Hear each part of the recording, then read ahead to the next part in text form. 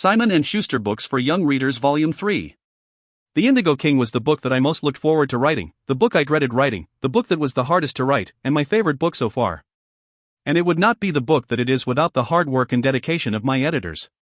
David Gale is exceptionally patient and knows how to persuade rather than push a writer. He gave me support when I needed it, and room when I needed that. Nava Wolf, whom I got to know as an online friend prior to her employment at Simon & Schuster, is an excellent editorial assistant for David and is as first class as they come where this author is concerned. She is smart and caring, and she kept me on my game. Dorothy Gribben remains an editorial rock in my world. I've often rethought certain passages just because I knew she'd question them. And it's always been for the better. And Valerie Shea is a rock star. I sometimes feel like she's been more exacting with details than I am, and that fact both impresses and humbles me. My legal team added a new name, Eric Hyman, who is both deft and witty, and as reliable as his Loeb and Loeb compatriot Craig Emanuel. Both have been invaluable supporters of my work, as have my managers at the Gotham Group, Julie, Ellen, and Lindsay. Ben Smith at ICM remains the agent's agent, and I am grateful to them all. My senior apprentice, Mary McRae, stepped to the forefront of the work on this book by turning all of my thumbnail sketches into full-size layouts. Lon Saline, apprentice emeritus, added his skilled touch to several pages, and Jeremy Owen kept all of the trains running on time at the Coppervale studio while also doing a smashing coloring job on the cover. Joe Pruitt of Desperado Publishing helped me to jumpstart a few projects that have languished for far too long and in the process gave us another vehicle for promoting the novels. Justin Chanda, publisher of Simon & Schuster Books for Young Readers, opened a door into our mutual future and I am lucky to have him on my side. Also on that front, my publicists Kate Smith and Paul Crichton have done a stunningly good job of promoting me and my work, organizing my tours, troubleshooting, and in general just taking good care of this author. And my art directors, Lizzie Bromley, Chloe Foglia, and Laurent Lin, continue to make the books look better than I dreamed. Joe Lufevi brought me together with Jason Lust, Lisa Henson, and Brian Henson, all of whom have become my friends and among the biggest supporters of my ambitions. Stevenson Crossley deserved to be acknowledged in the first two books, as none of them would exist if he hadn't fed, housed, and encouraged me while I was trying to sell the first book, but his girlfriend, Karen, said if I didn't wait until at least the third book, he'd be impossible to live with. And not least among my influences, I want to thank Jimmy Swihart, my first business partner, who has recently come back into my life and brought with him some great memories. The greatest of my influences, however, is my wife, Cindy. Without her, I would not have lived the life I have, had the family we're raising, and created the work that I love. And I am forever thankful for her love and support. Prologue. In the centuries that would pass, the spacious stone room known as Solitude would fill with an accumulation of culture, not by design, but because those who would eventually come to seek the occupant's skills would feel the obligation to bring something, anything, as gifts, or perhaps tribute. But that was in a time yet to come. In the present moment, it was empty save for the items he'd brought with him, a torn robe, an empty scabbard, a quill and half-filled bottle of ink, and as many rolls of parchment as he could carry. When he entered, the door had swung shut behind him. He knew without touching it that it had locked, and also, with less assurance, that it would probably not be opened again for many years. He had once had a name, several names, in fact, all of which were irrelevant now. In his youth he had aspired to be a great man, and had been afforded many opportunities to fulfill that destiny, but far too late, he learned that it was perhaps better to be a good man, who nevertheless aspires to do great things. The distinction had never mattered to him much before. Solitude had not been created for him, but he took possession of it with the reluctant ease of an heir who receives an unexpected and unwanted inheritance. He laid the robe in one corner, and the scabbard in another, then sat cross-legged in the center of Solitude to examine the rolls of parchment. Some of them contained drawings and notations, a few, directions that may or may not have been accurate, to places that may or may not have existed. They were maps, more or less, and at one time it had been his driven purpose to create them. But that was before, when his sight was clearer and his motives more pure. Somehow, somewhen, he had lost his way and in the process, ended up on a path that had brought him here, to Solitude. Still, he could not help but wonder, was it the first step on that path, or the last, that had proven to be his undoing? He looked down at the maps. The oldest had been made by his hand more than a millennium before, but the newest of them had been begun, then abandoned, a century ago. He examined it more closely and saw that the delicate lines were obscured by blood, the same that marked the cloak and scabbard as symbols of his shame. Some things cannot be undone. But someone who is lost might still return to the proper path, if they only have something to show them the way. Taking the quill in hand, he dipped the point into the bottle. Whether the place he drew existed then didn't matter, it would, eventually. All that mattered now was that he was, at long last, finding his purpose again. Would that he had done so a day earlier. Just one day. As he began to draw, tears streamed from his eyes, dropping to the parchment, where they mingled freely with the ink and blood in equal measure. The man in solitude was a mapmaker once more. Part 1. The Mythopoeia. Chapter 1. The Book of Days. Hurrying along one of the tree-lined paths at Magdalen College in Oxford, John glanced up at the cloud-clotted sky and decided that he rather liked the English weather. Constant clouds made for soft light that cast no shadows. And John liked to avoid shadows as much as possible. As he passed through the elaborate gate that marked the entrance to Addison's Walk, he looked down at his watch, checking his progress, then looked again. The watch had stopped, and not for the first time. It had been a gift from his youngest child, his only daughter, and while her love in the gift was evident, the selection had been made from a child's point of view and was therefore more aesthetic than practical. The case was burnished gold, although it was most certainly gold-colored tin. The face was painted with spring flowers, and on the back was the embossed image of a frog wearing a bonnet. John had absent-mindedly pulled it out of his pocket during one of the frequent gatherings of his friends at Magdalen, much to their amusement. Barfield in particular loved to approach him now at inopportune moments just to ask the time and hopefully embarrass John in the process.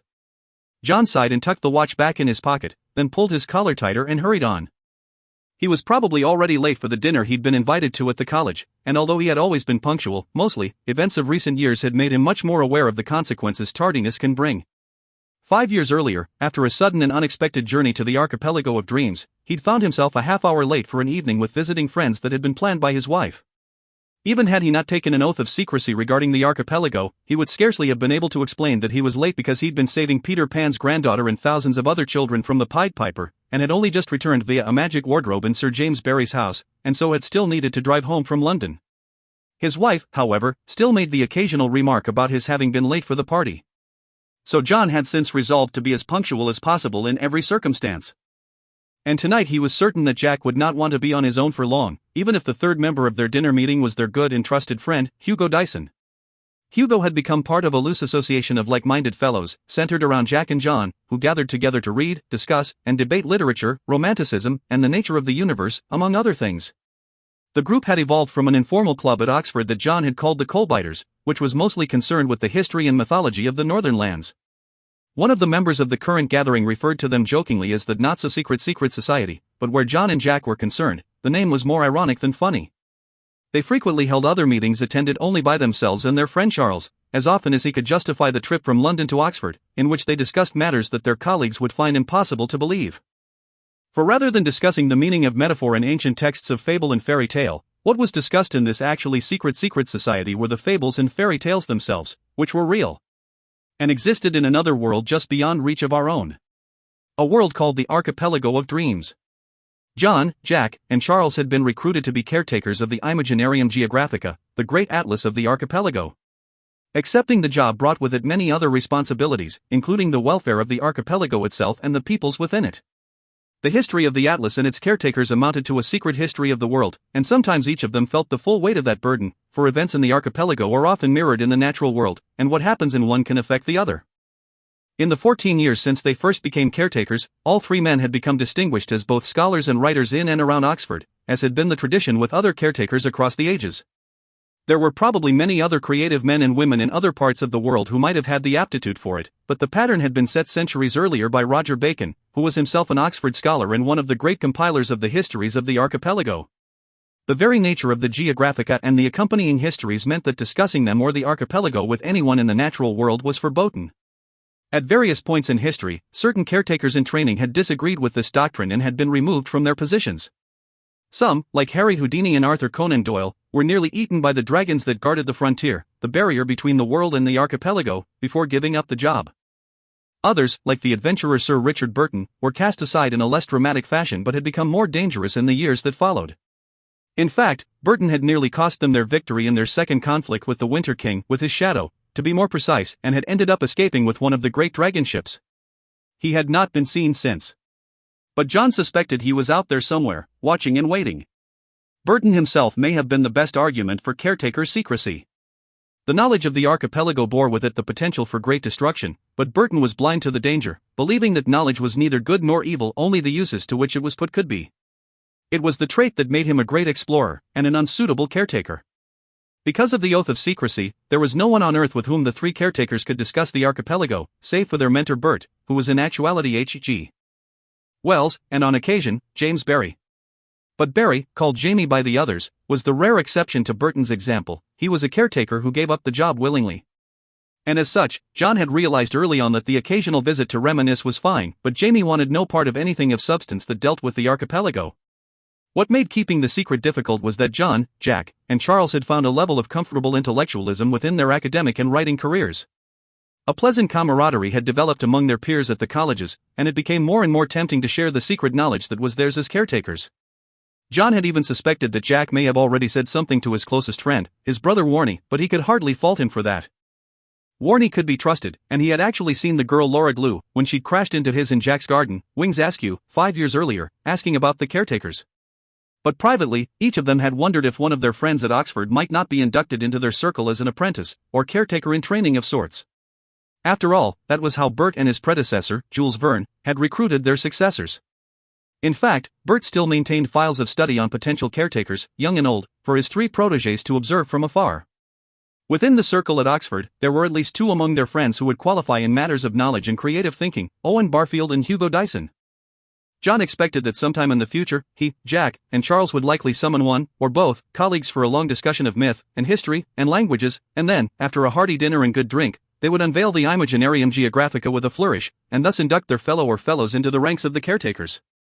Other candidates might be better qualified than the Oxford dons, but familiarity begot comfort, and comfort begot trust. And in a caretaker, trust was one of the most important qualities of all.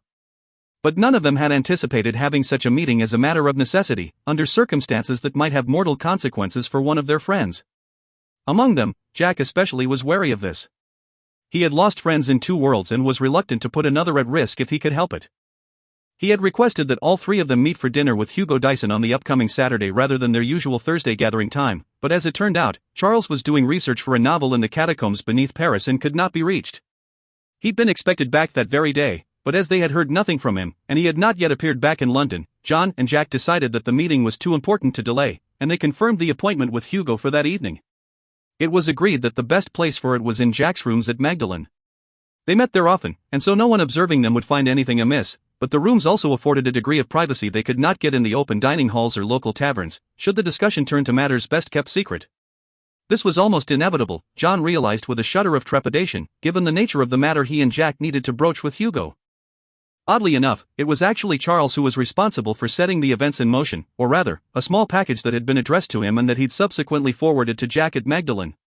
Charles worked at the Oxford University Press, which was based in London, and very few people knew of his connection to Jack at all, much less knew enough to address the parcel, Mr. Charles Williams, caretaker. Charles sent it to Jack, with the instruction that he open it together with John and Hugo Dyson. Invoking the title of caretaker meant that the parcel involved the archipelago. And Charles's request that Hugo be invited meant that whether their colleague was ready for it or not, it might be time to reveal the Geographica to him. When they were not adding notations, or more rarely, new maps, John kept the atlas in his private study, inside an iron box bound with locks of silver and stamped with the seal of the High King of the Archipelago, the caretakers, and the mark of the extraordinary man who created it, who was called the cartographer of lost places. In that box it was the most secure book in all the world, but now it was wrapped in oilcloth and tucked under John's left arm as he walked through Magdalen College. Still safe, if not secure. John shivered and hunched his shoulders as he approached the building where Jack's rooms were, then took the steps with a single bound and opened the front door. The rooms were spare but afforded a degree of elegance by the large quantity of rare and unusual books, which reflected a wealth of selection rather than accumulation. A number of volumes in varying sizes were neatly stacked in all the corners of the rooms and along the tops of the low shelves that were common in Oxford, which all the dons hated. Jack commented frequently that they'd probably been manufactured by dwarves, just to irritate the taller men who'd end up using them. As John had feared, Hugo was already there, sitting on a big Chesterfield sofa in the center of the sitting room. He was being poured a second cup of Darjeeling tea by their host, who looked wryly at John as he came in.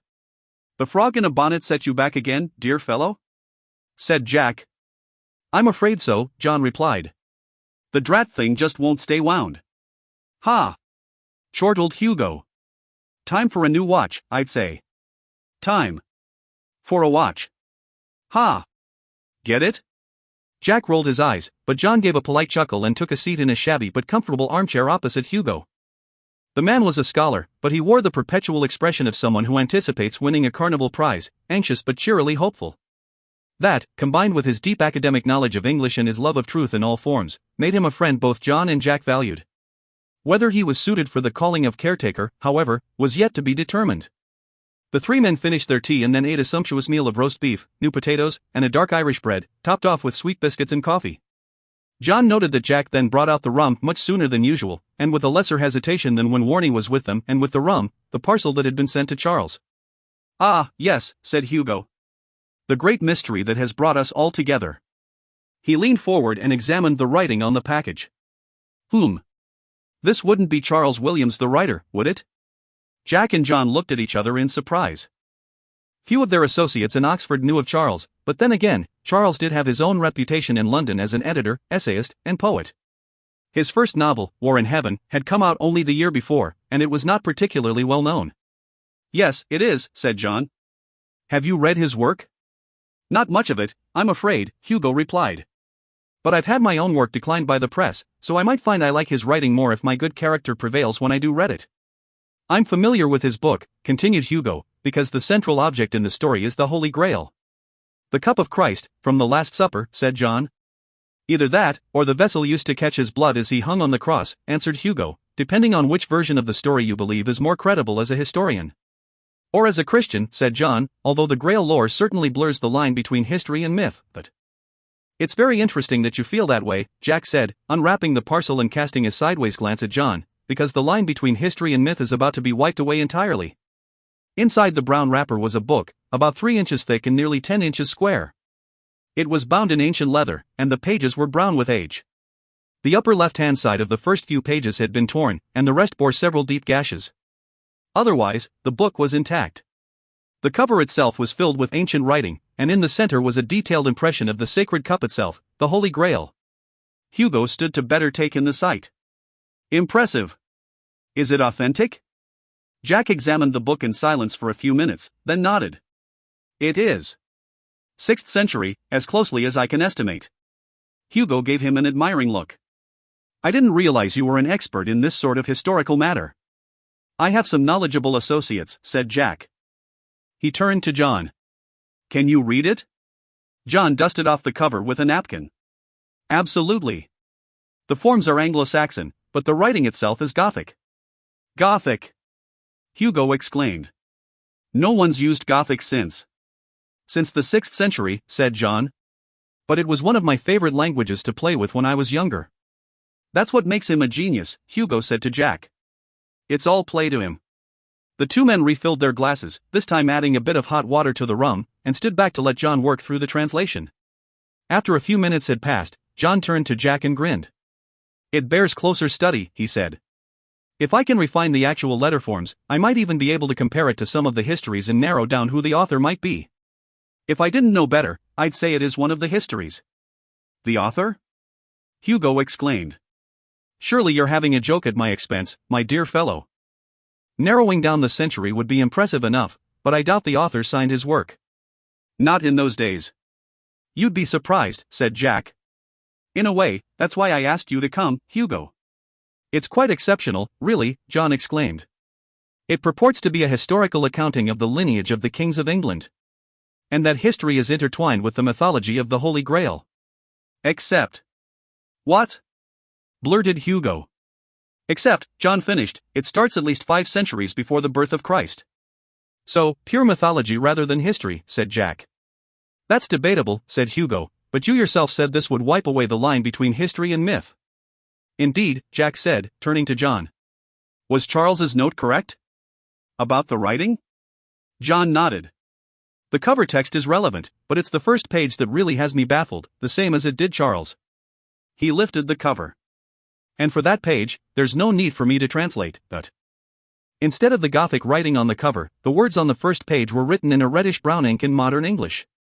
The page had been torn crosswise from left to right, but the message was largely intact. "The cartographer. He who seeks the means to the islands of the Archipelago will follow the true Grail and blood will be saved, by willing choice. That time be restored for the future's sake. And in God's name, don't close the door. Hugo Dyson." Hugo clapped them both on the shoulders. "I knew it. Well done, you old scalawags. An excellent joke. Oh, this will be a tale to dine out on. But tell me this, who was the cartographer? Chapter 2. The Door in the Wood. It isn't a joke, Hugo, said Jack. You can't tell anyone of this. That isn't ink. And you should take a closer look at the handwriting. Hugo did so, and his astonished gasp confirmed what Jack had suspected and John had just realized. The writing was in Hugo's own hand. Said John, examining the writing for himself. You're right, Jack.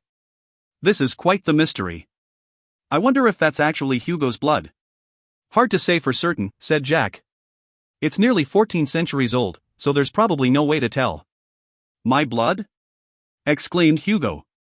Really now, this is carrying things on a bit past the edge, don't you think? Oh, don't be so squeamish, Hugo, said John. It's dried, after all. Jack sat on the sofa and leaned back, his hands behind his neck. Let's assume this is what it appears to be. Hugo and Charles have never met. So why would this have been sent to Charles? And not only that, John interjected, but to him in his capacity as a caretaker. A caretaker of what? Said Hugo. And who is the cartographer? I think, John said, reaching for the oilcloth-wrapped book he'd brought with him, that it's time we explained a few things to you, my baffled friend. Beginning with this. On top of the table, John unwrapped the Imaginarium Geographica. We're going to need more rum, said Jack. As Hugo sat in stunned silence, John and Jack took turns telling him a slightly abridged version of all the adventures they had experienced as caretakers of the Imaginarium Geographica. When they were finished, a completely discombobulated and still slightly skeptical Hugo Dyson squinted one eye and looked them over. This is all completely on the level, then? As level as it's possible to get, said John. And as you can see, the Geographica itself is fairly compelling evidence. Indeed, said Hugo, rising to look at the atlas. It is extraordinary, I'll give you that. Extraordinary. And you say this cartographer of lost places created all these maps? Yes, Jack said, nodding. So who is he, really? I don't think anyone really knows, said John. Bert might have his ideas. Samaranth as well. But I've never come across any mention of him in any of the histories. What we know of him is all there is to know. Perhaps he's the one who sent it, Hugo suggested. After all, the note I wrote seems to be for his benefit. John shook his head. It wouldn't have come by post. He'd have sent Bert, or a dragon, or a postal owl or something. A postal owl? Said Jack. I was just giving a for instance, said John. I don't think it was really delivered by an owl. Everyone knows swallows are more suited for that sort of thing, anyway. That's even worse, said Jack. At least a good-sized owl would have a shot at lifting a heavy book. You'd need several swallows to match that. He has a point, said Hugo. Whatever, said John, irritated. What I mean is that it was sent by someone in this world, not someone in the archipelago. But who here knows that we're the caretakers? Asked Jack. And why not just contact us directly? Maybe they couldn't, offered Hugo. Perhaps whoever sent the book was prevented from bringing it themselves. I think that the reason it was addressed to Charles is obvious, said John. His novel proves his interest in Grail lore, and as a caretaker he has resources other scholars wouldn't. Fair enough, said Jack. But what initiated Hugo's involvement in all this? They both turned to their friend, who gulped and grinned sheepishly. I'm just trying to keep up, honestly, said Hugo. As I said, I was familiar with Charles's work, but my interest was in what I hoped the novel was, not what it is. I'm doing a lot of reading in Arthurian legends, and so of course I'm taking detours into Grail stories. I thought Charles's book might be a nice diversion, but it was rather disappointing to discover its wholly contemporary. To him the Grail is an object, a device, if you will, to allow him to tell a story of the supernatural. And that wasn't what I was looking for at all. I see, said John. We'll have to speak further about the Arthur legends. I think we can help you there, he winked at Jack, particularly with the material about his descendants. You can show me the actual histories? Hugo exclaimed. Better, said Jack. We can show you the actual descendants. We're the last one's godfathers, John explained. Good Lord, said Hugo. What I want to know is the connection between the Grail and the cartographer, said Jack. How are they linked, I wonder? Arthur again, said John. Remember, the seal of the High King is what keeps the door locked in the keep. There must be a connection there. Jack snapped his fingers. Right. I'd forgotten. So what do we do? Let's do this, said John, rising. Tomorrow I'll use the compass rose to summon one of the dragon ships from the archipelago, and we'll go ask the cartographer himself. We can answer all these questions in a matter of days. You said the, fortress, began Hugo. The keep, said Jack. Yes, the keep of, time, was almost destroyed. Will we be able to get to him? John and Jack looked at each other, thinking the same thing. They were glad, in this moment, that Charles was not in the room. Despite the fact that his actions had once saved their lives, he was nevertheless responsible for the keep being set ablaze and would have been embarrassed to discuss the matter in front of Hugo. Yes, said Jack. It's difficult, but still possible. The fire is long extinguished, but the tower itself continues to crumble. We've had to spend more and more time doing damage control with the various time storms that have formed as a result, but just going there to speak to him shouldn't be a problem. Said John.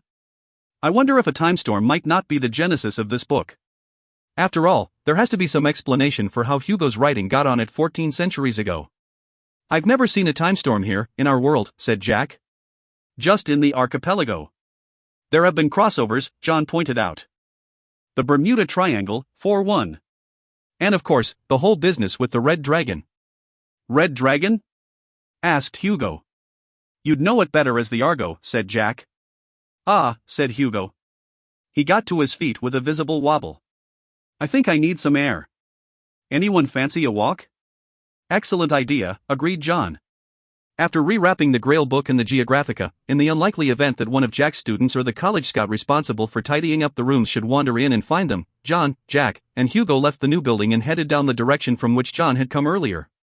Addison's Walk was a favorite stroll of theirs. It made a circuit around Magdalen from one side of the college, leading to Dover Pier, and then around to the other side along the Charwell. It was lined with trees and grassy meadows and offered beautiful views of Magdalen Tower and the Magdalen Bridge. It was an eminently peaceful path to walk alone or with companions, and all three of them had followed it often. The night was pleasant for mid-September, and it was perfect weather for contemplating the universe. The only thing that made the stroll disquieting was the occasional shadows cast by the lamps they passed. Jack tried not to look like he was avoiding them, and he hoped John wouldn't notice. Hugo walked ahead of the other two, hands clasped behind his back, deep in thought. Occasionally he would stop and begin to utter some half-formed thought, then reconsider and keep walking. Finally he fell back with the others. So, Hugo asked, according to your experiences, all myths are real, and they happen someplace within the archipelago? That's an awfully general statement, said Jack. I think it's more reasonable to say that much of what we have believed to be myth and legend in our world here was actually derived from real events in the archipelago. We've been at this caretaking business for a number of years now, and we're still just getting our feet wet. Indeed, said John, who was rustling around in the brush for a walking stick. Fact and fiction do not fall into the clear patterns they once did. So taken as a whole, mythology, or some of it at least, might actually be real history? We're still trying to figure that out ourselves, replied Jack, although I must admit it's quite a relief to be able to discuss a lot of this openly with you, Hugo. It's sometimes been very difficult to restrain myself during conversations with Owen Barfield, for example.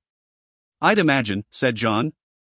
Seeing Hugo's puzzled look, Jack explained. In recent years Barfield has made the argument that mythology, speech, and literature all have a common source, a common origin. In the dawn of prehistory, men did not make distinctions between the literal and the metaphorical. They were one and the same. The word and the thing were identical, said Hugo. Exactly, said Jack. That can be described best as the mythological meaning, somewhere between reality and metaphor. When we translate a word, we make distinctions based on context, but early speakers didn't. Barfield used the Latin word spiritus as an example, Jack continued. To early man, it meant something like spirit breath wind. When the wind blew, it was not like the breath of a god. It was the breath of a god. And when it referred to a speaker's self, his own spirit, he meant it literally as the breath of life. What made this compelling was that I had already had several discussions along the same lines with John, Charles, and Ordo Moss in the archipelago. The shipbuilder you told me about? Asked Hugo. The same. Jack nodded. It began with the discussion of the similarities between himself, as Deucalion, and the biblical Noah, and the fact that stories of the flood and great arcs go back well before Gilgamesh. But some are real, and others are myths based on the realities?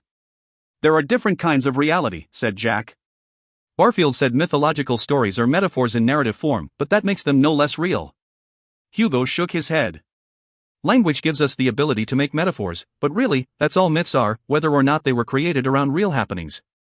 Pretty them up all you like, But myths are essentially lies, and therefore worthless. John and Jack stopped and looked directly at Hugo. No, John said emphatically.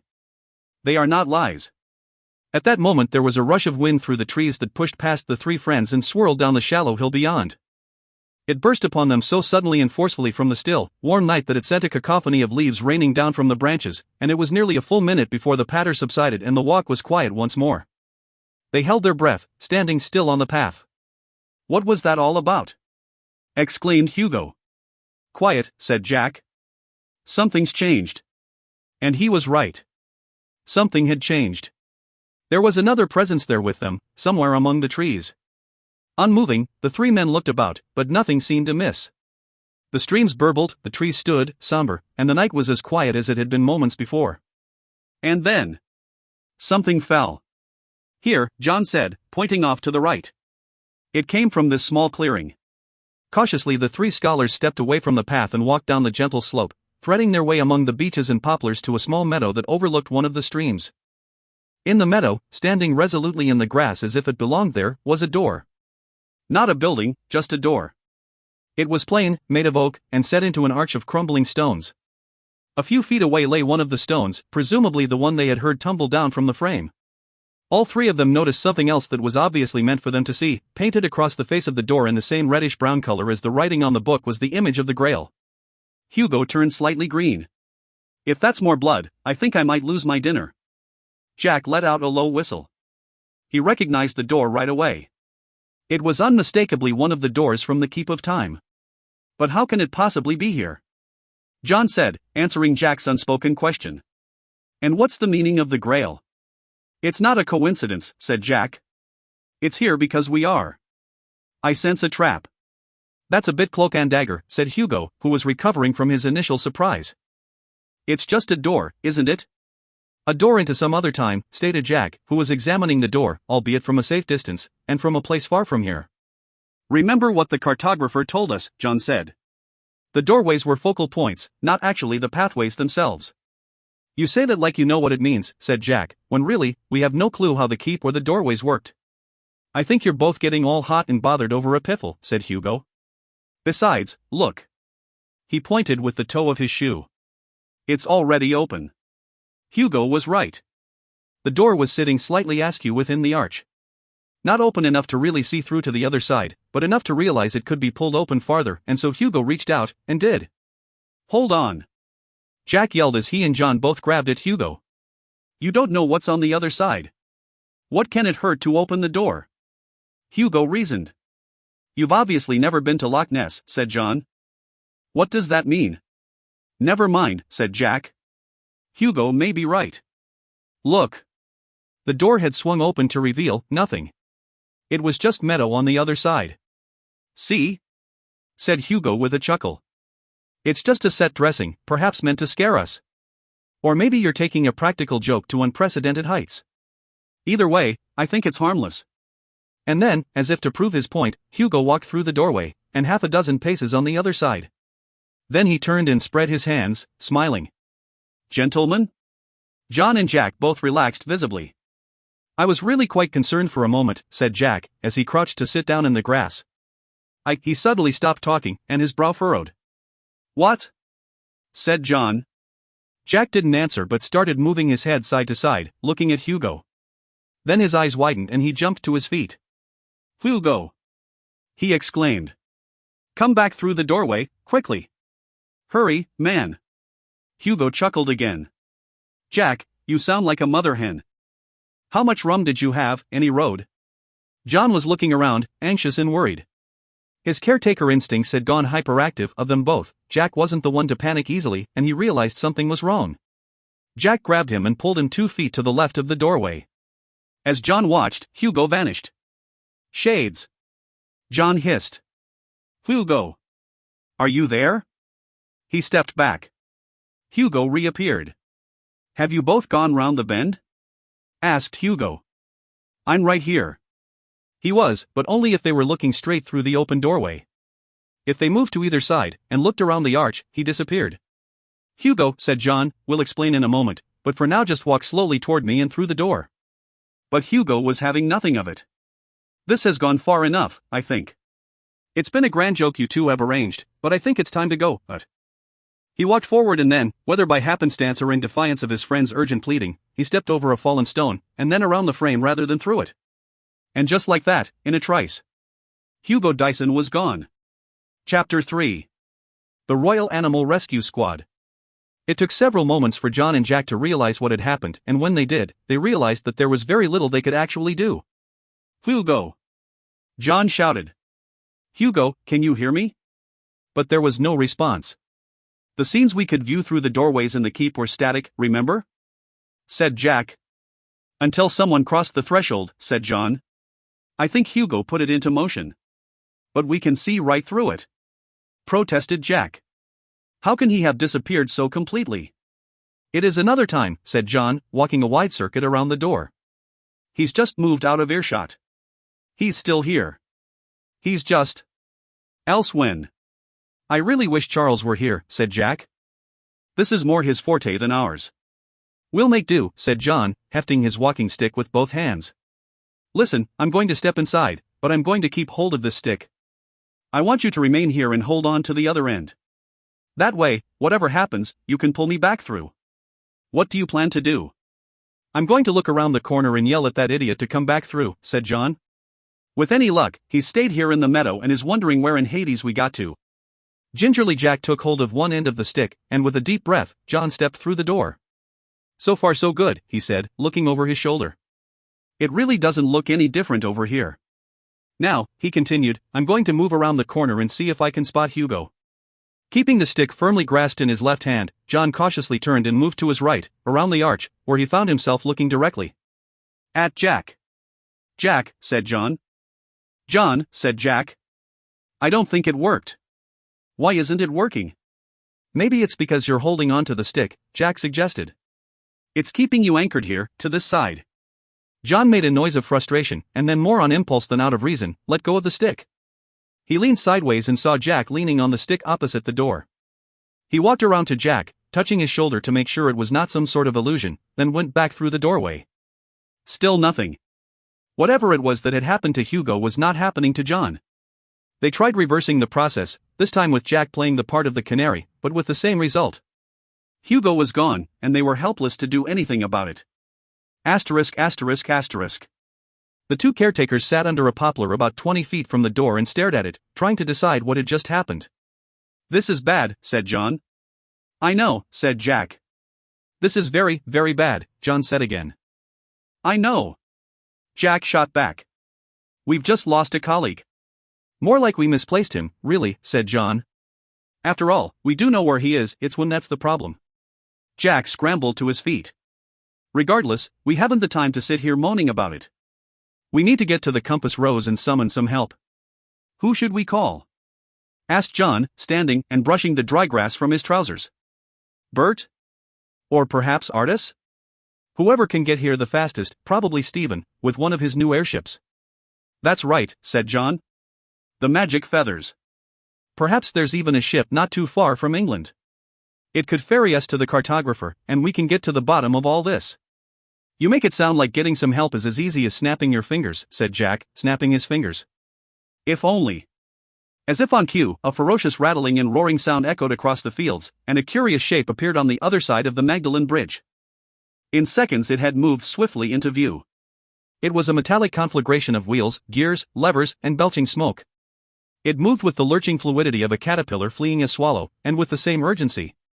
It had a vague resemblance to the vehicle driven by their friend, the badger Tummeler, but only in the same way that an elephant and a goat were both mammals. Dear Lord, declared John. That contraption looks as if it was built by some fiend with his own 3 hands in the basement of a third-rate workhouse. It probably was, Jack said, but it's a welcome sight all the same. As the vehicle came closer, they could better see its makeup. It was essentially a truck, but it seemed to have unfulfilled aspirations of becoming a train. Or a fire engine. Or both. And hanging from every available surface were badgers. In a cloud of dust and smoke, the motorized monstrosity screeched to a halt on the path above John and Jack, and a dozen badgers in emergency gear leaped to the ground. They moved into a loose formation, then saluted. After a moment, and suppressing grins, John and Jack saluted back. The tallest of the badgers, and the one who had been driving, stepped forward and offered its paw. John shook the animal's paw. I'm guessing you're looking for us.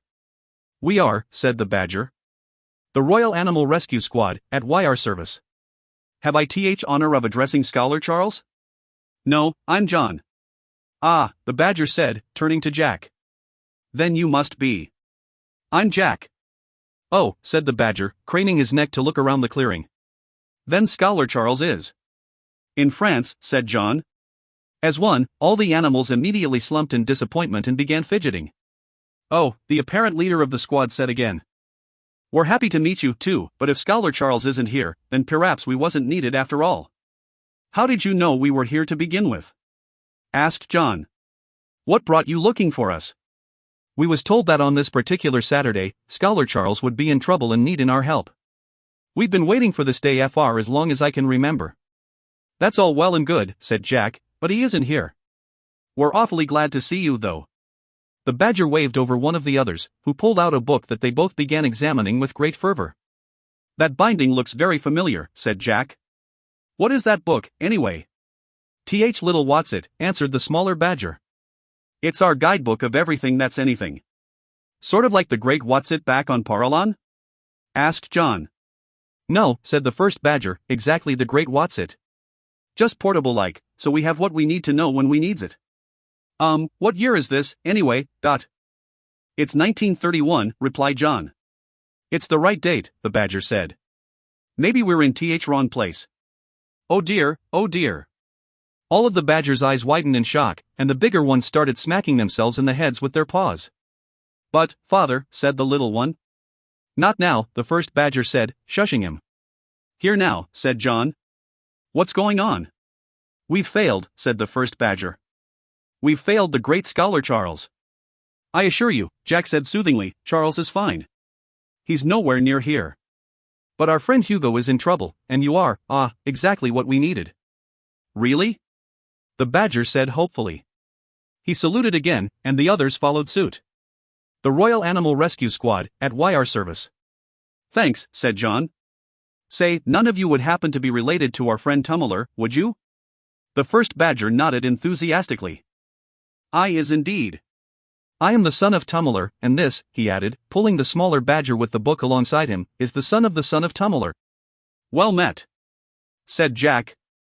And how are you properly addressed? Charles Montgolfier Hargreaves Heald, said the badger, but everyone calls me Uncas. And you? John asked, looking at the other, slightly smaller animal. What's your name? Fred, said the badger. Fred? Said John. Uncas shrugged. Badgers named Charles Montgolfier Hargreaves Heald named their children Fred. Why not follow the tale completely and call him Chingachgook? Asked Jack. The badgers wrinkled their snouts in distaste. That's a very strange name, said Uncas. Why would I call him that? Didn't you get your name from the Cooper story? The who what? Said Uncas, shaking his head. I was once in a play called The Last of Phoenicians, the badger explained proudly. It was written by my father. He got name from there, and it stuck to me. My mistake, said Jack. Asterisk asterisk asterisk. What can we do for you, Master Scholars? Asked Uncas. John and Jack explained what had happened with the Grail book, and the evening stroll, and the door in the wood, and Hugo's disappearance. All the while they were speaking, the badgers listened with great attentiveness. Well, said Uncas when they had finished, we really had expected to be rescuing Scholar Charles, but seeing as we're already here, and your friend Hobo. Hugo, John corrected. Right, Hugo, said Uncas. Since he's in trouble, we'll see what we can do. The badgers swarmed around their vehicle, which Fred explained was called the Howling Improbable, apparently preparing for whatever it was that a Royal Animal Rescue Squad did, while John and Jack watched in patient amusement. Do you think Charles is aware of the hero worship being spread around the animal community in the archipelago? Asked Jack. Probably, said John, but if he isn't, I'm not going to be the one who tells him. Jack gestured at the badger called Fred, who approached the men with a mixture of shyness and awe. Yes, Master Scholars? Tell us about your book, said John, crouching down to meet Fred's eyes. This little Watsit. The prince, Stephen, said Fred. It was his idea, really. He thought it was impractical to have to go back and forth to Paralon every time he needed to look something up in the histories. So he set Solomon Caw and the other crows to work compiling important information and distilling it into a single volume. It doesn't have everything about anything, Fred concluded, but It has something about everything, Jack finished for him. Brilliant. I think so too, Fred agreed. I never go anywhere without mine. Grandfather Tummeler published it, like he did with the Geographica. It's only been printed once, but grandfather says something like this takes time to find an audience. Pardon my asking, said John, but you don't seem to talk in quite the same way as your father and grandfather. You're a bit more educated? Guessed Fred. I was going to say articulate, said John, but yes, educated will do. Fred looked over his shoulder to where Uncas was coordinating some sort of effort involving coiled wires under the chassis of the Howling Improbable. I studied with Stephen Undercherries, and Solomon Caw, and even Samaranth himself, said Fred. I always thought that maybe, just maybe, if an animal could make himself learn everything it was possible to learn, then I could make my grandfather proud of me. I even hoped. I thought maybe. Maybe what, Fred? Jack asked. The little mammal shifted his feet and would have blushed if not for his fur. I thought it might be possible that if I could become a good enough scholar, I might even be able to become a caretaker myself. Like Charles. Like you. John and Jack looked at each other, then smiled at Fred. I think you'd make a very good caretaker, Jack told the badger. A very good one indeed. Asterisk asterisk asterisk. We formulated a plan, Uncas announced finally. Excellent, said John. What is it? We're going back to the archipelago and getting more help, said the badger. What? Exclaimed John and Jack together. You've been doing things around your vehicle for an hour, said John. And after all this, the best you can manage is to give up? We're not giving up, huffed Uncas. But an animal has to know the difference between fight and flight. And we wasn't prepared to handle something like this. What do you usually do? Well, to be honest, Uncas said sheepishly, this be th first time we ever went out on a job. The first time? Exclaimed Jack. Yes, said Uncas. In truth, the whole reason the squad was formed was for this one night, and after 14 years, we're really not sure what to do. The little animal looked as if it might burst into tears at any second. Jack sighed heavily and sat down next to him. 14 years, said John. You've really been waiting 14 years for this mission, tonight? Yes, said Uncas. The prime caretaker is going to be very disappointed. The what? Asked John. Prime caretaker, said Uncas. I'm the caretaker Principia, John said. Not the caretaker Principia, said Uncas, the prime caretaker. Do you mean Bert? The far traveler? No. He is a friend to us all, but he is not the prime caretaker. The Frenchman is. Frenchman? Asked John. Do you mean? Never mind who arranged for you to be here, said Jack. You are still exactly what we'd hoped for. If you appeared here, in Oxford, you must have a means of crossing the frontier, but... We does indeed, said Uncas. Every principal in the service of New Republic is equipped with a dragon's feather. He gestured at the cab of the Howling Improbable, where a bright silver case was fastened above the steering mechanism. Well then, said Jack, let's get back to Paralon, post haste. We can consult with Avon and Artis, and then go together to see the cartographer.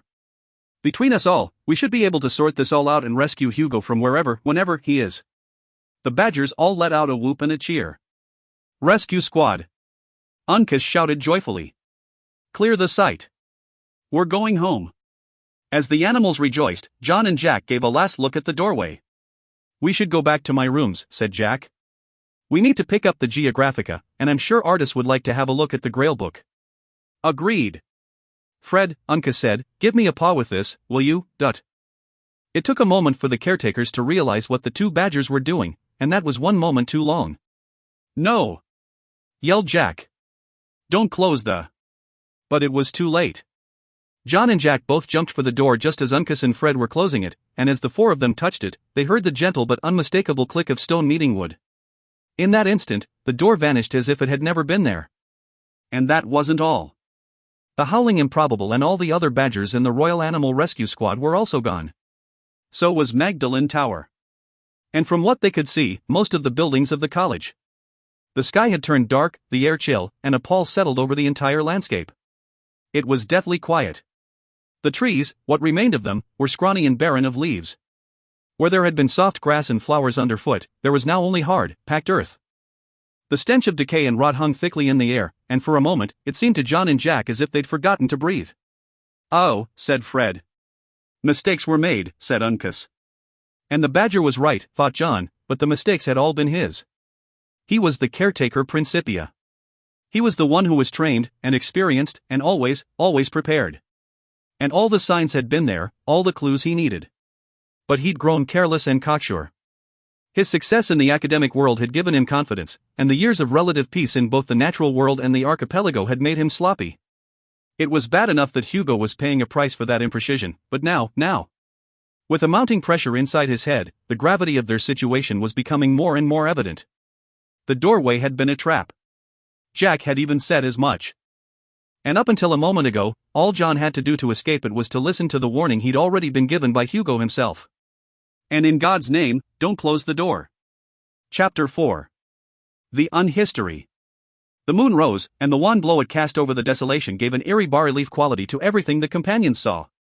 What had been the gently pastoral countryside and beautiful city of Oxford only a minute before was gone. In their place was a cold, bloodless terrain that had been drained of life. No, worse, John thought it seemed to have been drained of the will to live.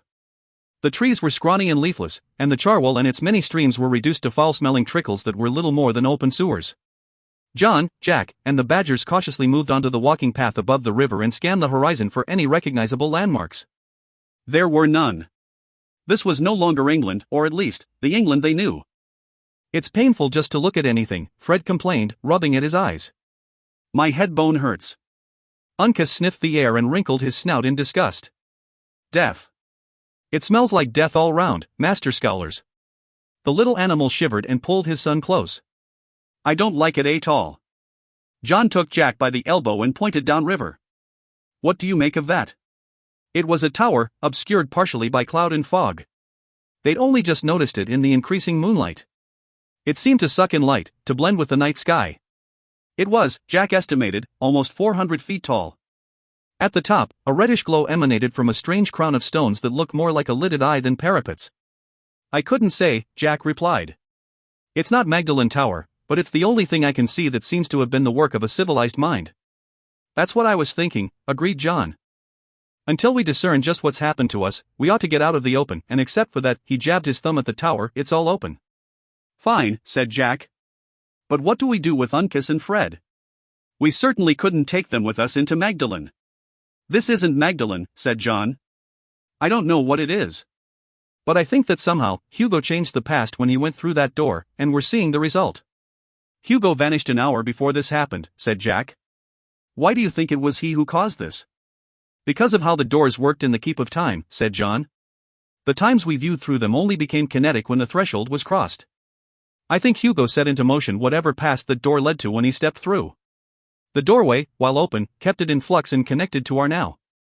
But when the door closed... Oh, Fred howled softly, putting his head in his paws. I'm so sorry, Scholar John, Scholar Jack, There now, Uncas said, trying to comfort his son. I'm in charge of the squad. It be my fault, not yours. The Unhistory 43.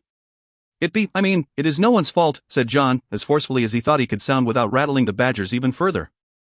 We shouldn't place blame. But now we have to work together to find a way out of this mess. Are you with us? The badgers girded themselves up, wiping tears away with one paw while saluting with the other.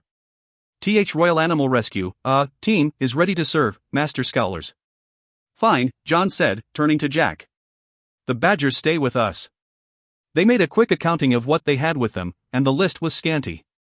Uncas had a coil of rope, a small hatchet, and a box of oyster crackers, for real emergencies, he said, while Fred had a remarkably large key ring, festooned with keys of all shapes and sizes, and his copy of the Little Watsit. John had his frog-in-a-bonnet pocket watch and a small penknife. Jack had only an embroidered handkerchief and a few coins. So, other than the crackers, we've no food, said John. What did you expect? Jack exclaimed. We were taking a walk on the college grounds within shouting distance of my own rooms. Why would I have laden my pockets with anything else, especially food? Don't worry about it, John told him. You're right. There's no way for us to have known. I just hate feeling so unprepared. At least we have the crackers, said Jack. Said Uncas, quickly brushing the crumbs out of his whiskers, we did. I thought those were for an emergency, John exclaimed. Uncas spread his paws and tipped his head back and forth in a matter-of-fact manner. Seems to me this is an emergency. We really should have some sort of Boy Scout kit, said John. An emergency preparedness sort of thing, for use just in case there's a power outage, or an earthquake, or when one of our friends changes history and makes all the shops vanish. I'm thinking I wish I'd brought a pie, said Fred. I'm thinking I wish I'd brought more crackers, said Uncas. I'm thinking I wish I'd brought the rum, said Jack. Carefully, and trying to stay alert to their surroundings, they began to make their way toward the dark tower, picking their way along the better maintained, passable parts of the path. John and Jack each had the same thought. Apart from the eerie resemblance to the shadowed lands they had once freed, this tableau was not entirely unfamiliar in another way. They had both seen and smelled places very similar during their days as soldiers in the Great War. Uncas was right, the smell of death was everywhere. Several hundred yards on, the path broadened out into an avenue that looked to be even more difficult to traverse because of a large amount of debris that obstructed the roadway. Broken wheels, discarded carts, and half-burned boxes were scattered in large piles, nearly obscuring the fact that it was an intersection. On closer examination, Jack noted that there were great spider webs strewn across the piles, clumped in some places, but completely clear of it in others. "We should go round, Master Jack," said Uncas, the fear in his voice making him stutter. "Agreed," said Jack. "No cars," John observed. "Nothing modern whatsoever. No electricity, as far as I can tell. No automobiles. Not even gas lamps. And those wheels and wagons are archaic. I wonder how far back Hugo went to have caused this." "6th century," said Jack. "The message on the Grail book had to have been written when he went back. And he knew something bad would happen, that's why he told us not to close the door." "Don't remind me," said John. "My only consolation is that Charles isn't here to see this too." "I wish Scholar Charles was here," said Uncas. "He'd have set things right already, I thinks." "And entirely by accident, knowing Charles," said Jack. "Which still saved you, more than once," Fred pointed out. Sir. "You're probably right," John said, as he scratched the little animal affectionately on the head. "He does have a knack for doing the right thing at the right moment, whether he knows it or not." The tower stood in what should have been the center of Oxford, and was ringed with walls of sturdier construction than anything else they had passed. They were several dozen yards high, and unlike the tower they encircled, the walls shone brightly in the moonlight. "That's a hopeful sign," Jack commented. "At least whoever is in charge around here keeps the outer walls clean." Said John. "Now that's odd. For a fortification, anyway." He was looking at the great iron and wood doors that were set into the wall, just to their left. Massive, they were obviously intended to withstand a hefty assault, but the crossbeams and braces were on the exterior, rather than inside. "Odd isn't the word," said Jack. "That's just stupid engineering. With all the braces out here, it wouldn't keep anyone out at all. It'd be better for keeping people." His voice trailed off as he realized the conclusion he'd drawn. "Back up," John said, looking around with a growing unease. "Back up slowly, Jack." The Badgers, for their part, had gone no closer, but stood clutching each other, trembling. "Uncas?" Jack said, concerned. "Fred? What is it?" "Headbones," Fred whispered. "Lots of suffering." "Are you hurt?" asked John. "Not ours," said Uncas. "Human being headbones." The little mammal pointed with a shaking paw at the walls, and they suddenly realized why the walls shone. They weren't clean, so much as bleached. It was interesting to realize, John thought, just how neatly skulls could be stacked, and with such precision. Suddenly a booming cough came from behind the fortified walls, followed by another, and then something of tremendous mass threw itself against the great doors. The doors shook violently, but held. The creature was tall enough that they could see its hairy bulk rising above the crest of the walls as they paced back and forth, testing the doors with another blow now and again. "Do you think they know we're here?" John whispered. "Jack, did we wake something up?" "I'm not going to wait around to ask," Jack began, before he was cut off by another cough, which was followed by an even more chilling sound. "Jack!" Jack froze. So did the others. "Jack-hack! We hear you, Jack." It was the great creatures inside the walls. Even from that distance, they could hear the companions whispering. "Who are you?" said John. "SSSSS. We are the children of Polyphemus," the creature said. "Be ye alive, or be ye dead, we'll grind your bones to make our bread." "Giants!" Jack hissed. "What are giants doing in Oxford?" "This isn't Oxford," John said irritably. "But if these are giants, perhaps we could use the binding? From the Geographica? Maybe. Is that even possible to do without royal blood?" Jack whispered back. "Who'd be crazy enough to try?" There was a chuffing noise from behind the walls of bone, and after a moment the companions realized that the giants were laughing at them. "Foolish manse," the giant said. "New bindings on the sons of Polyphemus, not like before." "Before?" said Jack. "Someone has tried to bind them." "Yes," rasped the giant. "You, Jack, you have tried." Jack, the giant killer." "Oh Lord," Jack said under his breath, before he remembered they could hear him anyway. "You've got me confused with someone else," he called more loudly. "It wasn't me." There was a pause, almost as if denying it was persuasion enough. And then, Jack, giant killer. Caretaker Jack, companion of John. It was a strange moment for Jack, as John looked at him with something akin to astonishment, while the badgers looked at him in unabashed admiration. "Achaemenides!" the giant bellowed. "Achaemenides! Loose us! Loose us to seize the slayer of our father!" With an impact that shook the ground, the giants, 4 of them, the companions could now see pressed against the walls, and one began pounding on the gate. The giants were tall enough that the tops of their heads rose above the walls, and the companions could see that below the scraggly tufts of hair and rough foreheads, their eyes had been sewn shut. "They're blind," said Jack. "At least they can't see us." "No," said the first giant, a triumphant purr settling into his voice, "but we can hear you." "That's it," John exclaimed, grabbing each of the badgers by their collars. "Run, Jack! Run, Dot!" With the calls of the giants echoing in the air behind them, the 4 companions ran as fast as they could, John carrying Uncas and Jack carrying Fred. There may have been some slight breach of etiquette or decorum in simply carrying the small animals like cabbages, but at the moment, none of them cared. All that mattered, literally, was getting out of earshot of the giants. John was more than happy to let Jack take the lead again. Of the 2 of them, Jack was the quicker thinker in situations like this. Jack led them back to the intersection where the great spiderwebs were, then took the road leading to the right, keeping them at a dead run. The direction they were running took them to an area that was pockmarked with structures. Most of them were on stilts and stood 10 feet or more off the ground. The ones that weren't on stilts were either in a bad state of disrepair, or burned past usability. The road itself was in better condition, and there were fewer obstructions to slow them down. There were still no lights or fires visible, but as they passed, John imagined he could feel someone watching them from the shadows. When they had finally gone a far enough distance that the badgers could run for themselves, John and Jack lowered them to the ground and slowed to a brisk trot.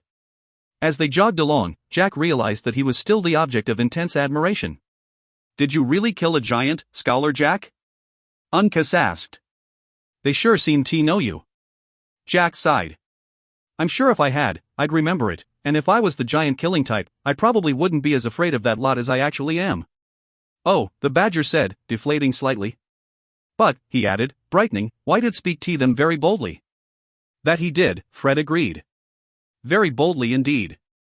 "Oh, for heaven's sake," Jack said, sitting heavily on a soft-looking patch of dirt. "I think we've run far enough. And I'm knackered at any rate." John scanned the horizon in the direction from which they'd come. "I think we're okay for the moment. But I think our plan of approaching whoever is in charge of the tower is right out." Jack pulled off one of his shoes and examined his foot. "Bugger this for a lark. I've gotten a blister. I hope it doesn't get infected." "A blister?" John snorted. "I've seen you take cudgel blows that nearly took your arm off, you've been stabbed by swords, and even shot with an arrow, and you're complaining about a blister?" "It's a really big blister," said Jack. "Here," Fred said, hopping forward. "I can help with that." The little badger started flipping through pages and the little Watsit, humming to himself as he did so. Then he seemed to settle on the page he wanted, scanned it twice, then replaced the book in his coat. "I'm going to need the penknife, please, Scholar John, and Scholar Jack. Tell me, are any of your coins silver?" "But one of them," Jack said as John handed over the knife. "What are you going to do?" "This'll sting a little, and I'm sorry for that," said Fred, "but I can keep it from getting infected." Jack removed his stocking and let the animal examine his blistered foot. Fred clucked and purred over it a moment, then swiftly lanced the blister with the knife. As it drained into the cloth Jack pressed against it, Fred used the knife to scrape tiny slivers of silver from the coin, which he then ground to a fine dust between 2 stones. Finally satisfied with the powdered silver, he pressed it to the wound, then bound the foot tightly with a strip of cloth from his coat. Standing back, he handed the coin to Uncas and told Jack he could replace his stocking and shoe. "It'll sting a bit, there's no helping that," Fred repeated, "but it'll be healed in a few hours, and it won't get infected." "Amazing," said Jack. "How is it you learned this?" Fred patted the book in his pocket. The little Watsit, he said proudly. I told you, it has something about everything in it. Handy, that, said John. I'd like to take a look at it, but later. I think someone's followed us. There was a bulky shape moving along the road some distance back, coming straight toward them. It was too small to be one of the giants, but large enough to be worth hiding from. Jack led them under one of the stilt houses and under the fallen archway of a house that had been burned. With any luck, they'd blend in with the protruding ribs of the frame that were sticking out of the rubble. I think something must have died, Jack whispered, wrinkling his nose and checking his shoes. It smells horrid over here. That would be me, Uncas admitted sheepishly. I stepped in a puddle. Sorry. Wet badger fur, Jack groaned, nodding. Charles never told me it was this bad. Quiet, said John, hunkering down. It's coming, Dot. The thing that followed them resembled a motor car, but it had no engine. Instead it was drawn by two skeletal-looking horses with bandaged heads. With horror, the companions realized that these were dehorned unicorns. And the appearance of the carriage's driver gave the impression that he'd happily have done it himself, and then used the horns as toothpicks just for spite. He stepped down from the carriage and looked about, eyes narrowed. From their concealment, the companions could see he wore a great gray trench coat and a matching top hat. His beard was full and black, he was all of 8 feet tall, and he wore a blue rose on his lapel. A Cossack, out on the town. Then he opened his coat. Where his torso should have been was a great wicker cage, and through the weave they could just make out the shapes of small creatures moving about inside. At first John thought they might be monkeys, but then the large man stopped and opened his chest to let them out, and the true horror was laid bare in the chalky moonlight. They were children. Little boys, perhaps 10 but certainly not as old as 12, and thin as bamboo. They were filthy, and dressed in rags. Each had a thick iron ring fastened around its neck, which was connected to a leash held by the man. The dozen or so boys who emerged from him spread out at his feet, sniffing the ground. Ah, my little sweeps, my precious sweeps. Finds us the man flesh. Finds us it, and make Papa happy. Yes, Papa, the children answered in unison. As the companions watched from their hiding place, the sweeps began a revoltingly fascinating transformation. They bent low, walking on all fours and sniffing the ground. And as they went, they began murmuring phrases that at first seemed like nonsense. I love my vegetables, said one. I stabbed my sister in the eye, said another. My farts smell like flowers, said a third. And as the boys voiced these obvious lies, their noses began to grow. Some grew longer than others, but all of them soon had noses of extraordinary length, and their search picked up the pace accordingly. Good, good, my precious sweeps, purred their papa. Finds us the man flesh. Finds it now, for your papa and the king. The man and his sweeps were looking around the stilt houses on the opposite side of the road, far from where the companions were hiding. For a brief instant, John and Jack both harbored the notion that they could sneak away, but then one of the sweeps stood stock still, like a chipmunk. It sniffed the air several times, and then turned and looked directly at the companions. The sweep ran to its master and whispered to him, and the great man and his hideous children all turned around and began to move across the road. Suddenly a ball of flame erupted in the center of the road, throwing a blazing light over the whole area. For a moment the sweep's master locked fury-filled eyes with John, but he retreated from the fire, pulling all the children back inside himself. Mounting the carriage, he wheeled the unicorns about and disappeared over the hill. That was lucky as all Hades, John said, rising from where he'd been crouching. Very lucky. It weren't luck, really, came a muffled voice from above. The sweeps can withstand a lot, but the wicker men hate fire more than anything. A thin, limber man dressed in tattered clothes dropped down from the stilt house to the left of them. His face was wrapped in cloth save for his eyes, and his arms were bandaged to the fingertips. From the blackened cloth, they could tell he'd been badly singed in saving them. Nah, he said, waving off their concern. Eyes been burned worse, see, Dot. He unwrapped the cloth from his face to reveal old scars along his right cheek and chin. The companions all gasped in shock, but not because of the scars. It was Charles. Scholar Charles. Uncas said joyfully. Of course it be you who rescued us. Of course. Who's Charles? Said the man, eyeing the badger suspiciously. I only helped you out 'cause I hate the wicker men. It weren't to save you lot of idiots at all. These are scholars, scholars, not idiots, Fred said defiantly, and they are two of the greatest men in all the world. It doesn't matter why, Jack said, offering a hand that was studiously ignored. I mean, there's no one in England I'd be happier to see right now. England? The man asked. What's in England? What kind of question is that? John sputtered, spreading his arms. This is England. This country, where we live. England. Great Britain. Home. The man looked puzzled. I don't know where you blokes come from, but this is Albion. Always has been, as long as anyone can remember. There are some what call it otherwise, but not allowed, not unless they be brave or foolish. The king's minions, like that one what just run off, have seen to that. I shouldn't even be saying as much as I have. Either way, John said, we are truly grateful for your help. I'm John. As Jack had done, John stuck out his hand, which the man finally shook. Strange, stupid travelers from afar, you can call me Chaz, he said hesitantly. Welcome to the Winterland. Part 2. Fractured Albion. Chapter 5. Tat Turdemalion. The fisherman had wondered about the cart, and the scrawny horse that pulled it, and the solitary driver who had waited with it by the river's edge for nearly 3 hours. He was unshaven and unkempt, but wore robes of great quality and worth. His cart was battered and poorly kept but could withstand such treatment because its builders had been masters of their craft. And the steed was thin, but its bearing was noble. This driver was, despite the appearances, a great dignitary, or even possibly a king who sat in his cart next to the river.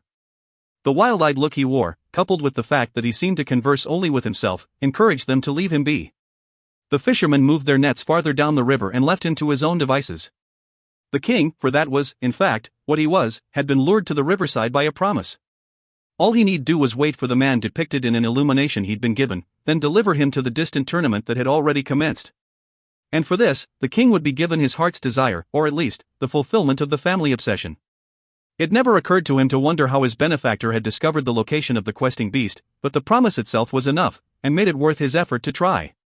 When it was nearly dusk, the autumn light had faded to a haze that painted the belly of the clouds gold and crimson. As the sky grew dimmer, the king's patience finally found itself rewarded when a shortish, slightly discombobulated man came staggering up the embankment. He was more disheveled than in the illumination, but the manner of dress was the same, and he was here, in the appointed spot, at, almost, the appointed time. The king lowered himself from the cart with a grunt and a groan and bowed his head in greeting. The odd man he'd been sent to retrieve spoke strangely, almost unintelligibly. Perhaps he was an idiot. Either way, the king reasoned, he needed to communicate his intention. With a series of half-phrases and pantomime gestures, it became evident to the man that the king was there to offer transport. He clambered into the cart, sitting next to the king, and stuck out his hand in greeting. The king looked at it oddly for a moment, then gripped the man's wrist, as if looking for a concealed weapon. The man laughed uproariously at this and said something the king finally realized was his name, Dyson. Hugo Dyson. Pleased to make your acquaintance. The king loosed his wrist and nodded. Pellinor, he said, tapping his chest. Pellinor. With that he grasped the reins and clucked his tongue at the horse. They were 3 days late and still had a long way to go. Following their familiar yet still a stranger liberator gave John and Jack time to observe and evaluate him. He was, for all that their senses could accrue, Charles. But at the same time he was, as he insisted repeatedly, not. Some of the scars he bore were fresh, but others were years old. He had not come here in a trice, as they and the Badgers had done. It was possible he had gone through one of the doorways, as their hapless colleague had earlier, and found himself thrust backward in time, but that wouldn't explain why he didn't recognize them, or worse, why it seemed as if he had no memory of the Charles they knew at all. Chaz was obviously uneducated, and he spoke with worse grammar than Uncas. He bore some of Charles's mannerisms, and certain speech patterns were familiar, the cadences, the tone. But both the scholarly rationalism and playful inquisitiveness were gone. What remained was the shape of Charles, his outline, but it was filled with fear, and distrust, and overwhelmingly, the basest of instincts, to survive at all costs. This was made clear right away. Get rid of the animals, Chaz had said, to the Badger's great dismay. We're not getting rid of anyone, John stated firmly, backed by incredulous nodding from Jack. They're with us, period. Chaz shrugged. Have it your way. But they smell, and that means death here. You aren't a garden of roses yourself, Fred pointed out. Fred! Uncas exclaimed. Mind your tongue. This be Scholar Charles you be addressin'. There you go with that Charles business again, Chaz said, irritated. My name is Chaz, not that it matters to you. And you owe me a life debt. For what? Asked Jack. Saving you from the sweeps, said Chaz, but I'll consider it paid if you give me the fat badger to roast.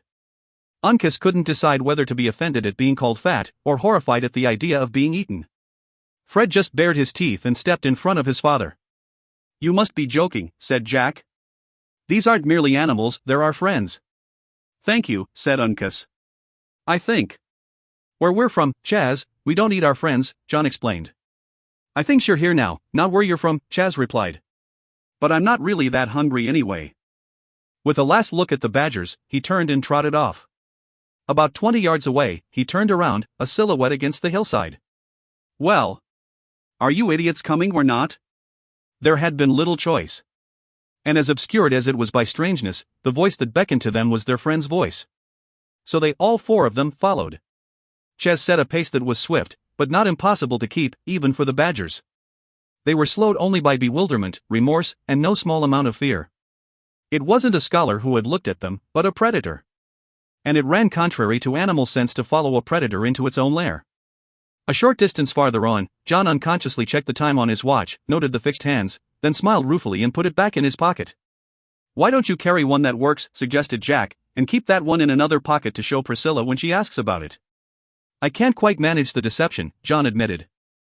It seems like a small thing, to be sure, but when I tried it, I found myself fussing about with them and worrying about which one was draped on the waistcoat and which was hidden, and then I forgot, and Pri saw the other one, and the hurt in her eyes was excruciating. So it's the frog in a bonnet time or none at all, I'm afraid. Perhaps you could ask Father Christmas to give her a good watch this Christmas, to be passed on to you, Jack said, grinning. That's not a half bad idea, John said. I'll have to ask him about it the next time we're in the archipelago. Jack turned his head, but not swiftly enough for John to catch the look of doubt that crossed his features. Bantering about home and family was one thing. But mentioning the archipelago brought them both back to the present dilemma, and the creeping despair that was becoming impossible to push away. It took longer for the companions to get to the small village where Ches lived than it might have if John or Jack had been in the lead. The entire area seemed deserted, and the only other structures they saw were more of the odd stilt houses that pockmarked the roads.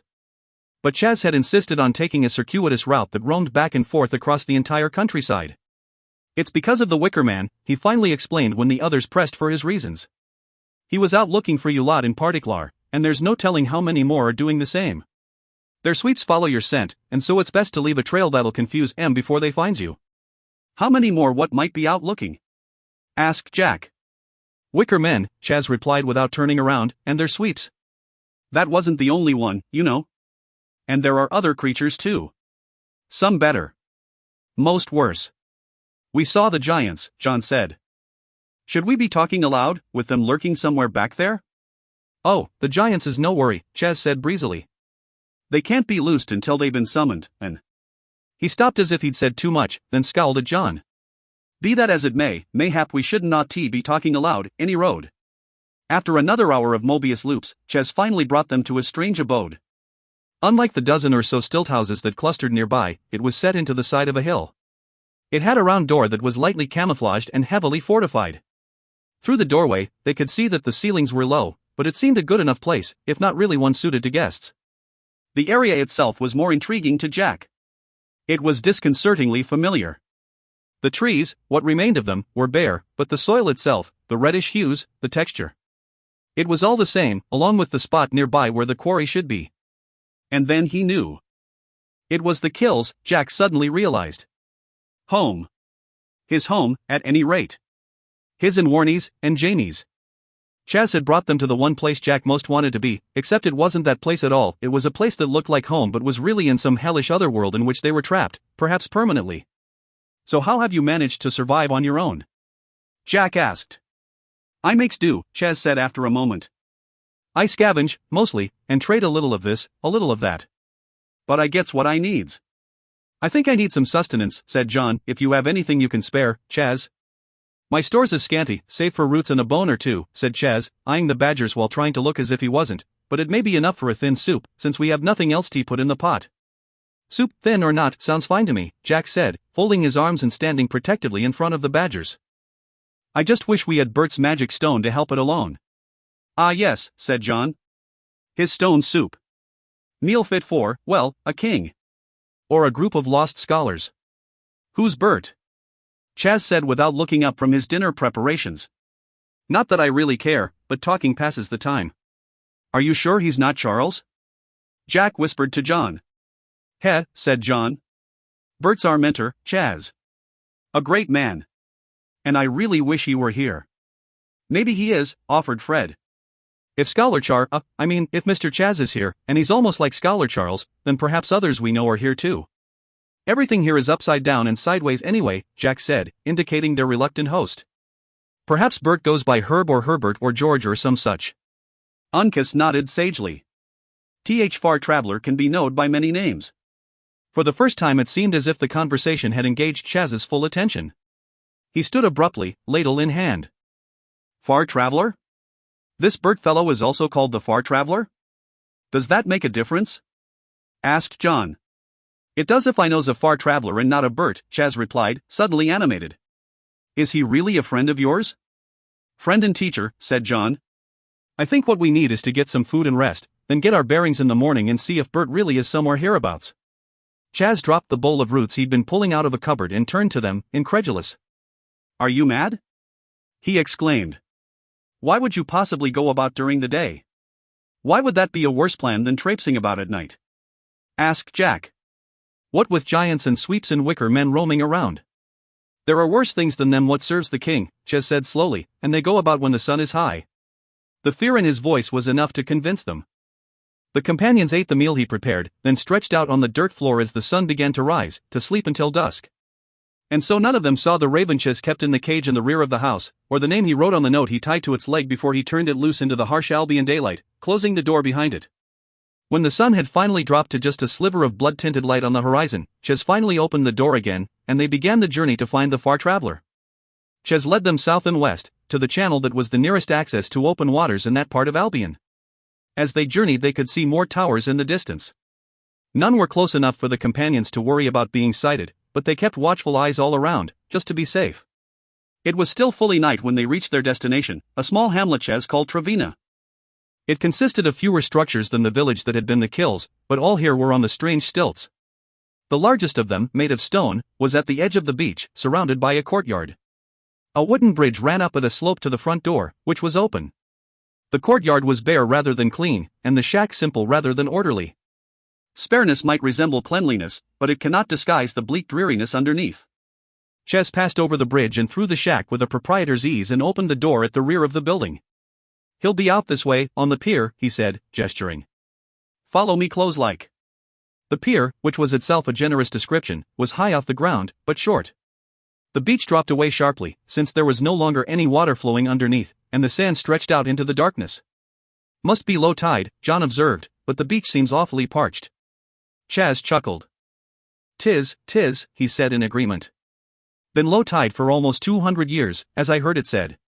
The ocean's still out there, somewheres, but no souls alive has seen it. Strange pier, Jack said. If there's no water, where do you moor the boats? HSST. Chaz hissed, looking behind them. You can't just go round saying words like that. Words kill, you know. Sorry, said Jack. Is that him? John asked, pointing. At the end of the pier, a shadow stood against a piling. A shadow with a very familiar shape. John began to move closer, but Chaz motioned for him to hold back. Instead Chaz stepped to the far right side of the pier, where he could be seen in the dim light but without getting too close to the figure at the end of the pier. The shadow raised its head in alarm, then lowered it in resignation. Whatever it is you've come about, Chaz, I want no part of it. Go back to your game playing with the wicker men, or better yet, go play some pipes outside the bone towers, and let the giants have some fun with you. I don't care either way, just leave me be. Weren't my call to come seeking you either, you old goat, Chaz retorted, but I run into some fellows who says they knows you. Calls you Bert or Summit. At this the shadow stood upright, startled. Bert? There's no one else still alive who would use that name, not in this world, not unless. He pushed away from the piling where he'd been braced, and hobbled out into the hazy light. For everyone but Chaz, there was a shock of recognition, and for John and Jack, a further shock of seeing nightmares made real. It was indeed Bert. But he had been changed. The cheerily ruffled tatterdemalion of their first meeting was barely in evidence here. The clothes and hat were the same, but threadbare and shabby. He was thin, nearly emaciated, and his face haggard and drawn. There was no spark in his eyes, no twinkle. Neither of them had ever seen him without the twinkle, even in the grimmest of circumstances. But then again, neither of them had seen him without all his limbs, either. Bert supported himself by gripping a small ash walking stick with his left hand, his only hand. His other sleeve was folded and pinned just below his elbow. And in place of his right leg, fastened just under the knee was a piece of wood wrapped in leather, which ended with a crude wooden foot inside his shoe. Before John or Jack could say anything, Bert threw aside his stick and hobbled forward, grabbing John by the lapels. Weakly, but driven by surprise and rage, his hand shook as the younger man tried to steady him. Bert pressed close, eyes wild, and all but screamed at John. "Where have you been? Where have you been?" Chapter 6. The Serendipity Box. "Bert!" John said in choked astonishment. "You know us?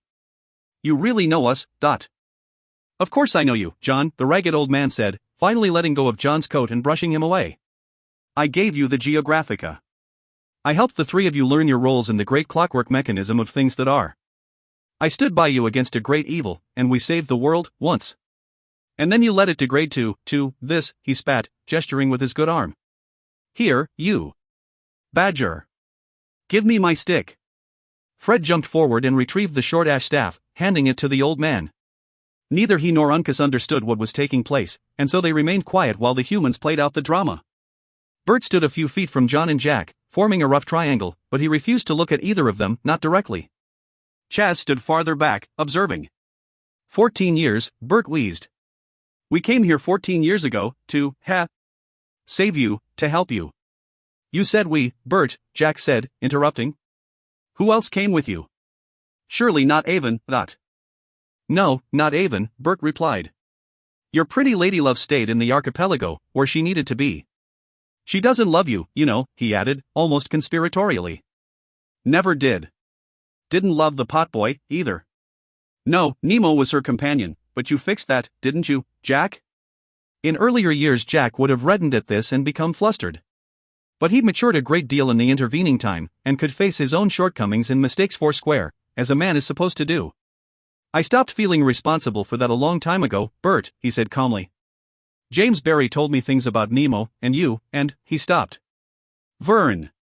You came here with Jules Verne." Bert sighed heavily and turned his back to them before answering. "Yes," he said finally. "Jules and I came here together. We came here." Without warning, the old man suddenly burst into tears. "Why did you have to bring her up, Jack? Why did you have to mention Avon, now that I'd finally nearly forgotten about her?" Jack started to reply, but John silenced him with a gesture. Bert was speaking from a long, deep pain, and perhaps they might learn something of what was happening.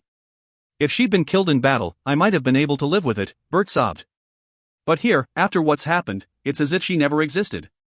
She is worse than dead." "The Lady Avon is not dead," came a soft voice. "I saw her myself just yesterday." Fred was standing nearby, head bowed and paws folded respectfully, but when he spoke his voice was firm with conviction. "She is alive. Maybe not here, where we are, but somewheres. She is. And when Scholar John and Scholar Jack, and, Mr. Ches help us get back there, maybe you can come with us and see for yourself." At first Bert reacted in rage, raising the ash stick to strike at the little creature. But Fred didn't move. He barely flinched, and closed his eyes to receive the blow. Seeing this, Bert lowered the stick, then fell to his knees and grasped the badger, pulling Fred to his chest. I'm sorry, little child of the earth," Bert said through muffled sobs. "I will not strike you. I won't. It's been so long." Fred hugged the old traveler, and after a moment, Uncas moved in to do so as well. "It'd be all right," said Uncas gently. "Animal logic," Jack said to John. "Loyalty is all, and all things may be forgiven." "We should go inside," said Chaz. "The sun will be coming up soon." "Yes," Bert agreed, rising and wiping his eyes. "We have a great deal to discuss."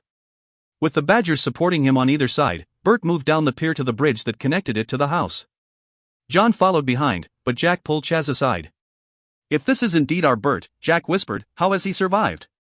You knew just where to find him. Wouldn't the king have killed him long before now?" "He has, in years past, proved himself to be a friend to the king," Chaz replied, "or at least, wise enough to seem as such." "And this," Jack said, indicating the damaged man walking ahead of them, "is how the king treats his friends?" Chaz shrugged. "Someone asked him that once. And King laughed and said, 'A friend this valuable you can't eat all at once.'"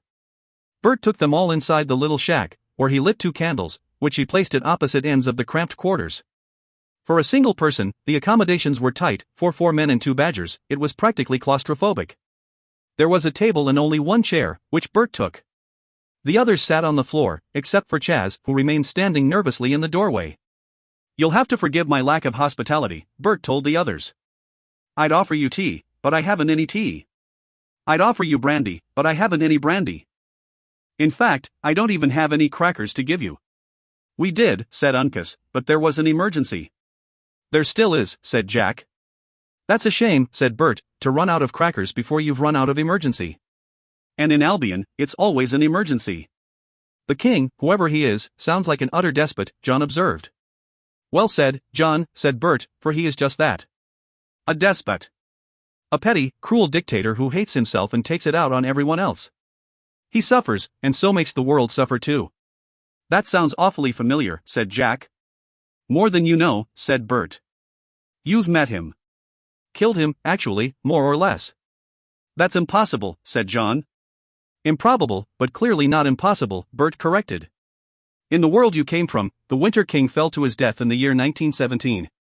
But here it is, the 1404th year of the reign of our Lord and King, Imperius Rex, Mordred I.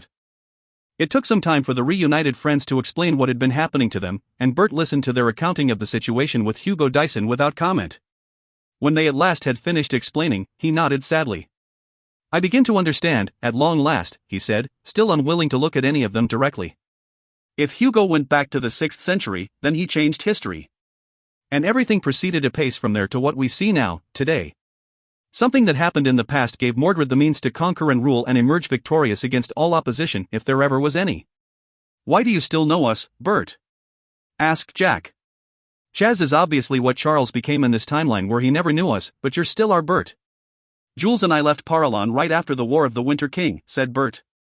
He had come across a passage in a future history that mentioned the re-emergence of Mordred, and so we returned here to England to warn you. When we arrived, we found things as you see them now, and we were trapped." "We've seen you since then," said Jack. Many, many times, in fact." "How is that possible if you've been here all these years?" "Where is here?" Bert asked. "Here wasn't created until Hugo went through the door. And once that happened, everything forward changed." "I still don't see how that would affect your return to England," said John. "Our past hasn't changed." "Why did yours?" "Jules and I travel via means that take us outside of time and space," said Bert. "If we'd simply come back on one of the dragon ships, we'd never have noticed a difference. Jules has always kept his own counsel, though, and insisted that we needed to travel by his usual method, so we did." "You've mentioned time travel before, Bert," John said, "but you've never gone into detail about how you really do it. It never came up as a factor in our roles as caretakers until the problems with the Keep of Time, so I never asked about it." "And those problems are the very ones that caused this, aren't they?" Bert said, his voice harsh. "If you'd paid closer attention to your responsibilities, then maybe we wouldn't be here now." "That's hardly fair, Bert," Jack exclaimed. "You were there with us when Charles led us out of the keep, before Mordred set it aflame." "Don't bring me into this," put in Chaz, "even if it's the other me." "Jack's right," said John. "There were things you and Vern could have told us about time travel, for example, that might have prevented this. But you always seem to be playing your own cards close, Bert." "You weren't ready yet," the old man replied. "At least, in Jules's estimation you weren't.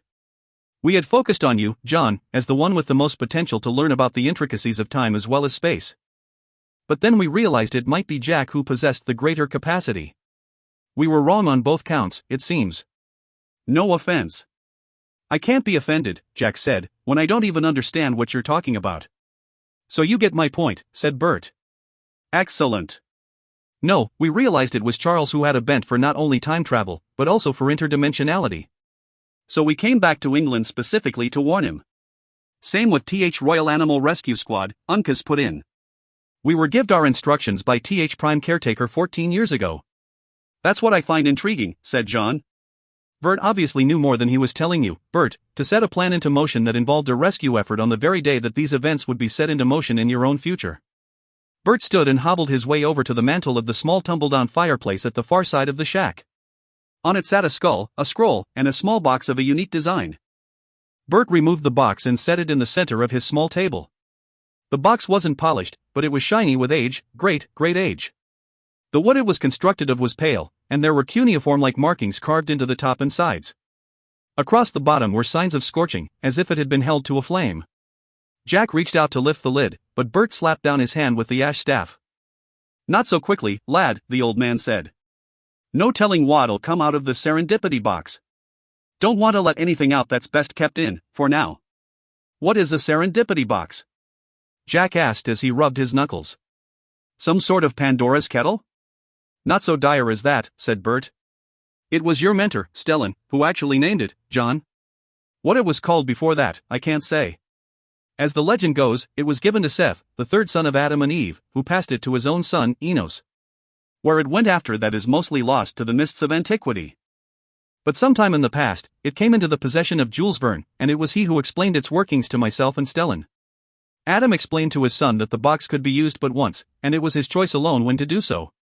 It would give whoever opened it whatever they most needed, and so the old patriarch advised Seth that he should save it for a crisis, for a time of great peril, and only then open the box. What did Seth use it for?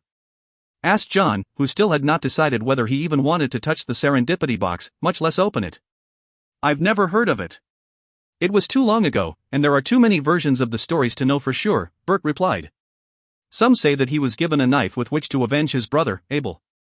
Others, that it contained 3 seeds from the tree of life, one of which he placed under Adam's tongue when he died, the second of which he planted in a hollow at the center of the earth, and the last of which he saved. One story even says that his wife, whom some called Idol, sprang forth fully formed from the box, like Athena from the forehead of Zeus, and that she was not a daughter of Eve at all. There is a fragment of scripture that claimed Enoch and Methuselah both used the box, and another that claimed it had been used by Moses to part the Red Sea. An entirely apocryphal account says that it was the serendipity box that held the 30 pieces of silver given to Judas Iscariot. But no historians I know of believed it. Why is that? Asked John. Because, said Bert, according to the story, it was Jesus Christ himself who gave Judas the box. Who had it between then and now? Bert shrugged, then rubbed absent-mindedly at the stump of his right arm. Jules and Stellan had some theories, and we read through the histories at Paralon for clues, but apparently miracle boxes that are only good for a single use aren't worth writing about. Jules never said where he got it. Here, Bert said, rising and taking the skull from the mantel. He tossed the skull to John, who jumped up and caught it against his chest. Ask him yourself.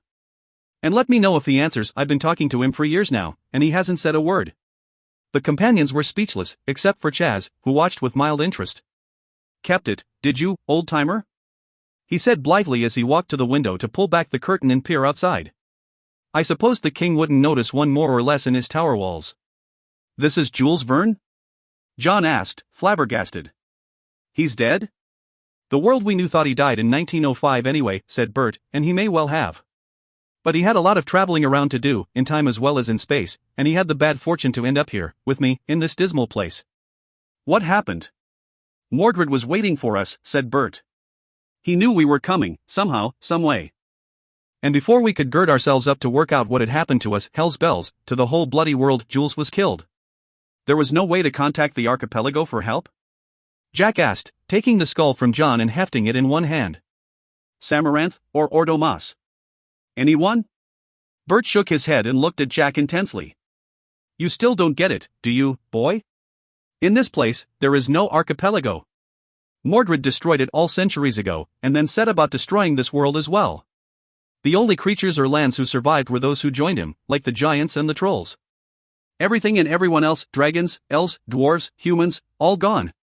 There was no way to contact anyone, and no one to hear the call if there had been a way. Could you have used the serendipity box? Asked Jack. I did use it, Bert said, sitting again. And as Jules had said it would, it gave me what I needed. At least, he added, I hope it did. Only time shall tell. I don't know what all the fuss is about, said Uncas. There's nothing but crackers in here, anyway. The others turned back to the table to see the box, top flung wide, spilling over with oyster crackers. Uncas was happily shoving them into his mouth with both paws, while Fred stood a few feet away with a horrified expression on his face. John took a bowl from a cupboard and emptied the box into it, then closed the box and replaced it on the mantel, higher than a badger's reach. Oh, great, Jack groaned. We have one chance each to get something miraculous from that box, and Uncas wastes it on crackers. It doesn't work like that, Bert said with a chuckle. It isn't a magic genie's bottle that you rub to get 3 wishes. It gives you, and you alone, one time, what it is that you need the most.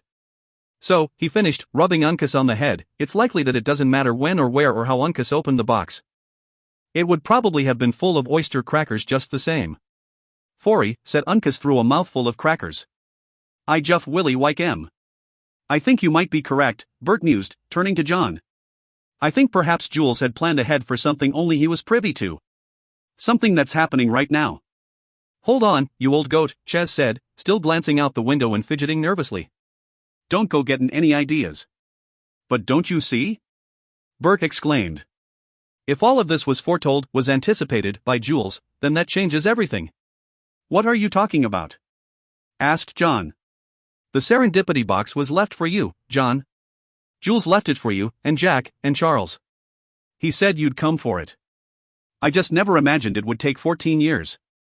"I'm surprised Mordred didn't take it for himself," said Jack. "He did," Chaz answered, gesturing to his face. "He opened it, then flew into a rage at whatever it was he saw inside. Then he tried to burn it, but I managed to steal it back. That was the day I got these scars." "Mordred didn't know the box can't be destroyed," said Bert. "I've kept it here since, waiting." "He does have a habit of trying to burn things that can't be burned," said Jack, clapping Chaz on the back. "Well done, old boy. We met," Bert said, indicating Chaz, "using the same logic you used to come here. I went looking for you, as you came looking for me. For better or worse, I found him." Chaz made an obscene gesture and looked out the window again. "Sky's brightening. Sun'll be up, soonish. We're together again, is what matters," said Jack. "Any reunion of friends is a good happening." But John was not nearly so pleased. He was putting together parts of the puzzle that made more sense to him than he liked, and he was slowly realizing that as safe as they felt at that moment, they might in fact be in greater danger than ever. There was a connection of some kind between Chaz and Mordred that had not been revealed. But there was one question on his mind that was even more terrible. "Bert," John intoned dully, "why were you spared? Why was Vern killed, and not you?" Bert closed his eyes and sat silently for a long moment before answering. "Because," he finally said, "it was what had to happen." "Practicality," said Chaz. "You did what you had to do." John stood up and backed toward the door. "What did you do, Bert?" "What I was destined to do," Bert replied, his face gone cold. "I just never got 30 pieces of silver." "You sold him," Jack whispered. "You sold Vern to Mordred, to save yourself." "I won't argue that on the face of it," Bert said plaintively, "but I take exception to your implication. I did what I had to do to survive to this point in time, but it was not of my own volition, and I compromised myself greatly to do so. I've made many more compromises since, all to make certain that we would be here, tonight, to have this very conversation. So were my actions virtuous, or shameful?" "That," an icy voice said from just outside the door, "depends entirely on one's point of view." Chapter 7. Noble's Isle. All of them save for Uncas and Fred recognized the voice immediately. "May I come in?" it said, in a tone that made it sound more like a statement than a query. Bert sighed heavily. "Enter freely and of your own will, Mordred." The door opened, and silhouetted against the rising sun they saw the imposing figure of the man they had known as the Winter King. The man they had caused to be killed. The man who, more than once, had tried to kill them. And their most trusted ally had just invited him into his house. Mordred was not significantly different from when they had seen him in their own world. He seemed perhaps more aged, more weathered here. He was stouter, and slightly round-shouldered, but his arms were corded with muscle, and his hair cascaded down his back in a mane. He was dressed in royal colors and had the bearing and manner of a king. He was in appearance, John realized with a shock, everything one would expect a king to look like, to emanate. And he suddenly understood how a man could be a tyrant and still rule. It was a question of the ability to command, to draw respect, even in the wake of evil acts. Immediately John and Jack took defensive stances in front of Bert and the Badgers, but Mordred ignored them, leaning casually against the doorframe and addressing Bert. "My old friend, the far traveler," the king said. "We meet again." Bert glared at him. "Nothing going on here concerns you, Mordred," he said, gripping the staff so tightly his knuckles turned white. "You needn't have come." "Oh, but everything in my kingdom concerns me, Bert," Mordred replied. John and Jack, still facing their enemy, didn't notice the blood drain from Bert's face at the mention of his name. "The citizens who walk my streets, as well as the children of the earth who live beneath them." This last he said to Uncas and Fred, who both hissed at him in reply. They did not need to have seen him before in the flesh to realize they were facing the greatest adversary of legend, whom Tumblr had told them about. For his part, Bert simply slumped in the chair, his chin resting on his chest. He seemed already defeated in a game where the stakes had not even been named. "Why are you here, Mordred?" "Why?" Mordred replied in mock surprise. I have simply come to meet the two new friends I have waited to meet for so very, very long. Waited to meet? John thought. Had Bert given them up as well? John looked at his mentor, but the old man simply continued staring at the king. That's very bold, to come here alone, Jack said to Mordred, taking the lead in the game being played out in the shack. Maybe you don't have any memory of it, but we have all clashed before and seen you bested in battle. Is that so? Mordred purred condescendingly. What battles were these? I beat you on the ocean, with a ship called the Yellow Dragon in the Archipelago of Dreams, and he, Jack said, gesturing at John, beat you in a sword fight. Technically, everything Jack said was true, although there had been luck and allies aiding him in the sea battle, and John had not precisely won the sword fight. Either way, the bravado didn't faze the king. I think not, Mordred said, smiling. At any rate, the loss of a battle is not the loss of a war or its victory, either. You've certainly learned a few things, John said. There's no disputing that. It's a shame it didn't make you a better ruler, but whether I am a better ruler than others might have been is not for you to judge. There is only one man who ever lived who was fit to judge me, and he. Mordred stopped, almost violently, as if he had spoken too openly. All that is important to a ruler, he continued, is strength, and mine has been more than sufficient for a very, very long time. Bold words, given the odds, said Jack. I count 4-1. 5, if you stack the badgers, said John. I count far fewer than that, said Mordred. The far traveler, Bert, is it, really only counts for half, don't you think? And the animals are even less to me. So that makes it even, doesn't it, Chaz? Uncas and Fred let out small howls of dismay, and Bert's head dropped farther to his chest. John looked at Chaz, astonished. Don't tell me you're taking his side. Chaz refused to respond, which was response enough. Of course, Jack spat, clenching his fists. He's like the Wicker Men, a lackey and a traitor. He was going to sell us out to the Winter King all along. It was Bert's turn to be surprised. Chaz! He exclaimed in shock. Why? Why would you do that? You've always known how I gets by, Chaz shot back. It never bothered why before. It always bothered me, Chaz, said Bert. I know you're better than this. I always have. That wasn't me you knowed, said Chaz. That was some other bloke called Charles. Not me. But, Bert sputtered, you knew I was looking for them. Why would you sell them out to Mordred, only to bring them? His voice trailed off, and he let out a despairing breath. You gave him my name too, didn't you, Chaz? Actually, put in Mordred, a little bird told me. Hogan. Or Munin. I forget which. Ravens all look alike to me. What's in a name? Jack said, breaking through the pall that had settled over the room. Calling Chaz Charles wouldn't make him less of a traitor, so why does it matter whether or not Mordred knows your name, Dot? True names are imbued with power, and knowing someone's true name gives you some of that power yourself, Mordred said in response. Enough, at least, to do what must be done. Am I correct, far traveler Bert? That's what you did, John said to his old mentor. You told him Vern's name, and somehow Mordred used it against him. Bert seemed caught somewhere between lashing out in anger and bursting into tears. He sat, trembling, and glared at Mordred and Chaz. Mordred chuckled and turned around, his hands clasped behind his back. That was it, and that was all, and it was enough. Ah, what did you say your name was again, child? That be Scholar John Wide be addressin'. Uncas exclaimed. Uncas, no. Jack shouted before realizing he'd just made the same unwitting mistake by blurting out the badger's name. Oh, damnation, he muttered. Sorry, John, Uncas. Mordred chuckled again and raised his left hand to his mouth. He bit into his thumb, hard. Blood welled into the torn flesh and he turned around, eyes glittering. Don't apologize to me, said Uncas, who clearly was the only one in the room who did not realize what was transpiring. A king might talk to Fred and I like that, but he should respect men like you, Scholar Jack. John slapped his forehead in resignation. The Winter King now had all their names. And the hapless caretaker already anticipated what was coming next. Before any of them could react, Mordred moved, almost faster than they could follow, first to Jack, then, surprisingly, to Chaz, then John, then the others. He marked them each on the forehead with the blood from his thumb, and as he did so, he called them by name, Jack and Chaz, John and Bert, Uncas and Fred, I am Mordred the First, thy king. Then, he began to recite words John did not realize Mordred knew. By right and rule. For need of might. I thus bind thee. I thus bind thee. By blood bound. By honor given. I thus bind thee. I thus bind thee. For strength and speed in heaven's power. By ancient claim in this dark hour. I thus bind thee. I thus bind thee.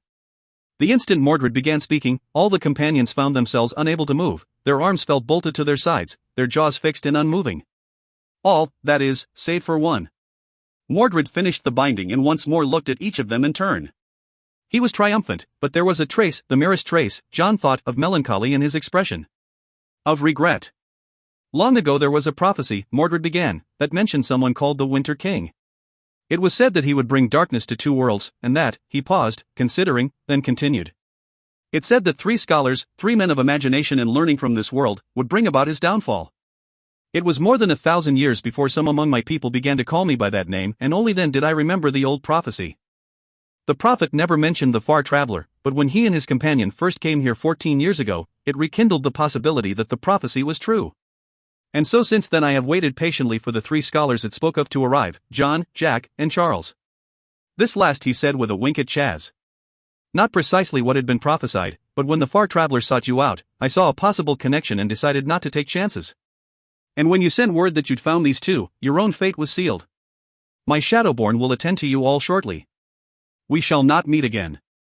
Mordred spun about as if to leave, then thought better of it and stepped slowly back to where Jack was standing. I was not always as you see me, child, he whispered. I was different, once. Frozen in place, Jack could not respond, and after a moment Mordred took a step backward, turned, and opened the door. They heard him striding across the bridge, then nothing. He was gone. The binding was absolute. There was no way to move or speak. But it was not so complete that it did not allow tears to flow, and Bert wept. So did Jack, but more from frustration than sorrow. Chaz was still too stunned to weep, and John's mind was racing too fast to stop and worry over the desperate situation they were in. Even without the binding, Fred would have been petrified by fear. A blood marking was a potent thing, and even more so among animals than men. Combined with the binding spell, it was impossible to overcome. And so none of them were able to turn around to see what was making the crunching noises under the table. Oh, bother, Uncas said. That's all the crackers, gone. If I'd known we were going to become prisoners, I'd have saved some of the soup, so as not to die on an empty stomach. Uncas was unfrozen. The binding had not affected him at all. He continued complaining, all the while rubbing worriedly at the small silver coin he'd had in his pocket. Of course, John thought. Bindings may be broken by silver. Uncas must have been touching the coin, and so he wasn't frozen. There might still be a way out of this after all. John's initial rise of hope quickly dropped as he realized that Uncas being free might not be such a big advantage. The Badger still had not realized that the rest of them could not move. I think he's gone? Uncas asked, peering over the bottom of the windowsill. What you think that blood-marking business was about, anyhow? When no one replied, Uncas scurried over to his son, finally realizing that something was amiss. Fred? What is it? What is it, son? He asked. Fred? Can't you answer? Fred couldn't, and didn't, and the reality of what had occurred finally dawned on Uncas. And then he did the only thing he could think of, and consulted the little Watsit. Uncas hummed as he flipped through the pages. John had just enough range in his field of vision to see the pages below. The Badger seemed to be following some arcane indexing system based on keywords.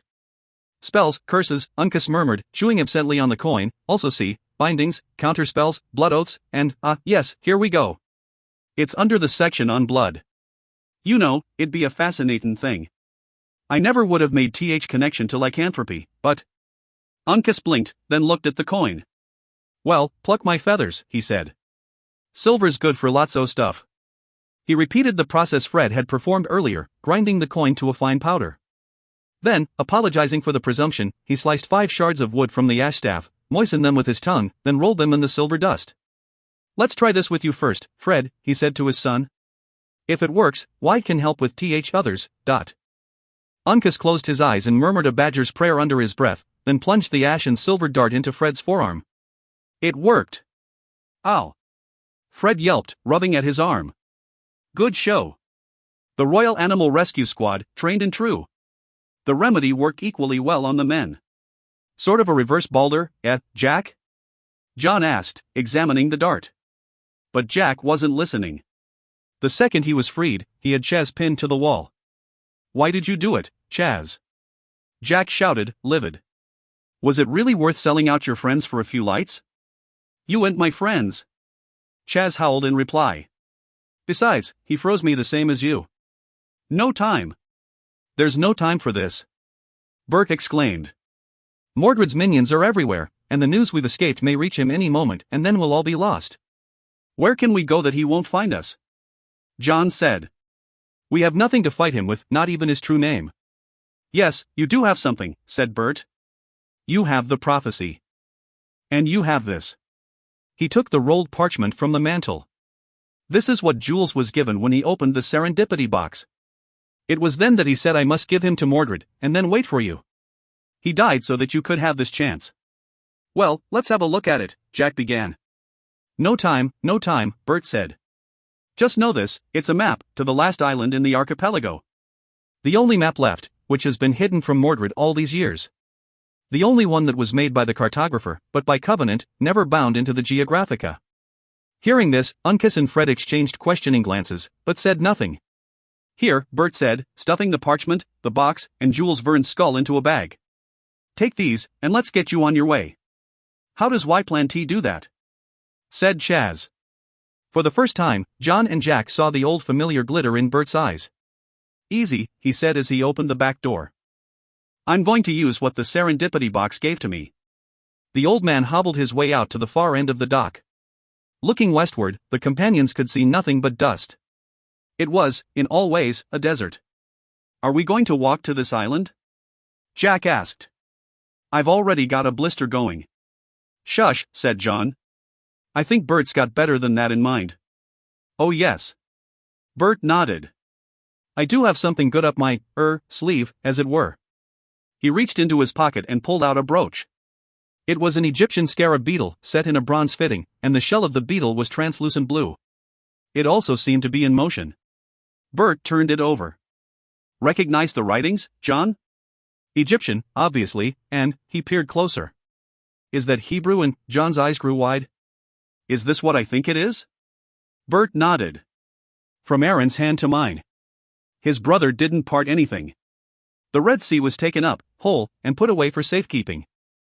And since the good Lord saw fit to give it to me, I'm sure he won't mind that I've moved it a few thousand miles west.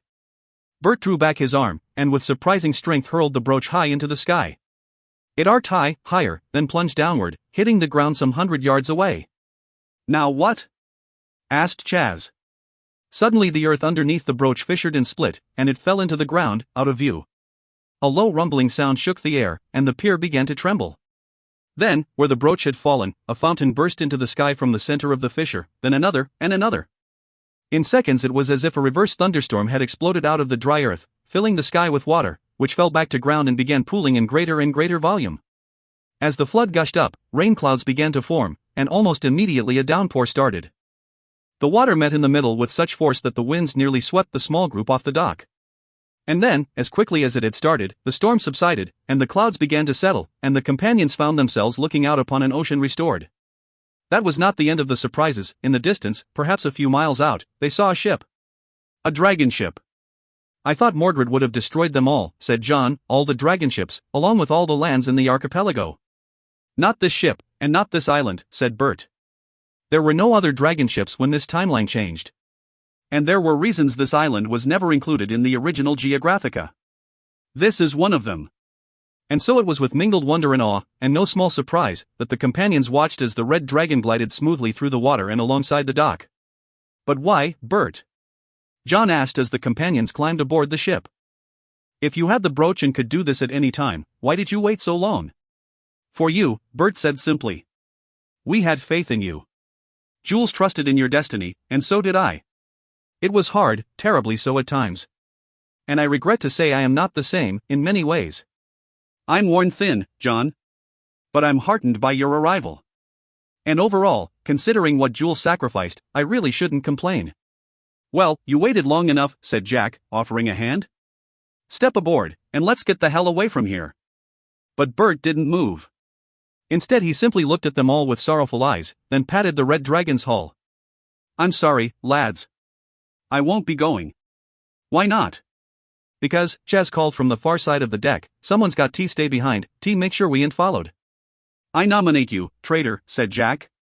Better you than Bert. No, Bert said. My time is past. This is your destiny to fulfill, the three of you, not mine. But he's not Charles, exclaimed Jack. Don't do this, Bert. The old man was not swayed. Whatever's going on, Jack, is for you to work through. All things happen for a reason. You have to find out what the reason is, and fix what's been broken. He tapped the hull again, and, as if a signal had been given, the red dragon came about and headed for open waters. Sadly, the companions gathered at the aft railing to wave goodbye to their friend and mentor, but he had already left the dock and returned to the shack, closing the door behind him. For the first few hours, John and Jack had kept watch, fearing pursuit. Ches sat at the fore of the ship, sulking. The Badgers busied themselves with examining the ship itself and basically trying not to get in the way. That's really some book you have, that little Watsit, John said to Fred. It's been pretty handy so far, anyway. Sure, said Jack, except we had only the one silver coin. What happens when we need more, Dot? Not everything in Th Watsit involves silver, Uncas explained. Some got to do with gold, for instance. Hey, Jack said brightly. We might have a use for your watch, John. Funny scowler, said John. Here now, let's have a look at this map, shall we? The map had been drawn on the same parchment and was of the same dimensions as most of the maps they were accustomed to seeing in the Imaginarium Geographica, and it had been created by the familiar hand of the cartographer of lost places. Noble's Isle, it says it's called, said John. It's a volcanic island, and looks to be in the south. The markings are clear, though, and in classical Latin, so we shouldn't have any problem navigating there. The animals have another name for it, said Fred, peering underneath John's arm. We call it sanctuary. Sanctuary? Asked Jack. From what? From the world, said Fred. Both literal and otherwise. When Ordomas took us into the archipelago, he gave us many gifts, but they were things unearned. We wanted to grow up, to have a place that was ours, and no others. A place to do our own work, and to learn to be better than we are. And so the animals went sailing through the archipelago with Nemo's great-great-great-umpteen grandfather, Sinbad, and he found this uncharted island. He named it Noble's Isle, but we called it Sanctuary. And when the map was made, we asked that it be kept secret, private-like. Only the High King ever had a copy of it. And it was the one thing Jules Verne most needed when he opened the serendipity box, John mused. Interesting. Let's hope that when we get there, more of these mysteries become clear. Asterisk. Bert had spoken true, all the other islands, everywhere, were gone. There was no frontier to cross, no boundary. And the red dragon never wavered in its course. The only island left in the natural world, or in the archipelago itself, was Noble's Isle. Impossible, said John. He can't have destroyed them all. He's not that powerful, is he? The king may not be, Ches said from the rear, but she is. He was pointing to the deepening sky, where the moon was beginning to rise. Before the seas went dry, there was a great flood. Of biblical proportions? Jack said wryly, leaning over the rail and dipping his hand into the waves. What the good Lord giveth, he also taketh away. Then he puts it back again. It took only a few hours for the ship to reach Noble's Isle. Land ho! Uncas called out from his perch high atop the mast. Sanctuary, straight ahead. The island was covered with palm trees that thinned out closer to the center as more cultivated gardens took over. The beaches were shallow, of dull gray sand, and offered no easy access for the red dragon. Here Uncas took charge and steered the ship, in a more expert fashion than even Fred was expecting, to a narrow inlet on the southernmost tip. The waterway led to a deepwater dock that was both well lit in the approaching twilight, and well cared for.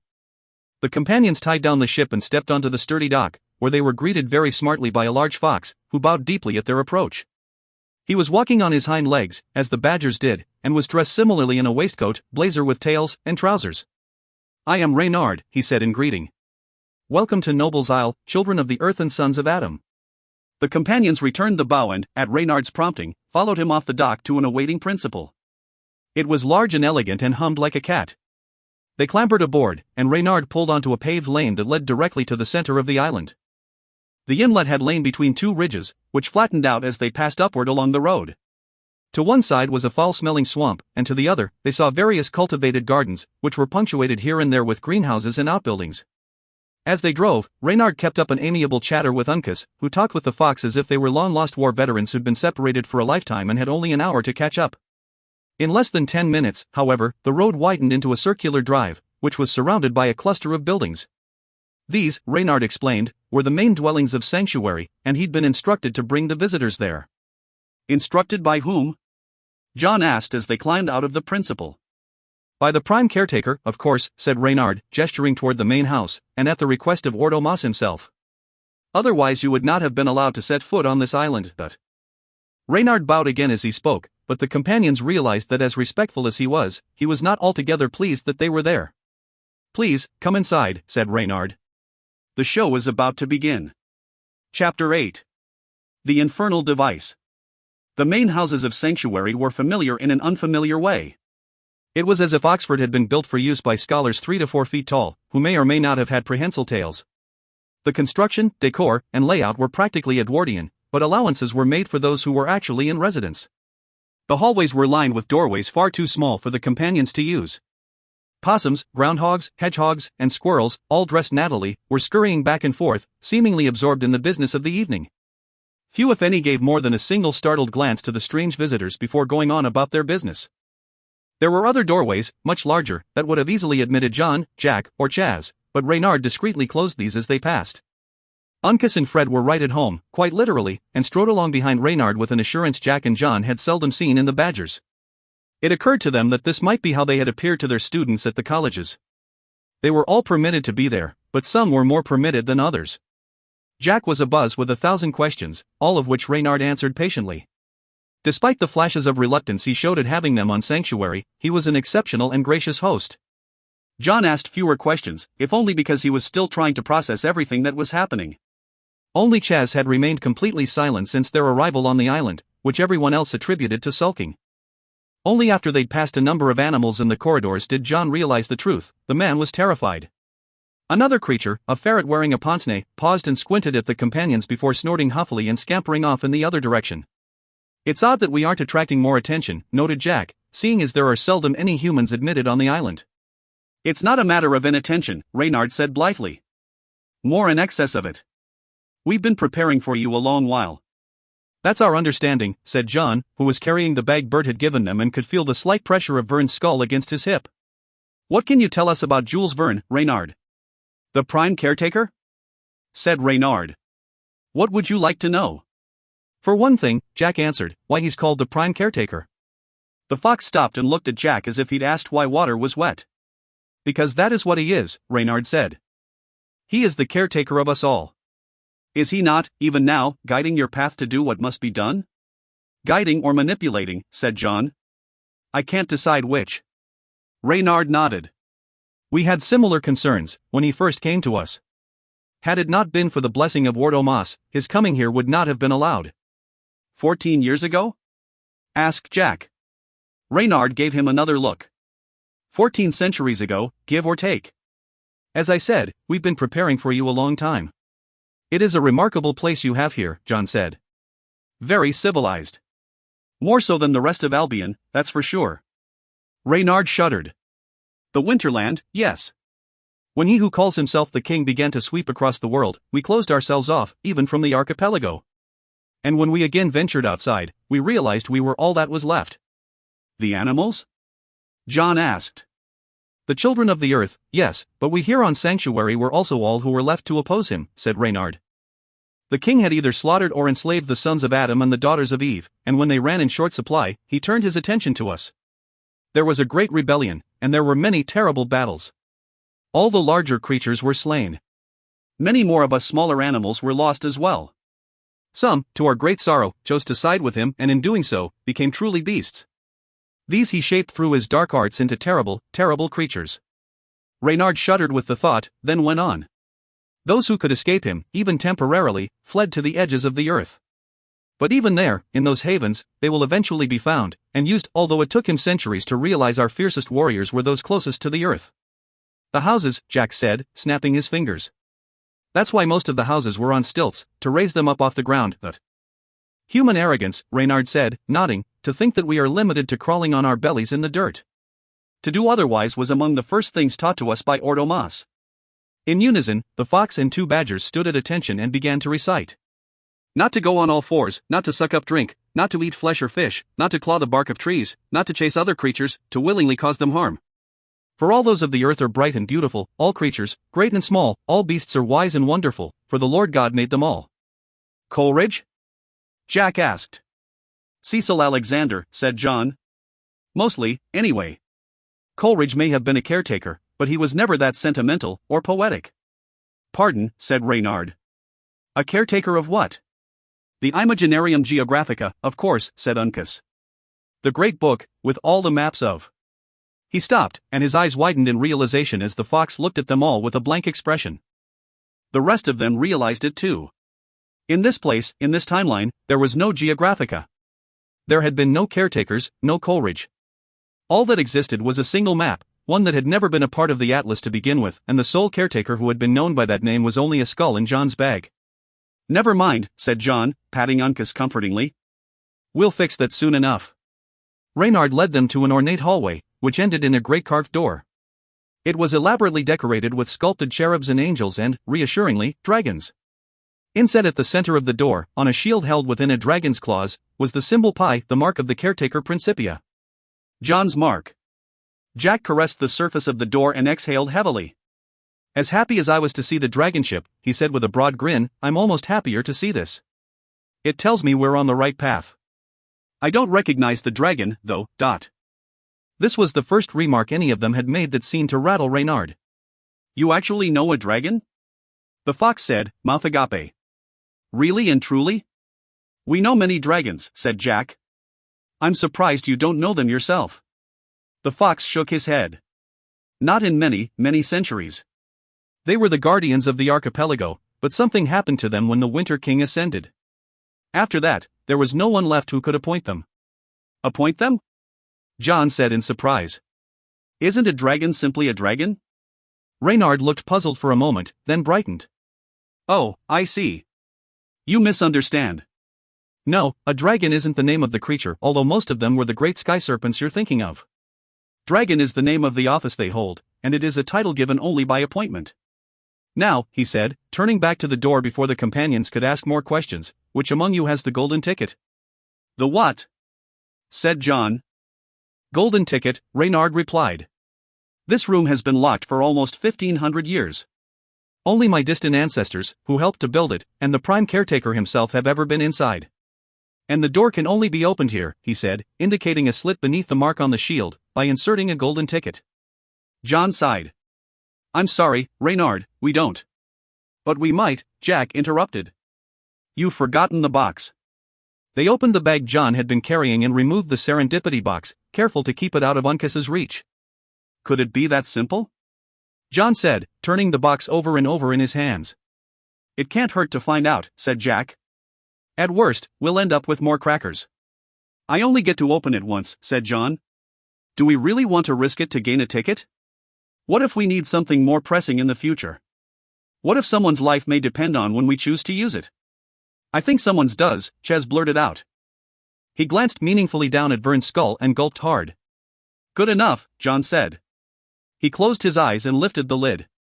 Darn, said Uncas. I was really hopin' FR crackers. Asterisk asterisk asterisk. The ticket slid smoothly into the slot and engaged a mechanism inside the door that whirred and clicked and hummed like one of the principles the animals drove. Finally a series of bolts slid back inside the doorframe, and the door slowly swung open. Inside was a postcard-perfect Victorian theatre in miniature. There were 24 lushly appointed chairs upholstered in red velvet, and elegant gas lamps placed artfully along walls embroidered with elaborate patterns. The ceiling was pressed tin and reflected the light evenly throughout the room. At the front, a curtain stage extended from one side to the other, and in the rear was a small booth, also curtained, and a table. The table was the only anomaly in the room. It was metallic and round and slightly concave. On it was a golden ring 4 inches or so in diameter, and a note written on the cream-colored paper that seemed to be favored by all the caretakers. It read, simply, spin me. You're the caretaker Principia, Jack said, gently shoving John toward the table. You spin it. John picked up the ring and examined it, then chuckled and gave it a twirl on top of the table. The ring spun about in a blur, but instead of slowing down and losing momentum, it began to spin faster, circling the rim of the table in increasingly smaller circuits. When it reached the center, a voice projected from the ring, loud enough for all of them to hear it clearly. This is Jules Verne speaking. If you three, John, Jack, and Charles, are hearing this recording, then I am in all likelihood dead, or worse. Worse than dead? Chaz snorted. He's loopy, he is. Shush, said John. We need to hear this. What has been closed, may be opened again, the voice continued. What has been written, may be rewritten. You have already been given warning of your adversary, now I give you the means to defeat him. I have become learned in many means of travel through time and space. And I have found that certain boundaries must not be crossed, not if we are to emerge victorious against our enemies. Enemies, plural? Jack groaned. Great. Just great. I have left you the means to the end you must reach, Vern's voice went on, through the use of what our friend Bert called the infernal device. It is the most specific of the devices I use, and also the most fragile. You must discover our adversary's name. His true name. I have left you 5 slides for use in the Lanterna Magica. Each corresponds to a key moment in his history, and each will afford the 3 of you the chance to find him.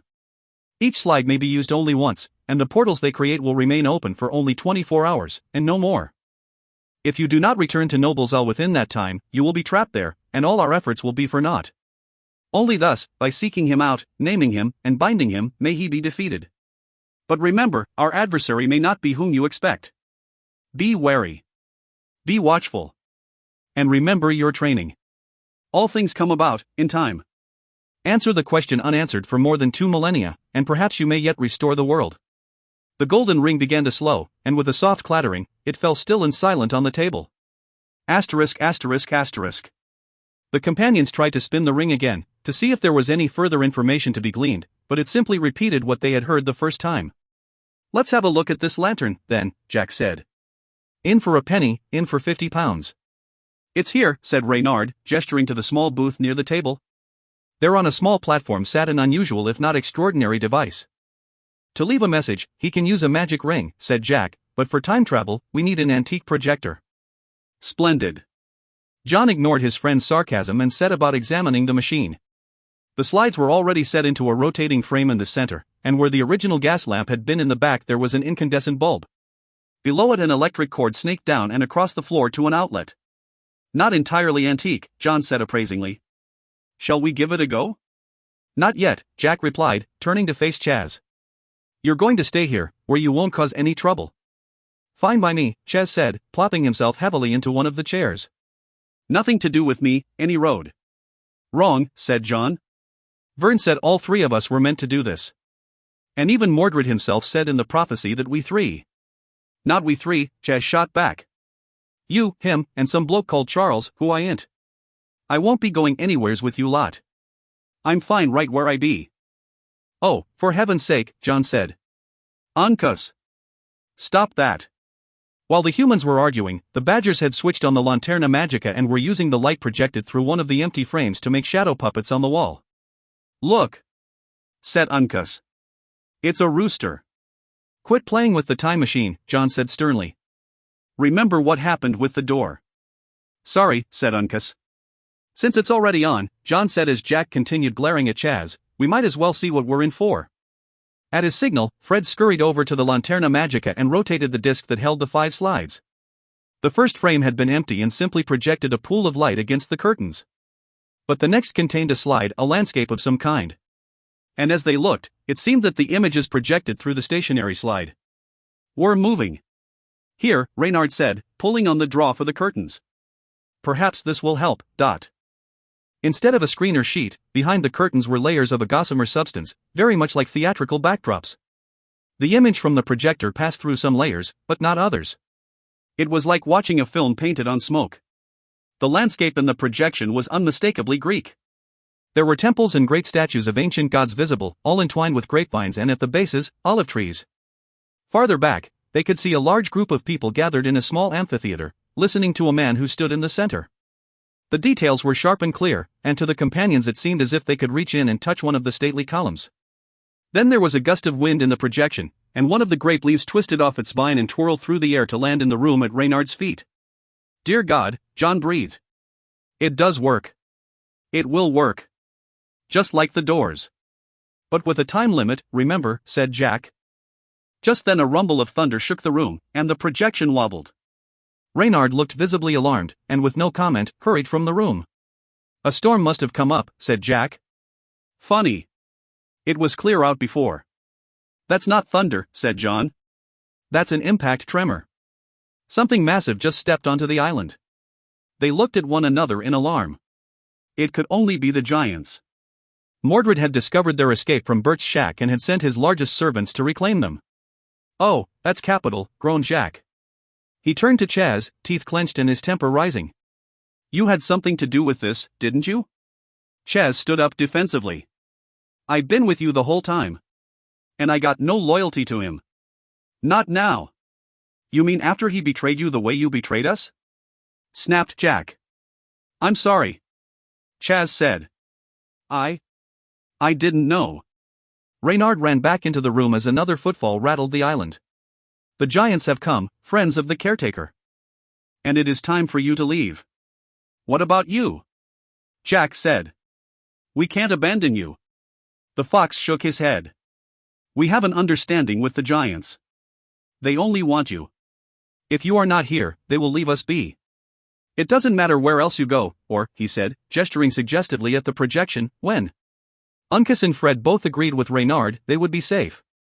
So John grabbed the bag with their scanty supplies and stepped quickly between the chairs to the screen, gesturing to the others as he did so.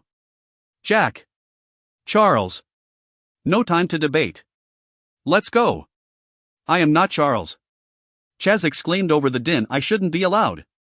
Jack merely shook his head in disgust and stepped into the projection. John turned around and faced Chaz. Perhaps not in this place, he said through the crashing sounds that were now all around them, but in another place, another dimension. You are our friend Charles, and I would not think of leaving you behind. He reached out his hand, imploring the confused man to take it. Chaz. John beckoned. Come with us. Now. With both hands, Chaz took John's outstretched arm and stepped into the picture. Part 3. After the Age of Fable. Chapter 9. The Storyteller. This Pellinor, Hugo decided, was the most loquacious fellow he'd ever met, even if he seemed mostly to be conversing with himself. The fact that Hugo had more than a passing fluency with Anglo-Saxon made little difference. King Pellinor was in his own realm, and Hugo was merely an interested observer and infrequent participant. That was fine with Hugo, who had at first determined that he was at the center of the greatest, most elaborate practical joke ever devised by an Oxford Don. Jack was probably the instigator, but John had certainly played his part, and played it well. That they had both disappeared along with the door he'd passed through could be attributed to some sort of stage illusion, but the fact that they'd made Magdalen, and in fact, all of Oxford itself disappear could only be explained by the idea that he'd been hypnotized, or transmogrified, or whatever it was that the illusionists did to people that made them think they were the queen or a chicken or some such. But as the hours passed, Hugo began to realize that it was no illusion, and certainly no joke. The strange old king produced the crumpled photograph of Hugo that had been taken at the University of Reading, where he taught English, but he remained close-mouthed as to who had given it to him and why. They traveled southward throughout the night, their path lit only by the small lamp Pellinor had attached to the side of the cart. The king kept up a rambling monologue, or more precisely, a solo dialogue, for most of the way, only occasionally interrupting the flow of words to incorporate an answer to one of Hugo's queries. Most of the tales the king told seemed to involve his personal genealogy, and an ancestor who had been shamed at Alexandria, but Hugo couldn't really be sure. With the coming of daylight, Hugo was better able to take in Pellinor's unusual appearance. The clothing was as authentic as any Hugo had ever seen in museums, but so were the scars that laced the old man's arms and neck. There was even a deep gash along his cheek, which had long since healed. The old king dismissed queries about the wounds with a laugh and a story about the mythical questing beast. And after noticing the weapons and armor still reddened with blood in the back of the cart, Hugo stopped asking questions and just listened to Pellinor ramble. As the light came up, Hugo could make out other carts and horsemen off in the distance all around them, all headed in the same direction. He asked Pellinor about them, and the old king answered with an uncommon gravity. "They are going to the same place that we journey to," he said, eyes fixed on Hugo. "To the tournament. To the great debate."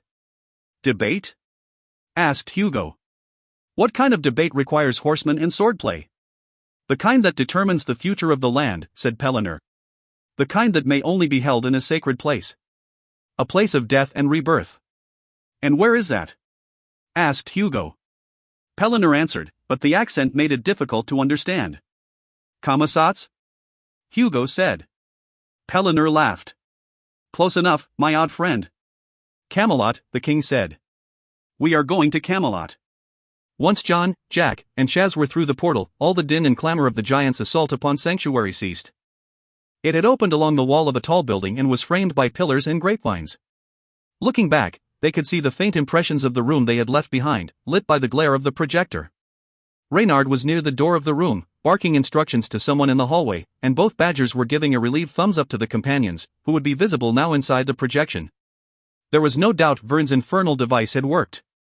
The building formations within the plaza where they had emerged were familiar to John and Jack, who had seen similar structures in the islands of the underneath in the archipelago.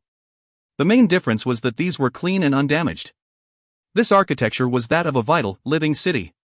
Chaz couldn't understand the words being spoken by the storyteller in the amphitheater, but John and Jack were both adept at speaking the language and identified it immediately. Extraordinary, marveled Jack. We've actually gone back in time. And, across in space, added John. We're in Greece, or perhaps Turkey. Jack nodded. The structures are Ionian, definitely. But it must be prior to the Persian conquest, he said, glancing about, given the manner of dress we're seeing. So what time do you think it is, anyway? On impulse, John reached into his pocket and pulled out his pocket watch. He had it open for a few seconds before chuckling mirthlessly and hastily putting it back.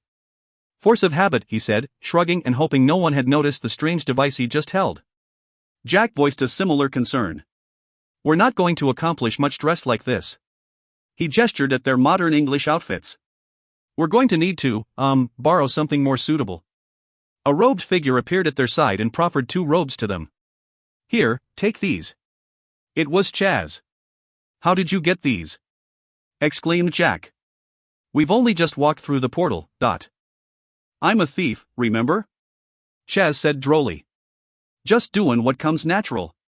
Oh, I'm not, Jack started to protest, as John took both robes and pressed one on him. Don't argue, Jack, he said. We were about to do the same thing, you just resent that it was Chaz who acquired them for us. Jack grumbled under his breath but put on the robe. With their sleeves and trousers sticking out, they looked more akin to travelers from the east or south than native Greeks, but the disguises would work well enough. No one was looking at them, anyway. The attention of everyone in the plaza and amphitheater was focused on the young man in the center, who was telling stories. And for good reason, he was positively magnetic. The man exuded a natural charisma that came with the confidence of knowing that the audience was completely caught up in the tale being told. Chaz looked bewildered, he clearly could not understand anything being said. John leaned close to him to translate. He's telling a story about a great warrior, he whispered, who came to this land at the behest of a king called Minos, to defeat a giant called Asterius. The giant had horns and 6 arms and could not be beaten by a display of strength or prowess, but only by a game of logic. 6 arms, Chaz replied. Who ever heard of a giant with 6 arms? He's got the number of arms right, Jack put in, but if Asterius is a giant, I'm Sir Walter Scott. Chaz, scowling, continued watching the storyteller. He'd survived in the Winterland by being aware of everything in his environment. And here he was watching with the eyes of a predator, not looking for prey, but trying to spot the competition. And in a trice, he realized that was exactly what he was seeing, another predator. The teller, Chaz said, moving closer to the others and speaking in a hushed whisper. Look closely at the teller. There was something familiar about the young man. The tilt of his head, perhaps, maybe the tone of his voice, even disguised as it was by the rhythms of ancient Greek speech. Even his gestures seemed. That's it, breathed Jack. My God, Chaz, you're right. It's how he moves, his body language. It's definitely familiar. Could this boy actually be a young Mordred? Is he the one we've come to find? Possibly, John replied. This is the place that Vern's machine sent us. It can't be coincidence that the fellow who's the center of attention seems so familiar to us. The young man was just finishing his tale of Asterius, much to the delight of his audience, who responded with laughter and applause. Tomorrow, the storyteller said, I will tell you a tale of the giant Polyphemus, who was blinded by the great Odysseus, the sacker of cities, and then killed by the slayer of giants called Jack. John looked accusingly at Jack, who sighed heavily and rolled his eyes. What? Said Chaz, who had caught Jack's name among the gibberish. What did you do? Don't look at me. Jack whispered. I don't have the slightest idea what all this giant killer business is all about. It's got to be coincidence, that's all. Except the giants back in Albion recognized your voice, didn't they? Asked Chaz. How do you explain that? I can't, Jack said hotly. But until I actually kill a giant, I'm not taking the blame, whatever rumors have gone around. Look at it this way, offered John. At least you know that whenever it does take place, the outcome is assured. Easy for you to say, said Jack. You're not the one who's going to feel the pressure of centuries of expectations. Far easier to do somewhat about this boy teller, Chaz reasoned, moving around Jack with his eyes fixed on the man at the front of the amphitheater. We ought to just kill him here and be done with. We can't. John hissed, grabbing his arm.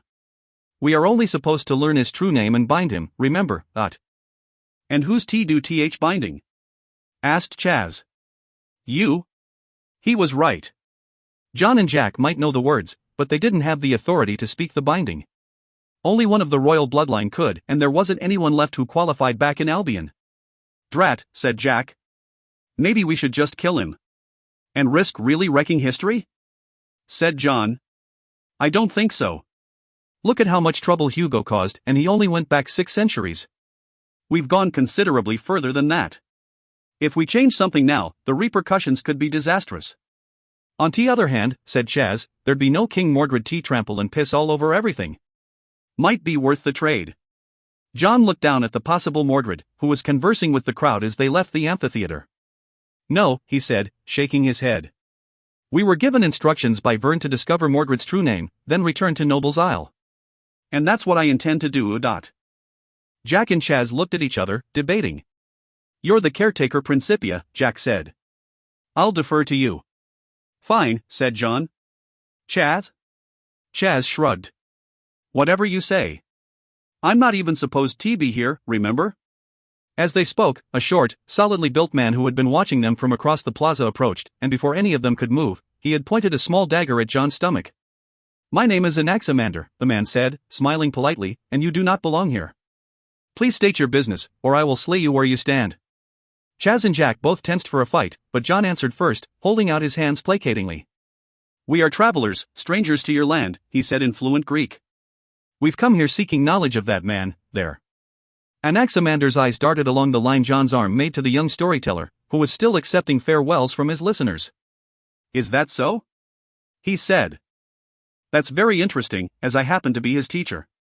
How is it that you know of him at all, that you come seeking to know more?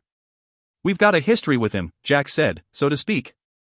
I don't believe you, Anaximander said, pressing closer with the blade. Tell me something truthful, or your friend will pay the price, and you after. Oh, for heaven's sake, Jack said to John. Mordred's almost as much trouble here and now as he was in the Archipelago. Jack had switched to English, but Anaximander recognized the word archipelago, and it startled him. He lowered the dagger and looked at the 3 companions appraisingly. Perhaps you speak truth after all, he said finally. You mean him no harm? Jack started to reply, but John cut him off. We just want to speak with him, he said testily. That's all. And then we plan to, return to our homeland. Fair enough, Anaximander said. We'll be meeting later, at my home. Please, come with me. With that, he turned and strode away. The companions had little choice but to follow. The home of Anaximander was only a short distance away, but Chez kept an eye on the streets they traversed so as not to forget where the portal was located. Of the 3 of them, he was the one most aware that they had a time limit. Anaximander's home consisted of 3 low bungalows connected by a courtyard where he could teach small groups of students. A few minutes before, he'd threatened the companions with violence, but now he was acting the perfect host. He offered them wine and a platter of cold figs, which they consumed with great vigor. You seem quite hungry, Anaximander commented. Did you not bring provisions for your journey? You seem ill-equipped for a long voyage. We're staying nearby, Jack said, not exactly lying. Everything we need is there. You said you were a teacher, said John. What do you teach, if I might ask? Anaximander bowed his head at the question. I am a philosopher of the school of my master, Thales, and I teach what I am still seeking the answers to myself, the origin of all things. I call it apeiron. Wait now, said Jack. I've heard of that. It means infinite beginning, does it not? Not precisely, said Anaximander. More infinite perpetuity.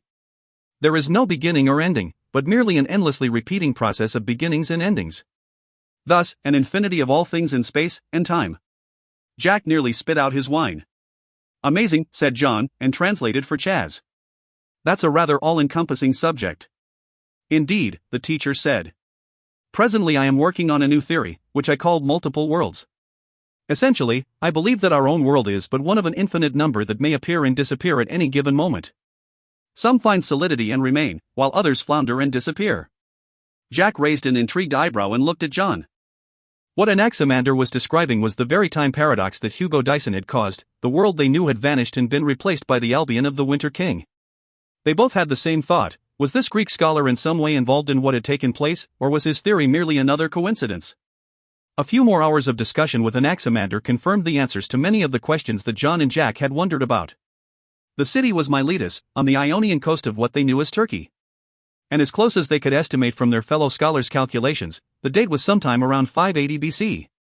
The companions held off discussing the specifics of how and when they'd come to be in Miletus until their host had excused himself to fetch some more refreshments. 2,500 years! Jack exclaimed, slumping back in his chair, and then some. What was Vern thinking? What can we possibly solve by going back this far? Remember what Bert said, John reminded him. Whatever it was that Hugo caused to happen in the past, future, well, whenever he went, was anticipated by Vern. And we know who our adversary is. I think before we can do anything about Hugo, we've got to defeat Mordred, just like the prophecy said. We already did that, Jack huffed. What if it was that defeat the prophecy referred to? John shook his head. But we didn't. Not in this timeline, remember? That would have happened after Hugo went through the door. Drat, Jack said. I keep forgetting. Anaximander came back into the courtyard accompanied by a young man who appeared to be a student of his, given the way he responded to the older man's instructions, not with abject obedience like a servant, but more deferentially than a son or nephew would have done. Come, Pythagoras, Anaximander said, indicating the low table adjacent to John. Just set the tray here. That will be fine, The boy deftly set the tray, laden as it was with bread, cheese, and grapes, on the table and then left. I see I've allowed the teacher in me to supplant the good host, Anaximander commented, moving to the center of the courtyard. You didn't come here to ask about my philosophies, you wanted to know about my student. I assumed it was because of the legend that has sprung up around the stories that have been told. What stories? Asked Jack. You are familiar with our great storyteller Homer? Anaximander asked. He of the Iliad and the Odyssey? Of course. Not long ago, the philosopher went on, a rumor began to spread throughout the land that the gods had allowed Homer to be reborn as a youth, to reawaken the Greek people's belief in wonder and mystery. From town to town and city to city, stories were being told in exchange for room and board. Stories the like of which have not been heard for centuries. Great, adventurous tales of fantastic creatures, centaurs and cyclopes, talking pigs, beautiful sirens, and many, many more. And among these tales were scattered references to the place where they all were supposed to have happened, the Archipelago. John and Jack couldn't resist the impulse to sit up straighter at this. Your reborn Homer, John said, has he actually been to the Archipelago? Better than that, if the stories are to be believed as truth, and not fabrication, Anaximander replied. They were born there. I beg your pardon, said Jack. Did you say they? Anaximander merely smiled and rose to his feet. He crossed the courtyard and disappeared through one of the doors. The companions heard a muffled exchange of voices, and a moment later the philosopher reappeared, this time accompanied by two young men. The first was not so much handsome as striking, which came across mostly through the intensity of his eyes. He was swarthy, muscular, and very, very confident. The second young man was practically identical to the first. He was only negligibly shorter, and a bit more stocky. His complexion was slightly more pale, as if he spent more time indoors than his brother. But it was evident, John realized, that these were not only brothers, but twins. Gentle scholars, said Anaximander, may I introduce my two prize students Myrdyn and Maddock? ******. Ches squinted and peered at the twins as if he'd been conked on the head and couldn't quite register what he was seeing. Two of em? He said to John. Two Mordreds? I think we just went from kettle directly into flames. John and Jack both stood to receive the visitors, but they were nearly as stunned as Chaz. Myrdyn and Maddock took each of their arms in greeting, and the companions realized that if pressed, they would not be able to say which of them had been the storyteller. It depends on the day, Anaximander said in response to their unasked question. That's what has made the rumors of Homer's return both credible and compelling. The single storyteller has at times been reported in two cities on the same night, and has on occasion held an amphitheater full of citizens in thrall for several days with no apparent pause for sleep. These miracles are only possible, of course, because the single storyteller is, in fact, two.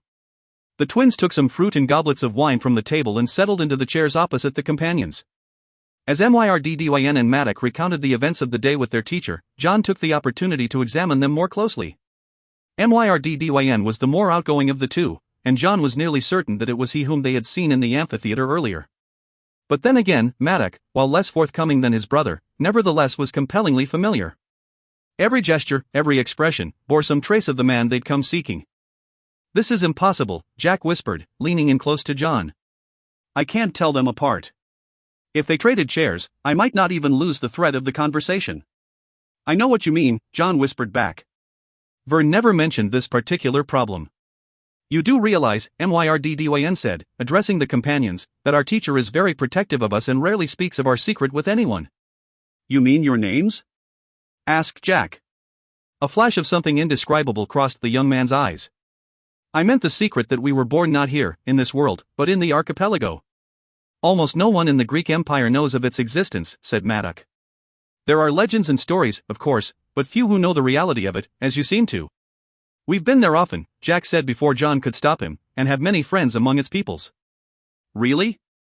Myrdydyn said, leaning forward. "Such as who?" John groaned inwardly, as did Jack, albeit a moment too late. He'd forgotten they were centuries removed from the time that they knew, and their own journeys in the archipelago of dreams. Nemo was not yet born, or Tumblr, or Cheris the Centaur, or Ordomas, John said suddenly. "We are friends of Ordomas."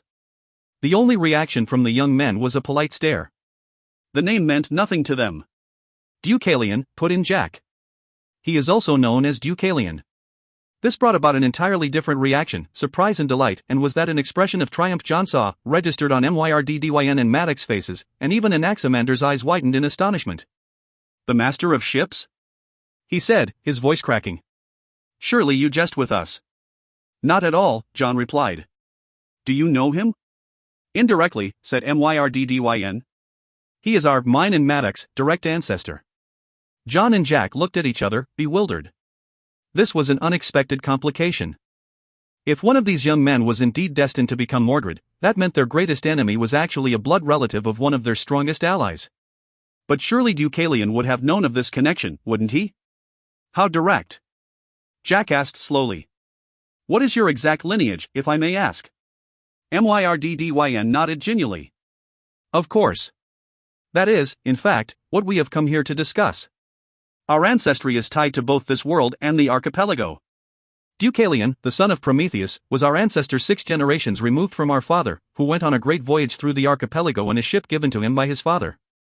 Near the end of his voyage, when all his companions had perished, his ship ran aground on an island where he spent 7 years, before finally leaving in a small craft he built in secret. He left behind the ship of his father, Laertes, our mother, Calypso, and myself and Maddock, his sons."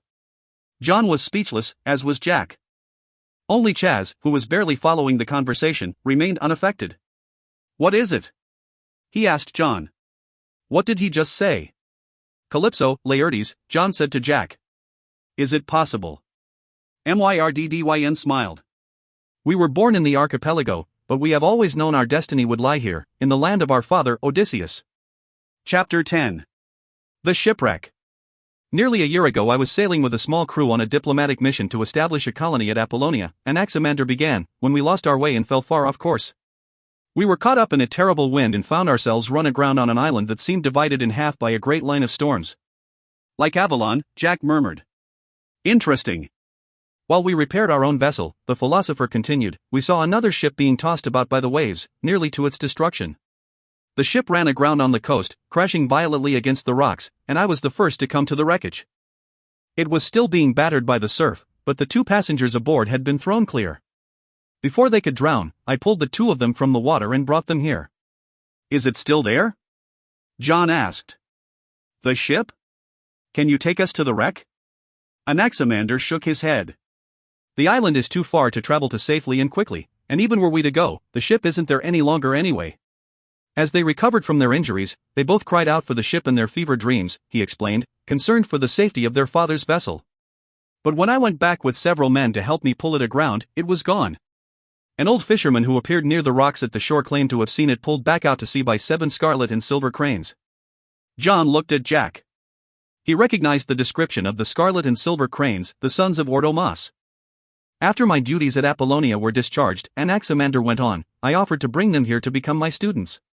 But it turned out that I became their student as well, for they have told me many extraordinary things. Things unexpected from men of such youth. And many tales of the archipelago, I'd imagine, said John. Yes. The philosopher nodded. Especially those. Why are you sharing all of this with us? Asked Jack. If you are from the archipelago, the sons of Odysseus himself even, what can we possibly tell you about it that you don't already know? Maddock leaned forward, eyes glittering. You can tell us the most important thing, he said, his face flushed and earnest. You can tell us how to go back. At once, John and Jack remembered just when they were in history. There were no dragon ships yet. Ordomas had not yet built them. His own vessel, the Great Ark, had only gotten through the frontier because it carried the flame of Prometheus, the mark of divinity. And so the only other passages between worlds, like the journey of Odysseus, and Myrdydyn and Maddox's voyage back, were achieved through pure chance. We waited a long time to be able to come here, to the land of our father, Myrdydyn said, giving his brother an oddly disapproving look, but we would like to be able to return home, to the island of our birth. And we would be willing to pay a great price to any man who might assist us in doing so. During the course of the discussion, Ches had begun to pick up enough of the language to at least follow the thread of what was being discussed, and he brightened visibly when he realized there was an exchange of value being proposed. John translated the words Ches had missed as the others waited patiently. That's an easy answer, Ches said when John was done. We should just figure out a way to get that dragon ship of yours through the portal, and let it take them where they want to go. Jack slapped his head in dismay. Ches had just blurted out several things they'd planned to keep to themselves, the ship, the portal.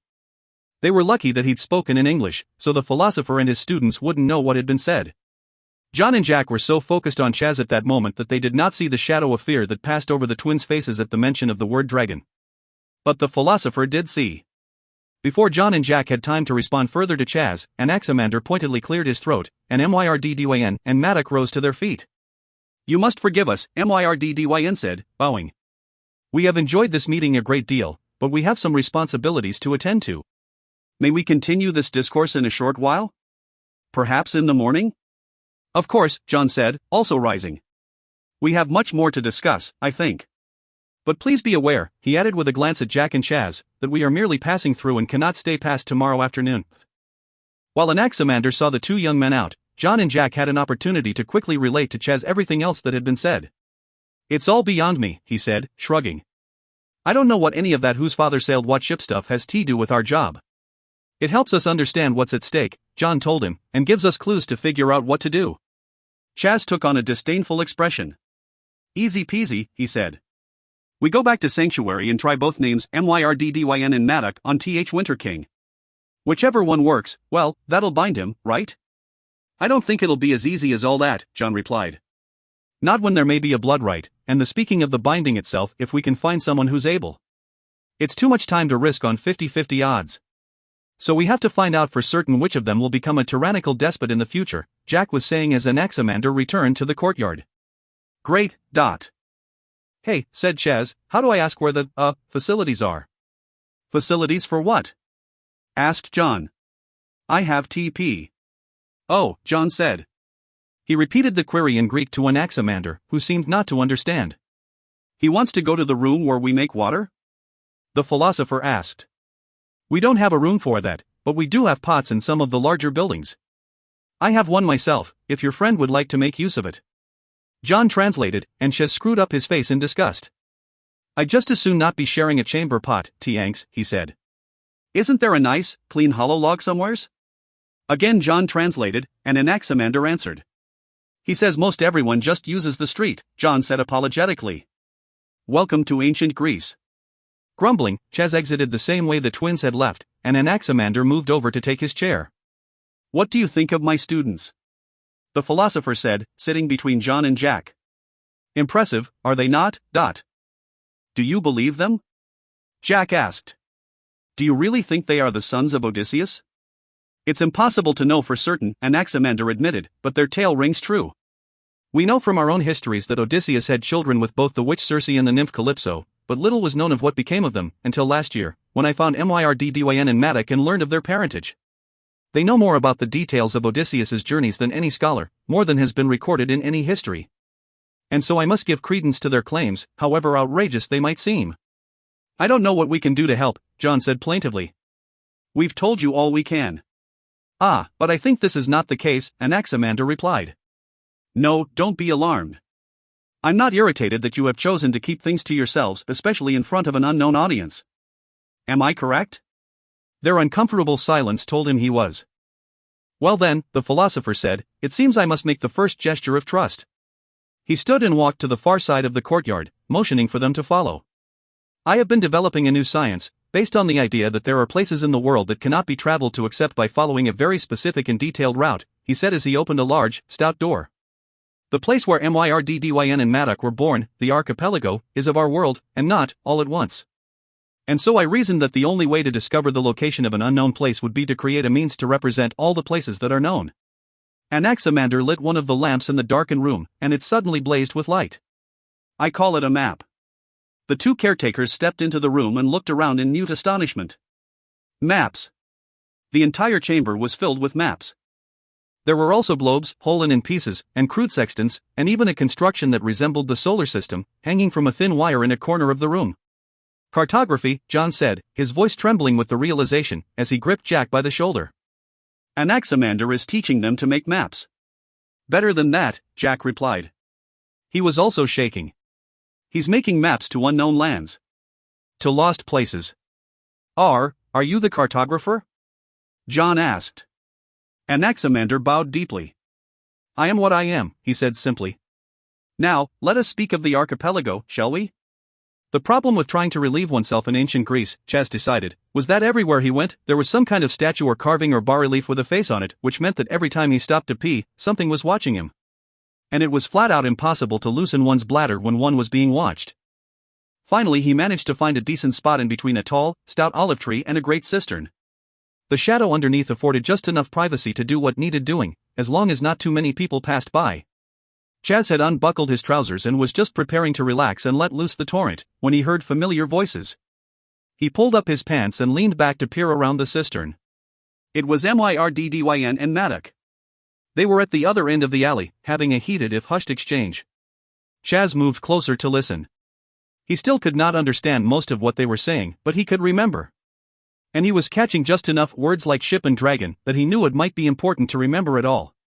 And what happens if we're found out? Madoc was saying. They claim to know Deucalion, that means they could discover the truth, that we were exiled from the archipelago. No one needs to know that. Myrddyn hissed, grabbing his twin by the collar. Least of all Anaximander. Only Deucalion, the Pandora, and the dragons themselves know what really took place before we came here. And that's the way it will stay until we can return. No, he said, finally releasing his grip on Madoc's tunic, we'll use them for whatever information we can glean, and then we'll dispose of them, as we have the others. He's already prepared the wine, as he has before. You know I'm uncomfortable with that, Myrddyn, Madoc said, his voice low. We could have trusted some of them, I think. Myrddyn shook his head. It's too great a risk, he said blithely. The knowledge of the archipelago is rare, and it must remain so. The fewer who know anything of it, or of us and our real reasons for returning, the better. Do you want to get Father's ship back or not? After a moment, Madoc nodded, still reluctant. Then together the brothers turned and walked back toward the amphitheater. When he was certain they had gone, Chaz emerged from the shadow of the cistern where he had been watching them and stood in the alleyway, breathing heavily and trying to reason out what he believed he had heard. For a long moment, Chaz considered his options, looking hard in the direction of the philosopher's house. Then, abruptly, he spun about and began walking toward the amphitheater and the plaza, and the portal back to sanctuary. Of any scholars of the ancient world who made maps, only Anaximander had conceived of one depicting the entire world. The maps he showed to John and Jack were crude by their standards, but revolutionary for the philosopher's time. And they were good enough for a beginning. Some, John suspected, might even be in the Imaginarium Geographica. Anaximander had already sussed out the fact that John and Jack were versed in the reading and function of maps, and so he proposed that they help him in indexing the ones he and the twins had already made, to see if they could add details to their growing store of knowledge about the archipelago. With unspoken reservations, and keeping their objective in mind, the two caretakers agreed, but while they worked, the same concern played out in both of their heads. To return home, Myrdyn and Maddock needed two things. First, something to guide them, the maps, which would eventually form the basis for the Imaginarium Geographica, and second, a vessel touched by divinity, as Odysseus's ship had been once, able to make the journey and traverse the frontier. They could not help with those things, but they could provide a lot of information about the archipelago itself. Too much, in fact.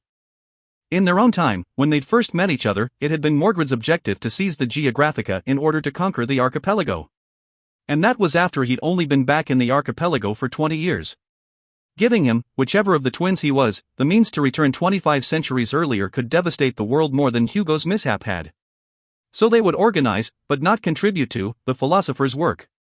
A not too casual mention by Anaximander that he was fascinated by the concept of time was enough of a prompt for John to pull out his gold pocket watch and proudly show it off. He explained the mechanism and workings of the watch, but much to Jack's amusement and Anaximander's confusion, the watch, as usual, didn't work. So it's like my gnomon, the philosopher concluded. A stationary vertical rod set on a horizontal plane. But, he added, still puzzled, what is the transparent dome for? It seems it would work better if the rods were more vertically inclined. Oh, never mind, John said, setting the watch on the table and glaring at it. It's really best as a paperweight. It's an excellent paperweight, said Anaximander. Twice as they worked, the philosopher's younger student, Pythagoras, brought food and drink. The second time, Anaximander left the companions for a moment to give more instructions to the boy. John, whispered Jack, moving around the table so Anaximander would not overhear them, Ches went out a long time ago. I don't think he's coming, B.A. I know, John whispered back, his voice bitter. I know, Jack. We still have time. Let's just do what we can here, and hope. John let the sentence trail off without finishing and resumed work on the maps. Chaz made it to within 20 feet of the portal, where he paced through the entire night. He couldn't decide whether to go through or pee, so he merely paced, and argued with himself. He had paced through the night and into morning before the pressure became too bad, and he finally was forced to relieve himself on the broad wall next to the plaza entrance. Ah, geez, Mr. Chaz, came a small voice from behind him. Do you have to do that out here, where everyone can see? What, were you raised in a barn? Startled, Chaz turned around to see who had spoken. It was Fred, tapping his foot and trying not to watch as the human splashed urine all across the wall. Fred! Chaz exclaimed, with a chagrined, half-embarrassed look. Have you been watching me pee? No, replied Fred, we've been watching you pace. We thought you must have been sent back T-stand guard. You only just started TP. Chaz looked around worriedly. It might be a strange land, but he suspected a talking badger wouldn't go unnoticed for very long. What are you doing here? Why did wife come through TH portal? The small mammal held up an hourglass. TH time limit. He exclaimed. It's almost up. You and Scholar John and Scholar Jack must return, right now. The badger was right. There was only a thin layer of sand left inside the upper globe of the hourglass. Could it really have been 24 hours already? Chaz wondered.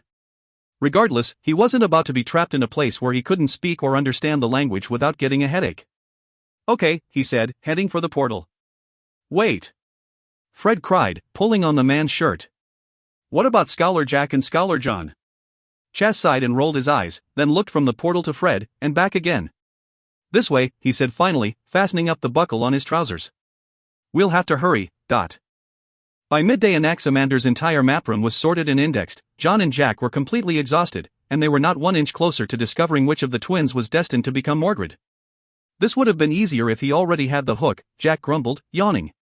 At the Ring of Power, when Artis and I were fighting Mordred, he said he was nearly as old as Ordo Moss, John said, rubbing his chin. I thought it was just bluff and bluster at the time, but the flood that took Ordo Moss to the archipelago happened at the beginning of the Bronze Age, and the timing is right for the genealogy to work. That's still almost 1,000 years earlier than we've come, Jack countered. But I suppose it isn't inconceivable that they both lived a long time, maybe centuries, in the archipelago before coming here. Before they could continue the discussion, the door burst open and Chaz and Fred rushed inside.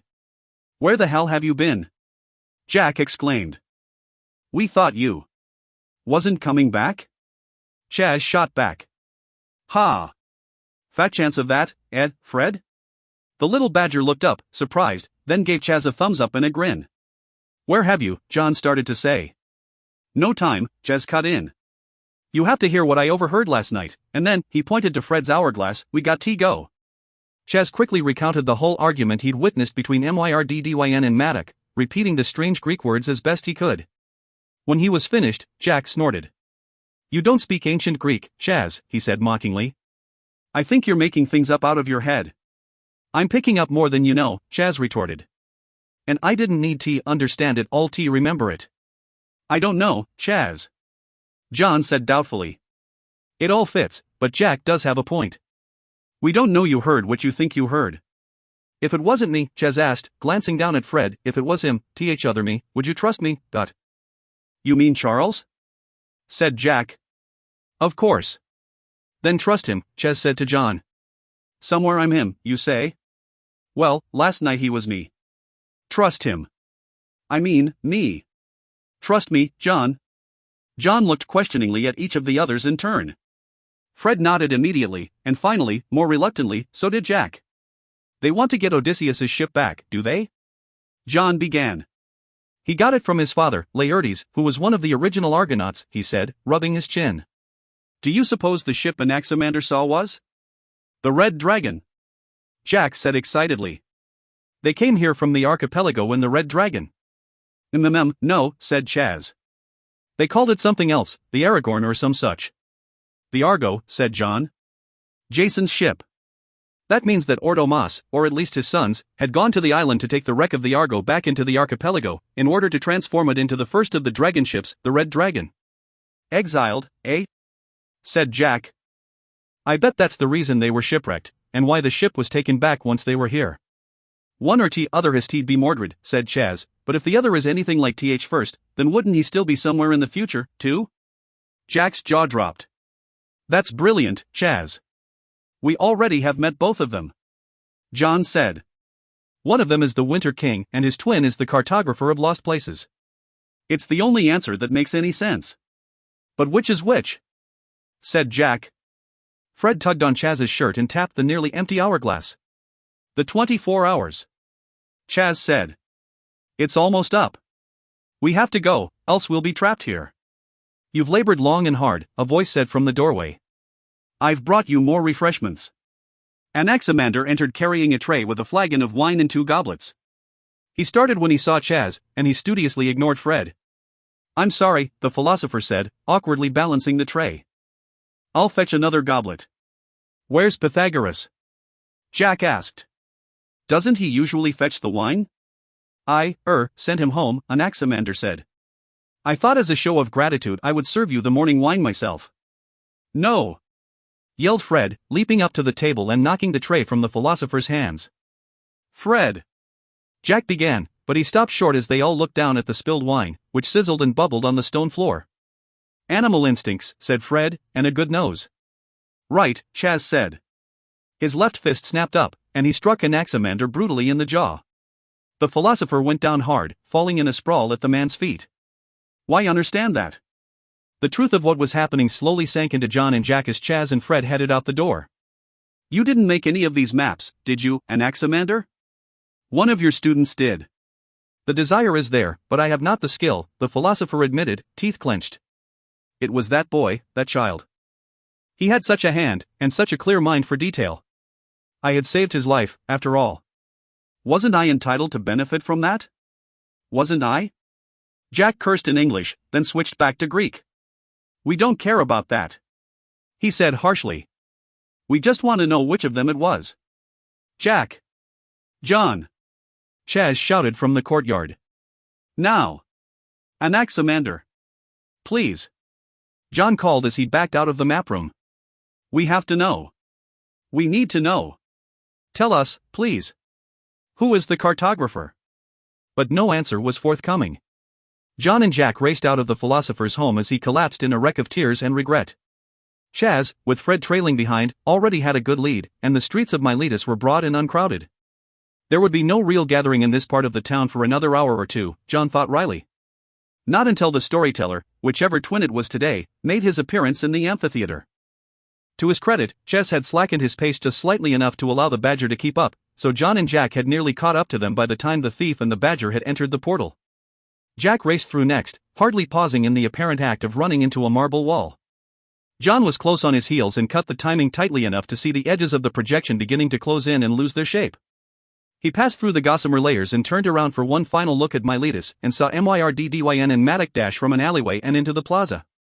In seconds, the twin sons of Odysseus had spotted the unusual nature of the wall where the companions had vanished, and they moved quickly to follow, swords drawn. But it was too late. The projection began to fade as the slide was burned dry by the incandescent bulb in the Lanterna Magica, and in a moment, the portal had closed in front of them. Ancient Greece was history. "Curse it all," said John. "I've forgotten my watch." Chapter 11. The Grail. The harsh white light of the Lanterna Magica cast deep shadows behind John, Jack, and Chaz as they stood, reeling from the chase, and realized they were once again safe in the projection room on Noble's Isle. "The giants!" Jack exclaimed, looking around in trepidation. "Are the giants still outside?" Reynard moved to him, making soothing gestures with his paws. "No need to fear. They retreated when they realized you were no longer here. But," he added, almost apologetic, "they may yet return. Were you successful in your mission?" At that, both Jack and Chaz looked at John, who took a deep breath. "Well, yes and no," he admitted. "I think we found the answer we were looking for, Mordred's true name, or at least, we've narrowed it down. But we still don't know how to use it against him." Sitting to rest, the three men took turns recounting the events of the last day to Fred and Uncas, as Reynard ordered in food and drink. Chaz hungrily tucked into the pile of cheese and bread that had been brought in by three ferrets. "Truth to tell, I'm more sleepy than anything," he said through a mouthful of food, "but this may be the best sandwich I've ever had." Reynard bowed in gratitude and began to pour a cup of wine. Chaz stopped him, covering the cup with his hand. "If it's all same to you," he said, looking at the others, "I'd just as soon stick tea, water or ale after this trip." "Agreed," said Jack, shuddering at the thought of how close he'd come to drinking the poison wine. "Thanks for the save, Fred." The little mammal would have blushed if he could. As it was, he beamed happily and chewed a crust of bread Chaz had handed him. "One thing's certain," John said. "We went into that completely unprepared. We can't do so a second time." "To be fair," said Uncas, "there were giants at the door yesterday." Chaz nodded grimly. "And they could be lurking about even now, so we'd best get prepared and decide what to do right." "Is it me?" Reynard whispered to John, "or didst his countenance change during your journey into the projection?" "His appearance?" The fox shook his head. "Countenance. His appearance beneath what we see with our eyes." Perhaps," John mused, looking at his reluctant companion. "Maybe it has, at that." "So," Uncas began, "how do we prepare you better for the next trip, other than giving you the hourglass this time around?" "Yes," said John. "You saved us there, too, it seems. As to being better prepared, I don't think there is anything further that we can do. We simply don't have enough information to work with." "Maybe we do," Jack said, a look of excitement on his face. "Remember? The warning. The warning in the book that was sent to Charles." John swore under his breath. "I'd completely forgotten about it," he admitted, "not that it would have done us any good where Vern sent us." "What do you mean?" asked Jack. "Why not? At its earliest, the representation of the Grail wouldn't have had any meaning at all until a few decades after the crucifixion of Christ. And we already know that Hugo was sent back several centuries later than that. So I don't see how his warning is relevant to Vern's mission." "But it is relevant, don't you see, John?" Jack exclaimed. "Hugo gave us the answer in his message. It's the cartographer. Mordred's twin. His own brother would be capable of the binding." John's brow furrowed in concentration as he considered Jack's idea. It might in fact be possible. He was unclear as to the rules that regulated the power behind the summonings and the bindings, except that they had to be spoken by someone of royal birth. Artus was able to do it, as had Arthur, generations before him. Avon's son, Stephen, could have done it as well. And they already knew Mordred was capable of doing a binding, so the same might be true of his brother. "We know the cartographer's existence predates Arthur's rule," John reasoned, "and we'd already suspected that Mordred did too. And remember, back on Terminus, Mordred did say that he and Artus shared the same blood. So somehow the authority to speak bindings and summonings comes from somewhere beyond even Mordred." "Fair enough," said Jack. "That means his twin and the cartographer would possess the same ability. Hugo's note mentioned the cartographer, and Vern told us we needed to discover Mordred's true name in order to defeat him. We can't do that here," he said, waving his arms to indicate Albion as a whole. "There are no other kings able to do to him what he can do to us. And I don't think the authority of the caretakers can overpower the authority of the king." Meb, that's what this Vern meant FRST do, said Chaz, who was sitting against the wall, dozing, but still listening. Meb, it's up TST turn one of the brothers against the other. That's what it comes down to, doesn't it? Jack asked. We have to convince whichever one is the cartographer that his brother will eventually turn rotten, and that the only way to prevent it is to bind him. But for how long? Wondered John. Binding can't really be permanent, unless. Only Chaz and Reynard didn't understand John's unspoken thought, which the others knew as part of their own history. The only way to defeat the Winter King was to kill him. And even that had proven to be problematic. You're still forgetting one thing, said Chaz. He ain't the cartographer yet.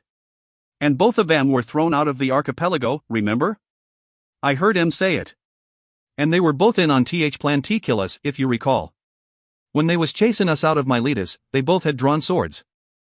That says poison to me. Both of them. They be poison. Isn't the cartographer your friend? Asked Uncas. Back where we came from? John shook his head slowly. I don't think the cartographer is anyone's friend, to be honest, he said. We went to him when we had to, and no more. And he gave us what he needed to, and no more. It wasn't so much a friendship as it was cooperation between interested parties. Isn't that what you're seeking now? Asked Reynard, who had been listening from the back of the room all the while. Not his friendship, but his cooperation? Yes, Jack replied, but we have less to argue with here. Back in our world, he was a virtual prisoner, locked in the Keep of Time, behind the door that bore the mark of the king. Mordred's mark? Asked Chaz. Arthur's mark, said Jack. Different king, but the cartographer was just as trapped. What for? Asked Chaz. What did he do to piss someone off? John shrugged. No one's ever said. I'm not sure if anyone really knows. None of the histories ever mentioned it, that's for certain. Mayhap we should consult Little Watset, offered Uncas. There be lots of unique knowledge there that even some scholars may not know. Thank you, Uncas, John said gently, but this is bigger than just healing blisters or making magic darts. He sat in the chair next to the badger and looked at the projector. I wonder if we shouldn't turn it on and have a look at the next slide? That way we can equip ourselves ahead of time for wherever and whenever it lands us.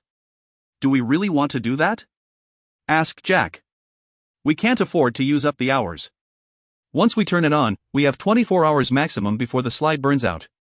And we're going to need every second to convince the cartographer to join us against his brother. You're probably right, said John. We became acclimated pretty quickly in Miletus, and Chaz was useful in helping us blend in. Perhaps this really will just be a leap of faith. John's sentiment was punctuated by a loud boom from outside and a faint tremor which shook the room. Oh, no, Jack groaned, slapping his forehead. Here we go again. Wait, Reynard said, rushing from the room. Let me see for certain. Any doubt they felt as to what had made the noise was dispelled a moment later when the voice of the giant filtered through the walls of the building. Jack, it said, menacing and persuasive all at once, Jack, we have a present for you. There was a crashing somewhere outside the house, and a cacophony of animal noises, then silence. They're being a bit more restrained than the last time, John observed. That can't be good. Chaz agreed. They's up T-Summit, for sure. A moment later the fox re-entered the room. I have good news, and bad news, and worse news, Reynard announced. He was trembling. Whatever had just transpired outside had rattled the fox to his core. What's the good news? Jack said. The giants will honor the king's covenant with the children of the earth, Reynard answered. They will not cross our boundary and step onto sanctuary. Excellent! Jack exclaimed. We'll be safe here, then. Trapped, why mean, Chaz said glumly. He looked at the fox. They ain't going anywhere, is they? Reynard shook his head. They are at the 4 points of the compass, one each at north, south, east, and west. They will not permit you and your fellows, or indeed, anyone else to leave sanctuary while you are here. I'm guessing that's the bad news, then, said John. Should we dare ask what the worst news is? Reynard leaned back and motioned for the large jackrabbit that waited in the hall to come into the projection room. The animal was carrying a small burlap sack, tied with a ribbon and bearing a card. The rabbit set the bag on one of the chairs, then hopped quickly away. John stepped forward and looked at the card. It read simply, to complete the set. He frowned and undid the tie on the bag, which dropped open. The badgers gasped and turned away, and Jack covered his eyes with his hands. Chaz reacted even more strongly, cursing and clenching his fists in anger. As for John, he simply closed his eyes and murmured a hasty prayer before readying the bag that held his old mentor's head and setting it reverently in one corner of the room. John turned to Reynard, wiping his eyes with the back of his hand. "There's no more time to waste," he said as boldly as he could manage. "Let's see the second slide." Asterisk asterisk asterisk.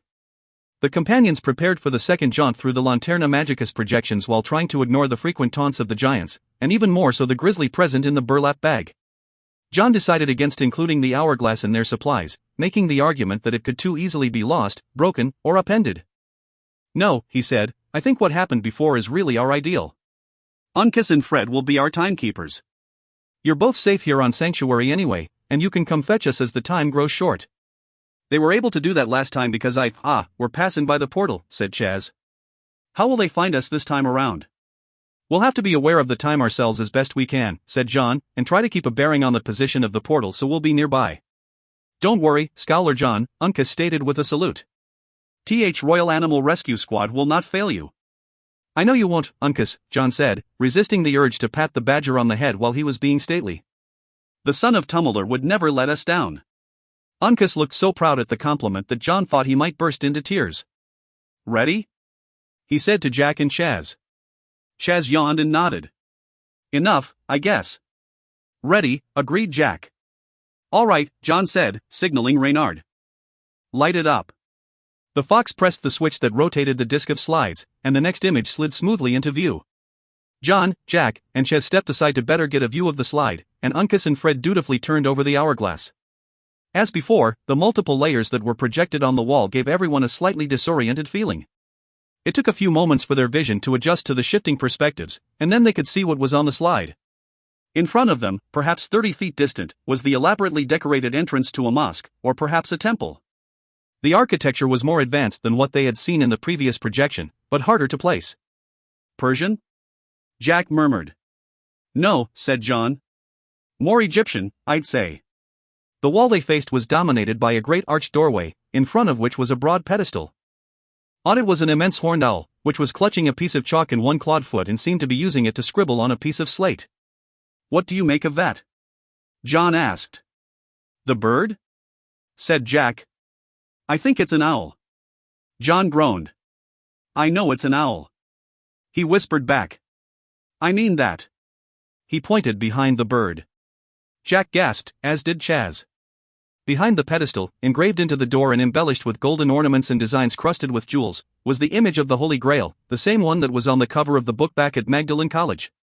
"So we're definitely into Anno Domini," Jack said. "Past the time of Christ." "Or within it," said John, as a man, absorbed in whatever work he was attending to, passed by the scene in front of them. He wore sandals and a simple robe with a sash. "I can't tell from the attire." "First century? Second, maybe? We'll have to suss it out for certain once we've crossed over." "Good enough," said Jack. "Who wants to go first?" "Don't look at me," said Chaz. "You two are the scholars." "It doesn't need to be a debate," John said.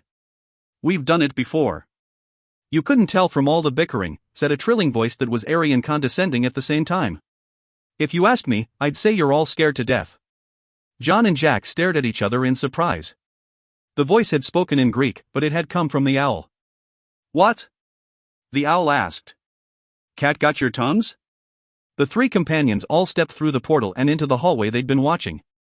If they were going to converse with a giant bird, John figured it would be less conspicuous to do so in person than to risk anyone seeing the owl verbally upbraiding a blank wall. "Not scared," Jack said in response to the owl's comment. "Just cautious." "Caution, FFT," the owl scoffed. "That's not really the attitude to have if you want to take over the world, now, is it?" "Why would I want to take over the world?" asked Jack. "Why else would you come to Alexandria?" The owl replied. "All the fashionable would-be world conquerors do." Alexandria. So, John realized, they were in Egypt, but at the edge of the influence of the Greek world. And certainly later than the common era they'd been to in the other projection. "It's simpler than that," Chaz said in surprisingly passable Greek. "We just need to find someone." Said the owl, obviously losing interest. "And what is this someone's name?" "We're not really sure," Jack admitted. "That would make it harder, wouldn't it?" The owl replied with no trace of sympathy. "What's your name?" Chaz asked. The owl preened. Apparently he wasn't asked his name very often. Archimedes, he replied. A pleasure, I'm sure. Archimedes? Like the mathematician? Asked John. The owl hopped up and down in irritation. Why does everyone ask me that? Why does no one ever think that a bird can't also be a mathematician? Sorry, said John. I didn't mean to offend. The owl scowled. Pythagoras should have built me as an eagle instead of an owl. No one ever questions an eagle. A clockwork owl? Jack whispered. Intriguing. What are you working on, Archie? Asked Chaz, looking at the slate. Looks complicated. Any irritation the owl might have felt at being called Archie was set aside by the chance to discuss the notations on the tablet. It's a math problem, he said, giving John a poisonous look, for the trials. You know about the trials, do you not? We're strangers here, John began, before Archimedes cut him off with a disgusted noise. I know you're strangers here, the bird said. I just watched you walk through a wall. Locals don't really do that much. And you aren't here as conquerors, or if you are, you're the most ill-prepared conquerors I've ever seen. We're not conquerors, Jack confirmed. You're the funny one in the group, aren't you? Asked the bird. It depends on the day, said Jack. People come here for only two reasons, Archimedes continued, to start an insurrection to try to unite the world, or to prepare for the trials. Trials for what? Asked John. To become caretakers, of course. Caretakers? Of the Imaginarium Geographica? The what? No, the bird replied, exasperated. Of the Sangreal. The Holy Grail? The bird glared at him. Why do you repeat everything I say? You must be the stupid one of the group. Which isn't saying much, is it? Yes, Archimedes said as he went back to his equations. The trials are to test those who would become caretakers of the Holy Grail. Chapter 12. Imaginary Geographies. The three companions retreated a few feet away to confer privately, while the owl went back to its figures and calculations. That seals it, whispered Jack. It's no coincidence we came here now. The Grail has to figure into our mission to find MyrdDyn in Madoc.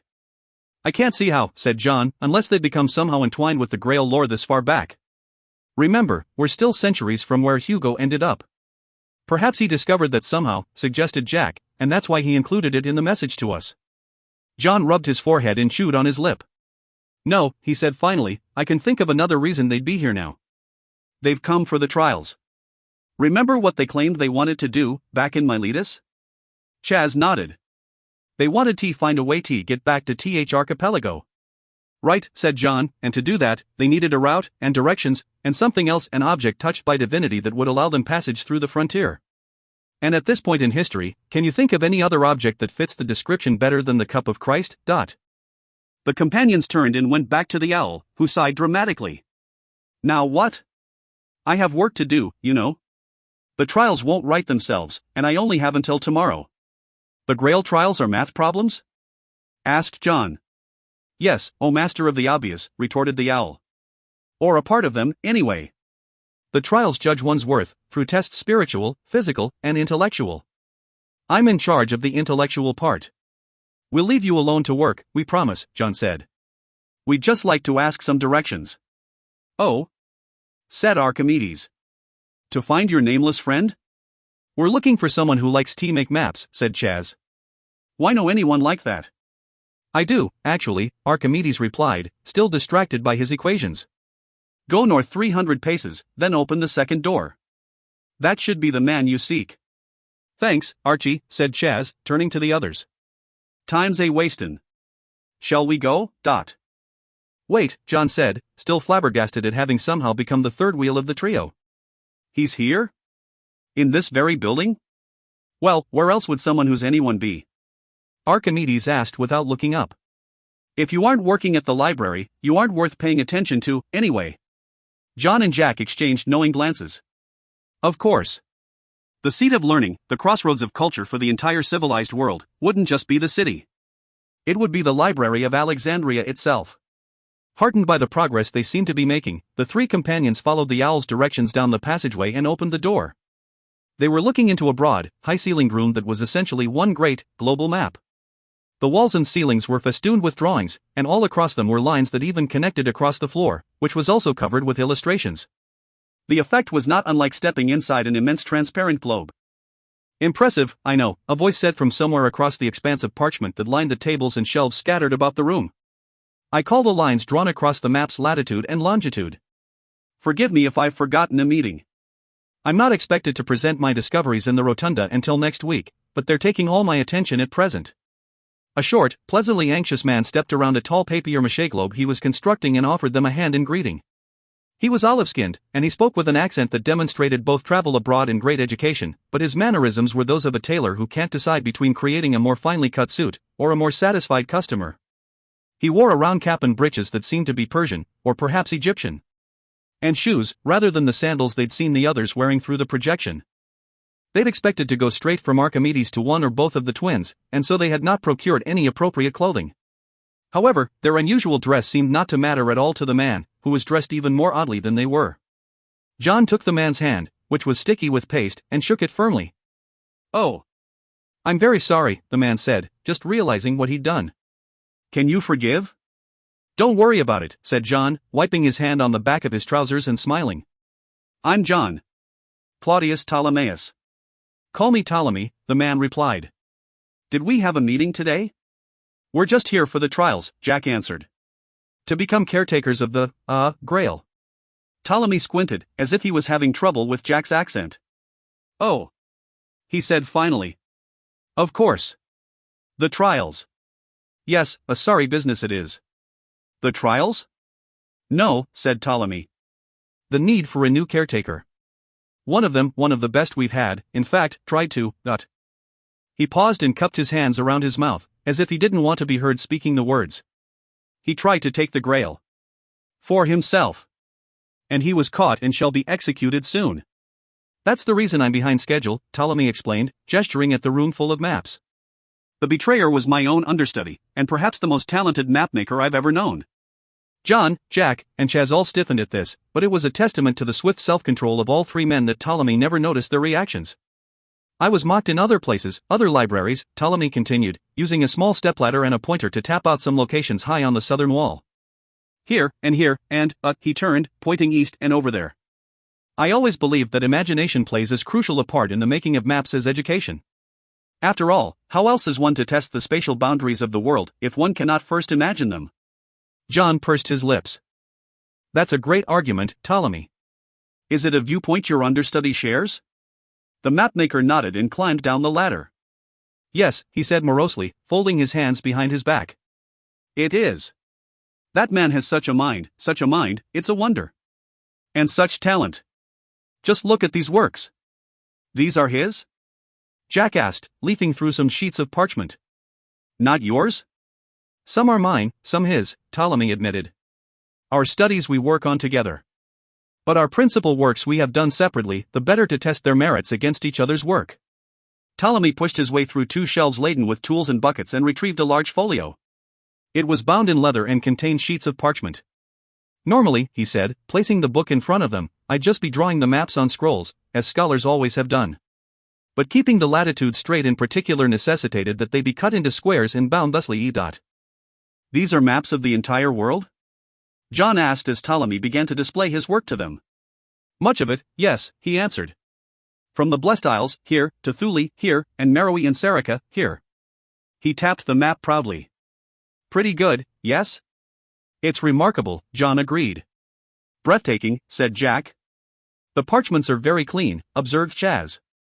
"I'd worked out most of latitude myself," said Ptolemy, indicating the horizontal lines drawn across the maps. "But longitude," he added, noting the vertical lines, "didn't really come together until my understudy arrived. He showed me ways to use some underlying cartological principles that haven't been used since the philosopher Anaximander's time to clarify my own measurements." "You'd be surprised at how clearly he could articulate them." "I'll bet," John said dryly. "I just wish he'd been cleverer," said Ptolemy. "If not too clever to steal, at least too clever to be caught." "Why is that?" asked Jack. Ptolemy closed the book and dusted off the cover. "We finished my Geographica," he said sadly, "but we'll never have the chance to finish his. He put his book on a wide shelf and removed a second one, which was similar in size and shape but vastly more familiar to John and Jack even in its much earlier state. He calls it his Imaginary Geography, Ptolemy said. It contains maps to places that no one has seen, and now, he added with a sigh, perhaps no one ever will. The Imaginarium Geographica, the earliest version of it at least, was right there in front of them. It was all John could do not to grab the book and start hugging it. "I'm happy to see it too," Jack whispered, having noted the flare of joy in his friend's eyes, "but remember, this is not our Geographica." "Not yet." Jack was right. As Ptolemy paged through the scant few completed maps, some were familiar, others not so much. Some of the islands of the underneath were there, Aiaia and Lixus, and the island of Wandering Rocks. A few were unmarked, but several others bore annotations. "An addition of my own," Ptolemy said proudly. "I felt it was essential to know something more about the lands in a Geographica than just how to get there." "We appreciate that a lot," said John. "More than you can know." Chaz scratched his head. "How'd you annotate a map to an imaginary place?" "Just the idea was mine, not the writing itself," Ptolemy said. "But even so, how could you go wrong writing a description of an imaginary land? All that would matter is whether or not you believed in it yourself." "Ptolemy," John said, "we need to see your understudy." "Can you take us to see him?" "Oh, I'm sorry," the mapmaker said. "He's already condemned and in his cell, awaiting execution." "I couldn't." "Please," John implored. "It's important." "Well, if I were to help," Ptolemy began, tapping at his chin. "How might I benefit by it?" Jack answered, turning to Ptolemy with a determined look on his face. "If we give you something of great value, will you help us?" Ptolemy folded his arms. "What are you offering?" "What if I can show you a new land that really exists, but that no one knows about yet?" Ptolemy's arms dropped to his sides. "A new land? A real one?" In reply, Jack took a stylus from a table, then grabbed a fresh sheet of parchment from a nearby stack and began to sketch. A couple of times he stood back, appraising, then kept working. Once John realized what Jack was doing, he picked up another stylus and began to add topographical details, and even a fish or three swimming in the water. When they had finished, Jack handed the sheet to Ptolemy. "There. What do you think of that?" "Amazing!" Ptolemy exclaimed. "Where is it?" Jack pointed to John's notations. "Here, it lies far south of Sini. We call it Australia. You'll have to wait until dark," Ptolemy explained as he traced out the route the companions needed to follow. "There will be guards attending to him through the evening, but you should be able to sneak past if you use the corridors I've marked." "You don't plan to kill anyone, do you?" John was aghast. "Of course not." Ptolemy took this with aplomb. "Oh, I wouldn't take issue if you really needed to. I just want to know if I have to plan ahead for anyone's replacement." "Why would that be your worry?" asked Chaz. "Are you some sort of supervisor here at the library?" "Actually," Ptolemy whispered, again with the hand cupped to his mouth, "I'm the king of Alexandria." Chaz started to ask the obvious question, why did they have to resort to sneaking and subterfuge to see the prisoner, if Ptolemy was in a position to simply order it? John quickly looked at the others with a slight head shake. If Ptolemy was speaking the truth, he could be helpful, but if he was just a crazy geographer, engaging him more fully in their quest could just complicate things. Jack rolled his eyes. "Okay," he said to Ptolemy. "We appreciate your help." The three companions shook hands with the geographer king and started tracing the labyrinthine path he'd marked for them, which wound through the warren of rooms. They moved from corridor to corridor, each one taking them to progressively larger rooms, most of which were filled with racks and shelves laden with scrolls. It was more than tempting for John and Jack to reach out every so often to touch one of the scrolls. "Why so delicate?" Chaz asked. "Paper don't break." "You wouldn't understand," John replied, still eyeing a set of scrolls that bore Egyptian seals as they passed to the next room. "This library, and everything in it, represents a collection of knowledge more complete than the world will ever see again. It's tempting to just stay and read. To men like us, this is holy ground." "Right," said Chaz, who was clearly unimpressed. "If it was so great, what happened to it?" "The usual," said Jack. "Catastrophe, followed by a couple thousand years of regret." In the adjacent structure they found the cluster of rooms where Ptolemy said his understudy was being held. The hall was lined with identical doors set into stone. "Which one?" Jack asked. "They're all the same. It'll take all night." "That one," Chaz said, pointing. "It's the only one with a guard." Without further discussion, he slipped around to the next corridor and disappeared. A moment later, a second guard stopped in front of the cell door and spoke briefly to the first, who got up and began to walk directly to John and Jack's place of concealment. The other went back the way he had come. The first guard didn't even have time to call out before John clocked him hard on the chin. The guard fell and slumped against the wall, and Jack grabbed him under the arms and dragged him to a less conspicuous spot. Just then, Chaz appeared at the other end of the corridor and trotted to them. "What happened to the other guard?" John whispered. "I thought there were two." "There were," Chaz whispered back, "but he couldn't handle his wine." "You got him drunk? That fast?" "Nah," said Chaz, pointing to his forehead. "Hit him with th bottle." Jack came back just in time to overhear them. "You know, Chaz," he said, only half joking, "for a thief and a traitor, you've turned out to be really useful." "I resemble that remark," said Chaz. "Fair enough," Jack declared. "I got the keys from the guard. Let's go see who we find." Jack fumbled a bit with the keys, so Chaz offered to try. The third key he put into the lock worked, and the door swung open with a gentle push. The cell beyond was rectangular and made entirely of stone. There was a small window on the far wall, but it was blocked by wooden beams just outside. John saw at once that this room had never been intended for use as a cell at all. It had to have been a storeroom of some kind, only recently converted to hold a prisoner. Even so, it was a cell in name only, and distinguishable from other rooms at the library solely because of the lock on the door and the guards in front of it. There was a solitary desk and a chair, but the only light came from a small oil lamp that hung near the door, and a second positioned over the desk.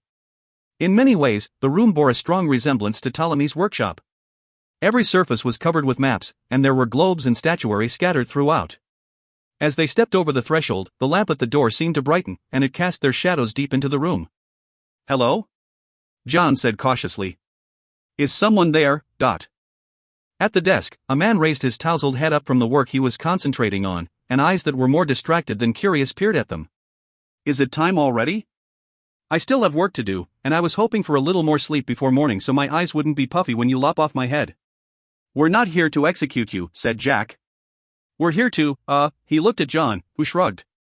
"What were they here to do? Rescue him?" "We've got a couple of questions," said Chaz. "If you please." The man at the desk perked up. "3 visitors, and 3 voices I haven't heard in oh so long," he said, standing and straightening his clothes. "You've picked a good time to visit. Another day and I'd have been unable to answer." "So we heard," said Jack. "My sympathy would be greater if you hadn't tried to poison us, then chase us with a sword the last time we met." "Last time, or first?" came the reply. "Not that I really care, mind you. For what it's worth, I do regret trying to poison you. It was a different time then, and I was a different man. What are your questions?" As he said this, he stepped farther into the lamplight. He hadn't aged much but was perhaps shorter, as if gravity had noticed him more than before. Still, they couldn't quite tell if he was Myrdyn or Maddock. John suddenly realized that the answer to one question was literally right in front of them. This was Ptolemy's understudy. Whichever of the twins this was would be the cartographer. "What's your name?" asked Chaz. The man's smile was warm, but slightly weary also. "I've had many names, but at present I am called Meridian." John's mouth twitched imperceptibly, as he tried not to sigh in relief. Meridian was the name of a line of longitude. This was the cartographer. "What brought you here?" asked Jack.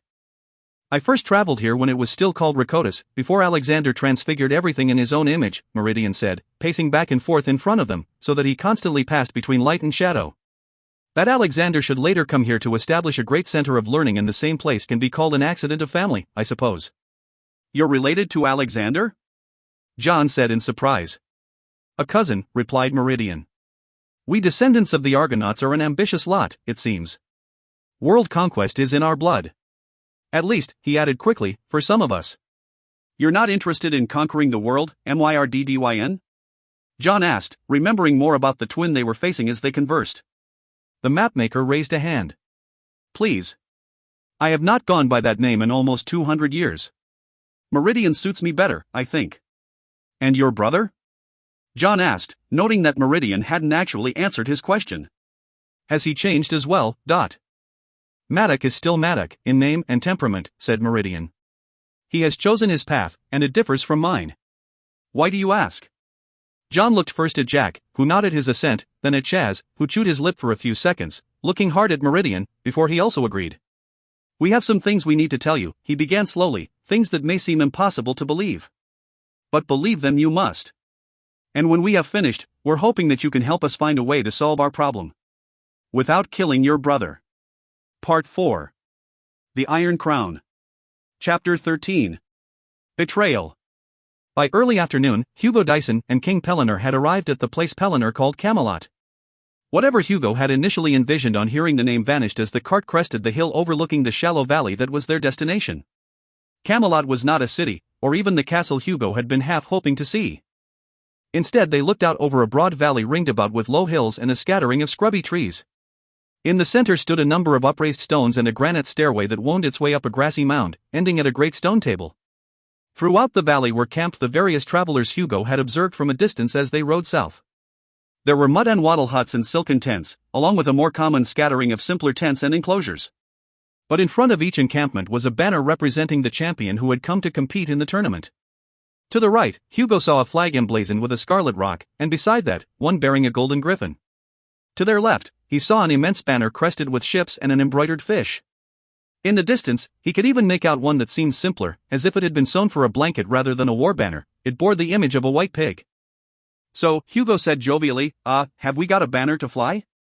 Pellinor raised an eyebrow at him, then lifted his foot and booted Hugo out of the cart. The scholar rolled clumsily for a moment before righting himself, spitting and brushing dirt off his clothes. I say, Hugo said indignantly. What's that all about? Pellinor shrugged and tossed the crumpled photograph at him. I was asked to pick you up and then deliver you here. I've done that, done. And now I've my own business to attend to. Without another word, Pellinor clicked his tongue at the old horse and wheeled it around. In minutes he'd disappeared amongst the other carts and horses and tents filling the small valley. Hugo blinked a few times, then began to assess his situation through clear eyes for the first time. This was no joke, no illusion.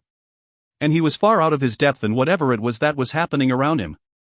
As if to compound his concern, a knight dressed in armor and a green-gold tunic noticed him sitting on the hillside and began walking directly toward him. The knight stopped, towering over the scholar, who was growing more anxiety-ridden by the second. You look as out of place as I feel, he whispered to Hugo in perfect, unaccented American English. And that's saying a lot. WHWH what? Hugo stammered. This was unexpected, even after the ride with Pellinor. Hank Morgan, the knight said, removing his helmet. Pleased to meet you. Are you here to fight in the tournament? Asked Hugo, eyeing the dress and armor. Whatever this tournament is supposed to be? I'm here as a watcher only, Hank replied. I'm to observe and record, but never interfere. And who are you watching for? Hugo asked. Hank blinked in surprise. Weren't you sent here to watch too? He asked. By the caretakers? Hugo brightened, slightly relieved. This might be a friend. No, I wasn't, he said, proffering his hand. Hugo Dyson, newly itinerant friend of the caretakers. I'm here by accident, I'm afraid. Hank's eyes narrowed at this. By accident? He said, repeating Hugo's words as they shook hands. By accident, how is that possible? I thought I was the only one that had happened to. Usually these jaunts into 0 points are too well planned for someone to come by accident. Hank turned away from Hugo, muttering and grumbling under his breath. He removed the heavy gauntlets he'd been wearing and pulled a small, leather-bound notebook out of his tunic. He flipped through the pages, occasionally making a notation with a stub of a pencil, and less occasionally, glancing back at Hugo with a half-hearted smile. Finally Hank finished checking whatever he'd needed to find in the notebook and pulled a silver pocket watch out of a pocket sewn into his sleeve. If you'll excuse me, he said to Hugo, I need to let someone know about you, post-haste. You see, I don't think you're supposed to be here at all. Hugo swallowed hard. I keep getting the same feeling, Mr. Morgan, the same feeling exactly. The problem is, I can't decide if I'm in someplace strange, or if this is a joke of some sort, or if I'm only in a dream. Hank laughed and clapped him on the back. I know just how you feel. The first time I went out, I'd been conked in the noggin by a fellow called Hercules in a factory back in Hartford.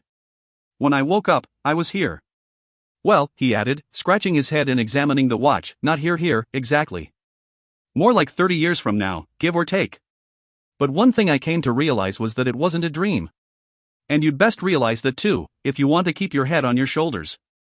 Hugo gulped hard again and fingered his collar. Hank smiled drolly. I'm only half joking, he said, but I'll do my best to see you're taken care of until we're done here, and then we'll see about getting you back when you belong." "Where I belong, you mean?" said Hugo. Hank frowned. "You really don't know what's going on, do you?" he asked rhetorically. "When do you think you are?" "It's the 20th of September, 1931, Hugo replied. Hank didn't reply to this but squinted at the silver watch and turned two of the dials set in its side. The watch began to chime, then buzzed harshly. He tapped it on his armor, then shook it. "Drat machine," he complained. "Something's off. I don't think I can get a message to anyone much earlier than about a decade and a half before your prime time, but that ought to give them sufficient notice to set things aright before you leave." He said all this as if it would mean something to Hugo, then realized that the scholar hadn't comprehended a word of it. "Never mind," Hank said with a wave. "Just wait here and try to stay out of everyone's way. I'll send the message for you and see if the Frenchman can help somehow, and then I have to finish my report for Sam. And I can't do either out in the open." With that, he began to stride off, leaving the hapless Hugo sitting in the grass, holding his helmet and gauntlets. "But wait," Hugo called. "Who's Sam?" "The man who sent me here to begin with," Hank answered over his shoulder without turning around. "Samuel Clemens, the caretaker Principia of the Imaginarium Geographica." John and Jack took turns telling Meridian why they had come to Alexandria, with occasional contributions from Chaz. He seemed to have thoroughly mastered Greek far more quickly than they had thought possible, but however he'd done it, they were grateful. He had a keener sense than they did of which topics should be avoided and when, cutting in if he suspected they were saying too much. The two caretakers might have set aside the poisoning attempt in Miletus, but Chaz had not. And they didn't have Fred around to sniff out a second try. When they had finished, Meridian sat at the table, thinking. A minute passed. Then another. Then 5 more. "If all you have said is true," Meridian finally said, measuring out his words carefully, "then I have been working in error for my entire life." "What error?" asked John. "Trying to steal the Grail?" "That would only be the least, and most recent, of my mistakes," Meridian replied, "if it had in fact been I who deigned to take it." "You didn't try to steal the Grail?"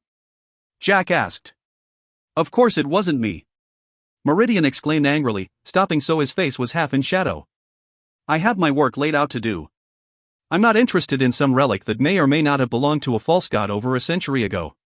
Why would I risk so much, especially with my position here at the library, to gain so little, but historically speaking, it's worth a great deal to many, many people," John said in answer. "Even now, you can see how it's regarded. This entire institution has been retooled to its service. And we in fact do believe it has value to you because we know you still want to return to the archipelago." "What does that have to do with the Grail?"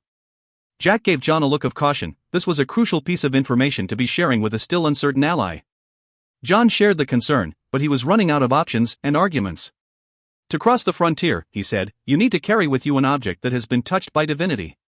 For this reason alone, I think you would desire the Grail." Meridian narrowed his eyes, then snorted disdainfully. "Divinity? Hardly. I was 1,000 years old before he was even born, and his mother was never touched by any of the gods I know. The fact that his story has become a myth believed by many people doesn't make anything he touched divine." "It might if it's a true myth," John countered. "Ordomos crossed the frontier because he carried the flame of Prometheus, but most scholars would agree that Prometheus was only a myth." Meridian's eyes flared at the mention of Prometheus, or so it seemed. He smiled patiently, as if he were explaining a lesson to a slow student. "Most scholars aren't descended from him," he retorted, "and if you want to believe in a new, modern god, that's your business, not mine." "I don't, really," said Jack. "I believe in a god, but not necessarily in the Christ myth any more than I believe in Prometheus." "And yet," Meridian continued, "you have crossed the frontier yourselves, have you not? So you must believe in something." That was an issue Jack wasn't prepared to tackle. And neither was John. Chaz broke the moment with another question. "Maybe you don't believe," he said pointedly, "but what if your brother does?" "Yes," Meridian replied. "That would seem like a reason for his actions, to one such as yourselves. But it would not have been mine, even if it was Maddox. But he could not have meant to use the Grail in the way that you suggest, to cross back to the archipelago." "Why not?" "Simple," Meridian replied. "We never knew that's how it was done." John and Jack both groaned inwardly. This might be the cartographer, but it was a gamble telling him as much as they had. The problem was, the stakes were still unknown. Meridian smiled. "Don't worry. I reconciled myself to being here in Odysseus's world a long time ago. If no, when I do return to the archipelago, it shall be in the proper time, after the proper order of things. One more question, said Chaz, who had clearly taken the lead in the discussion. Why were you and Maddock exiled from the archipelago? Meridian started, and actually put out a hand to steady himself against the desk. This was not a question he had anticipated, and it seemed to rattle him deeply. We made a mistake, he finally said, clearing his throat. We tried to become more than we were, to become great, but we wanted to take a shortcut. We tried to open a door that was not meant to be opened, and we were caught and punished. And that's all I can say. I shall not speak of it again. Chaz looked at the others. All three were making their choice whether to trust this man before them or not. There was no way to be sure that they could. The only thing they could be certain of was that they needed to stop his twin. That was their first priority, above all. We wanted to know for sure it was you we were dealing with before we liberated you, John said. No offense intended. But we had to know you were the man we could trust. And how do you know I am? Argued Meridian. We've met twice now, skipping over centuries, and for less than a day each time. And, as you pointed out, I tried to have an Axamander poison you in Miletus. So why trust me now? His face was an open book. This was no subversion, John realized. Meridian really wanted to know. We trust you, John said, because we know the man that you will one day become. Not as friends, really, but not as adversaries. And one of the reasons we're here now, the main reason, really, is that we were told by someone we do believe in that the future's sake depends on the cartographer. So we will trust in that. And in you. Meridian stepped between John and Jack, past Chaz, and into the empty corridor.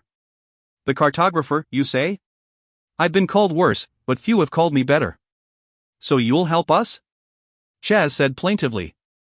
You'll help us stop your brother? You all have my gratitude, Meridian replied, smiling broadly and nodding. That should mean something. Jack quietly closed the door behind them, and it locked with a soft click. Meridian shuddered. I think if I'd had to spend one more day confined inside that wretched stone room, he said, with a somewhat restrained tone, I'd have gone mad. I was grateful that Ptolemy permitted me the materials to continue my work, but I was actually starting to look forward to my own execution, just to escape. Now, he finished, rubbing his hands together, let's deal with Maddock. With Meridian leading the way, they wound back through the rooms and corridors with greater speed than before. John paced alongside him, asking questions about the rooms they passed, while Jack kept a watchful eye out for other guards, but they moved through undisturbed. Jack noticed Chaz hanging back, moving more slowly. He seemed to be worrying over something. Chaz, what's up? Jack asked him quietly. Did you see something that's amiss? Chaz glanced ahead at John and Meridian, then gestured for Jack to slow down with him. It's a couple o' things, really, he said. For one thing, that seemed too easy. Too quick-like. I get where you're coming from, Jack retorted, but I'm not going to complain about something going our way for a change. I'm not trying to quiet our kettle, Jack, but did that look like a cell to you? Or he, like a man about to be killed? It was an unusual setting, sure, said Jack, but Ptolemy wasn't operating on all cylinders either. There's somewhat else, though, Chaz continued. If he does this now, won't it change history even worse? How do you mean worse? If we bind Maddock now, Chaz said bluntly, then he might not become the Winter King at all. Ever. And that would be a bad thing? Maybe not, Chaz admitted, but a lot of good things that happened because of him might never happen either. Jack realized what Chaz meant. If it hadn't been for the Winter King, John, Jack, and Charles, their Charles, might never have met. And if it hadn't been for the events that created Albion, Chaz himself might never have come to be. I don't know, Jack said slowly. It's a risk, certainly. But Jules Verne and Bert both gave their lives so that we could try to do something to stop him. And we're running out of options. Chaz stared at him for a moment, then nodded grimly and quickened his step to catch up to the others. Meridian altered the course they took so as not to pass by Ptolemy's workshop. A confrontation with the geographer would only delay them, and might warn Maddock. He's here? John said, startled. At the library? Meridian nodded, his features inscrutable. He's the other caretaker of the Sangreal. The only one these past weeks since I was arrested for trying to steal it. It's a fine irony. The one entrusted to the care of the Grail is the very one who tried to take it. Maddock tried to steal the Grail? Said Jack. Then why were you arrested, Dot? The three of you are well educated and seem to know much about my brother and me, Meridian said wryly, and even you have trouble telling us apart. How much harder is it for that fool Ptolemy? Fool! John said, furrowing his brow. I thought he was helping you with your work. He's a genius geographer, Meridian replied quickly, and as an astronomer, he's had some astonishingly astute insights. But as a king, he's a half-full pitcher of stale water. So Maddox blamed you for the crime? Meridian nodded. Chaz shook his head in disbelief. And you were going to just let yourself be executed? For what he did? Hardly, Meridian said with a droll chuckle. It served my purposes not to disrupt the library more than necessary, and losing him would have done that. And as for myself, I was never in danger. Jack and John traded skeptical glances, and Meridian laughed and looked at them with a trace of smugness. I'm a millennium old, he said. Don't you suppose that room would only have held me for as long as I wished to be held? Right, Chaz muttered under his breath. He knew bravado when he saw it. And he knew when a truth was whole, and when it was in pieces. We're here, Meridian declared. Hello, Archimedes. The owl squawked and looked up from his calculations. Aren't you dead yet, Meridian? I'm not Meridian, I'm Maddox. Then who's in there with the sangreal? Archimedes asked. You're not supposed to leave your post. That's why my friends and I need to get in, Meridian said. To do my job. The bird peered at him with one eye. How do I know you're not lying? He asked. I always lie, answered Meridian, except when I tell the truth. The great bird considered this for a moment, then nodded and walked over to a small opening set in the sidewall. He inserted one clawed foot, and the companions heard a lever inside release with a clicking sound. To the bird's right, the door that bore the image of the Grail swung open on mechanized hinges and the companions stepped inside. Have a nice day, Maddox, Archimedes said as he returned to his figures. See what I mean? Meridian said. We used to do that to Anaximander all the time. That's an impressive door, John said as it swung closed. Those mechanisms are remarkable. It's a design built by the owl's creator, Meridian said as he pushed open an inner door and ushered them through. Both were based on a curious device that I sold to him a few centuries ago. That's why it may look familiar to you. I think you called it a watch. Grinning, Meridian and John stepped into the inner chamber and stopped. Jack and Chaz were already inside, and at a loss as to what they should do next. It was a large dome, with a massive fireplace opposite the doors, which provided both heat and light. Pillars placed through the room supported high arches, and there were two sets of stairs that presumably led to other rooms. All along the walls were pictographs showing points of recent history, a story and pictures of the Christian myth, and below them, various objects that were likely other talismans related to the Grail. As to the Grail itself, there were several cups and saucers on the low wall that ringed the room. It wasn't readily apparent which, if any, was the true Grail. But none of the companions were focused on any of that. Instead, they were transfixed by the sight of the couple sleeping on the blankets and mats that lay in the middle of the floor, as if the Grail room was nothing more than an elaborate bedchamber. Brother, Meridian said softly. What have you done? At once Maddox was awake. He was startled to see his brother and the entourage he'd brought with him. Meridian! He exclaimed. What are you? His sentence remained unfinished as the girl, perhaps 20 years old, if that, suddenly awoke and pulled the cloak they'd used as a blanket over herself in fear. She had dark hair, skin that glistened, and eyes that were clear and focused. I can explain, Maddox began, rising. No need, Meridian said, taking a spear from the wall closest to him. I now know all that I need to. Jack! John exclaimed, realizing the cartographer's intentions. We can't let him kill Maddox. Before any of them could move, Meridian lunged at his brother with the spear. He missed, but only just. The girl leaped to her feet, crying out in fear, and Maddox placed himself between her and Meridian. Don't do this, he implored. You don't realize what you're doing. Wrong, Meridian answered. I know exactly what I must do. Jack and John grabbed him, and they were surprised to realize that they could barely hold him. His strength was astonishing. Meridian! John shouted. We can't risk killing him. Bind him. Then we can decide what to do. The cartographer nodded and cast aside the spear. Maddox turned to the girl, who was pulling away from him, screaming in terror now. He clutched at her robe, which tore in his hands as she ran from him, tears streaming. Please. Maddox cried to her, imploring. I'm sorry. Forgive me. Please. But no answer was forthcoming, and she disappeared through a second doorway at the other end of the chamber. Voices and footsteps could be heard coming from the other rooms. Her screams had alerted the library that something was amiss. We're about to have company, Chaz said grimly. We got tea, hurry. Meridian leaped forward and knocked his twin to the floor, then spun him about. He held Maddox down, pinning his brother's shoulders with his knees. Meridian bit down hard on his thumb, then marked Maddox's forehead with his blood. And then he began to speak the words. Maddox, son of Odysseus. By right and rule. For need of might. I thus bind thee. I thus bind thee. By blood bound. By honor given. I thus bind thee. I thus bind thee. For strength and speed in heaven's power. By ancient claim in this dark hour. I thus bind thee. I thus bind thee. As Meridian finished speaking, both brothers screamed and convulsed, spines arching, as if they'd received a tremendous shock. Panting, Meridian rolled away from his brother and staggered to his feet. You are thus bound, Maddox, he rasped. By blood, and by the old magic, I have bound you. And I command you, he stopped and looked hesitatingly at John. It was the question none of them had any answer to. How, even bound, could Maddox be stopped without simply killing him?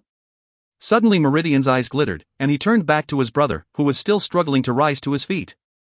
Maddox, duly bound, said Meridian, I command you to go to the very ends of the known world, there to stay until you are summoned again, by blood. Maddox looked stricken. For a brief instant, John actually felt compassion for him. This man still had no realization of what was happening to him, of what had been done to him, and of what fate his own twin brother had just sentenced him to. Maddox stood shakily and reached a hand out to his brother. I'm to be exiled? He said pleadingly. Again? But I don't. I don't. When? He asked. When will you summon me back? But Meridian didn't answer. He turned his back on Maddox and gave a grim smile and a brief nod to the companions.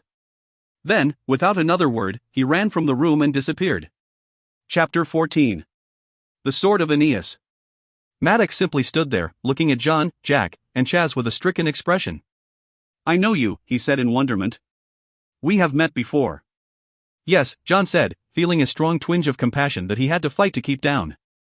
And for what it's worth, we're... I'm sorry, Maddox thought. Jack's mouth dropped open, and Chaz just looked at the others as if they were all insane. But Maddox stared back at John with that same plaintive expression. He really didn't understand what had happened. Why? He asked. Because of who you will become, Jack said bluntly. You needed to be bound. That's not what I was asking, Maddox replied, looking over his shoulder. Why did Meridian do that? Why did he use old magic on me? To protect the Grail, Jack said, and the rest of the world. Maddox's demeanor was so confusing to them that Jack, and even Chaz, were beginning to soften. Protect the Grail? Maddox said, clearly perplexed. That doesn't make any sense. Before they could press the matter further, a group of librarians, armed with swords and daggers, swarmed down one of the stairways. There were obviously other entrances than the one the companions had come through. The foremost of them scanned the room, barely noticing the companions, then fixed his glare on Maddox. The Grail is taken. He shouted. Hold them. Hold them all. With no warning, a flame exploded in the center of the room, dividing it neatly between the companions and Maddox on one side, and the librarians on the other. Maddox took one step, then spun about as if he were on a tether. The binding was good, and he'd be compelled to do as he was commanded. He bent and scooped up the spear, then ran from the room. As he went, his eyes locked with John's, and the caretaker was stunned to see there was no anger in his expression, only hurt and sorrow. The fire had caught several floor coverings alight and was threatening the pillars as well. This way! Jack shouted to the others. He led them up another stairway and out of the Grail chamber. The passageway curved around and brought them back to the entrance, where Archimedes was already sounding an alarm. Jack didn't even pause as he exited, but rounded the corner at full speed and headed back to the main chambers of the library. That was lucky for us, John panted as they ran. Talk about an opportune moment for spontaneous combustion. It weren't luck, Chaz said, opening his jacket to reveal a small cache of cylinders. I brought my flashbangs with me in case they were needed, and it seems they were. John stopped, aghast, as did Jack still ahead of them. You did that on purpose? Jack said, sputtering in anger and confusion. Why, Chaz? A distraction, Chaz said, completely baffled as to why they weren't delighted that he'd sidetracked their pursuers. I thought you'd be happy. Happy? Exclaimed Jack. You fool, you've just set fire to the Library of Alexandria. Chaz scowled, still uncertain why escaping with their lives was a bad thing. John swore silently, and they all started to run again. Never mind, John said to Chaz. We did what we needed to. That's what matters most. You know, Jack remarked, considering, Charles is going to be mortified. Chaz reared back. Charles? Why would he be mortified? This is my fault. I know, Jack replied. But all he's going to care about is that he seems to keep setting fire to places, whichever timeline he's in. As they turned a corner in the main corridor, the companions passed Ptolemy, who was dashing in the other direction. He paused slightly, looking at them through narrowed eyes, as if he suspected that they'd been the instigators of the inferno, but then he turned away and kept running. John, to his great relief, had noted that the geographer had been carrying both Geographicas, his own as well as Meridian's. Another one of the librarians, who had been first in the Grail chamber, stopped the king. It's too late, he exclaimed, mouth agape with fear and astonishment. The sangreal is lost. What are you talking about, Pels? Ptolemy answered. Lost how, Dot? A great winged beast. Pels cried. It took the sangreal into the air and away from the library. No time for stories, Ptolemy said, just because you've failed in your duties. Send word to the son of Arimathea, and take what you can to Glastonbury. The library, the geographer went on, is finished. Reaching one of the main repositories, the two caretakers and the hapless former thief grabbed some large wicker baskets in both hands and began to shovel scrolls of parchment into them. Hurry! Jack implored the others. We have to save as many as we can. It's going up too quickly, John said, scanning the rafters of the room, which were already pouring with smoke. We can't do enough. The histories said that the most essential works were saved. We'll just have to trust that they will be. Reluctantly, the others agreed. They dropped the baskets and headed for the portal. All the librarians and various scholars were running in every direction, mostly away from the flames. As the companions passed the doorway to the Grail chamber, they noticed that Archimedes was no longer at his post. Smart old owl, Chaz remarked drolly as they turned the corner and headed for the projection. Chaz passed through first, with Jack close on his heels. John paused at the wall and turned to look at the Grail on the door, now cracked. Meridian was gone, to who knew where. Maddock was bound, and banished. It had not even occurred to John that banishment could be done. If he was truly exiled to the ends of the earth, then perhaps that was enough. Perhaps. He tried not to think about the fact that at the moment Meridian had spoken the binding, he had considered just killing Maddock. And he tried not to think about how relieved he'd felt when, with the banishment, he realized he might not have to. And all it had taken was convincing the brother they trusted that he had to betray the one they didn't. He hoped they had done enough. John closed his eyes to the flames as they enveloped the image of the Grail, and he turned and stepped through the portal. After receiving much more attention than he was comfortable getting, Hugo decided to camouflage himself as best as he could by donning Hank Morgan's helmet and gauntlets. After 5 minutes of wearing the incredibly heavy, stiflingly hot, and impossibly ill-fitting pieces of armor, he took them off and was immediately accosted by a small band of lithe, well-armed men. Or at least, he assumed they were men. They cursed like men and were dressed like others he'd seen on the field. But when he looked closely, he noticed that their ears were pointed, and they had only 4 fingers. And while they knocked him about, more for sport than anything else, he thought he heard them refer to each other as elves. He quickly replaced the helmet and gauntlets, and the elves, laughing, moved on. Hugo sighed heavily and looked around for Hank, who had at least seemed to be genial, if not a friend. Even Pellinor would be a welcome sight. Still, Hugo had time to think. Hank had mentioned having been sent here by a caretaker of the Imaginarium Geographica. Samuel Clemens. It took a moment for Hugo to remember why that name was familiar, and then he recalled it. The American writer. The one who wrote of riverboats, and slavery, and Adam and Eve. That fellow had been a caretaker, as John and Jack claimed to be? But wasn't Clemens also dead? Sam says hello, Hank said as he dropped down to sit next to Hugo. Aren't those hot? He asked, indicating the helmet and gauntlets. Terribly so, yes, Hugo replied, removing the armor. But it seems unless I look a bit more the part of the knight-at-arms, I'm a target for mischief and harassment. The elves, I'll bet, Hank guessed, looking over the helmet. There's a compact not to engage in any fighting until the actual start of the tournament, but that only applies to the champions here to compete, mostly knights and would-be kings. The elves are notorious for skirting the rules. They think they're better than everyone else, mostly because they live impossibly long lives. I think they're a bunch of pansies, myself. But you said you weren't here to compete, said Hugo. So why did you come dressed as a knight? Simple, Hank answered as he put on the helmet. So I wouldn't be kicked around by a bunch of pansy elves. Asterisk asterisk asterisk. Hank led Hugo around the outskirts of the field to a small campsite, where they could talk undisturbed. Like all the other arrivals to the tournament, Hank had erected a banner in front. It was a long, tapering pennant with a blue and red circular design in the center and the words "Go Cubs" on both sides. Interesting, said Hugo. What does it mean, Dot? It was a gift from Sam, Hank explained as they entered the tent. He said it used to represent triumph over adversity, but now better represents impossible quests and lost causes. I think I preferred not knowing that, said Hugo.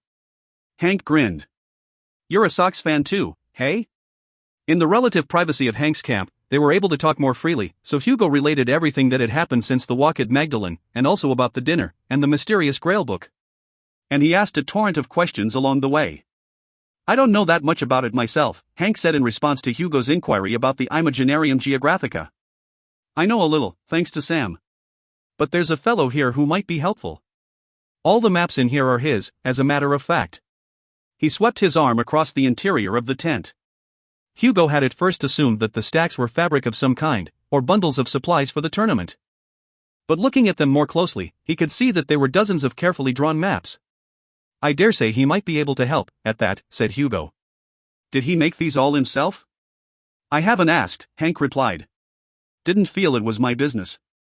But they are the first thing unpacked at every stop, and he handles them as if they're gold. After what you've explained to me, I half wonder if they aren't part of the reason I was sent here to watch him. Is he a knight or a king? Asked Hugo. Both and neither, Hank said, but you know of him by reputation alone, if nothing else. That is either a charitable description of me, Sir Henry, a stolid, commanding voice said, or a condemnation. And today I cannot say which I deserve more. A gloved hand parted the opening of the tent, flooding it with light, and a man, shorter than Hank but stouter than Hugo, stepped inside. Hugo Dyson, Hank said, rising and bowing deferentially to the new arrival, I'd like you to meet Merlin, Lord of Albion. Merlin was dressed formally but practically. His breeches and tunic were elegantly made, but of leather, studded throughout with iron. Not clothes for court, but for combat. He wore a headband, and his hair draped to his shoulders, flowing over the top of a cape that was fastened at his shoulders. It occurred to Hugo that Merlin's eyes showed a flash of recognition when he entered, but on reflection, that was probably more of a reaction to Hugo's strange clothes. So, Merlin said. You know who I am? I know what I've read of you, sir, Hugo stammered. You're a very great man. Merlin didn't react to the compliment, except to frown and raise an eyebrow. What I mean is that you are a legend, Hugo said quickly. Everyone knows you. Really, Merlin replied, still unsure what Hugo was complimenting him for. Would you say I'm a myth, then, Dot? It was Hugo's turn to look confused. I might have yesterday, he said, but I hadn't met you then. Merlin burst into laughter. Well met, then, Hugo Dyson, he said, handing a parcel to Hank. You should find the rest of the day's events very enlightening. With that, he turned and left the tent. Drat, said Hugo. I should have asked for his autograph. He looked at the tent opening, then back at Hank. Does he know about? He pointed delicately. About me? Hank exclaimed. Where and when I'm really from? I doubt it. I made up a story when I first got here, which I'm pretty certain he saw right through. But I've been helpful to him, and loyal. So he doesn't press the matter. And you're here at the behest of Sam Clemens? His and that of his former apprentice, a Frenchman called Verne. Do you know him? Hugo shook his head. Not personally. Well, Hank continued, he's the one who worked out a lot of the underlying principles behind time travel and 0 points. 0 points? Asked Hugo. The points in history that allow travel, or at least communication, in the case of the lesser points. There was a good one about 14 years before your prime time that I was able to use to send a message to Verne. I don't know what it was that happened then, but it must have seemed like the end of the world. One or the other, Hugo said, from what I've been told. So, he continued earnestly, this message you sent. Will it allow Verne to fix whatever it is that happened to me at Addison's Walk? Hank shrugged. I don't know. When you showed up, I thought I'd better let someone know. Mistakes like that usually aren't mistakes at all. You think someone deliberately arranged for me to come here? Asked Hugo. I do, and what's more, Hank said, checking the silver watch, so does Sam. You're to stay here, at least for now. Hugo was aghast. But why? Isn't there some sort of, I don't know, time machine they can use to whisk me back to Magdalen? Hank gave a wry chuckle and scratched his neck. It doesn't quite work that way. I'm still a novice, a foot soldier, if you will. But even I know you aren't supposed to mess around with time by traipsing to and fro. But you're here, Hugo protested. Isn't that meddling? No, said Hank. I'm here in part because one of the caretaker's histories said I was. So I was meant to be here. You weren't. But don't you see, Hugo declared, having suddenly realized something. I was. I was meant to be here. Or else how do we explain the Grail book that I supposedly wrote in? Hank stared back at him, puzzled. That is a good question, he said, removing the silver watch again. I'd better. Before he could finish speaking, the watch emitted a high-pitched squeal and began to spark, then smoke. Hank shook it, then held it to his ear. It had stopped ticking. That looks bad, said Hugo. Hank bit his lip, thinking, then replaced the watch in the secret pocket. Come on, he said, standing. Let's see where this goes. It's high noon, the tournament is about to begin, and Merlin will be looking for me. Hank loaned Hugo a cloak and spare helmet, which they hoped would lend just enough camouflage to the professor's appearance that he could move about more freely. It worked for the most part, although the elves kept pointing at him to get his attention, then making rude gestures. I'm starting to warm to the opportunity I've been given to have this adventure, Hugo said dryly, but if I never see another cursed elf, it'll be too soon. The tournament was centered not at the great stone table, as Hugo assumed it would be, but around a field to the west of it. There a great tent had been erected facing a low hill, on which they could see a few crumbling walls that marked rough boundaries around a shallow depression. The participants had assembled around the front of the tent, waiting for the announcement and a proclamation of the rules. Taliesin's tent, Hank murmured as they approached. Hang back a bit, so we can watch. We don't want to get too wrapped up in events. No telling what could happen if we get involved in something by accident. Hugo was more than willing to keep a comfortable distance. He'd realized with an alarming clarity that these knights assembled here were not the same as those he'd read about in the great medieval romances. These were warriors, battle-hardened and less likely to be chivalrous than they were to be actors in a play. What's more, he wasn't certain that all of those at the gathering were even human. There was movement at the rear of Taliesin's tent, and Hugo saw Merlin exit from a flap in the tent, and then walk around to the back of the hill. A few moments later he reappeared at the crest of the hill and strode down into the assemblage. What a show-off, Hank whispered, scribbling in his notebook. He was up there just so he could arrive last and appear to have come down to everyone else's level. Merlin passed easily through the crowd, which parted to let him through. Apparently his reputation had preceded him. He took a position not far from the front of the tent and crossed his arms, waiting. He didn't have to wait long. The front of the tent opened and Taliesin appeared. He was tall, bearded, and graying at the temples. He wore a simple tunic, leather breeches, and tall leather boots. There were feathers in his hair, which was swept back and grew long, almost to his waist and back. Taliesin carried a black staff carved with runes, which seemed to glow faintly, even in the daylight. He walked to the base of the hill, then turned to address the gathering. I am Taliesin, called the Lawgiver, he began, his voice low but commanding in tone. Hear my words, all ye who have been summoned. We have come here, to the place where once, long ago, the man called Kamalis earned for himself the mantle of King of Albion and ruled this land as his stewardship. Here he built his first castle, called after his name, and here he died and was forgotten. What was lost to history, and forgotten by men, is that he was to be the ruler of two worlds, both this land we know, and another, in the unknown region. The Archipelago? Hugo whispered. I think so, Hank replied, writing. This is very intriguing. Taliesin went on. Others have ruled parts of these lands since, but never the whole, and never the lands beyond. Those who had appointed Kamalis withdrew the knowledge and the means, until another, one worthy to rule, could be chosen. If there is no authority to rule, no chosen leader acknowledged by all, only a group of nobles willing to destroy the land in order to wrest control of it, then the lands beyond will also remain forever apart. This is why the tournament has been called. To re-establish the lineage of the authority to rule. The lineage that began with the gods of myth and passed through their heirs, the heroes of the Trojan War. Aeneas, one of the great heroes of antiquity, possessed a great sword.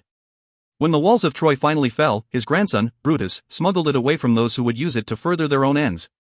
He sailed far away, taking with him the sword and those who had managed to escape from the marauding Greek armies. He came here, to the island called Myrdydyn's Precinct, where he founded a settlement called Troia Nova. Troia Nova, Hugo whispered. New Troy, then. It eventually became Trinovantum, then Londinium, didn't it? Hank didn't hear the question. Did he say Myrdydyn's Precinct? He asked instead. That's rather ominous, don't you think? There was another hero of the Trojan War, continued Taliesin, called Odysseus, who had a bow that could not be drawn except by the true king. That promise and curse protected his homeland of Ithaca for generations. And the same promise and curse, passed down through the lineage of Aeneas, will protect those who would unite and rule the world, beginning here, in Myrdwyin's precinct, at the place where Camillus was buried. Taliesin moved aside, and for the first time Hugo and Hank could see what was in the depression on the hill. It was a stone block, which bore the mark of the Greek letter alpha. It was, Hugo realized, the topmost stone of a crypt. At Taliesin's signal, several burly men moved forward, grasped the sides of the great stone block, and slowly moved it aside. Underneath, set into the hillside, was a stone box. One of the knights removed the topmost stone and set it aside. There, lying in state, was a black sword in a scabbard, covered in the dust of the first great king of the land. Caliburn, the lawgiver, proclaimed, pointing down at the crypt. The sword of Aeneas. Whosoever is able to draw the sword from its sheath shall henceforth be the high king of all the lands that are. So say we all? The question was answered with a thundering shout, which only grew louder and louder as the seconds passed, until Hugo thought he would go deaf from the noise of it. Finally the whoops and hollers died down, and the lawgiver Taliesin spoke once more. The Tournament of Champions is begun. Chapter 15. The Stripling Warrior. Uncas, Fred, and Reynard clustered around John, Jack, and Chaz as they stepped back through the projection. Is everything all right, Scholar John? Uncas asked worriedly. You've only been gone about 10 hours. Fine, Uncas, John reassured him. Reynard? Shut down the projection, quickly. The fox swiftly moved over to the Lanterna Magica and flipped the switch. Immediately the lamp went dark and the slide vanished from the wall, and with it the conflagration in the library. Thanks, said Jack, sitting in a chair and slumping over the back. I don't think I could bear to watch. I was more worried about Sanctuary, John said, taking one of the other chairs. If we could pass through, other things might be able to also. And it won't be too long before the wall we came through is on fire itself. Only Chaz was still standing at the wall. He was touching his chest and arms, as if confirming his own solidity. Mr. Chaz? Said Fred. Are you all right? Did we do it? Chaz asked hesitantly. Did we change the world? Fred looked at Uncas, who looked at Reynard, who shook his head. There is no difference outside, if that's what you're asking, the fox said. The king, Mordred, still rules over Albion, and the giants still come by every hour or so to throw stones in the harbor. I really hate those creatures, muttered Jack. I think the feeling is reciprocated, said Reynard. At one point they were offering to tell the king the rest of your companions were dead if they'd just give you up. Jack swallowed hard and managed a weak smile. Don't worry, Scholar Jack, Uncas said, patting him on the knee. We told them we'd just as soon do you and ourselves. Thanks, Uncas. Chaz exploded. So what good did we do? He exclaimed, waving his arms in frustration. We found his true name. And we convinced the other one to bind him. And it didn't change anything at all. We've only done half the task, John reminded him. Our friend Hugo is still trapped somewhere in the 6th century, and that's what caused England to become Albion. When we confronted Maddock and Meridian bound him, it was only the 2nd century. So obviously something still happens 400 years later that we have to prevent. And how are we supposed to do that? Asked Jack. There are 3 more slides, Reynard reminded them. I do not think the Prime Caretaker would have left them as mere redundancies. I think each one may have a purpose in and of itself. Fred nodded enthusiastically. I agree. Each time you've gone through a portal, you've come back with something you needed to know. That's true, Jack agreed. The trip to Miletus revealed that Mordred and the cartographer were brothers, and the second, to Alexandria, allowed us to tell Meridian how to bind his brother. Curious, though, John pondered. He already knew the words to do it. I think he just never would have done it if we hadn't provided the motivation. He needed to know, said Chaz.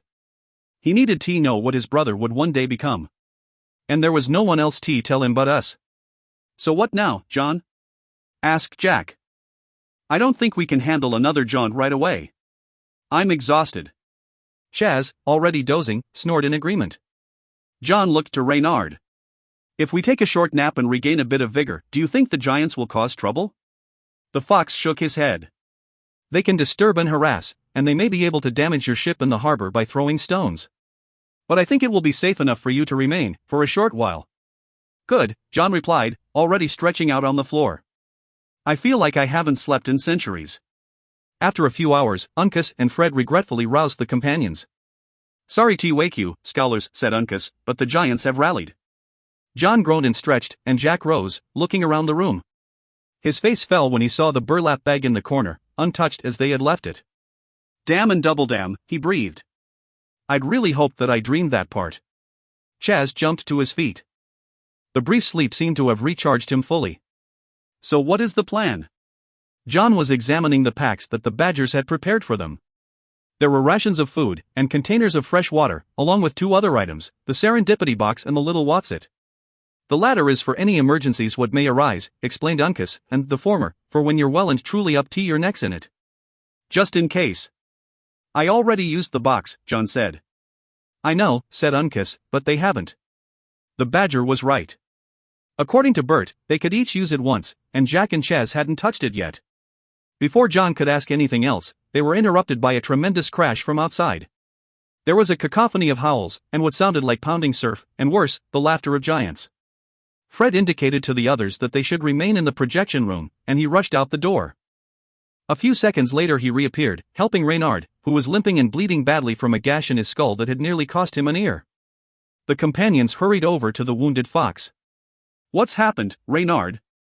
John asked, concern etched on his face. Are you all right? I shall live, Reynard replied, but you have suffered a loss, I am sorry to say. What loss? Asked Jack. Your ship, Reynard said, still in shock. The Red Dragon. The giants have succeeded in destroying her. She's gone, shattered, sunk.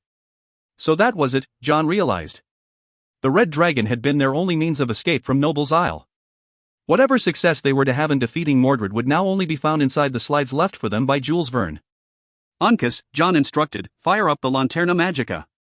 We're running out of time. The third slide showed a grassy hilltop, on what seemed to be a summer day. There was a single tall oak tree at the crest of the hill, and underneath, a young man, barely more than a boy, sleeping peacefully. Do you know who it is? Chaz asked the others.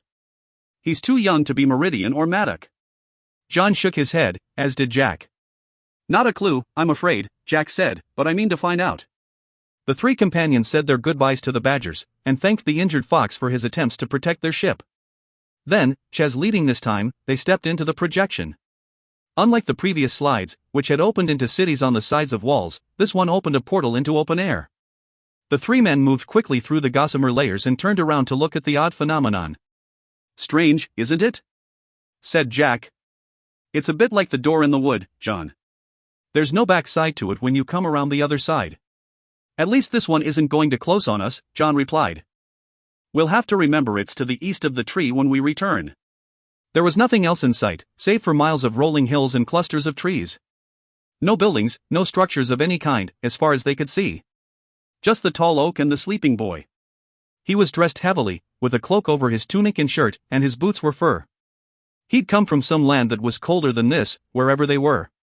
It's England, of course, said Jack. Can't you tell by the light? If you say so, John said, unconvinced. Shall we wake him up? He's obviously the reason Verne had us come here.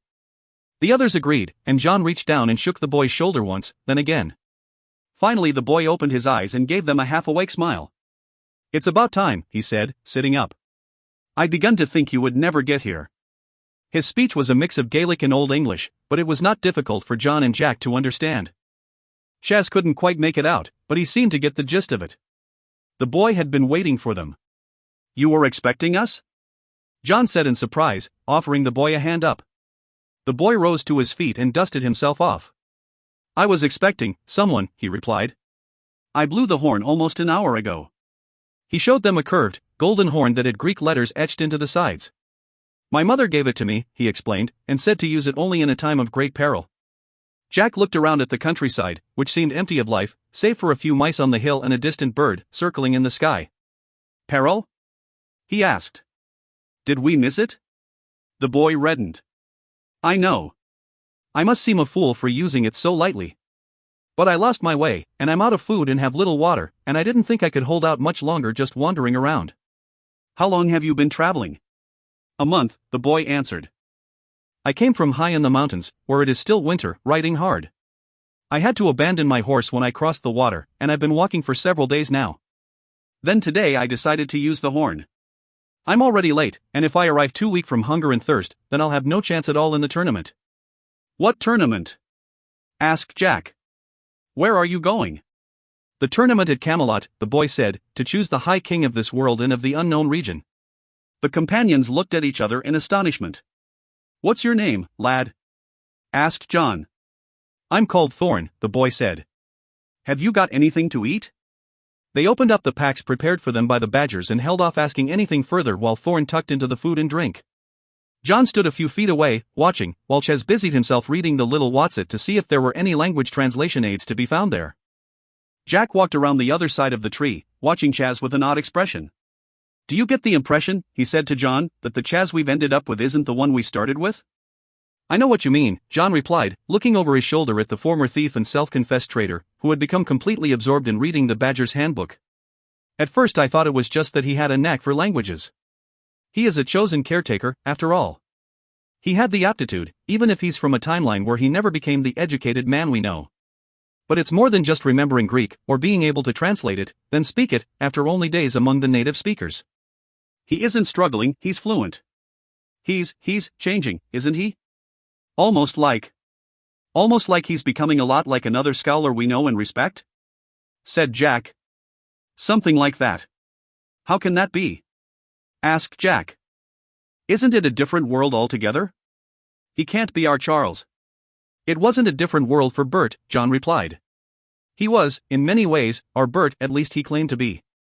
Maybe, in some small way, this is still our Charles." "Hey," Chaz called out, marking a page in the little Watsit. "I think I finally found a place that sounds worse than Albion. According to TH Book, it's called Cambridge." It was a full minute before John and Jack could stop laughing. "I don't get it," said Chaz. "Uncas will explain it to you later," John told him. "Well," Jack said, looking at their empty satchels and drained flagon, "so much for our provisions." "We haven't even been here an hour," John replied, "and we aren't even sure what we're supposed to do." "Why don't you just go back into Sanctuary and restock? That way we'll be prepared for anything and won't go hungry later."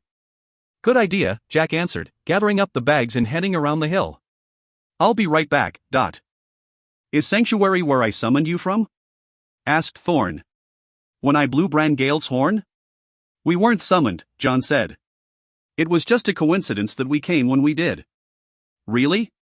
said Thorn. "What did you come here for?" Before John could explain, Jack came running up to the tree, a panicked expression on his face. John took his arm. "What is it? Are the badgers all right?" "I don't know," Jack exclaimed. "I didn't have the chance to look." "Why not?" "The portal," Jack said with rising terror in his voice. "It's gone. We can't get back." The tournament had gone forward in a spectacular fashion, overseen by the lawgiver.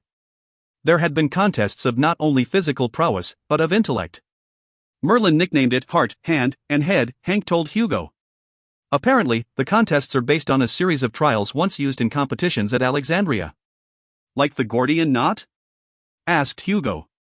"Something like that," Hank answered. The contests went on throughout the day, and more than half of the 100 or so who had come to compete were eliminated. There were very few life-threatening injuries, and no deaths whatsoever. "It was the one condition Taliesin insisted on," said Hank. "First blood only. No deaths." "That's rather civilized," said Hugo. "You can say that because you're not being stabbed," Hank chortled. "As Sam used to say, it's all fun and games until someone loses an eye." By late afternoon there were only 7 left standing who had not been defeated in any of the trials. Taliesin motioned for them to take up positions around the crypt that bore the sword. "Of all those who have come," the lawgiver announced, "you 7, kings all, have proven your worth to compete for the honor of serving the peoples of 2 worlds. 8. A voice bellowed. Pellinor pushed his way to the front of the gathering, eyes watery and face flushed. "Cheated. Cheated, I was. I was told the questing beast would be here, when I finished the job I was given. And I was cheated. So I demand my right to draw the black sword and become the High King. It is only fair. There are 8 great kings here." The lawgiver raised an eyebrow and appraised Pellinor for a long moment, then gestured at the sword. "Fine," he said. 8 great kings. If you believe yourself worthy, try to draw the sword from its scabbard." Pellinor harumphed and adjusted his belt as he stepped down into the shallow hole. He looked down at the sword, which was shorter and more stout than he'd imagined it to be. It also wasn't very decorative. The hilt was plain, mostly tarnished silver and steel wrapped in blackened leather, and the scabbard was a match in style and plainness. It was not in appearance the weapon of a king, but that, he figured, could be fixed with some jewels and gold flecking, and probably a new scabbard altogether. This should be good, Hank whispered to Hugo. Why? Hugo wondered. Because he's doing what everyone told him not to, Hank whispered back. I've seen this sort of thing in power plants, where some hoity-toity fellow with a degree from a fancy school starts directing the engineers on how to change everything. It usually ends when he insists on touching a cable no one else will go near. What happens then? Asked Hugo. Pellinor bent down and lifted up the sword and scabbard in one swift motion. He held it, smiling triumphantly, then grasped the hilt and attempted to remove the sword, which stayed exactly where it was. Pellinor's smile faltered, and he redoubled his effort, putting the sword between his legs for leverage and using both hands. Finally, incredibly, the sword shifted 1/4 of an inch within the scabbard. Aha! Pellinor exclaimed. That's... A tremendous bolt of lightning erupted from the sword itself, shooting skyward and filling the valley with thunder. It threw Pellinor out of the hole and about 20 feet into the dust, scorched and smoking. That's what happens, said Hank, shaking his head. Is he alive? The lawgiver asked. One of the knights, who had ducked as Pellinor flew overhead, went over to where he lay and put a blade of grass in front of the old king's nose. He's breathing, reported the knight. For now. Well and good, said the lawgiver. As I was saying, you 7 great kings have proven your worth to compete. To be the High King? One of the 7 bellowed. To be Pendragon? Taliesin nodded and raised his staff. A cheer went up from the assemblage, and the 7 kings all looked at one another, each taking the measure of the others, trying to judge who among them might prevail. Tomorrow morning, Taliesin said, we shall have the final contests. The 7 shall draw lots, and then may choose whom to fight in single combat. The last to stand shall then be offered the chance to draw the blade from the scabbard. And if that one succeeds, he shall have one more battle to fight, a harsh voice called out, unless you are willing to admit me now as one who has the right to vie for the office. From the eastern side of the hill a black horse sauntered in, and its rider, dressed in equally ebony clothes, dismounted. There were murmurs and growls throughout the crowd, but from Taliesin and Merlin, gasps of recognition.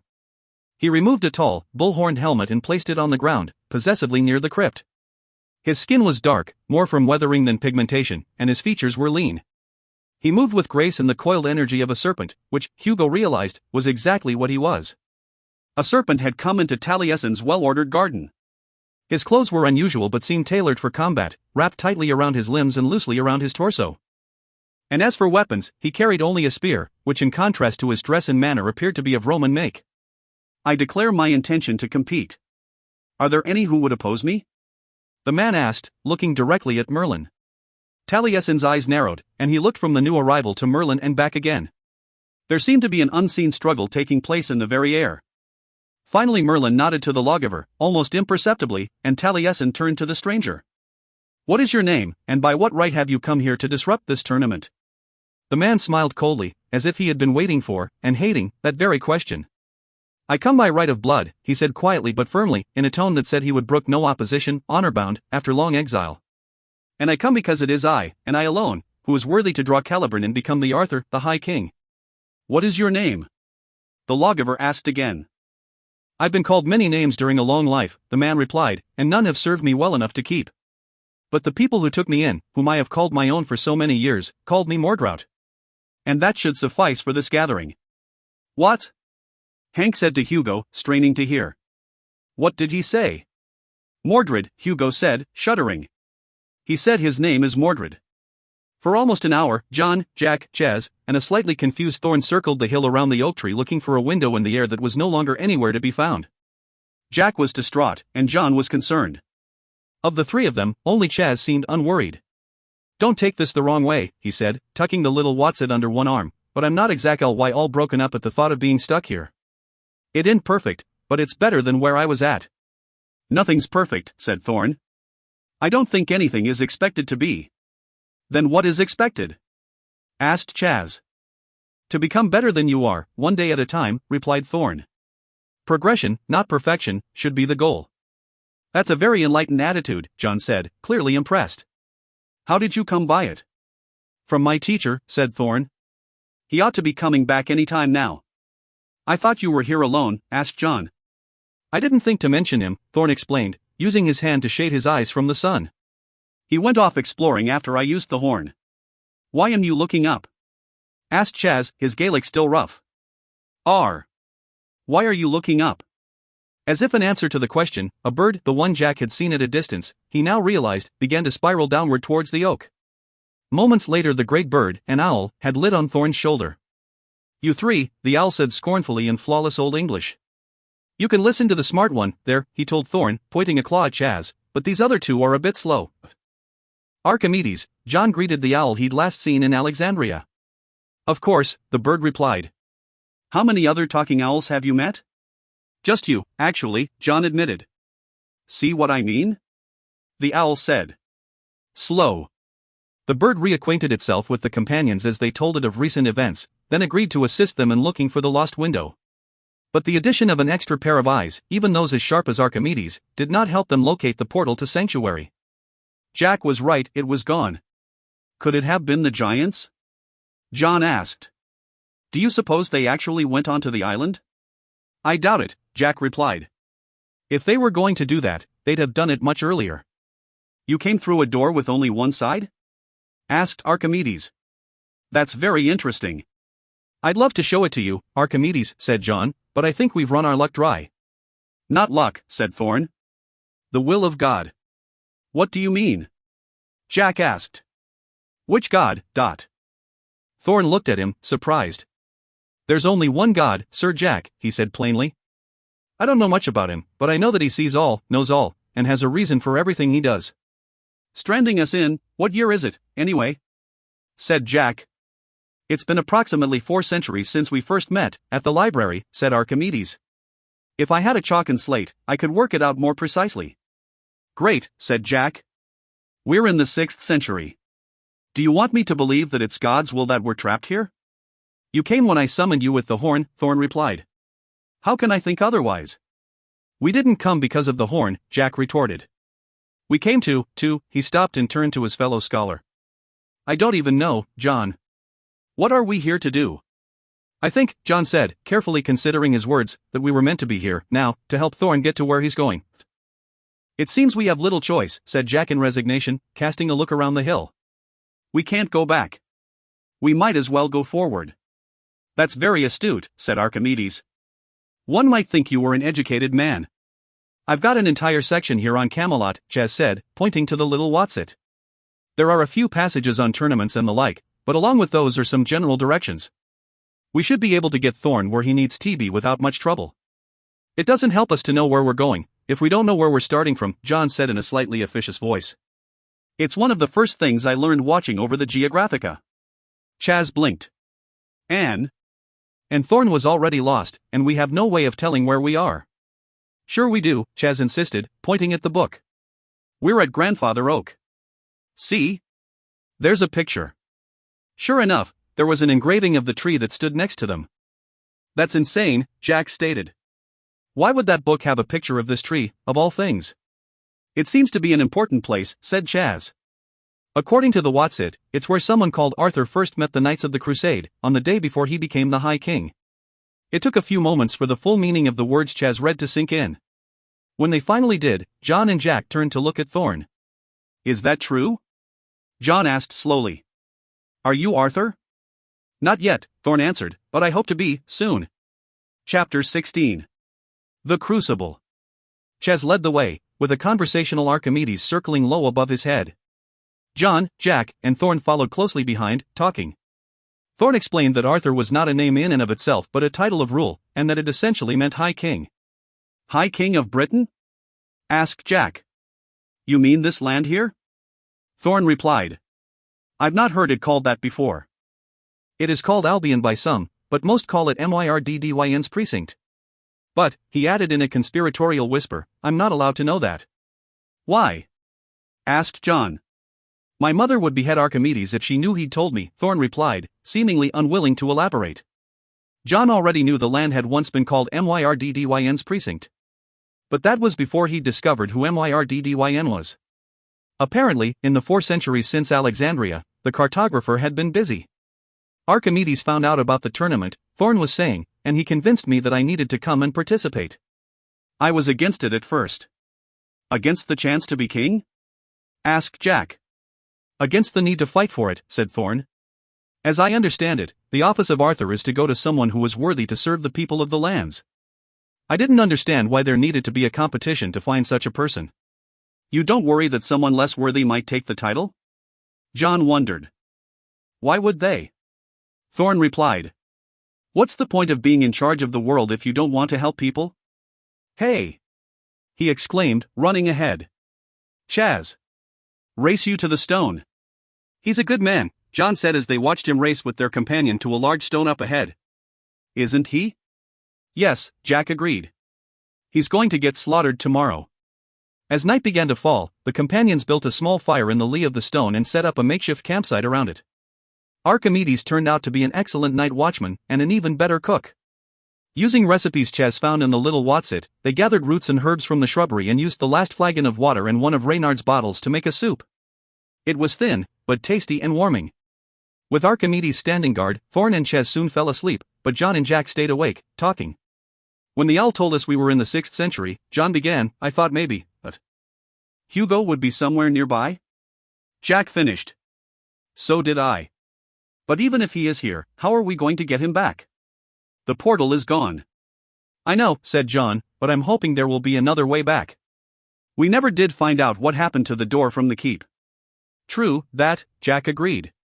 This Thorn is an interesting boy. John nodded, a shadow against the stone. He might really be Arthur, and I rather like the idea that we're to be remembered as Knights of the Crusades. We will be, said Jack, as long as we've gotten here soon enough to prevent whatever it is that Hugo did to create Albion. Don't worry about that now, John told him, settling down to try to sleep. Plenty of time for that tomorrow. It was a clear statement of intent that Mordred set up his camp not around the basin of the valley, as everyone else had, but on top of the hill, adjacent to the stone table and facing the crypt of Caliban. There had been some fighting among the knights and nobles, particularly those who had been eliminated earliest, but it never amounted to a formal protest, much less an outright rebellion.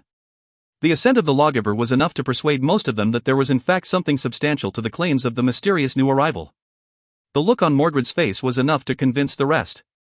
The fires were lit, and venison was roasted as the dinner celebrations began. It was more civilized than Hugo expected, but still more raw and primal than he was prepared for, so he and Hank retreated to their own camp to sup and discuss the day's events. Mordred, Hugo repeated for perhaps the 100th time. That's amazing to me. Did you see how he silenced the crowd with little more than bravado? More charisma than bravado, I'd say, Hank replied as he crouched over the small fire, stirring the stew he'd prepared for dinner. He certainly has some kind of history with Merlin, but... I saw the look, said Hugo. That's the other thing, the idea that Arthur is a title. I wonder if it's possible that one or the other is actually meant to become King Arthur. That maybe he wasn't a separate man after all? Hank chuckled. No, the Arthur is someone else, he said mysteriously. More than that, I'm not allowed to say. But it's going to be very interesting to see how this all plays out. Hugo handed Hank their bowls. Is your watch device working any better yet? Not at all, I'm afraid, he said, filling a bowl and handing it back. He paused. I think somehow time itself has been broken. Hugo stopped, his hand halfway to his mouth with a ladle of stew. Do you think that's my fault? You're an anomaly, that's for sure, Hank said, blowing on his stew. Careful, it's hot. No, I think something else has happened. But fixing it is out of our hands. It's on someone else now to try to sort out what's gone on. Not only for our sakes, but for the sake of the future itself. After they ate dinner and cleared away the bowls and kettle, Hank went to sleep immediately, citing the heavy armor he'd worn all day as the reason he was so weary. For his part, Hugo could not close his eyes for a second. He was too intrigued by the turn of events at the tournament and the new arrival. Leaving the engineer sleeping soundly in the tent, Hugo crept out and began to make his way back to the center of the happenings. He thought he'd take a closer look at Mordred if he could, his curiosity overcoming his fear, but he was sidetracked by a light he saw emanating from the tent of the lawgiver. He made his way around to the rear, where he'd seen Merlin exiting earlier, and peered through the flap. Inside, Taliesin was standing to one side, while Merlin paced in front of him, obviously agitated. I did not know he would come at your summoning, Taliesin, Merlin said brusquely. I was unprepared, . You were forgetful, the lawgiver shot back. Your binding exiled him, until he was summoned again, by blood. That was a slip of the tongue, wasn't it? Merlin admitted. It never occurred to me, cousin, that another of our family might ever call out into the world for a gathering. We're not family, Myrddyn, Taliesin said with undisguised rancor. We shared a father in Odysseus, but our mothers were different, and we've never been family. If we were not, my dear cousin, Merlin said with deliberate emphasis as he touched the older man on the forehead, then my binding on you would never have worked, and we would not be here today. Do you believe this will be the way you will get back, Merlin? Back to the Archipelago? By deceiving your way to possession of Caliburn? I believe it's the way I will conquer the Archipelago. And everything else. It won't work. You saw the lineage in the book yourself. Only a follower of the Grail. I was a caretaker of the Grail, Merlin said, clenching his fists. Only a follower of the true Grail, Taliesin continued, will be able to use the sword. Madoc and his own bloodline. When he betrayed the trust of the Grail, Madoc lost the mandate of heaven, Merlin interrupted. It doesn't matter what his bloodline spawned. To betray the Grail is to betray holy blood, said Taliesin. How have you done differently? I betrayed nothing, said Merlin. Madoc chose his own path, as did you. And my sister? Taliesin said softly. Did Nimue deserve her fate? She could have ruled with me. She chose otherwise. Do you think her blood on your hands will let you touch the sword? Our blood is different. Merlin shouted. We know our lineage, Taliesin. We know we're descended of gods. The children of the Grail are not. Not of our gods, no, Taliesin replied calmly, but this is a time of new gods, Merlin.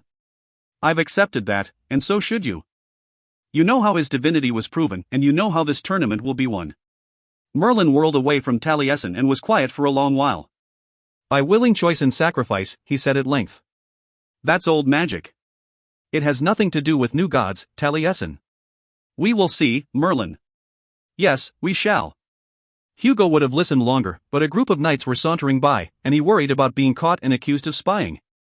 He worried even more that he might have to reveal what he'd heard. He was about to leave, but his eyes widened in surprise as he noticed something just below him in Taliesin's tent.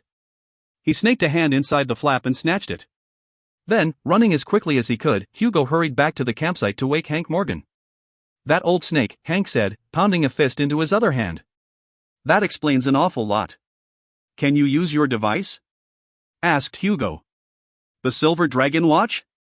Can you use it to send a message, as you did before? Hank shook his head. I've tried. It still isn't working. That's never happened before, not for this long. What does that mean? It means, Hank said with a desperate edge to his voice, that we are completely on our own. Perhaps not. Hugo sat upright with a strange expression on his face. I might be going balmy, but I think I have an idea worthy of a caretaker. What's that? We've been too caught up in instantaneous communication, Hugo explained, worrying too much about how soon we can contact someone via your watch device, when we really, literally, have all the time in the world. You figured out another way to contact help? Better than that, Hugo said, beaming. We already have. He held up the squarish book he'd taken from Taliesin's tent. The first page was blank, but the rest of the book was filled with writing, and on the cover, embossed deeply in the leather, was the image of the Grail. Do you have any ink and a quill? Asked Hugo. I have a quill, Hank replied, but Merlin makes his own ink. I could probably put something together for you, but it would have to be done in daylight. No time for that. Hugo rolled up his sleeve and held out his hand for Hank's dagger. John's going to be pleased that he called this one on the nose. After more bloodlettings than Hugo expected, he finally had enough to work with to inscribe his message in the book. It was approaching morning before he finally began writing in earnest. Not to be critical, said Hank, but wouldn't help us. Help us. We're trapped in the 6th century. Suffice? Now, Hugo admonished. This has to be done properly. This is a work for the ages, I can't just slop it together. It's a plea for help, not a sonnet, Hank argued, holding open the tent flap to look outside. Just write it out so we can be done before Merlin returns. I'm a professor of English. Hugo retorted.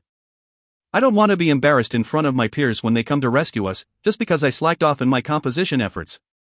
Technically, you already read what you're writing, said Hank. Can't you just write it out from memory? I can't recall it all, Hugo said, leaning over the book. There was a lot going on that evening, and my head was all a muddle. I even thought it was all a joke of some kind until I actually got here with Pellinor. You're lucky you did, Hank said with no trace of sarcasm. He's batty. The story goes that his ancestor, Pels, was a guardian of the Holy Grail, who lost it when it was stolen by a dragon he called the Questing Beast. They've all been on the crazy side ever since. I've never seen a dragon either, Hugo said as he began to write, but after the past few days, I'd be willing to extend him the benefit of the doubt. In short order, Hugo finished writing the warning to his satisfaction, and together he and Hank hid it where Merlin would not stumble across it. That's that, Hugo said, dusting his vest off with one hand and flexing the other, which was sore from the dagger pokes. According to the rules of time travel, now that I've actually created the message for us to get later, they should be coming to pick us up any time now. The rules of time travel? Hank said with a smirk. Do you think they're just going to be able to do some mumbo-jumbo and suddenly appear? Am I really being criticized by a man who travels through time with a silver pocket watch? Sorry, said Hank. I'm not trying to be discouraging. I just didn't want you to think that even for the caretakers, it would be as easy as just flipping a switch. Ah, but if I know John and Jack, Hugo said with more pride than confidence, it is that. The final contests began at sunrise, and everyone who was camped in the valley was there to watch. No one wanted to miss the drama being played out on the hill. Merlin came to Hank's tent to retrieve another pair of gauntlets, a helmet, and a short Roman sword. He strapped it around a Grecian leather skirt that was studded with iron, and he also took a small round shield. He never so much as glanced at Hugo, except for a curt glance and tight smile as he left. Do you think he knows I overheard him last night? Hugo asked Hank. If he had, he wouldn't have left you alive, the engineer replied. Let's go see this. The lawgiver stood at his usual place and extended his hand to show that he held 8 small stones. 7 black, 1 white. Whichever among the champions chose the white stone from a bronze bowl would be allowed to choose the first opponent. One by one, they turned their heads and drew a stone, Mordred last. He turned back and opened his hand. Of course, he murmured, looking at the round white stone. That's just as it should be. Merlin suppressed a grin and tipped his chin at Taliesin. The lawgiver raised both hands. Mordred shall be first to choose. Against which man will you raise your hand?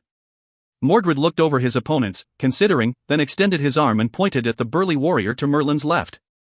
You. I raise my hand against you. Taliesin withered slightly, as if he'd hoped for a different response. Gwydion, son of Dawn, will you raise your hand against Mordred? The king called Gwydion nodded. Taliesin dropped his hands. Then it is begun. Asterisk asterisk asterisk.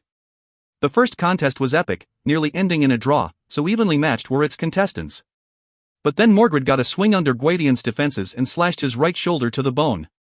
First blood, Taliesin called out as the knights helped Gwydion away, and Mordred pointed at another warrior, this time to Merlin's right. It became obvious to all that Mordred intended for Merlin to be the last, should he defeat the other kings. And with each new contest, that's what Mordred did. One by one, some more easily than others, 6 opponents fell before Mordred until finally, only Merlin was left. My God, Hank whispered. This has really gone the distance. I don't believe Mordred defeated them all. He kept glancing around, as if he expected something else to take place. This is bad. Why? Said Hugo. Merlin's good, but not this good, Hank said worriedly. He can't beat Mordred. We can't let that happen. Exclaimed Hugo. We have to stop it. Hank shook his head. It's not our fight, Hugo. Mordred, the lawgiver said again, against which man shall you raise your hand? Mordred pointed at Merlin. Against him, I shall raise my hand. Merlin, Taliesin said, the sorrow in his voice almost palpable, will you raise your hand against this man? Before he could answer, there was a hissing sound, and a gasp of surprise from the crowd and from Mordred. A dagger, clumsily thrown, was sticking out of Mordred's side at an odd angle. Mordred couldn't decide whether to be furious that he'd been stabbed or incredulous that anyone had dared. Who does this? He growled, pulling the dagger from his ribs. What treachery is this, Merlin? Merlin's eyes narrowed. Don't accuse an innocent. Mordred, he said harshly. He does not, declared Taliesin, pointing. Your own squire has thrown the dagger. The lawgiver was pointing at Hugo, who, in his state of shock and awe at what he'd done, still had his arm extended from the throw. Immediately 2 of the knights seized him, holding him fast. Hank, pushed to the side, was too stunned to speak. First blood, Mordred, Taliesin said, still uncertain himself what had happened. You've lost. No! Mordred screamed. Unfair. A cheat.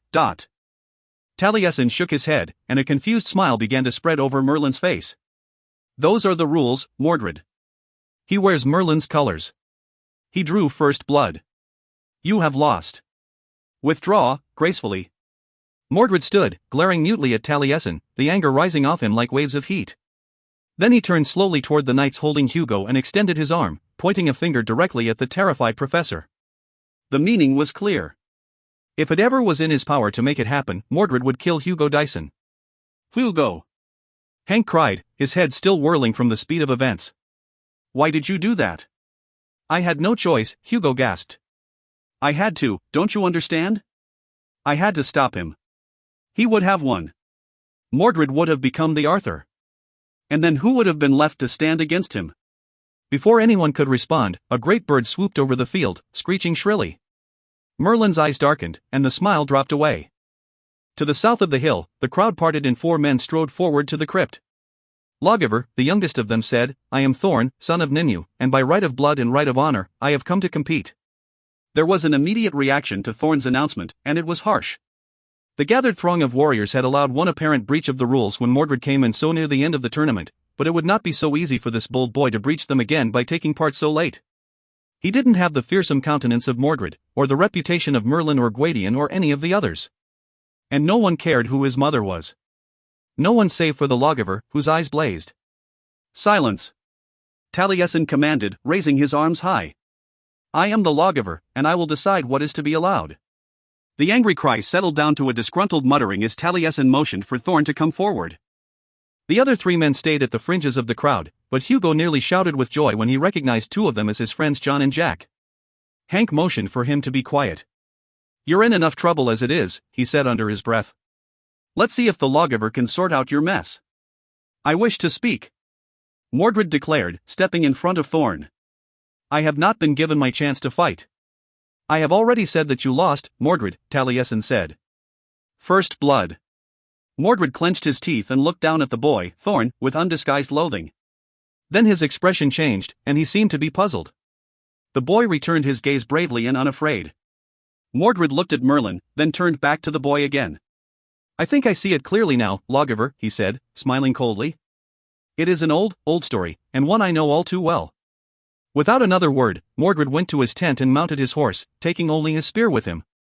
He left his tent and everything else behind and rode away without looking back. Well, said Merlin, I think that ends our tournament. Taliesin raised a hand. Not quite, Merlin. You, too, are out of the competition. For cheating.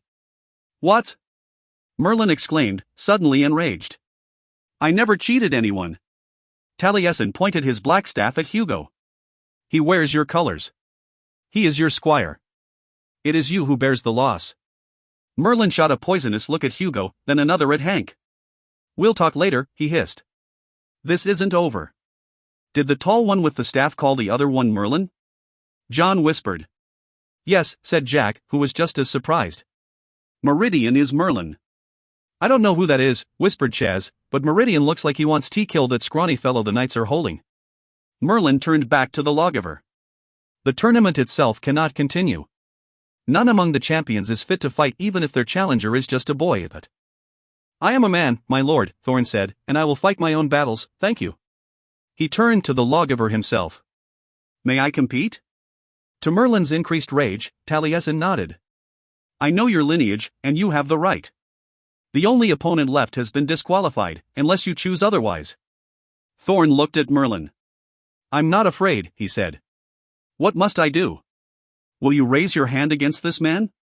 Said Taliesin. Thorn looked confused. What about the other tests? The trials and contests of physical prowess? Taliesin shook his head. None of those matter now. Will you raise your hand against this man? He repeated. Thorn considered Merlin, then smiled wryly. If you're giving me the choice, then no, I won't. Merlin looked confused. Taliesin turned to him, grinning like a Cheshire cat. And you? Will you raise your hand against he who will not raise his against you? Merlin's face was a mix of emotions. He locked eyes with the youth, and they looked at each other in some test of wills that none around them were privy to. After an eternal pause, Merlin broke the stare and looked around him at the assemblage. His eyes looked wild, as if he were considering option after option and finding them all leading down dark pathways and ending at stone walls. He shook his head and rubbed his temples. "Speak it," Taliesin demanded. "Speak the words." I cannot," Merlin finally said, his voice barely a whisper. It took a few seconds for Taliesin to understand that Merlin had indeed declined to fight. In relief and with renewed vigor, the lawgiver gestured to Thorn. "Then," Taliesin said, placing his hands on Thorn's shoulders, "only one test remains." He pointed the staff at the black sword, which still lay in the shallow grave. Thorn turned and stepped down into the crypt, picking up the sword as he did. "If you can draw the sword from the scabbard," Taliesin began. But Thorn didn't give him time to finish. In one swift motion, he drew the sword from the scabbard and raised it high above his head. There was a moment of absolute stillness as a hush overtook the crowd. Then, in a fluid motion, they all fell to one knee and began to cheer. In the noise, no one realized that 6 men had remained standing: Taliesin, Hank, Hugo, John, Jack, and Charles. Merlin had disappeared into the lawgiver's tent, and the owl Archimedes was flying in tight circles overhead and singing. Taliesin stepped forward and tapped Thorn on each shoulder with the black staff, then kissed him on the forehead. "Well done, young Thorn. You are victorious. From this day henceforth, you are Arthur." Part 5. The Isle of Glass. Chapter 17. Animal Logic. The parish church was cold, Geoffrey decided. It had always been chill, but for some reason, he'd never thought of it as actually being cold. But that morning he'd realized that it was in fact cold, when he noticed that his own breath was obscuring the writing on the parchment in front of him. Sighing in resignation, he laid the quill inside his leather writing pouch and replaced the wax plug in the bottle of ink, then set about finding some tinder to put in the hearth. He carefully made his way down the steps and then opened the stout wooden door. The weather at Caerleon was always a bit ratty. He could understand why Saint Caddoc had never wanted to fight any battles. It would have been too cold to lift his sword. Still, it was a good enough place to build a church here and name it after him, Geoffrey decided, and if Saint Caddoc could bear the weather, then so could he. As he bent to pick up some sticks of wood at the tree line, a gust of wind caught his attention, and he looked seaward. He had seen some mysterious storms out over the water of late, and more south of the parish. He didn't know what they meant, but he understood well enough to keep to his work, rather than look too closely. But tonight the storm seemed different. The clouds were taking shape. He dropped the sticks and crossed himself as 3 giants came striding out of the surf, directly toward the town. They were massive creatures that towered over the tallest trees in Caerleon. Behemoths such as these might have cowed even Arthur, Geoffrey thought. Yes, even he. Then, as quickly as the apparitions had appeared, the giants paled, then faded, then disappeared completely, leaving behind less than smoke in the air. Geoffrey lifted his robe and hurried back to the church. If nothing else, he intended to get his transcriptions done and turn in early. He could tell a sign when he was given it. No need to burn any bushes for him. Although, he thought as he trudged back up the stairs, that would have made him warmer. He reached for his door, and oddly, found it jammed from within. He rattled the latch, and from inside he heard a soft cursing, followed by the sound of tearing paper. He pressed harder, and suddenly the door flew open. The room was empty save for his small fireplace, his table, his chair, and the parchments he'd been working on. The window was locked. And there, on the floor, lay the ancient book he'd been transcribing. Somehow the first few pages had been torn out diagonally, from the upper left to the lower right side. Only the left-hand pieces remained. There was no sign of the torn pages themselves. Shaking his head, Geoffrey crossed himself again and closed the door. Something beyond his ken was happening here, and he hadn't the presence of mind to deal with it. Not while it was so cold. The history of the kings of England would have to wait until later. Still mulling over what the vision might have meant, and trying not to consider the possible ways someone could have entered his study invisibly, Geoffrey of Monmouth fell into a fitful slumber. As he did, all around him, time itself shook and trembled like a tree in a thunderstorm. Being declared the High King of the lands both known and unknown has its benefits, and when John and Jack made it clear that Hugo was their friend, Arthur immediately pardoned him and ordered him released. The lawgiver took Arthur aside to discuss matters of his new office, and the rest of the knights immediately began to start a celebration which, Hugo decided, was practically identical to the tournament, with less of a point. Of the companions, only Chaz had noted that not all the cheers were heartfelt, and not all the new subjects seemed to be pleased with the king, or the process by which he'd been chosen. Hugo was mostly just relieved to see his old friends from Oxford. "I knew it!" he exclaimed happily. "I knew you'd be here to fetch me." "And just in time, it seems," John noted. "It looked like you were about to be drawn and quartered." All under control, I assure you, Hugo said with a wave. But I'm not going to complain about your timing. He turned to Chaz and took his hand, which he began pumping frenetically. And you, dear boy. So happy to see you, too. What happened to your face? Chaz pulled his arm free and tightened his collar. Ah, I'm happy to see you well, Hugo. John gave Chaz a quizzical look, and Chaz took him aside, out of earshot of the others. I didn't want to give him anything to regret, he said flatly. He doesn't know I'm not Charles, and he doesn't need to know where I came from or, he added with a quick glance back, what else transpired there? John nodded. I understand. You're a good fellow, Chaz. Don't rub it in. They rejoined the others, who were now conversing with Hank Morgan. He showed them his watch and seemed as pleased as Hugo that they'd come. It still isn't working, he said, shaking the watch. When you return, can you get a message to Vern? I'm sure we can, said Jack, one way or another. What year is it, exactly? It's the year 498 AD, said Hank, give or take a few weeks. Not quite the 6th century, said John. Close enough, said Hugo. So, he added, rubbing his hands in anticipation, when do we go home? That, John said, putting his arm around his friend's shoulders, is something we need to discuss. Back at his tent, Hank prepared another stew for his hungry new guests as John, Jack, and Chaz offered an abridged version of what had happened to them. Hugo had barely begun his reciprocal tale, starting with his trip with Pellinor when the High King poked his head inside the tent. Sorry to interrupt, Arthur said, but Archimedes has just captured something for our dinner. He's an industrious bird, said Chaz. Tell him to bring it here, and we'll add it to the stew. That's the problem, said Arthur. It's talking and insisting it's here to rescue something called scholars. John and Jack beamed and simultaneously sighed in relief. John dashed out of the tent, and Jack clapped Hugo on the back. Hang on, old sport, he said, smiling broadly. The cavalry's here, and they're short and furry. John followed Arthur to the crest of the hill, where Archimedes was grappling with an extremely agitated Uncas. Stupid bird! Uncas exclaimed. What are you, a cannibobble? I'm a mathematician, if you must know, the owl replied, still keeping a grip on the badger with one claw. Let him go, Archie, Chaz said as he and the others caught up to John. The bird immediately loosed the badger, who snorted at it, then patted down his fur. I come on a rescue mission, and nearly get ET by a cannibobble, Uncas muttered. No respect, dot. We respect you, Uncas, Jack said, sweeping up the badger in a tight hug. I'm thrilled to see you. Scholar Jack. Scholar John. Mr. Chaz. Uncas shouted. I finally found you. I knew I would. The little fellow was so happy, and they were so relieved, that none of them noted that it was actually the owl who brought him to them. What happened?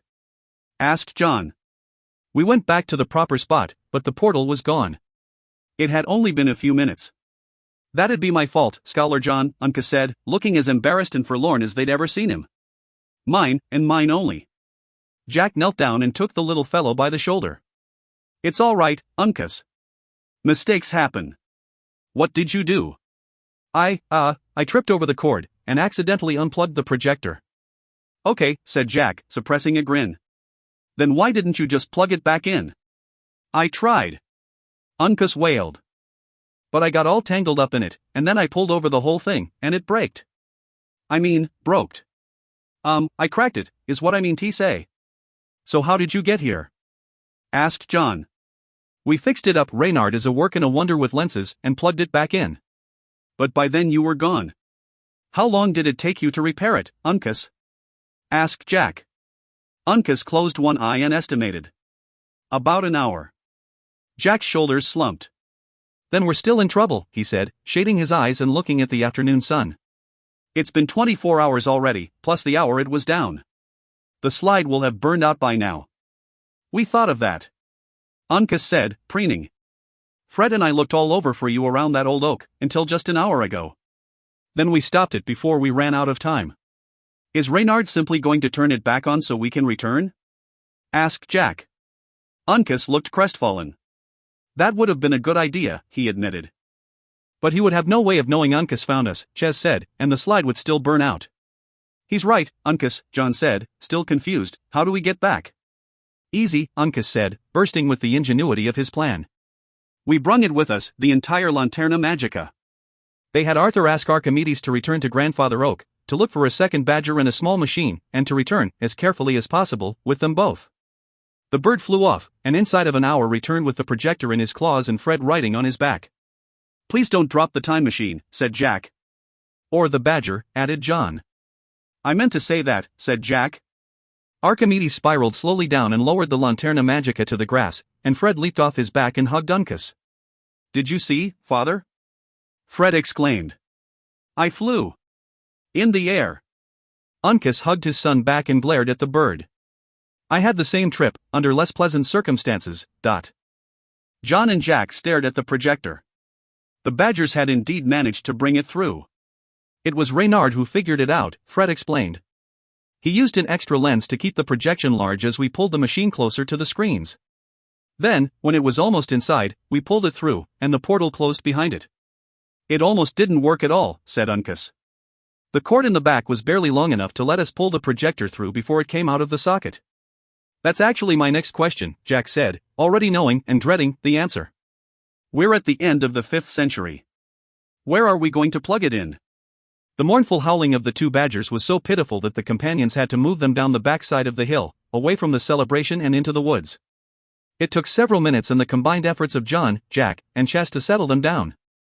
Then the companions began to discuss any ideas they might have to get back to Sanctuary. "The Lanterna Magica used to be powered by a candle," John suggested. "Maybe we don't need the electricity." Jack shook his head. "I was looking it over with Reynard. We'd have to take it apart to do something like that, and we don't understand enough of how it works." "What if we broke the mechanism that makes it function?" "I wish you'd thought to bring a generator, too," John said to Uncas. "Not," he added quickly as the badger started to tear up again, "that I'd have thought of it either." "The serendipity box?" asked Chaz. "Could it give us a generator?" "Not likely," John said, eyeing the box. "It's too small, and too big a risk to wish for something it can't give us." "We might just as well wish for a generator," said Jack. "It could fall into our laps this very minute." "Not quite that fast," someone said, "but give me a few days, and I might be able to arrange it." It was Hank Morgan who had spoken. "I'm only an amateur time traveler," he said with some degree of modesty, "but in my day job, I'm an electrical engineer. I'm certain we could construct an electrical generator in a few days, give or take. And then we can power that thing up and get you on your way." "Perhaps we could fix your watch," John suggested. "Could you take us back with you?" "I wish I could," Hank replied, "but I'm afraid the device doesn't work that way." "Not yet, anyway. It's a one-person contraption." "I've tried to take a passenger, but it just left them standing and clutching empty air." "But perhaps in the future something can be done to change that." "It's busted, anyway. But if I ever get another one, I'll give it to you. You really ought to have a watch if you're going to be traveling in time." "I'd appreciate it," said John. "I'm going to catch hell for the last one I lost." The group returned to Hank's tent, where he kept a large bag filled with various handmade tools and implements, and a second one filled with raw materials. "Ever the Boy Scout, eh?" said John. "The what?" said Hank. "No, I just like to always be prepared." "Couldn't you have just used that watch of yours to pop back and forth in time, and simply bring back the tools you need?" asked Jack. "That would be a lot easier than fashioning everything by hand." "Would if I could, brother," Hank replied. "It just doesn't work that way. The only thing I can actually take back and forth is the watch. Everything else has to be created or acquired." "Does that include?" Jack asked, indicating Hank's clothes. "Yep," Hank admitted with a slight blush. "First trip out, I found myself absolutely starkers. Should have seen the first knight who stumbled over me. He thought I was some kind of crazy man." "It didn't say that you were naked in the book," said John. "Not that I recall, anyway." "A favor from Sam," Hank explained. "I have to preserve my dignity where I can, you know." "But I've seen you take notes," said Hugo. "Should I even ask how you get them back?" "Better for us both if you don't," said Hank. As Hank worked, the companions remained apart from the celebrations and revelry, so as not to risk disturbing the time stream worse than they had. Now that they had Hugo, all John and Jack wanted to do was get home. Fred, Archie, and Chaz turned into an unexpected trio of friends, who passed the time playing logic games. Uncas mostly stayed at Hank's side, feeling as he did responsible for the entire mess. If he could help, he would. As it turned out, the little Watsit was a great benefit to Hank's efforts, providing him with instructions and diagrams that he otherwise would have had to work out himself. With that book, Hank said, wiping his brow, we should be done tomorrow. That quickly?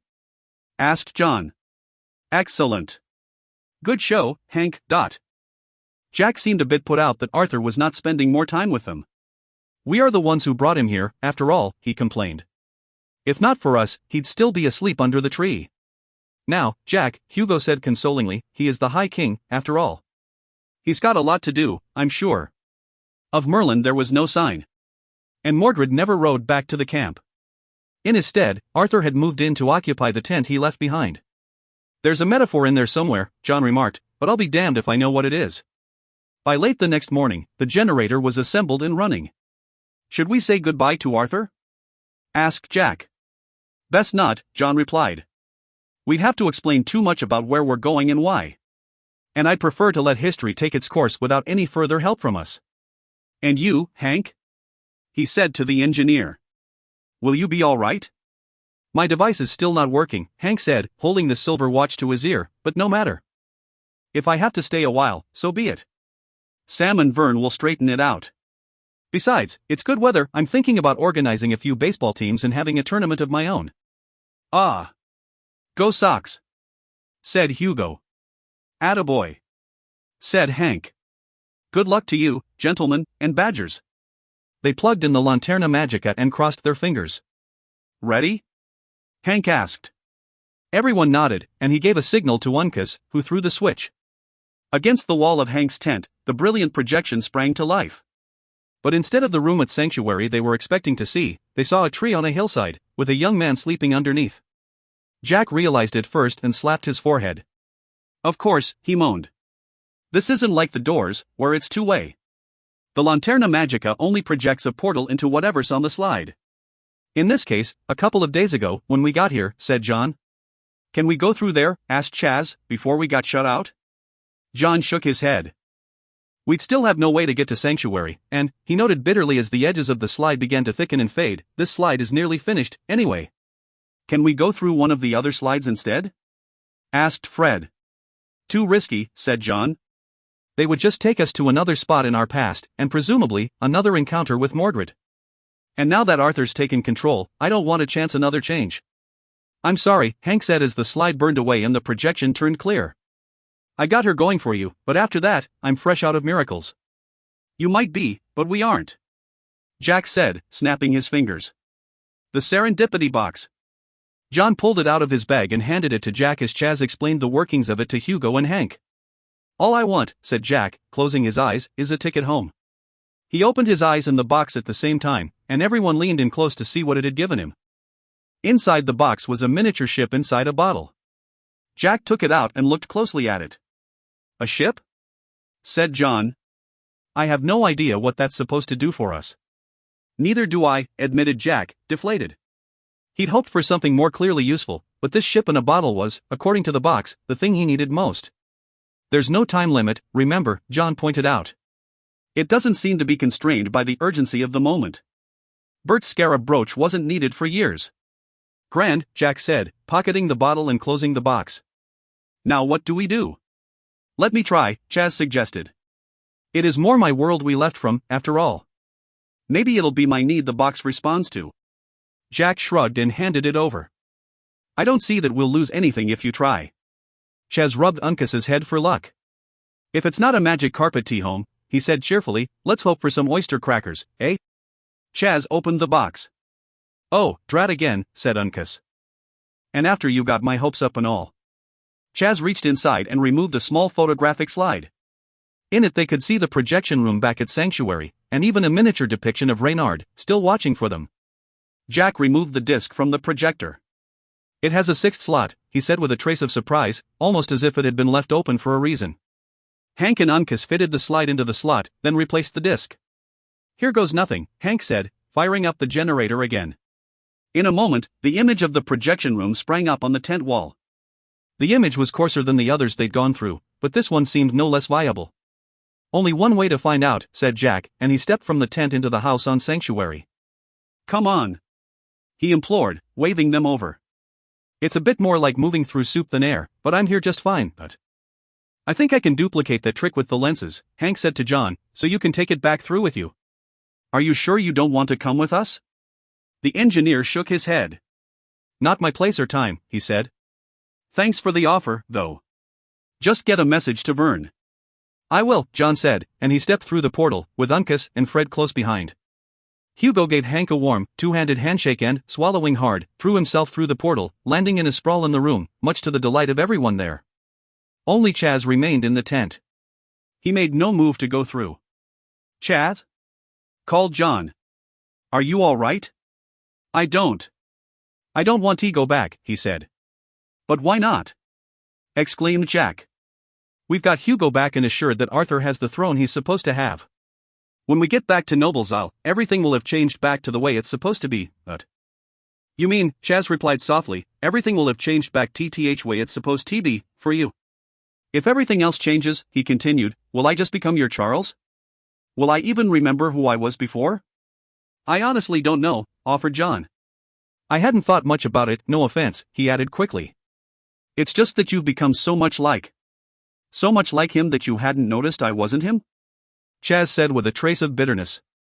Well, I'd noticed, he said, jabbing his thumb at his chest, and I don't want to go anywhere if it means I'm not going to be me when I get there. I don't think it'll work like that, said Jack. I think you'll stay you no matter what. You're one of those implementing the changes in the timelines. So I think you'll remain unaffected, stay Chaz-like, as it were. I agree, John said. Burke mentioned that he and Vern traveled outside the timeline somehow, and despite going to times and places they'd already been, they always kept a memory of events. I think it'll be the same with you. There is another thing to consider, Hugo put in. If you stay, you will probably affect the timeline for us. After all, isn't that why you all came back? To bring me home, so I don't mess up whatever I, botched in history? What if you stay there, and the same thing happens? Chaz looked at each of them through the projection, considering, then stopped at Hugo. That's really TH's best reason, isn't it? He said. Whatever else goes wrong, I don't want to be TH cause of Mordred taking over TH world. So let's just pull me over and be done, hey? Before I change my mind? Mordred taking over the world? Hugo said to Jack. What's happened while I've been gone? We'll explain later, Jack told him, hopefully back in my rooms at Magdalen. Chaz put his hands through the projection, and John and Jack pulled him through. Then, with some coaching from Reynard, Hank adjusted the lenses on the Lanterna Magica and moved it closer, until the men in Sanctuary could touch it, grasp it, and pull it through its own projection. Hank waved a last farewell as he pulled the cord and tossed it through. An instant later the wall went blank. They were back in the room on Sanctuary. Jack started to cheer, but John held up his hands. Wait, he said. He didn't know if Reynard, or the room, or the entire island would have been affected by the change they made in the past by returning with Hugo. He looked at Chaz, who patted himself down and then shrugged. Chaz was still Chaz. Reynard, John said cautiously, has anything changed in our absence? Changed? Asked the fox. In what way? As Reynard spoke, John realized he was bandaged. He still bore the fresh wounds he'd gotten trying to protect the red dragon from being destroyed. John, Jack said tonelessly, pointing at the corner of the room. The burlap bag. It's still where we left it. John sat down heavily in a chair and began to shake. There was too much that had been overcome, at too great a cost. Even when the impossible had been needed, they had still managed, somehow, to prevail. And none of it had done them any good at all. It's still Albion. Still the Winterland, John said bitterly. We haven't changed anything. Chapter 18. The Sacrifice. There was no choice then but to explain to Hugo the complete story of exactly what had taken place after he stepped through the door in the wood. When the companions had finished, Hugo was shaken, but reciprocated with his own tale, looking askance at Chaz as he spoke. After the caretakers had explained who he really was, Hugo had accepted it with aplomb, but a feather's uncertainty remained. If it were not for the scarring on his face, and the occasional lapse into vulgar language, Hugo might have thought it was another joke being played on him. The book was sent to Charles, and Pellinor had been instructed by someone to retrieve the man in the photo. Hugo, Jack summarized. Then, a time traveler who was working with Samuel Clemens, another caretaker of the Imaginarium Geographica, appears at a tournament in 5th century Britain. This is all being orchestrated by someone, somewhere. I still think Mordred has everything to do with this, suggested Chaz. I know him, at least, the Mordred of the Winterland, better than any of you.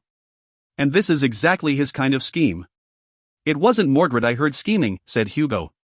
It was Merlin, the cartographer.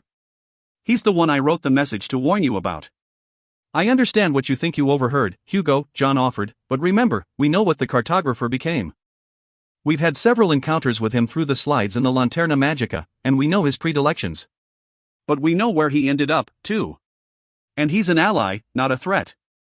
Fair enough, Hugo said, a bit nonplussed at the easy dismissal of his story. After all, I share your concerns about Mordred. As a scholar of Arthurian lore, I knew I couldn't allow him to defeat Merlin and become the Arthur.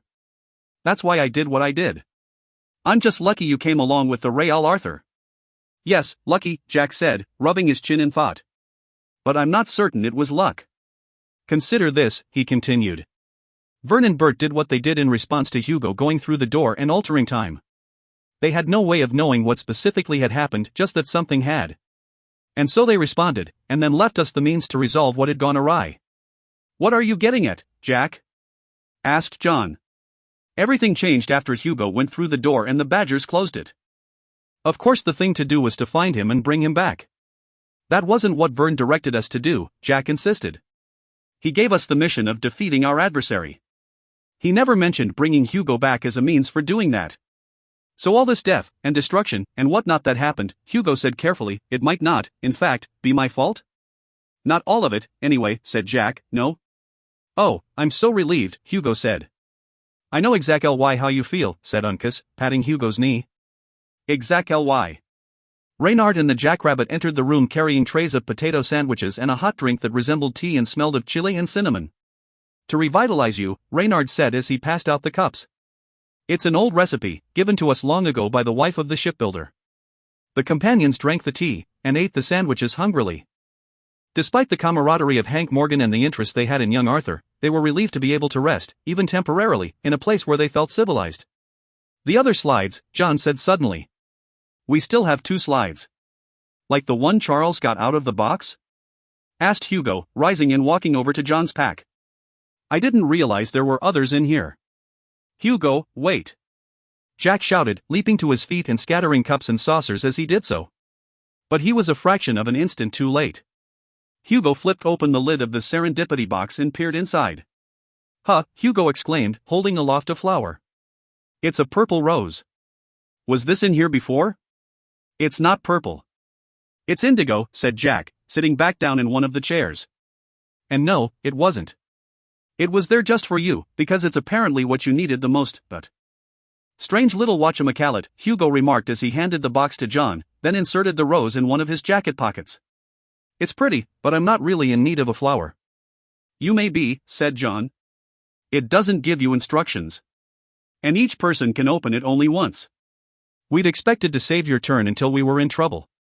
You just finished explaining to me how the entire world is under Mordred's thrall, our only transportation was a ship, now destroyed, and there are giants waiting to kill us if we go outside. How is this not the appropriate time to open the box? John looked to Jack and Chaz, who both shrugged. He has a point, said Chaz.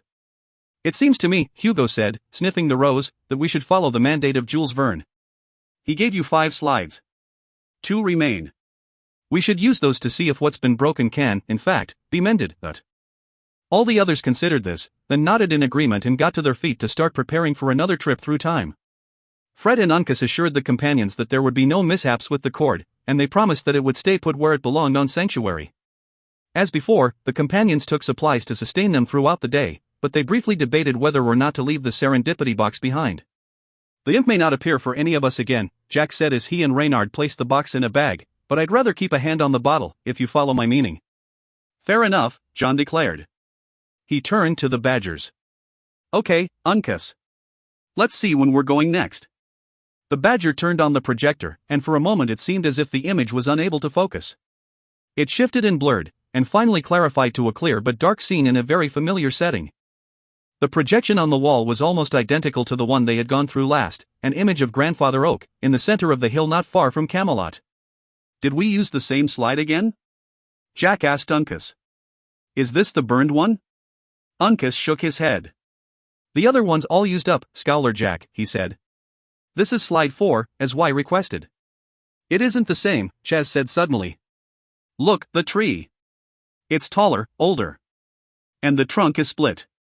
Looking more closely, they realized Chaz was correct. The tree was the same shape, but taller and stouter, and there was a wicked gash along one side, as if it had been struck by lightning. It was a bad enough split that ultimately the tree would not survive. Chaz flipped through the pages of the little Whatsit to the entry on Grandfather Oak. It says here that the tree is still standing, he said, indicating a passage in the book. What does that mean, Dot? It means, John reasoned, that whatever caused the changes to the world that resulted in the Winterland already happened. Maybe when we were there, in the 5th century. Maybe after. But whatever happened to the tree might be happening everywhere. Is this what Vern meant for us to do? Asked Jack. Are we supposed to find the exact cause of the change and fix it? Can we do that, if it's already happened? I don't know, said John, but I'm going to go with Hugo's assessment. These slides aren't redundant. They've all been left for a reason. We've got Hugo back now, thanks to the last one. Perhaps this one will bring us closer to the finish. I hope so, Jack said as he stepped through the projection. I need something to believe in. Asterisk asterisk asterisk. The tree, Grandfather Oak, was indeed dying, and the rest of the countryside looked no better. It was bleak, stricken, as if it was diseased. A thick odor hung in the air, an odor of death and decay. What's happened? Hugo exclaimed. How long have we been away? Years, certainly, said John. Decades, perhaps, judging from the size of the tree, he added, stroking the bark. A shame we won't see it again after this. This must be a different timeline, Ches said. Different from yours, I mean. This looks more than familiar to me. They started walking the same route they had taken before, but other than the topography of the land, nothing was familiar. There were scattered houses and a number of crumbling and broken walls. There were fires in some of the structures, and a few carcasses of horses and cattle that looked as if the animals had died of consumption rather than in a conflict. Far off in the distance, they could just make out through the smoke and haze the crenellated towers of a castle. Camelot, John said dully. Or what's left of it. Let's make haste, Hugo urged, beckoning them on. We need to get to the bottom of things as quickly as we can. It's early in the day, from the position of the sun, so we can be there in a few hours if we hurry. The companions ran as long as they could, finally slowing to a walk to conserve their strength for any unexpected surprises. The closer they got to the place they had known as Camelot, the more barren the landscape had become. It had been stripped bare of trees, stones, and anything else that could have been useful in a siege. And a siege was exactly what was taking place. From the hilltop where they were, the companions could see the fields and the shallow valley where the tournament had taken place. Massed along the valley floor were thousands of warriors, many bearing banners they'd seen at the competition. There were battering rams and trebuchets and various machines of war that were completely unfamiliar in design, but evident in their use. Destruction was their purpose, and they were being used by warriors willing to smash everything in their path. The armies were circled around the castle that had been built on the hill where the stone table stood. It was a Motte Bailey castle of raised earth and wood that had been fortified with stone.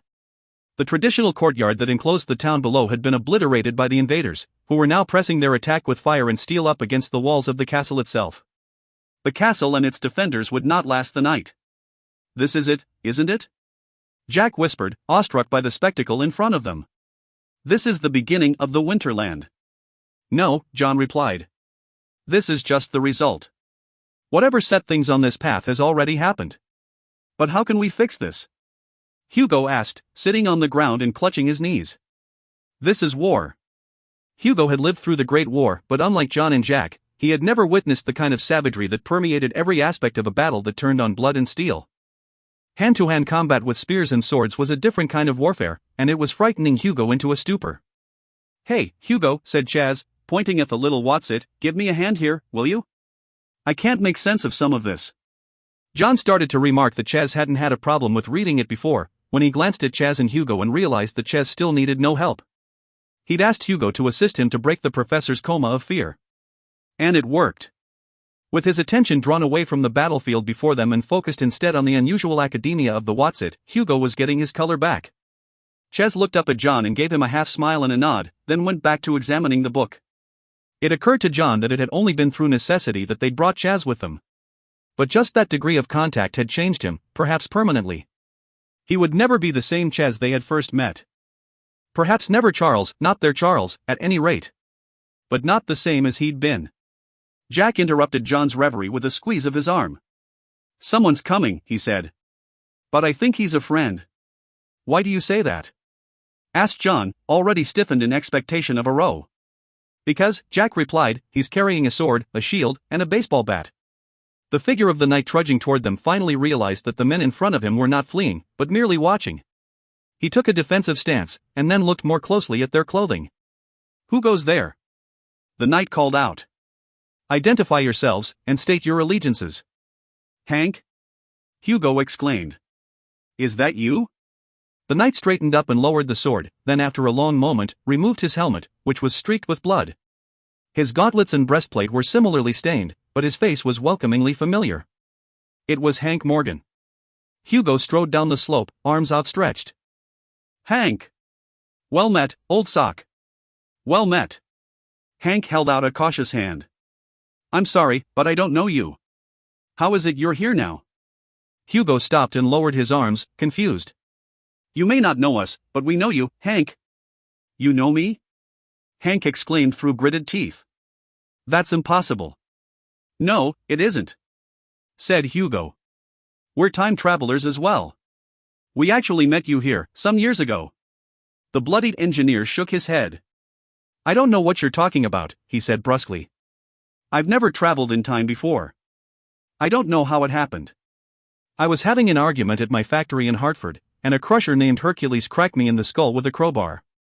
I woke up underneath a great oak tree not too many miles from here. We know the place, said Hugo. How long have you been here? About 6 months, give or take, Hank replied. Just long enough to see the whole place going straight to hell in a handbasket. He dropped the bat and shield and moved up to shake hands with Hugo. Sorry about the reaction, he said. It's been a long time since I saw a friendly face. What's happened here, Hank? Asked John, pointing at the castle. Who's attacking them? Who isn't is a better question, Hank replied. All the tribes and fiefdoms have united against King Arthur. Against Arthur? John deadpanned. Arthur united the tribes and kingdoms. Who would dare raise a hand against him? From what I've learned, the nobles have always resented him, Hank replied. There's a deep-seated belief that he came by his crown through deceptive means, that he never truly earned the right to become the High King 30 years past. And it all came to a head a few months ago when his own advisor, that bastard Merlin, united the nobles and besieged Camelot. Actually, the place would have fallen weeks ago, Hank continued, if Arthur's uncle, Mordred, hadn't shown up to help defend the castle. But the companions were horrified. His uncle? Jack exclaimed, eyes narrowing. When did that happen? It isn't in the histories, said John. None of the ones I've read, anyway. I don't care if Mordred's his nursemaid, said Chaz. Why is Merlin attacking Arthur? Ain't he supposed to be the good one? Hugo was overcome with a different emotion, guilt. This is all my fault, he began. It's not over yet, John said, cutting him off. He turned to Hank. We have to get to Arthur. Is there any way we can get close to the castle? Any way at all? There just might be, Hank answered. Follow me. About half a mile to the north of the castle, where an assault was impossible because of the thickness of the rocks and trees that bordered the river just beyond, Hank led them to a massive stone. On the stone, almost completely faded with age, were markings in ancient Greek. Arthur showed this to me when I first got here, Hank explained. A man called Brutus created the passageway centuries ago, modeled after one he'd used to escape the siege of Troy. There are several more scattered around Albion. The companions all shuddered involuntarily on hearing the name. Britain, if you please, Jack said, looking around the stone. Where is the passageway? Hank gave the massive boulder a shove, and they heard a mechanism underneath grind into action. The stone levered over on its side, revealing a long-unused set of stone steps that spiraled down into darkness. I think it leads to a spot right in the center of the castle, and there are oil lamps throughout, said Hank. Anyone got a match? Lamps blazing, the companions moved quickly through the narrow underground passage. Hugo led the way, having renewed his courage since seeing a familiar face even if the engineer didn't recognize him in turn. Hank followed behind him, then Chaz, with John and Jack in the rear, making sure they were not being followed. Suddenly Hugo stopped. There was something partially blocking the narrow passageway. It was a bird, an immense owl, which lay unmoving on the flat stones. Archimedes, Chaz breathed, pushing past the others. He knelt down and pressed his ear to the bird's chest. He's functioning, but barely. I think there might be something in the little Watson I can use to fix him up. We don't have time for a stupid bird, Hank hissed. What are you doing? I'm not leaving him behind, said Chaz, dumping a few other items out of his pack. I'm taking him with me. Your business, not mine, Hank retorted, turning around. Come on. We're almost there. Do you believe, John whispered to Jack as they watched Ches gently wrap the damaged doll and put it into his bag, that this is the same fellow who wanted us to give him uncas to eat? Miracles never cease, said Jack. Look, the passageway is sloping upward to more steps. The passageway leveled out, then pitched steeply upward, ending at a stone ceiling. Stand aside, Hank instructed the others, taking up the bat. He got a solid grip on it, then swung it up into the stones. They shivered, and a light rain of dust fell. Hank adjusted his grip and swung again, and with a sharp crack, the stones broke apart and crumbled down onto the steps. Above them, they could see a stone covering that was slightly ajar, so light could come down into the tunnel. And they could hear voices, harsh, almost shouting. You think I don't know? One was saying. Don't you think I knew all along what I had lost? I can't let you do it, another voice pleaded. I can't let you kill him. You must. I can't. That's Mordred, said John urgently. And Arthur. We have to get up there, now. Pushing together, Hank, John, and Jack hefted the large stone off the entrance and shoved it aside. They climbed out to an astonishing realization: the stone had been covering the crypt of the old king, Camallus.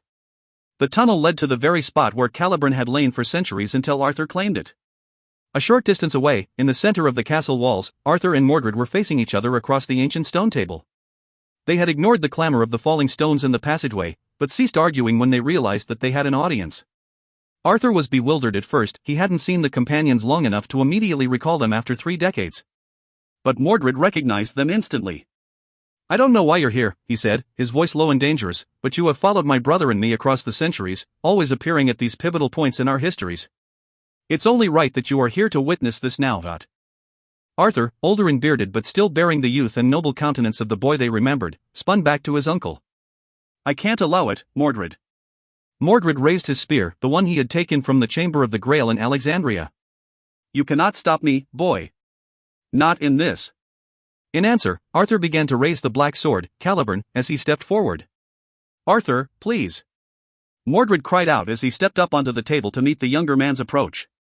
Please, don't. The corner of the table, worn and pockmarked with age, gave way under Mordred's foot, and he fell, twisting, against Arthur, who caught him against his chest. There was a terrible cracking sound, and thunder shook the castle walls, raining stones down all around them. The sword Caliban fell to the ground. The blade broke off just above the hilt. Mordred looked down at it, disbelieving, and stepped back from his nephew, letting go of the spear. Arthur looked down at the shattered sword, then at his chest, where the spear, the lance of Longinus, had pierced his heart. He pulled it free, then fell to his knees on the stone table. He whispered something to Mordred, then fell. The companions raced over to the table just in time for John to catch the king. He looked up, stricken. We've arrived too late, he said mutely. The Arthur, is dead. Chapter 19. The Enchantresses. The girl walked along the island's shoreline, idly dragging one foot through the surf. The old fisherman watched her, knowing, as she only suspected, that this was the last day they would spend together. You know, he said jovially, you're going to scare all the fish. Sorry, grandfather, she told him. I was just thinking. I could tell. But you're not afraid? She considered her answer. No, she said finally. Not afraid. But I know that my childhood is nearly over. And it makes me sad. Leaving you makes me sad. He nodded. I understand. It was the same with your uncle Telemachus. But nothing is forever. We'll meet again someday. Will we? Does that mean I'll live to see tomorrow? None of us knows that for sure, he replied, but I'd say the odds are in your favor. She didn't answer, but simply stared out across the water, toward the line of storms that never seemed to change, and wondered if she would ever see what lay beyond them. She hoped she would. Asterisk. Mordred hadn't moved. He just stood there, confused, looking from the bloodied spear that lay on the ground to Arthur and back again. What did he mean? Mordred whispered to no one in particular. The companions approached cautiously, uncertain of what was happening. John cradled the lifeless form of Arthur in his arms and looked up as Mordred repeated the words. What did he mean? What did he say to you, Mordred? Jack said, stepping closer. Once, years before, in his own timeline, he'd shared a connection with Mordred that had been forged more because of his youth than poor judgment, and nearly lost his shadow and soul because of it. But he knew a personal struggle when he saw it. Mordred looked at him, his face a mixture of emotions. He said, "You are strong enough to bear this." What did he mean by that? John's mind raced. The crucial moment had passed, and they'd missed their chance to undo whatever had been done. Whichever brother had been their true adversary no longer mattered. Arthur was dead. Now the only hope they had was to prevent the ascent of Mordred to the throne. To keep him from becoming king and turning the world and the archipelago into the Winterland. "Mordred," John said cautiously, "what were you and Arthur arguing about?" The question seemed to snap Mordred out of his trance. "Arguing?" he repeated. "We were arguing about what I am compelled to do." Arthur disagreed. "But now," he added ruefully, as he looked at his nephew's body and the realization of what had happened hit him fully, "the path is clear. And there will be none who can oppose me." "This is what Arthur meant, Mordred," Jack exclaimed. "You are strong enough to bear this. We saw what happened. We know you didn't mean to kill him. Don't let his death force you into a path." "Force me?" Mordred said with a barking laugh. "As with a binding? Don't you think I worked out long ago who had suggested to my brother that I be bound? Who it was that was responsible for my exile?" John and Jack looked grimly at each other. There was nothing they could say. "If I had not been summoned to the tournament by Taliesin," Mordred continued, "I would have remained in exile. And your treachery," he pointed at Hugo, "is what cost me the throne that was rightfully mine." He stepped over the spear, and all the companions reared back in trepidation. "I have a promise to keep," Mordred said as he moved around the table, "an order to restore to the land that has been decimated. But when that is done, we shall have a reckoning of our own."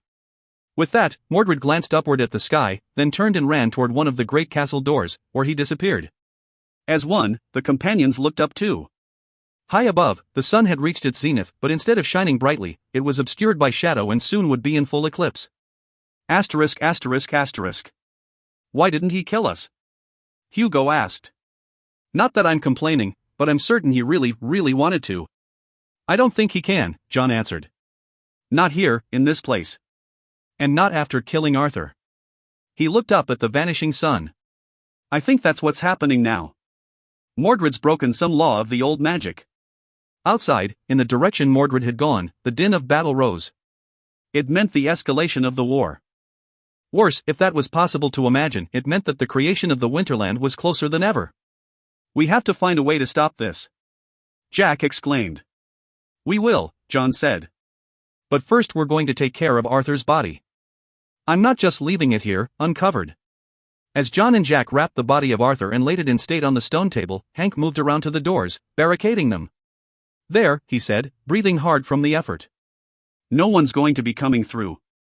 "Not for a while, at least," he added with a fearful glance at the ramparts, which were being sparsely defended by the king's followers. Hugo and Chaz sat in the grass, still numb from the events they just witnessed. "You know more about this Arthur fellow than I do," Chaz said. "Can I ask you a question?" "Certainly," said Hugo. "Is this the first time or the last time that Arthur was killed?" Hugo's brow furrowed. "I don't understand what you mean by first time and last time, but..." Chaz showed him some pages he'd dog-eared in the little Watsit. Hugo scanned the passages Chaz indicated, then frowned. Suddenly he sat upright, and his eyes widened in shock and realization. "John! Jack!" Hugo shouted. "Come here!" As the caretakers approached, Hugo gestured to the book. "Here, Chaz," he said excitedly. "Read them what you found." "I've been trying to catch up," Chaz explained. "The rest of you knew so much already about Arthur and Mordred and Merlin, that I've been reading up on them." "Do you know if this is the first time, or the last time that Arthur was killed?" "What's the difference?" asked Jack, his tone skeptical. "He's just dead." "Well, it says here that he might not have TB, Chaz replied. "The little Watsit says that Arthur ruled on the silver throne for 100 years before he died, but that he'd been killed once before, then restored to life." That got the caretaker's attention. "Does it say how he was restored?" John asked, trying not to get his hopes up. Chaz nodded and quoted from the book. "It says that he was saved to bring light back into a world of eternal darkness, by blood, by faith, and by the power of the Sangreal." "The Holy Grail," Hugo said breathlessly. "Arthur can be brought back by the Grail." "Is it true, John?" Hugo asked. "Does the Grail really exist?" "I never saw it for myself," John answered. "It disappeared from Alexandria while we were there. Merlin was supposed to have tried to steal it, but he claimed Mordred was the real thief." Then we found Mordred in the chamber, sleeping with one of the priestesses who tended the Grail itself, and that's when Merlin bound him. And the Grail vanished. Hugo groaned. So Mordred may have the only thing that can bring back Arthur? How do we convince him to use it? I don't know that he does, said John. We don't even know that it's an object, really. It's a translation conundrum that no one, not even the caretakers, have been able to sort out. One way of reading Sangreal means Holy Grail, or the Cup of Christ, he explained, but the other way, Sangreal, means royal blood. What we need might be a person. An actual descendant of Jesus Christ himself. The legend of Joseph of Arimathea, said Jack. He was Christ's uncle, and supposedly took his nephew's children away from Jerusalem to Glastonbury, in England. Hugo started. That night in the tent, he began, excited that he could add a piece of the puzzle. Merlin and the lawgiver were arguing about how betraying the Grail meant betraying holy blood. And Merlin said something about the children of the Grail. So is it the cup, or is it the bloodline? Jack asked rhetorically. Not that it will help to know, since I haven't the faintest idea where it can be found. But I do, a voice said behind them, and if you are worthy, you may yet find out the truth for yourselves. The companions turned as Taliesin the lawgiver stepped up out of the stone passageway. Taliesin, Hugo said in greeting. How has this happened? The lawgiver's eyes were filled with tears, and he deliberately avoided looking at Arthur's body. A journey of 1,000 regrets, he said simply, begins with a single step. Follow the path of your adversary to the beginning, and perhaps you will find the means to alter his course. If you are who I think you are, then you had as much right to claim Caliburn as Merlin and Mordred, said John. Why didn't you stop this 3 decades ago? The lawgiver briefly raised his hand to his forehead, touching it. I was bound, and was kept from doing all I might have had I been released. And now the future is certain unless you find the Grail and restore the true king. Where? Jack wondered. Where can we find it? At your adversary's beginning, said Taliesin, and my own. In the Archipelago? Asked John, his heart sinking as he anticipated the possibility of a long, arduous journey ahead. Do we need to find Odysseus? Was that the beginning you mean? Taliesin shook his head. Our father is long gone, he said flatly, but our mothers remain. The Grail may be found with them. Calypso and Circe, said John. They're still alive? They, or an aspect of them, answered Taliesin. On an island of glass, that is both here and not here. In this time, they are often called the Pandora, after our ancestor. The Morgaine, Jack declared, shaking his fist triumphantly. The Morgaine. Of course. That means the Grail is on Avalon. And of course, Hugo said, you just happen to know how to get to Avalon. Of course, John told him. Why wouldn't we? Just asking, said Hugo. There's a river near the Great Stone, Jack said to Hank. Are there any boats nearby? Anything we might use? They've all been destroyed, Hank said. Used for raw materials in the siege. I don't think there's even a toy boat to be had for 1,000 miles. Jack scratched his ear. Huh, he murmured. What do you know? What? Said Hank. Jack stuck his hand in his pocket. We do have that much at least, right here, he replied, removing the miniature ship and a bottle he'd been given by the serendipity box. Take us to the river. Taliesin offered to stay with the body, to protect it, and the companions bade him farewell and re-entered the stone tunnel. Jack followed last, pausing only to retrieve Mordred's spear. I don't intend to use it, Jack told the others, but I'd rather that Mordred didn't have the chance to use it again either. At the other end of the passageway, as before, the forest was empty. Thank God for small favors, said Hank. They're all massed at the gates. It was not far to a sloping path that led the companions to the flowing water of the river. It was thickly clotted with debris along the shore's edge, but ran clear in the middle, and not too many miles distant, opened up into the sea. What do you think, fellows? Jack asked, cradling the small bottle in his hands. How do we get it out? Bert simply threw the scarab brooch, said John. Maybe you should toss it into the water. And what if it just sinks? Jack retorted. Then where will we be? Hank grabbed the bottle out of Jack's hands, and before the others could stop him, he had dashed it against the stones in the shallows. But they realized at once that Hank had done exactly the right thing. The tiny boat, immersed in the water, was beginning to grow. It took less than a minute for the toy boat to grow into a full-size, functional vessel. It resembled a small Portuguese caravel, with room enough for the companions and their bags, and at the front was the carved representation of a scarlet dragon. John and Jack nearly cheered at the sight of it. A dragon ship had considerably more meaning for them than it did the others, who were nevertheless still very impressed by the appearance of the instant boat. It gave you just what you needed most, Ches said to Jack. We just didn't know it at the time. Thank God, Jack replied, casting his eyes skyward. And I mean that literally. Chaz got in first, still carrying the bag that held the unconscious Archimedes, followed by Jack, then John. Hugo got in next and extended his hand to Hank. I'm sorry, fellows, Hank told the others, but this is as far as I go. It's an adventure, Hugo said brightly. We're searching for the Holy Grail, don't you see? This is the first crusade. Hank smiled blackly and folded his arms. I understand your excitement and enthusiasm, Hugo, he said. I felt the same way when I first got here. But I've been here for too many months, and seen more than I wanted. And I think I've had my fill of adventuring, There's a chance this will all change, Jack pointed out. That's what we're trying to do, anyway. Hank glanced over his shoulder at the rising clouds of smoke that were darkening an already blackened sky, then up at the haloed sun that was nearly in full eclipse. I always remain hopeful, but in this case, I think the game's already been called, he said bleakly. If this isn't the end of the world, it's a damn good imitation.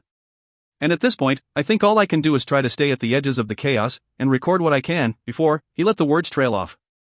Can't you go back? Hugo implored. With the watch? The what? Asked Hank. I don't even know how I got here, much less how I'm going to get home. The watch, Hugo repeated. The one that Sam Clemens gave you, that allows you to travel in time. Hank looked at the professor as if he were crazy, then chuckled wryly. I'd say you were losing your marbles, if we weren't where we are. If, by some miracle, you ever come across one of those watches, let me know, will you? Hugo turned and looked pointedly at John, who opened up the bag he was carrying. Maybe you can find it yourself, John said, removing the serendipity box and handing it to Hugo, who handed it to Hank. Open that and tell us what you see. Obediently Hank lifted the lid and smiled in confused surprise. You've been having me on the whole time, haven't you? He asked as he took out the small silver pocket watch that was inside the box. What does the dragon represent? Hope, said John. It represents hope. How does it work? John shook his head. I don't know. But we were told by you, actually, that it will let you travel in time. There's a note underneath, Hank said. It reads, midnight takes you back. The rest is up to you, it seems, said Hugo, clapping Hank on the shoulder. Remember us to Sam, won't you? Vern, Jack said suddenly. That's what we need to ask of you, Hank. Remember us to Jules Verne. Okay, Hank agreed, still uncertain of what he was being asked or expected to do. How do I contact him? I think you'll see him when you leave this place, Jack told him, in another time. Just remember to tell him when and where you got the watch, and from whom. I will, said Hank, tapping the dials. What happens when I turn it to mid? Hank vanished. That's that, boys, Hugo said, dusting off his hands. I think he's going where he needs to go, and now, so must we. He sat in the bow of the boat, which then pulled away from the cluttered shallows and into the swiftly flowing water at the middle of the river. So we're on an actual crusade, then? Chaz said. Your Charles would have loved this, wouldn't he? He would, absolutely, said John. The small boat, which John had dubbed the Scarlet Dragon, operated in exactly the way they had hoped. In only a few minutes, the smoke in the air had turned to fog, and it clouded thickly around the craft and its passengers. Moments passed, and the fog began to thin, then clear completely, and they were sailing in open waters, far from any shore. Extraordinary, Hugo breathed, looking around at the horizon.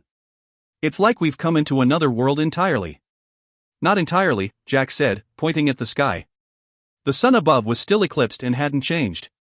Avalon lies on the transition line between our world and the archipelago, so we won't have to completely cross the frontier. But, he added tensely, if this doesn't work, that may not matter. Within a few hours, the familiar outlines of the island of Avalon appeared on the western horizon. The sky was already dark enough that they could barely make out the thunderheads beyond that marked the true line of the frontier, the boundary that protected the archipelago of dreams. As the Scarlet Dragon approached, it became evident that this was not entirely the island John and Jack knew. Their Avalon was almost abandoned.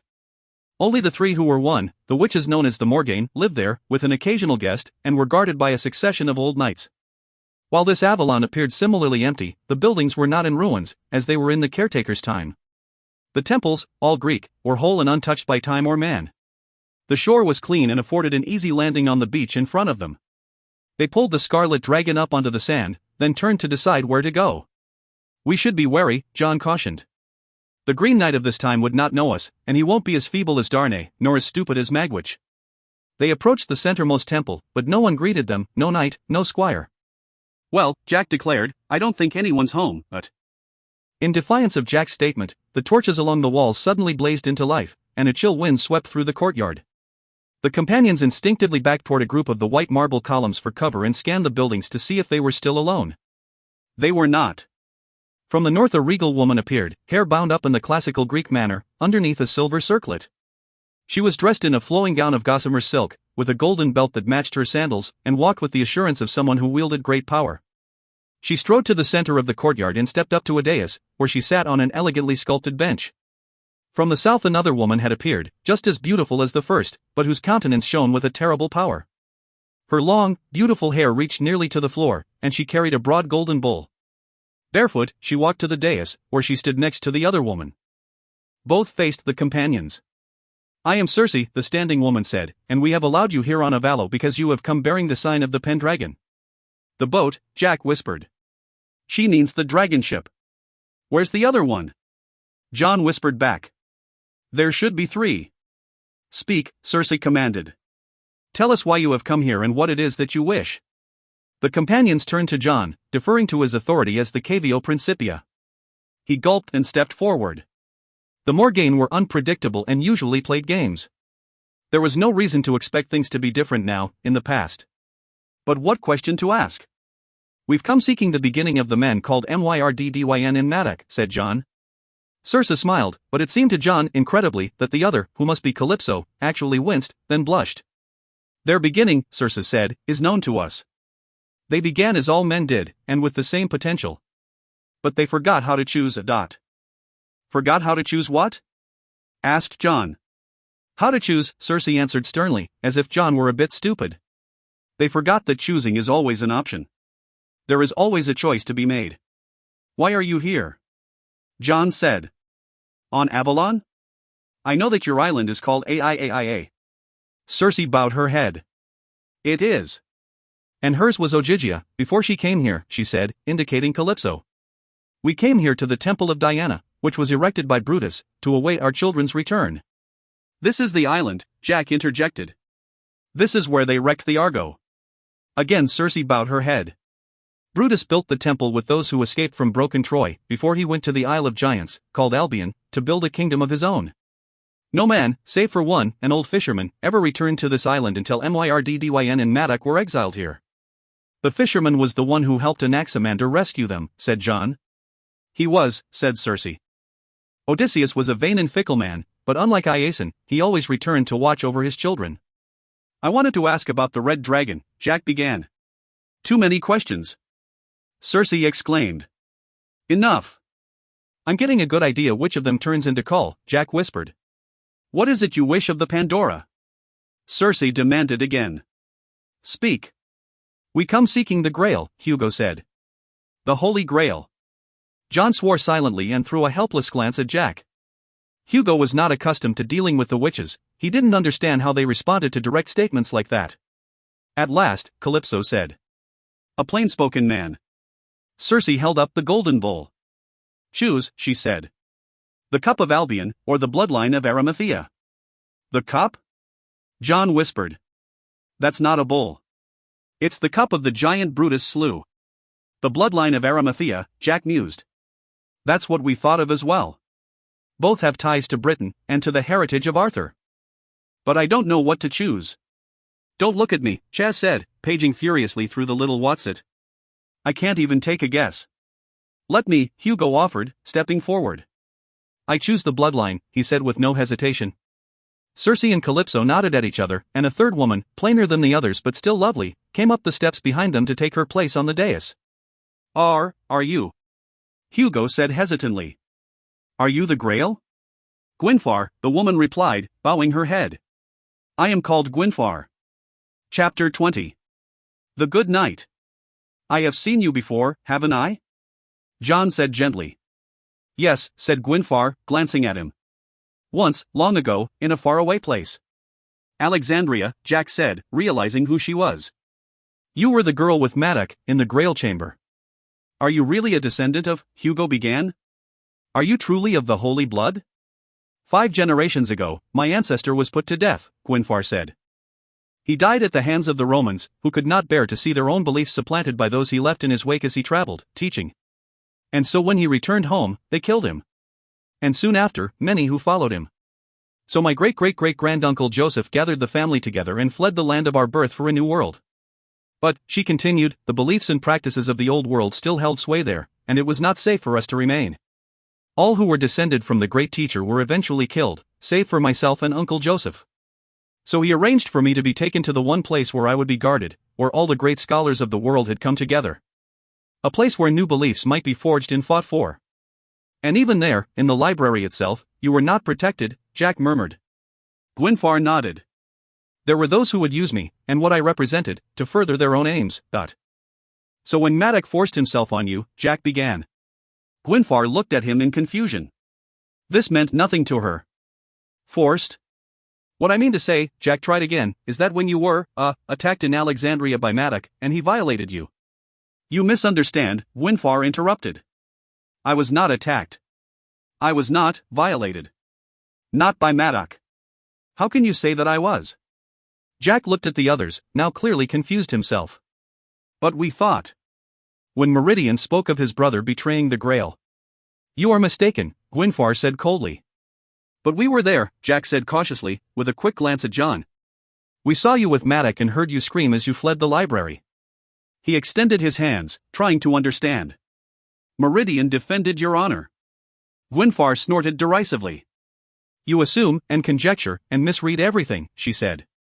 You would have been completely inadequate as my caretakers, but. We do have our moments, John said, not sure if his own words were a defense or an admission. Please, tell us what really happened. Gwynfor stepped down from the dais to get closer to them. She was shorter than all of them save Hugo, and surprisingly delicate. Meridian and Maddock were there as 2 of my caretakers, she began, but once Meridian discovered who I was, and why I was valued, he lost interest, mostly, she added. His interest in the library had more to do with the objects gathered there, such as the Cup of Albion and the Horn of Bran Gaeld.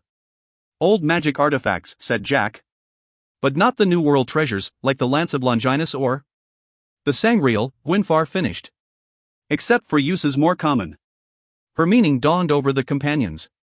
So when Ptolemy said Meridian had tried to take the Grail, John began. He tried to take from me, against my will, Gwynfor explained, that which I freely shared with Maddock, whom I loved, and who loved me in return. And we believed he was evil, Jack said dully. We sided with Meridian and helped to bind his brother. And Maddock was the good one all along. Why mean he might have been, said Chaz, if we hadn't come along and mucked him up. Both of my sons have made poor choices, Calypso clarified. Both were exiled from the Archipelago. But of the 2, Maddock was the one with a spirit. Soul, John said quietly.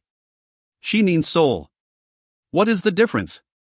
Calypso asked, hearing the word John spoke. It is the breath of the gods in him. It is his life. It is himself. Spirit, breath, wind, Jack intoned. My God, John, what have we done? We need to do our duty now, replied John. We are the caretakers of the archipelago. He turned to Gwynfor.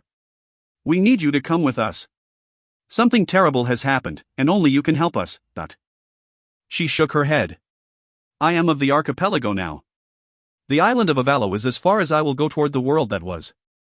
We should have brought him with us, said Chaz. Is there time to go back? John shook his head. It's been too long already, he said, noting the eclipsed sun. Every moment takes us farther into the Winterland. And we may never be able to reverse it if we don't do it now. I must stay, said Gwynfor, but the holy blood might be taken back with you, to do what must be done. You want us to take your blood? Asked Hugo. No, she said with a faint smile, I want you to take my child. Gwynfor turned and walked between Circe and Calypso, gesturing for the companions to follow. They walked out of the temple and down a long procession of steps that ended up splitting into 2 separate paths. The one to the left followed the ridge of sharp cliffs that rose above the western side of the island. Jack and John looked at each other and grinned in recognition. That path led to the cave where they were most familiar with seeing the Morgaine, and where they would one day meet the distant heir to Arthur's throne. If Arthur might still have heirs, that was.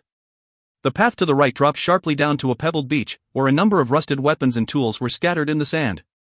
There ahead of them, watching through an old iron grate half buried in the sand, was a young girl.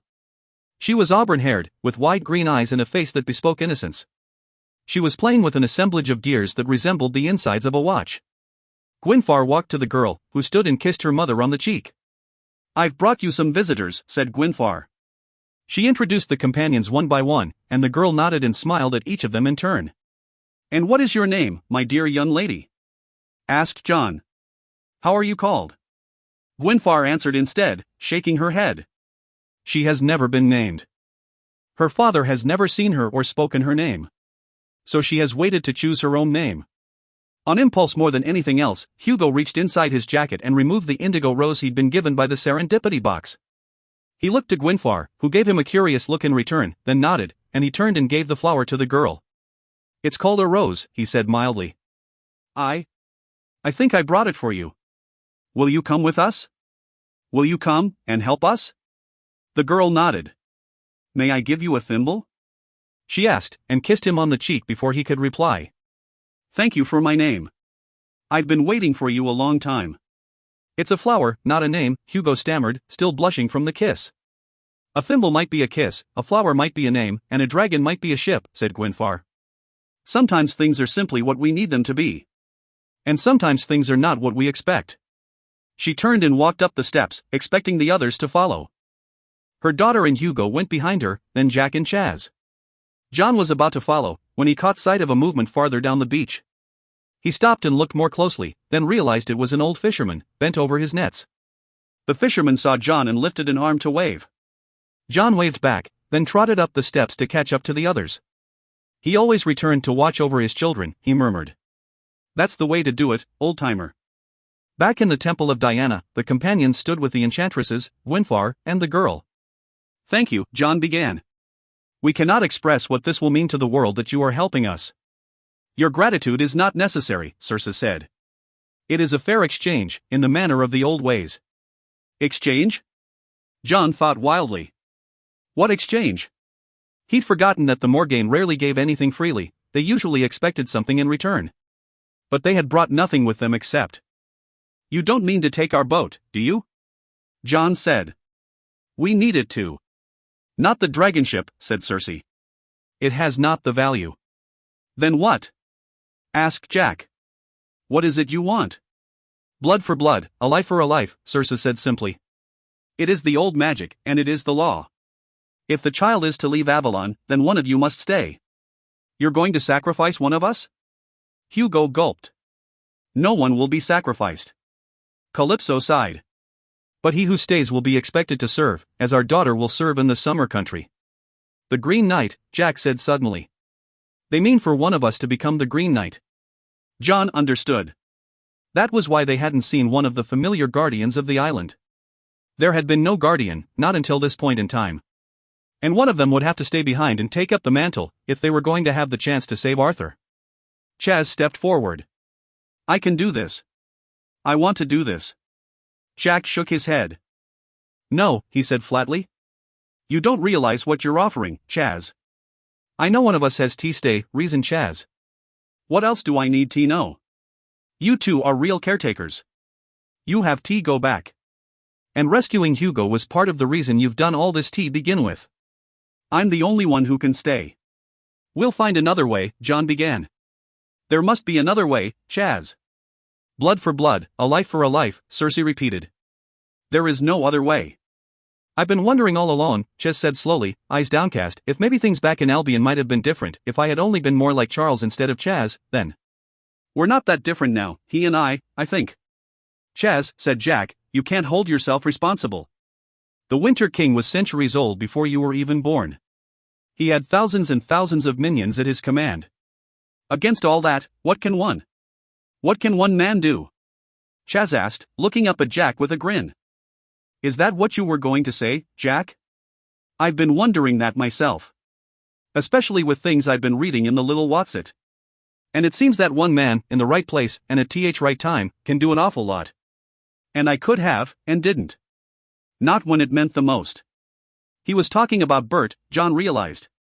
Since the last passage from Sanctuary, they hadn't mentioned the death of the old traveler, but now he understood that it had weighed as heavily on Chaz as it had on him or Jack, and perhaps more so. Besides, Chaz went on, isn't all of what we're doing based on one man, anyway? This Christ everyone's been going on about? He was just one man, wasn't he? That's different, Jack replied. That was, well, a mythology. A real mythology, based on a real person, but you can't use that story as a reason for choosing to sacrifice yourself in this way. And why not? Chaz shot back, annoyed. Isn't that why we come all this way, to this island? To find the holy blood who are his children?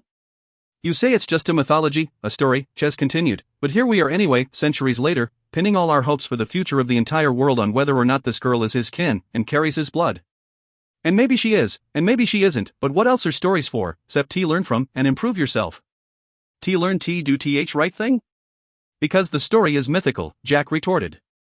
There probably was a man called Jesus Christ, and he probably was crucified.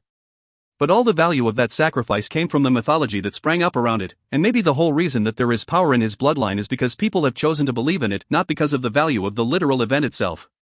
What's the difference? Jack started to reply, then realized he couldn't. Not that he didn't want to, but because he really had no way to answer the question. Chaz stepped over to Jack and put his hands on his shoulders. If I do this, Chaz went on, his voice low, it will be literal, not mythical. Only you, those here with me, will ever know the literal truth of the choice I'm making. But maybe, in time, my friends will make a story out of it, and it might even become a myth. And others can learn from my example, the way I've learned from the ones I've read about, and seen, and become friends with. Jack met Chaz's eyes and realized that his unlikely ally had indeed become a friend. You realize, he said, struggling to voice the words, what we're trying probably won't work, right, Chaz? We're taking this child to a battlefield to resurrect a dead man who may or may not have been the rightful king. And there's no way of knowing if it will work. That's where, what did you call it, John? Faith? That's where faith comes in, doesn't it? Chaz said. You have to admit, it sounds familiar, sacrifices, and bringing someone back to life. Even if it doesn't work, it'll be a great story. Just don't forget me, hey? Never, Chaz, Jack said, embracing his friend in a tight hug. I'll never forget. John also gave Chaz a hug and a solid clap on the back, and even Hugo gave him a warm two-handed shake. Chaz turned to the enchantresses and spread his arms. Okay, he said with as much bravado as he could muster. Why got me? Circe looked at Calypso, who nodded, and looked at Gwynfar, who also nodded. Then the three of them beckoned to Chaz to come forward. He took a few slightly unsteady steps, then strode forward to the top of the dais. Circe moved behind a pillar and re-emerged carrying a silver tray. On it was a small cake and a crystal bottle with a stopper. Choose, said Calypso. Choose your form, Chaz, and thus become the guardian of Avalon. I've avoided drinking things lately, Chaz said decisively. Nothing personal, but everyone in history seems obsessed with poisoning everyone else. So if it's all the same to you, I'll have the cake. As you wish, Chaz, said Circe. Don't mind if I do, he replied, taking the small cake from the tray and popping it, whole, into his mouth. And please, from here on, call me Charles. The cake took effect almost immediately, and Charles, bent over in pain. Jack began to rush forward to the dais, but John held him back. Wait. Just wait, and watch. The two enchantresses and Gwynfar stepped around the agonized man, forming a loose circle. All three were murmuring words of comfort, or spells. John couldn't tell. His friend twisted about, seemingly in agony. But even through the tears, they could see he was smiling. Suddenly leaves shot out from his joints, and around his neck and waist, shredding his clothes. His skin began to darken, as if it had been aged and stained to a fine, rich sheen. As one, the three women moved away and removed pieces of armor from the alcoves around the dais. They returned just as the transfigured man was getting to his feet, and they dressed him, reverently, almost gratefully. Next, Gwynfar signaled to her daughter, who dashed off to one of the rooms and returned with a great rectangular shield, which she handed to him. And now, Calypso stated, we must choose a weapon for you. I think I have just the one, Jack said, and dashed down the steps to the Scarlet Dragon. He returned to the temple carrying the Lance of Longinus. This was Mordred Maddox, he explained, and it has a history with your ancestor as well, Gwynfar. I think it being wielded by the Guardian of Avalon would be an appropriate use for it. Well spoken, said Circe. Jack handed the spear to Gwynfar, who presented it, reverently, to the Green Knight. It is done, said Circe. The old magic is satisfied. The girl kissed each of the enchantresses farewell, then embraced her mother. The companions said their goodbyes to the knight, who then stood at the entrance of the temple, ready to assume his duties. "Tell Fred and Uncas I will miss them," the Green Knight called out as the small boat moved away from the shore. "Tell them I said thank you, for helping me to find my destiny. And look after Archie, will you?" "We will," Jack said, waving. "Goodbye, Charles." The Scarlet Dragon passed back into the summer country as easily as it had left, and in a matter of hours, the companions were once again racing through the stone passageway that led to the castle. When they emerged from the crypt, they found Taliesin still watching over Arthur's body. The lawgiver seemed astonished to see them back. "The battle does not go well," he said, "and you have increased Mordred's anger tenfold." "Us?" said John. "Why, He came back for the lance," said Taliesin, "and flew into a rage when I told him you had taken it." "Ha!" Jack smirked. "It's in a far, far better place, and being used for a better purpose than Mordred had managed." He looked down at Arthur's body. "I only hope we've returned in time." "I don't even know who's supposed to win anymore," said Hugo. "Do we want Mordred to win? Or Merlin?" "We want Arthur, the true High King, to do what he's meant to do," said John, moving aside to allow the girl to approach the table. "That's what we brought her to do, if she can." Taliesin gasped in recognition, then bowed his head as the girl approached. She touched Arthur's face lightly. "Hello, Cousin Thorn," she said as if he could hear her. "My name is Rose. And I've come here to help you." "The blood that took his life must be the blood that restores it," Taliesin murmured. "He's not going to hurt her, is he?" Hugo asked, eyeing the lawgiver. "I don't think so," Jack said, holding him back. "Watch." Taliesin touched Rose's hand with the black staff, and the runes flared briefly with eldritch light. She looked at her hand and saw the small cut across her palm. Rose marked both of Arthur's cheeks with the blood from her hand, tracing the line of the bones to his chin. Then, reverently, she laid both of her hands on his head, closed her eyes, and began to speak. "By light's power driven. For need of right. I restore thee. I restore thee. By blood bound. By honor given. I restore thee. I restore thee. For life and light and protection proffered. From blood and wool my life is offered. I restore thee. I restore thee." Rose removed her hands from his head and crumpled to the ground. Hugo rushed forward and caught her, but the others had no time to react to what happened next. There was a pause, as if the world had stopped. No sound, no movement. Even the constant rumble of the battle outside had ceased. The stillness was everywhere, and everywhen. And then, overhead, the dark circle eclipsing the sun shifted. The light on the edge of the sun brightened, then rays burst forth, striking directly below in the center of the castle, on the ancient table made of stone, which was carved with the runes of the old magic. Suddenly, impossibly, Arthur raised his hand and reached into the light. Then he sat up, swung his legs off the table, and rose to his feet. The High King, Arthur Pendragon, was alive. Part 6. The Silver Throne. Chapter 21. The Fallen. A tall stack of bound manuscripts tottered, then fell, setting off a chain reaction in the small writing chamber Geoffrey kept on the topmost level of the church. In seconds, the pages he'd been working on were swept away in a tidal wave of aged leather and the decaying writings of monks long dead. Geoffrey sat on the floor inside. This was becoming a more and more frequent occurrence. He'd gotten into the habit of acquiring old books and manuscripts in his younger days, at the upswing of the 12th century. But now, at its midpoint, he was beginning to grow weary at the futility of it all. He reached for the nearest tome and smiled as he realized what it was. Nestor's Primary Chronicle. One of the first and greatest of the world histories. Not complete, by any means, and certainly slanted toward the Slavic, but indispensable nonetheless. After all, few chronicles ever attempted to begin as far back as the Pharaohs, or even the Deluge. Even his own works were meager contributions to his own library compared to Nestor's works, dealing as they did with the histories of the lineage of Britain's kings, and of the great enchanter and philosopher Myrddyn. Geoffrey had only just begun to clean up the disaster when he heard a knocking at the door downstairs.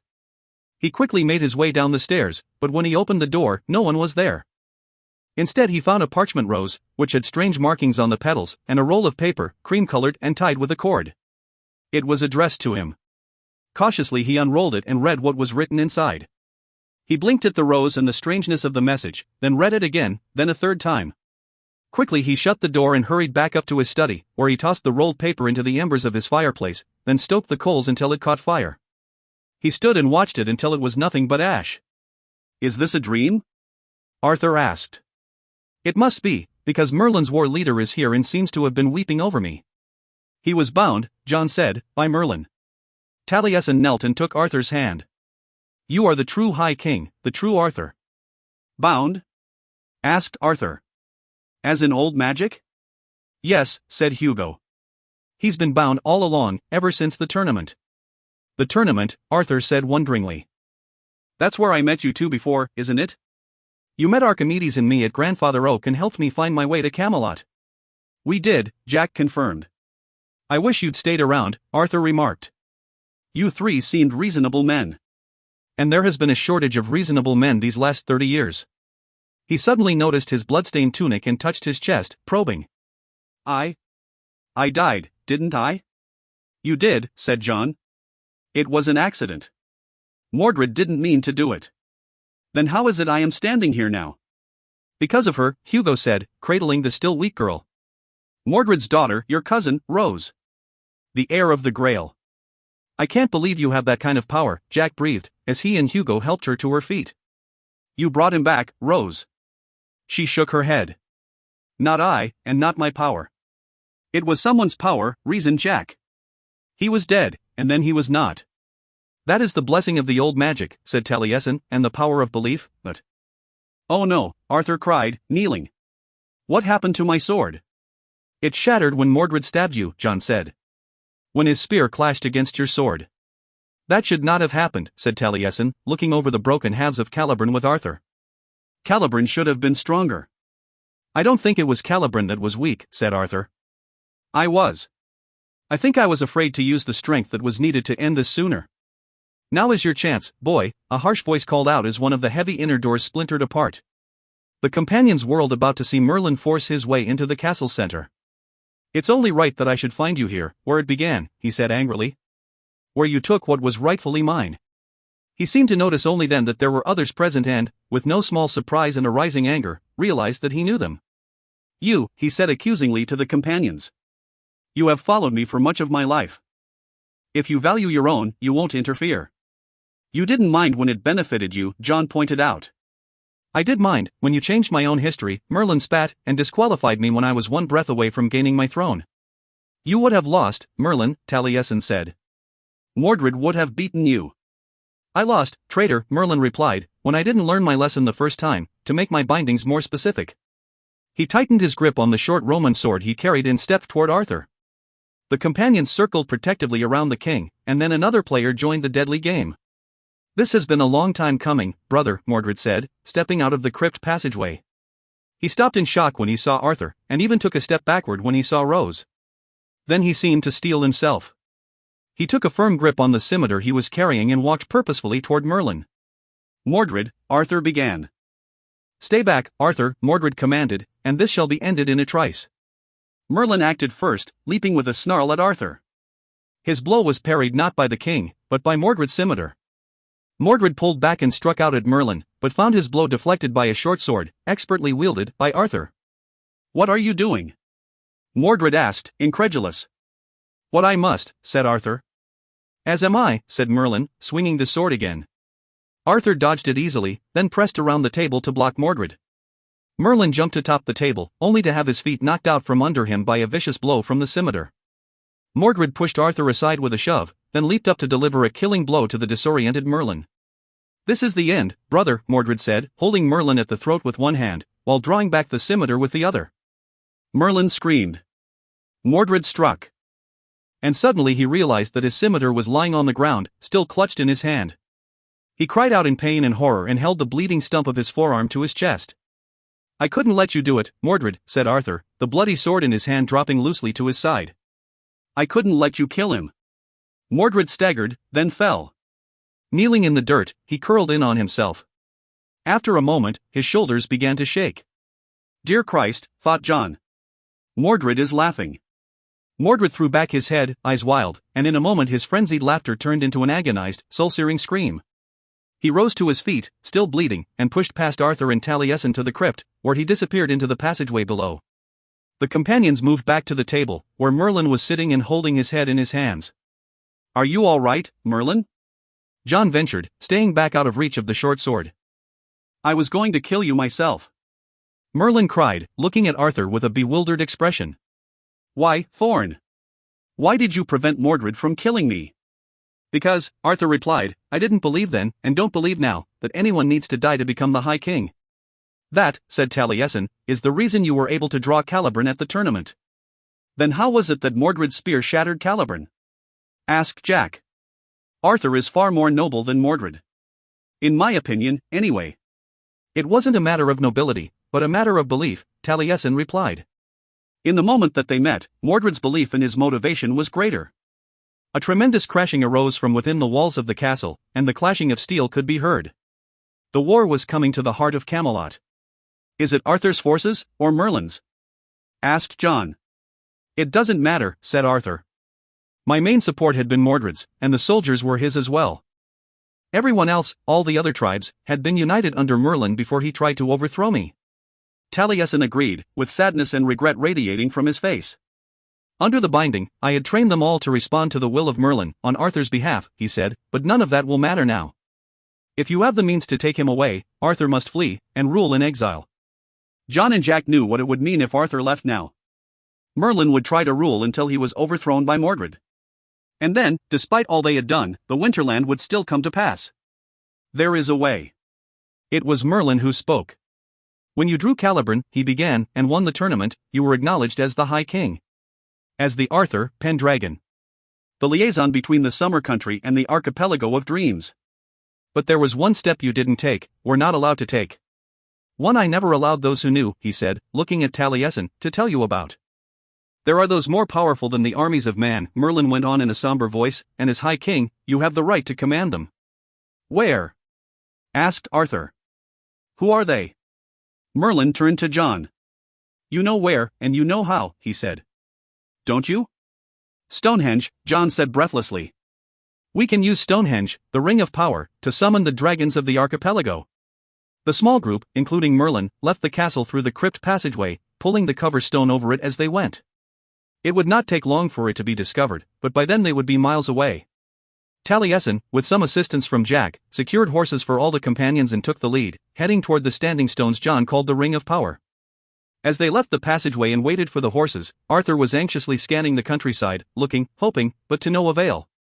Mordred was nowhere to be seen. It took several hours for the companions to reach Stonehenge, and all the while they rode, the skies behind them filled with smoke. Camelot was in flames. Arthur glanced to his left, at the girl called Rose, who was riding behind Hugo on a black mare. There had been little time for discussion, but he was wise enough to have pieced together who she was, and what she had done to save him. He watched her, saddened, and hoped that their support of each other would extend beyond the present moment. That was, he believed, how it should be. In a family. He patted the bag at his side, taking comfort in the feel of Caliban, while also feeling shame. Was it possible to betray, even by weakness, a weapon? Even one as storied as Caliban? They dismounted and tied the horses in a nearby grove, then walked over to the ancient standing stones. "The last legacy of the sons of Albion," said Taliesin, stroking one of the massive stones. "And the last connection they kept to the world of their birth. Do you know what to do?" Merlin asked Arthur. "We can show him what he needs to do and say," Jack said, his voice firm, "and if it's all the same to you, I think you need to stand back." Of course," said Merlin, bowing his head. He moved to a shallow field where he could watch without disturbing Arthur. The others remained apart from him, until Rose moved over to him and took his hand. Then Hugo followed, and finally Taliesin. John and Jack took Arthur to the center of the stones and explained to him what it was they hoped he would do. They explained the means, and the ritual, then left him alone and joined the others. Arthur stood a long while, arms folded behind his back, head bowed, as if in prayer. Finally, he lifted his head and began to speak. "By right and rule. For need of might. I call on thee. I call on thee. By blood bound. By honor given. I call on thee. I call on thee. For life and light your protection given. From within this ring by the power of heaven. I call on thee. I call on thee." He finished speaking the summoning and looked around at the mottled sky. Then he turned and called out to the others, "Now what happens?" "Now," John said grimly, "we wait. And hold out as long as we can." They did not have to wait for long. A dozen dragons, of various shapes, sizes, and colors, dropped out of the sky and landed on the hillside near the stone circle. The first among them was not the largest, but was by far the most familiar to John and Jack. "Samaranth!" John exclaimed. He was almost giddy at seeing one of their strongest allies. Both he and Jack rushed forward and stopped in their tracks. The large, reddish dragon with the white mane of hair looked at them with a gaze that was clear in its meaning. "Come no closer." John looked at Jack in puzzlement. Then they both realized what was wrong. They were still in the 6th century and would not meet Samaranth, the oldest dragon, for nearly 1400 more years. He would not know them, here, now. And he, as well as the other dragons, would be wondering who had known to summon them using the Ring of Power. "Ah, what do I do now?" asked Arthur. "Offer to shake hands?" "Not a good idea," said Jack. "John?" John's mind was racing. He hadn't really thought it through this far. He'd simply taken a wild chance that the king would be able to summon the dragons. But he needn't have worried, someone was already in charge and knew how to proceed. "Why have you summoned us here?" The great, smoky voice of Samaranth rumbled. He swung his head around to Arthur, who, to his credit, stood his ground and faced the dragon fearlessly. "You," Samaranth said. "You spoke the summoning. What gives you the authority to do so?" "Who has given you the words that called us here, Dot?" "I called you of my own authority," Arthur answered, emboldened by the fact that the dragon hadn't simply bitten his head off straight away. "And the words to speak were given to me by your servants, the caretakers of the Imaginarium Geographica." Arthur made a gesture with his hands, indicating to John and Jack that they should step forward. "Sons of Adam," Samaranth asked, "what does this mean?" "It means that we are also caretakers of the Archipelago of Dreams, and true and loyal servants of the High King," said John. "And you support his rule?" Jack and John both nodded. "We do." "Are there any others who will stand with you, little king?" asked Samaranth. Screaming a ferocious battle cry, King Pellinor burst through the shrubbery at the edge of the trees, charging straight at the dragons. He was dressed in rags, which were tied around what little remained of his rusted and abused armor, and was running barefoot. Seeing the dragons, the king suddenly skidded to a stop. Apparently, when he saw that his legendary questing beast had finally come to Albion, he had neglected to notice that several others had come as well. Pellinor stood there, staring mutely at the dragons while his mind reeled. This was not the end to the quest he'd envisioned, nor had his grandfather, or his grandfather's grandfather. Finally he let out a yell in frustration. "Which of you is it?" he shouted. "Which of you is the questing beast, appointed by destiny to be slain by the lineage of Pels?" The older dragons at the front almost looked as if they were grinning, John thought, if he really believed a dragon was capable of grinning. Then, in the back, a largish orange dragon with a short, stout body and a long, thick neck raised an arm and waved at Pellinor. "Aha!" the old king exclaimed as he dropped his visor and drew his sword. "Have it thee, beast, Dot." Pellinor set off at a full run directly at the dragons, who moved aside to let him through to his target. Pellinor barely came up to the dragon's knees, which did not deter him from stabbing the dragon directly in the shin. In response, the orange dragon reached out with a great clawed foot and stomped down on the blustering Pellinor with a crunch. When the dragon lifted his foot, Pellinor's right leg and left arm were twisted at sickeningly odd angles. Still, the old king persisted in stabbing at the dragon with his sword. "This?" Pellinor bellowed, glancing at his ruined arm. "It's just a flesh wound. I've had worse." "Your leg is also broken, you old fool," the dragon noted. "Making excuses not to fight me, beast?" challenged Pellinor, and he attempted to chop at the dragon's foot. "Coward. I'll have your guts for garters." The orange dragon sighed and picked Pellinor up by the neck. He walked over to the tree line and deposited the raging king into a stout, hollow oak. "Think you've won, eh?" shouted Pellinor with a now bark-muffled voice. "I can still see you, beast." "I can still, There was a brief pause, as the ratty old king realized that not only was he half-crippled, but he was also completely immobilized within the trunk. "I can still curse you," Pellinor yelled, looking through a knothole. "With my last breath, I shall curse at thee, from the very heart of, this tree." The orange dragon shook his head and walked back to join the others. "Any others, little king?" asked Samaranth. "I think he was the last one who would have backed me," Arthur said, embarrassed, "and he only did that much because my uncle asked him to." "Ah yes," Samaranth mused. "Your Uncle Mordred. He was a favorite of mine. A very good student. But he has always let his belief that events and creatures are unchangeable manipulate his choices. And that, above all, is a stupid way to live." "And his brother?" asked John. Was he also your student, Samaranth? He was mine, said a smallish, lithe dragon, who stepped to the fore of the drive. I was his teacher, and he, too, was an excellent student. The indigo dragon speaks true, said Samaranth. The sons of Odysseus have always had great potential. But it has been warped and misused, and they lost their way. There was a great, choking sob from behind the companions. Merlin, his eyes filled with tears, stepped forward, hands outstretched. The indigo dragon took him, pulled him close, and embraced him. Ah, little boy king. The creature sighed. I had hopes for you. I did. But now it seems another will have to serve in your stead as the Indigo King. Was there no time I chose correctly? Merlin asked. No chance I had to redeem myself? Almost, said the Indigo Dragon. Had you chosen, truly chosen, to step aside for the boy, it would have been you who was worthy to wear the indigo crown and sit on the silver throne. Merlin looked anguished, then nodded sadly and walked back to the companions.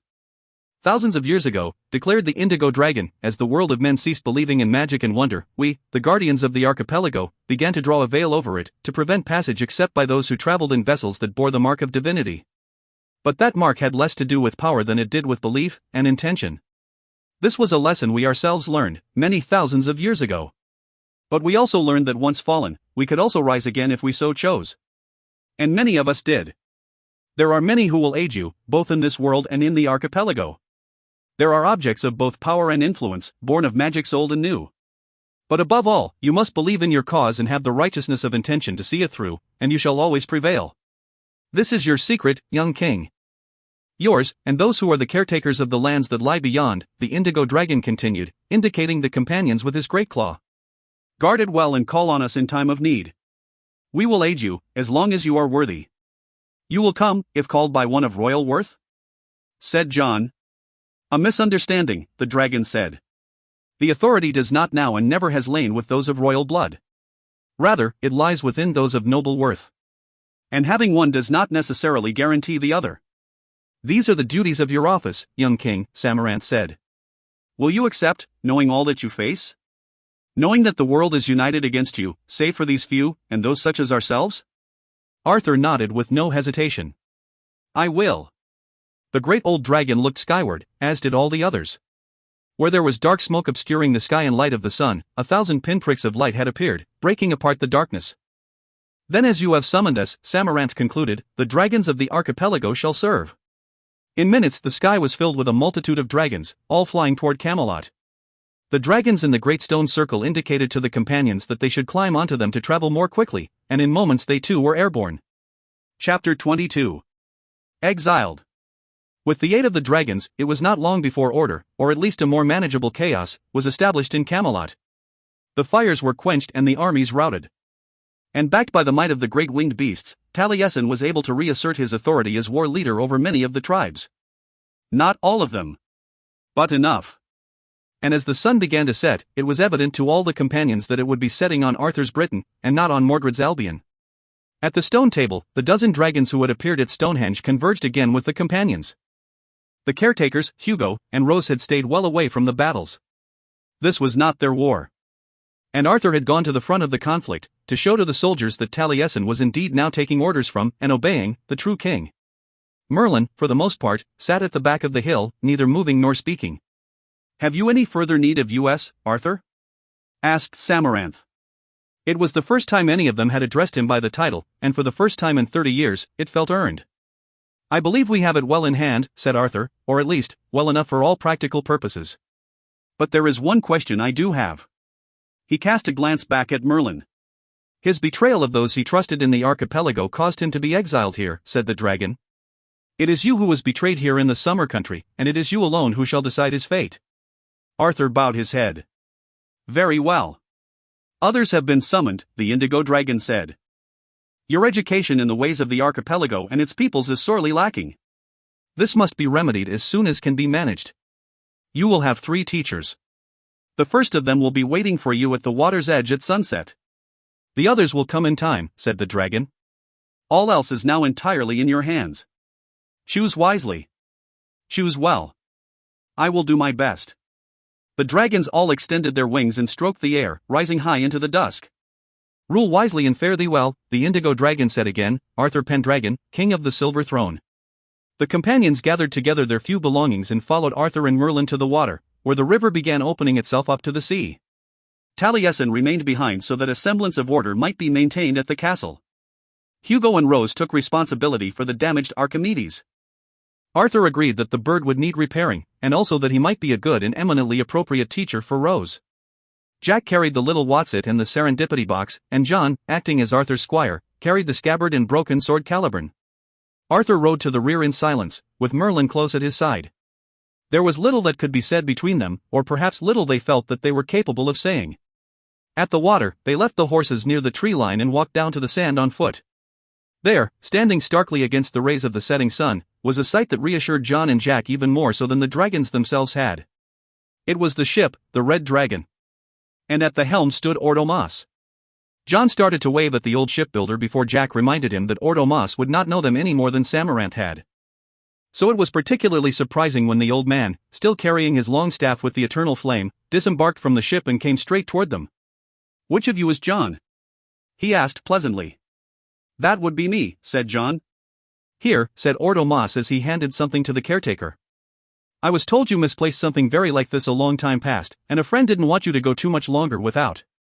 It was a silver watch with a matching chain and fob, and on the back was a red engraving of Samaranth. "Is it a time machine?" Jack asked. "Will it let us travel through time?" "I believe it will," Ordomas replied. "I've found for every minute I watch it, I move a full minute farther into the future." The shipbuilder turned to Arthur. "I am to be your first teacher, High King. And tonight we go for the first of your many lessons." "I understand," Arthur said. "May I attend to some business first?"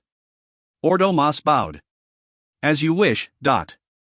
Arthur took the broken pieces of Caliburn from John and walked to the water's edge. "I drew this sword," he murmured, "and thought I had become a king. Then it broke, and only by going without it at my side, and in my hand, did I truly prove myself to be a king? I should like to give it over to the safekeeping of another, until such time as I shall need it again, or until another more worthy than I chooses to seek it out." "Who is he talking to?" John whispered. "I have no idea," Jack whispered back. "This is new ground for me, too." The water near the banks of the river, just past the rushes, began to roil, and a figure rose, spectral-like, out of the water. She was beautiful in a stern fashion, her eyes were cold for all but Arthur, and she spoke to him alone. "Will you take it, mother?" Nimue reached out and took the shards of Caliburn from her son, then leaned in to kiss him on the cheek before sliding swiftly and silently back into the depths. John noticed that during the entire encounter, Merlin had kept his back to the woman and stayed far from the water's edge. "I have one more matter to attend to," said Arthur. "Merlin, come to me." The would-be king approached the younger man and dropped to one knee, but to everyone's surprise, Arthur pulled him to his feet. "You do not kneel to me," he said blithely. "Never do you kneel to me." And then, even more surprisingly, he pulled Merlin in for a tight hug, which Merlin reluctantly returned. "You understand what I must do?" Arthur said. Merlin nodded. "I know you still love your maps," said the High King. "Do you still carry the tools to make them?" Merlin nodded again. "I have a quill, and ink, and a bundle of parchments," he said, "but I have not used them in almost a century." "You'll have time to do it again, I think," said Arthur. He rubbed his cheek where he'd been gashed earlier, then touched a blooded finger to Merlin's forehead and began to speak Edot. "Myrdydyn, son of Odysseus. By right and rule. For need of might. I thus bind thee. I thus bind thee. By blood bound. By honor given. I thus bind thee. I thus bind thee. For strength and speed in heaven's power. I call on thee in this dark hour. I thus bind thee. I thus bind thee. You are thus bound, Myrdydyn, pronounced Arthur, by the old magic, and by blood. And thusly bound, I command thee to seek out solitude and to remain there, until released by blood, or by my command. Merlin looked at him with less sadness than resignation and nodded. "As you command, Arthur." Arthur took off his torn and bloody cloak and handed it to Merlin. And then, almost as an afterthought, he handed him the scabbard of Caliburn. "Here," he said. "Perhaps one day you will find a use for this. Or choose to use it in the way it was meant to be used, when you are ready." Merlin stepped into the water and stopped. "How am I to?" he began. "My king," said Ordomas. "If you'll permit me, Dot." Arthur nodded, and Ordomas raised his staff. A moment later, sailing smoothly along the river, the Scarlet Dragon appeared. Our boat? Jack exclaimed. My boat? Chin up, Jack, said John. It's not as if we plan to use her again. Ordomas stepped into the water and stroked the Scarlet Dragon's head as he whispered to it. He reared back as if listening, then smiled and patted the boat on the head. She will take him, Ordomas said to Arthur, to solitude. You will learn of it yourself from a teacher other than myself, but for now, there is a place he can go where he can think and dedicate himself to his work. Thank you, said Arthur. He gestured at the boat, and Merlin stepped aboard with his few meager belongings. Merlin stood, facing away from the others, and spoke. Why? He asked. Why wouldn't you allow him to kill me, Arthur? Arthur took a deep breath. You betrayed your brother, he said evenly, and my mother.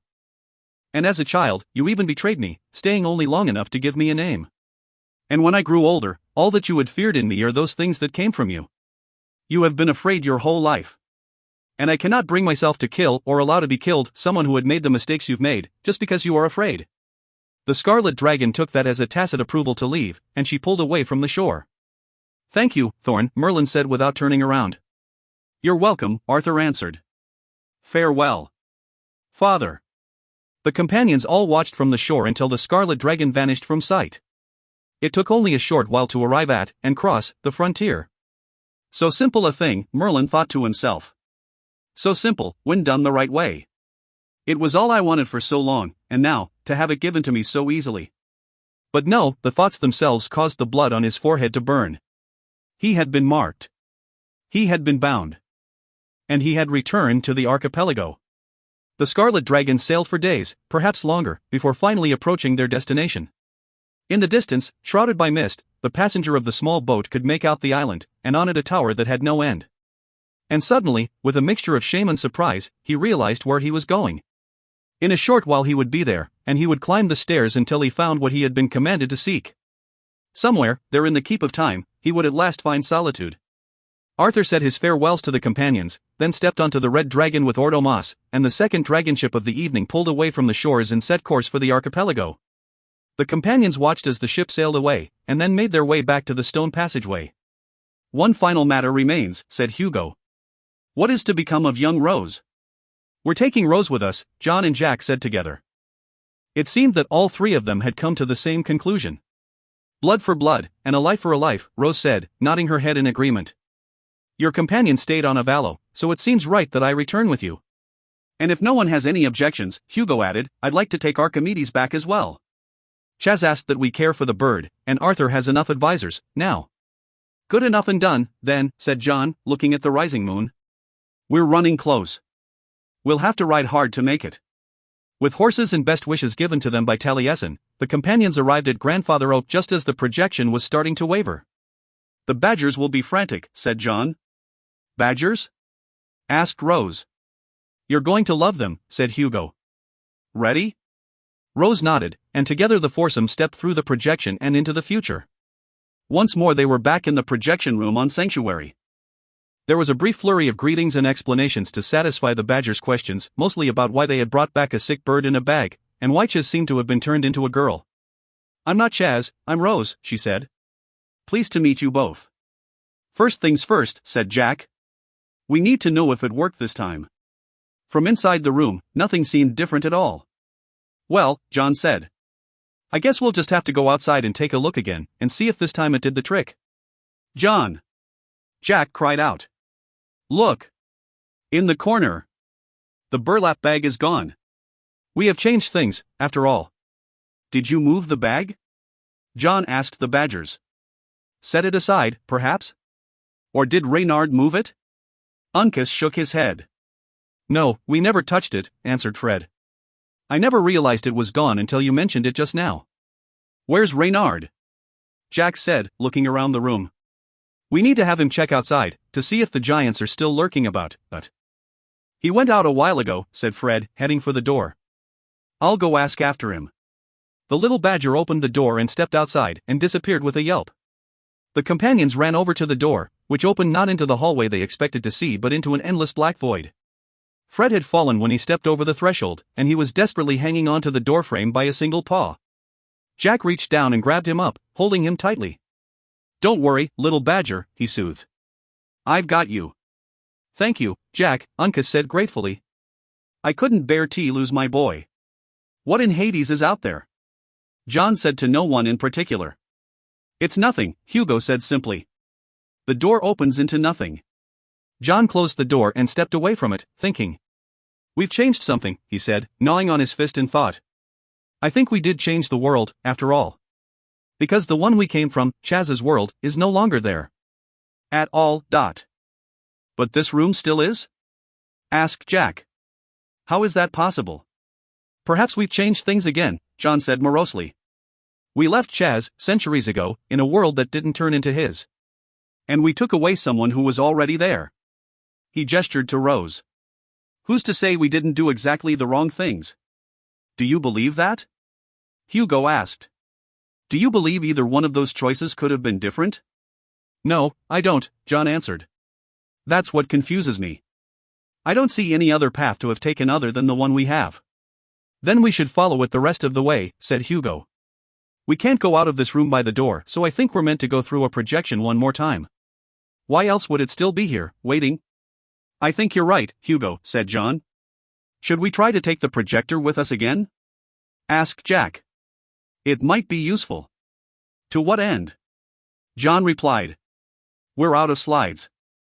And unless another one magically appeared, we couldn't use it anyway. No, he said with finality, I think the room was still here because the projection tied us to the other timeline. It kept it intact, for as long as there's a projection. So what happens when the slide burns out? Hugo asked with a gulp. Do we vanish into the nothing too? I don't plan to be here to find out, John said, grabbing his pack. Take everything we can fit into our bags, he instructed. We have two choices. We can go back through to Camelot and take our chances, or we can use the last slide Vern left for us and have faith that we're being looked after, even now. Do you have that much faith, John? Asked Jack. John looked at the silver and red dragon watch given to him by Ordo Moss, then at Rose, who had come with them into an unknown future. Yes, he answered. I do. With no more discussion, the companions gathered their few belongings together and prepared for a final trip in time. Of course you'll be coming with us, Jack said to Uncas. We're all going together, wherever and whenever it is. Verifying that everyone in their small party was ready to go, John gave the signal, and Uncas switched the slide from the 6th century picture of Camelot, which was already charring at the edges, to the last slide.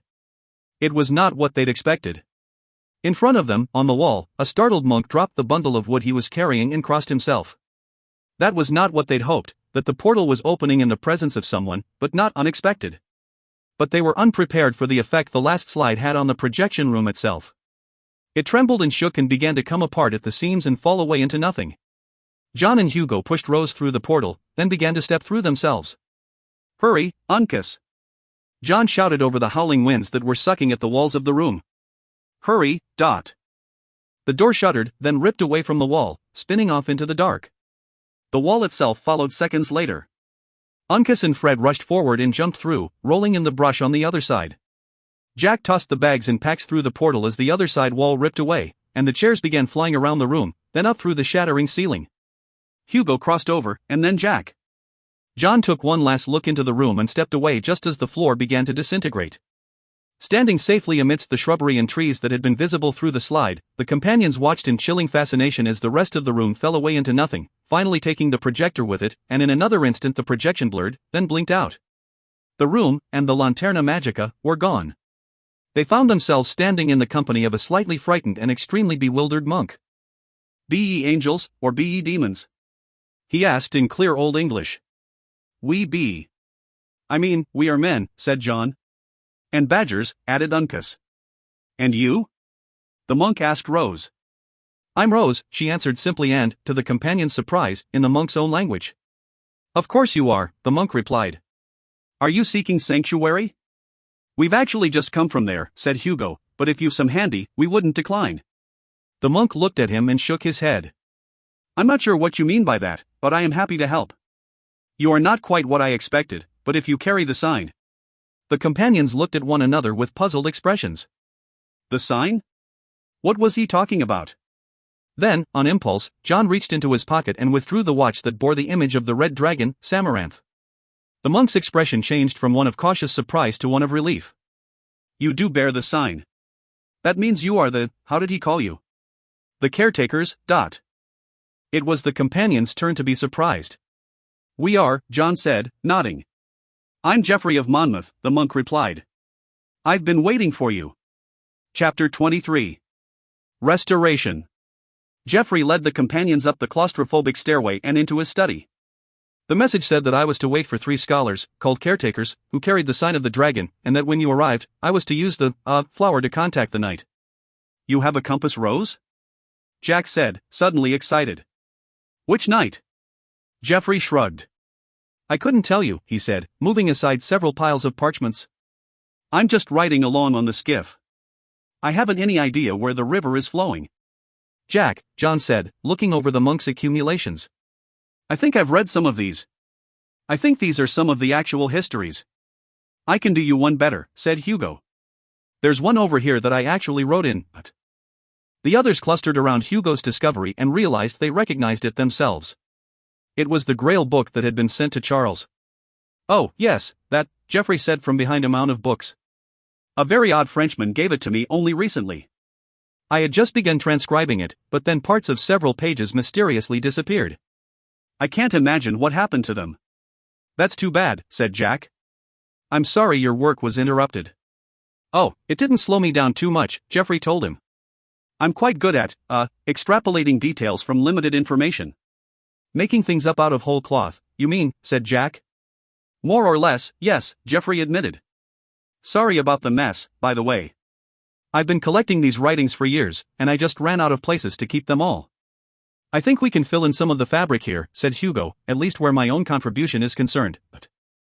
On a clean sheet of parchment, Hugo recreated the entire message he'd actually written, which had been truncated by the torn page. The cartographer is Merlin, who cannot be trusted. He who seeks the means to conquer and rule the islands of the archipelago and our own world will follow the true Grail and the children of Holy Blood will be saved, by willing choice and sacrifice. That time be restored for the future's sake. And in God's name, don't close the door. Hugo Dyson. John breathed hard and rubbed the back of his neck. If we'd only had this whole message, he said to Hugo, we might have made all kinds of different choices, starting with never having trusted Merlin. Oh, Merlin? Said Geoffrey. I've written a biography of him. A fascinating man. You don't know the half of it, Jack told him dryly. Someone sent the book to us, said John. So someone, somewhere, someone knows more about this than we do. Found it. Geoffrey exclaimed happily. Now, if I can just remember the working of it. Here, Jack said, taking the compass rose. Allow me. He swiftly found the appropriate place and made the mark that would bring someone from the archipelago. One thing's certain, John said as Geoffrey, accompanied by Fred and Uncas, went to fetch some bread and cheese for his guests. We prevented Mordred from establishing the Winterland. Geoffrey of Monmouth is in the 12th century. If Mordred had regained the upper hand, Geoffrey wouldn't be here now, in our England. So you've achieved what you set out to achieve, then, Rose said as she examined Archimedes. This is good, is it not? It is, John replied, clearly uncomfortable discussing Mordred in front of his own daughter. Now our objective is to simply return home to our own time. You're here now, said Rose. Doesn't that make this time your time? John rubbed his temples. She's another one of those, isn't she? I'm afraid so, said Jack. And more are on the way, unless I miss my guess. He pointed at the compass rose, which had begun to glow. Company's coming. Geoffrey and the Badgers had just returned with the food when there was a sharp knock at the door below. Rather than bring someone else into an overcrowded room, they all went down to meet the new visitor. It was the Green Knight. Jack and John both cried out in joy at the thought of a reunion with Chaz, but an instant later their faces fell. This was indeed the Green Knight, but it was a different one. I am called Abelard, the knight said in a clipped French accent, bowing deeply. Have I the honor of addressing the caretakers? John and Jack stepped forward. The knight looked confused. I was told to bring you all with me. You are not all caretakers? We all are indeed, John said hastily, after a fashion, that is. The Green Knights were not traditionally known for their intelligence, and the last one he knew personally, Magwitch, would sell his own mother, then forget to collect the money. Geoffrey was taking both the strange appearance of the knight and the invitation with aplomb. John admired that even if he was a bit bemused at the monk's rather disorganized personal style. Suddenly, looking up the stairs, all the elements of the happening came together for John in a burst of insight. "Jeff," John said, tapping him on the shoulder, "how would you like to relocate your collection of books and manuscripts and receive a special education on the history of the kings of Britain, all at the same time?" "That sounds very intriguing," Geoffrey answered, rubbing his hands together. "What must I do?" John smiled. "Grab your hat," he said briskly, sizing up the Green Knight. "We're going visiting." ******. The Green Knight had come to Caerleon in the beast's ship, the Green Dragon. It was one of the larger of the dragon ships, and also the most wild and free-spirited. With the knight's help, and under Geoffrey's mostly efficient direction, the companions were able to load the monk's entire collection onto the ship in a matter of hours. With the work done, they all boarded the ship one last time, and slowly it pulled away from the shore and set sail for the archipelago. "It was good of you to wait and help us bring all the books and manuscripts," John told the knight. "We appreciate it very much." The knight bowed. "It was my pleasure, caretaker." "Are you the Abelard I would know of?" asked John. "The philosopher-poet?" The knight seemed startled by this, then regained his composure and bowed again. "I am honored that you would remember me as a poet," he said with a lilt of pride in his voice. "It was, in truth, one of the later accomplishments in my life." "How is it that you were chosen as a Knight of Avalon?" asked Jack. The knight sighed. "It was Bernard of Clairvaux," he said, the shimmying of the leaves on his shoulders attesting to the emotion he felt in sharing the confession. "He had succeeded in having me accused of heresy. I became ill at the Priory of Saint Marcel, and it was there that I was approached by my predecessor, a knight called Gawain. He offered me the chance to serve, and I accepted, most gratefully." "I know of your work too," Geoffrey said quietly.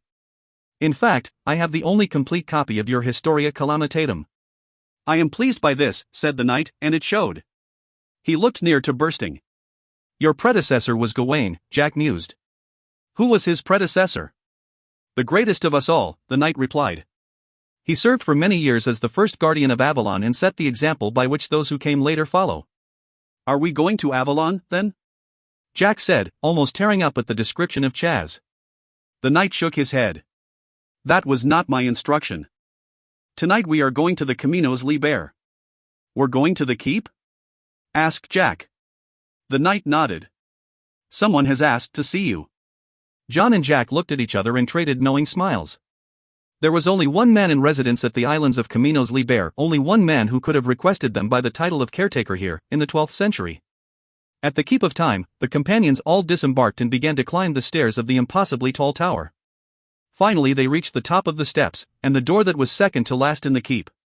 The door was locked, and the keyhole under the mark of the High King seemed so new it might have just been installed that hour. John was about to knock when Rose reached out her hand and touched the door. The lock disengaged with a soft click. "Come in," said a now familiar voice. "Enter freely and of your own will." John gave the door a gentle push, and it swung open to reveal a room that was only just beginning to be filled with the clutter of maps and globes and the accumulated cultural bric-a-brac of 2,000 years that they remembered from the first time they'd seen it. And sitting in the center, working at his desk, was the cartographer of lost places. The cartographer gave the companions a careful, lingering look of appraisal before speaking again, and when he did, it was to Rose. "Greetings and salutations, daughter of Madoc." Unexpectedly, Rose walked to the cartographer and kissed him on the cheek. "Hello, Uncle Merlin." He shook his head at this and gently pushed her back. Was that a tear on his cheek? John wondered. Or just a trick of the light? "No," the cartographer was saying, "I haven't needed a name in a very long time, and it's doubtful I'll need one again. It's best for all concerned, especially you, dear Rose, to simply call me the cartographer." "As you wish," she said, stepping back and taking Hugo's arm. She was trembling, he realized suddenly. The gesture had been more difficult for her than it had appeared. "You hesitate," the cartographer said to the others, noting that they had come inside the room but remained clustered by the door, as if they were comforted by the option of easy escape. "With good reason, probably. I was an excellent example of what not to do when you've been gifted with near immortality and unlimited opportunity." "It's been a revelation, that's for sure," Jack said brusquely. "Merlin?" asked Geoffrey, pulling at his collar. "As in, the real Merlin?" John chuckled. The knight made of wood and leaves hadn't fazed the monk, nor had the talking badgers. A living dragon ship was similarly accepted, as was a tower made of time. But the thought of actually meeting the man whose life he'd been chronicling made Geoffrey twitch and shift about as if his bladder were full. Real is a matter of perspective, the cartographer said, and it's a matter of what is worth remembering and what is worth passing on to those who inherit the future. We almost lost, didn't we? Said John. We almost brought about Mordred's victory. The cartographer looked at him for a breathless moment, then nodded. We almost did. All of us, together, who were there. What happened? Hugo asked. What did I do to cause the crisis in time? In the history you remember, the one you first came from, the cartographer replied, Mordred defeated me as you feared he would, and then was challenged by the boy. Mordred broke the rules of the tournament and attacked Arthur after he'd chosen not to fight his uncle. The boy, bless his scrappy heart, fought back and actually won. He drew Caliban, became High King, and united two worlds. Because he had beaten Mordred in fair combat, the tribes united under his rule, but... So when I interfered by throwing the knife and disqualifying both Mordred and yourself, Hugo began. Arthur won by default when I refused to fight, the cartographer finished. And though he was worthy to draw the sword, he did not unite the people. And he paused, composing himself. I used that against him, until you came and set things right again. How can you remember all of that? Asked Jack. What happened the first time? That was a different timeline than the one we changed. I have an acquaintance, the cartographer explained. One of the more recent kings of the Silver Throne, Arthur's son Eligier, chose to allow me a visitor. And that visitor has shared certain knowledge with me about pasts that were, and a future that may be. Vern, said John. You mean Jules Verne? The same, he confirmed. He has impressed upon me the need to keep detailed histories of the events of the summer country as well as of the archipelago. That's why I asked Abelard to fetch the monk. What was your name again? G. Geoffrey, came the reply, his voice shaking with trepidation. Of Monmouth. Ah, yes, the cartographer said. I understand you have amassed quite a library as it is, am I correct? You are, said Geoffrey. It's in the ship below. Excellent, said the cartographer. He started rummaging through a stack of maps in the corner. Eligier's brother, Artigel, has already created a great library within the city they are building on the island of Paralon, he went on, removing a large, leather-bound book from the pile. All of your collection can go there, but this, he handed the book to Geoffrey, must be in your possession always. It was the Imaginarium Geographica. The first Imaginarium Geographica, which the cartographer had begun in Alexandria centuries earlier. In this atlas, he explained, are maps to every land in the archipelago. At least, those I have managed to remember. Abelard brings me scraps of stories of new lands, and I make new maps. But these, the finished works, should be looked after by those who also write its histories. Will you accept? Geoffrey looked flustered, then bit his lip and bowed gravely. I am your servant. The cartographer shook his head. You serve the Silver Throne and the peoples of the archipelago. I am only a mapmaker. I have to ask, Jack said. Did we fix it? Is the world, the timeline, proceeding the way it was meant to after the battle at Camelot? The cartographer nodded. It was not the last confrontation between Arthur and Mordred, but it was the last that you were witness to. There were other encounters between them, and much more to Arthur's own history that you have not yet learned. The building of the dragon ships. The forging of the great rings from the Cup of Albion. Your learning of these things may yet be in your future, and events must still follow the paths already taken, if you are to return to the world you know. We can go home? Uncas and Fred exclaimed together. Really? Yes, little children of the earth. And you'll remain here, bound by Arthur, said Jack. It's just, I think. But having been bound once myself, by Mordred, I can't say I don't have some sympathy for you. It must be a strong magic, said Hugo, to keep you here so long. Magic, and bindings, and openings, and summonings have far less to do with actual power than they do with belief, the cartographer said. Belief in what is possible, and belief in what is necessary. He gestured to Jack. You say that my brother, Maddock, once performed a binding on you? With a ritual? And blood? That's right, said John. On all of us. It took a remedy from within the Badger's book, the little Watsit, to free us. Did it now? Came the reply. So ask yourself this, why did it work to begin with? Because, John started. He looked at Jack, who shrugged. Said the cartographer. And why did the Badger's remedy work? John and Jack had no answer for that, either. The cartographer nodded, almost melancholy, and rubbed Fred on the head. And you, little child of the earth. Can you tell me why the binding worked, and why your remedy did as well? Because we wanted them to, Fred answered. Because, the cartographer said simply, you had faith that they would. If it's a matter of faith, Jack retorted, then why wouldn't the talismans you found, like the Spear of Destiny, allow you passage back to the archipelago? Oh, I found many other talismans, the cartographer said. A dozen. Dozens. Maybe 100. It doesn't matter. What matters now, as it did then, was the reason that those divine objects wouldn't allow me to pass through the frontier into another world. Because you didn't believe, said Jack. Because you had no faith that they were, in fact, divine. Exactly, my boy, the cartographer said. I was searching, and acquiring, and trying to use objects that had value, worth, to other people. Not one of those things meant more to me than that. As a means to an end. But if they had, Jack began. If they had, the cartographer finished, I'd have crossed over easily, no bones about it. If I'd had a belief in just one of those things, I'd have passed. But the sword, Caliburn, was from your world, your gods, said Jack. Why couldn't you use it? For exactly the opposite reason, the cartographer said. I had the belief in it, but I also didn't think I was worthy. And I refused to test myself to have that fear proven for all to see. Well, he went on, rubbing his hands together, I've enjoyed this, but I really must get back to work. Autuno isn't going to annotate itself. What are we to do now? John asked. The cartographer blinked. Abelard is taking Geoffrey to Paralon, he said, and I expect you'll be going home. How do we do that? Asked John.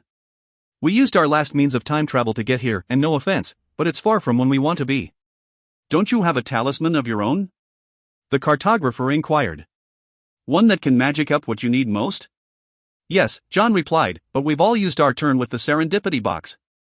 It won't work again. I haven't, a voice said, small but firm. It was Fred. I haven't opened the serendipity box, he repeated. I've thought about it several times but never did.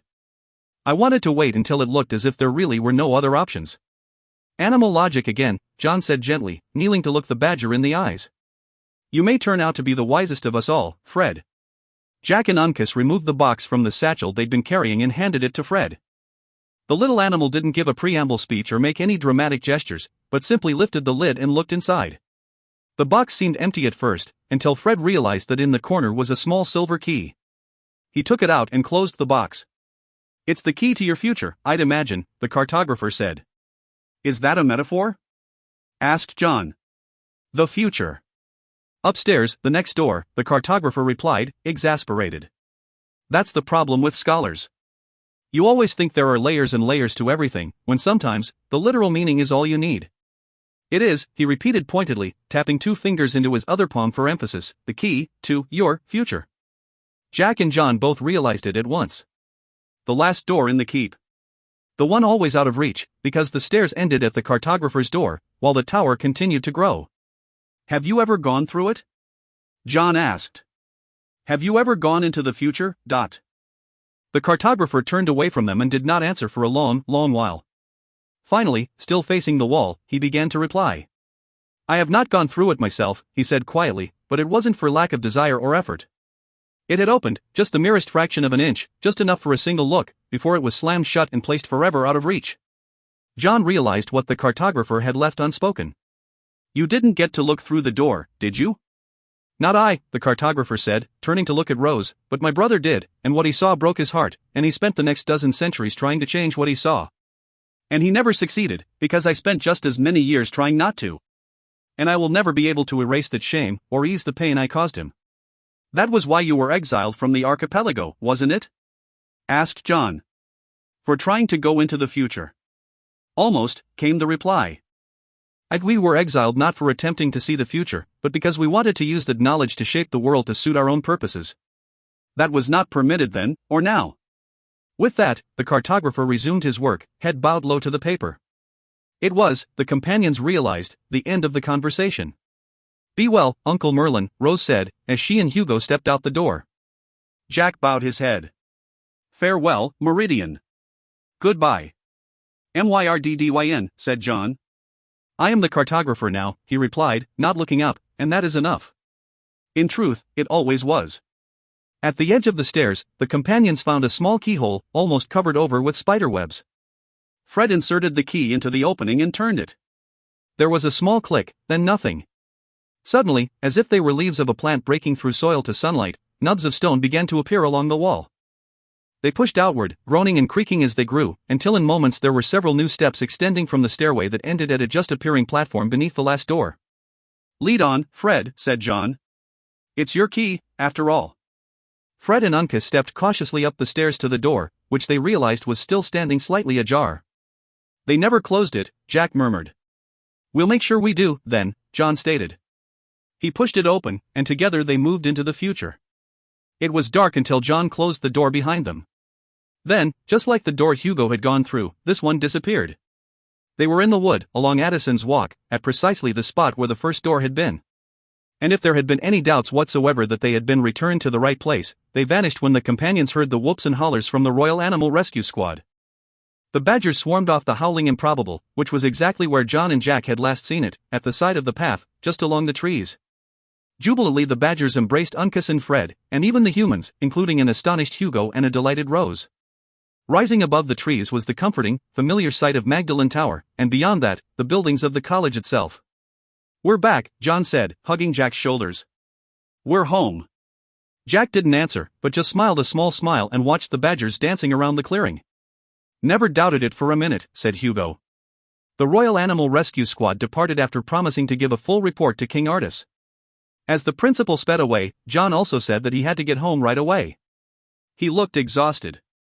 "It must be nearly 3 in the morning," he said. "This was quite the extraordinary adventure, wasn't it? Quite the mythopoeia." Jack responded to the comment with a half-smile. "It's certainly going to make a grand story," he said as the 4 companions walked back to his rooms at the college, "but I don't think I'll ever view the myths again in quite the same way." "Why is that?" John asked. "Because," Jack replied, I've felt them now. I've tasted them. They've become more than stories to me. And I'm going to be thinking about all this a long, long while." They crossed the quadrangle, and Jack unlocked the gate next to Magdalen Bridge. As they said their goodbyes to John, Hugo remained a bit longer as they went to Jack's rooms at the new building and discussed what would be best to do with Rose. "There's a boarding house in Reading," Hugo said. "It's near the college, and it wouldn't be any trouble to put her up there as my niece. And Archimedes can stay with me so she can see him every day." He wrapped an affectionate arm around Rose, who yawned. "We'd best be going," said Hugo. "I'll call you up tomorrow to let you know all's well, but..." Jack closed the door behind Hugo and sat at his desk. His mind was still racing with the events that must have happened in a single night and had lasted for a lifetime, it seemed. Sunrise was still hours away, and there would be plenty of daylight in which he could do what he was considering. But he couldn't wait. He had to know if they'd made the right choices, if they had done enough. If they had believed enough. Jack took out a key that opened the hidden drawer where he kept items pertaining to his duties as caretaker.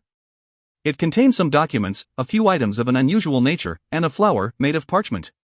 He removed the compass rose, and with a stick of graphite scratched onto one of the leaves the small mark that would summon a caretaker from the archipelago. With John nearby in Oxford, and Charles still in Paris, there was only one other person who might respond to this specific summons. A tapping at the door an hour later woke Jack from where he'd fallen asleep at his desk. Bert, all of him, both arms, both legs, and a fully attached head, was standing outside the door. Jack fell back, stumbling, as his mentor rushed into the room. "Jack, lad, what is it?" Bert asked, his face a mask of concern. "You look as if you've seen a ghost." It's good to see you, Bert," Jack said, before his voice finally cracked and he collapsed, sobbing, into the old man's arms. Bert held his friend, not talking, until the sun rose. Chapter 24. The Bird and Baby. "Utterly unbelievable," Charles said. He returned to England from Paris on Monday, and John and Jack arranged for a meeting in Jack's rooms the following Thursday, so that Charles could come up from London and hear the entire incredible story of what had happened to them. "Unbelievable," Charles repeated, pouring himself a second glass of rum. "I can't decide if I'm more envious that I missed out, or grateful that I didn't have to go through it all myself." "You did experience it, in a manner of speaking," said John, who was draped comfortably over the back of a chair. "At the end, Chaz had become very much like you." "That's fascinating," Charles said. "I've been theorizing about the possibility that different worlds, different dimensions, do in fact exist.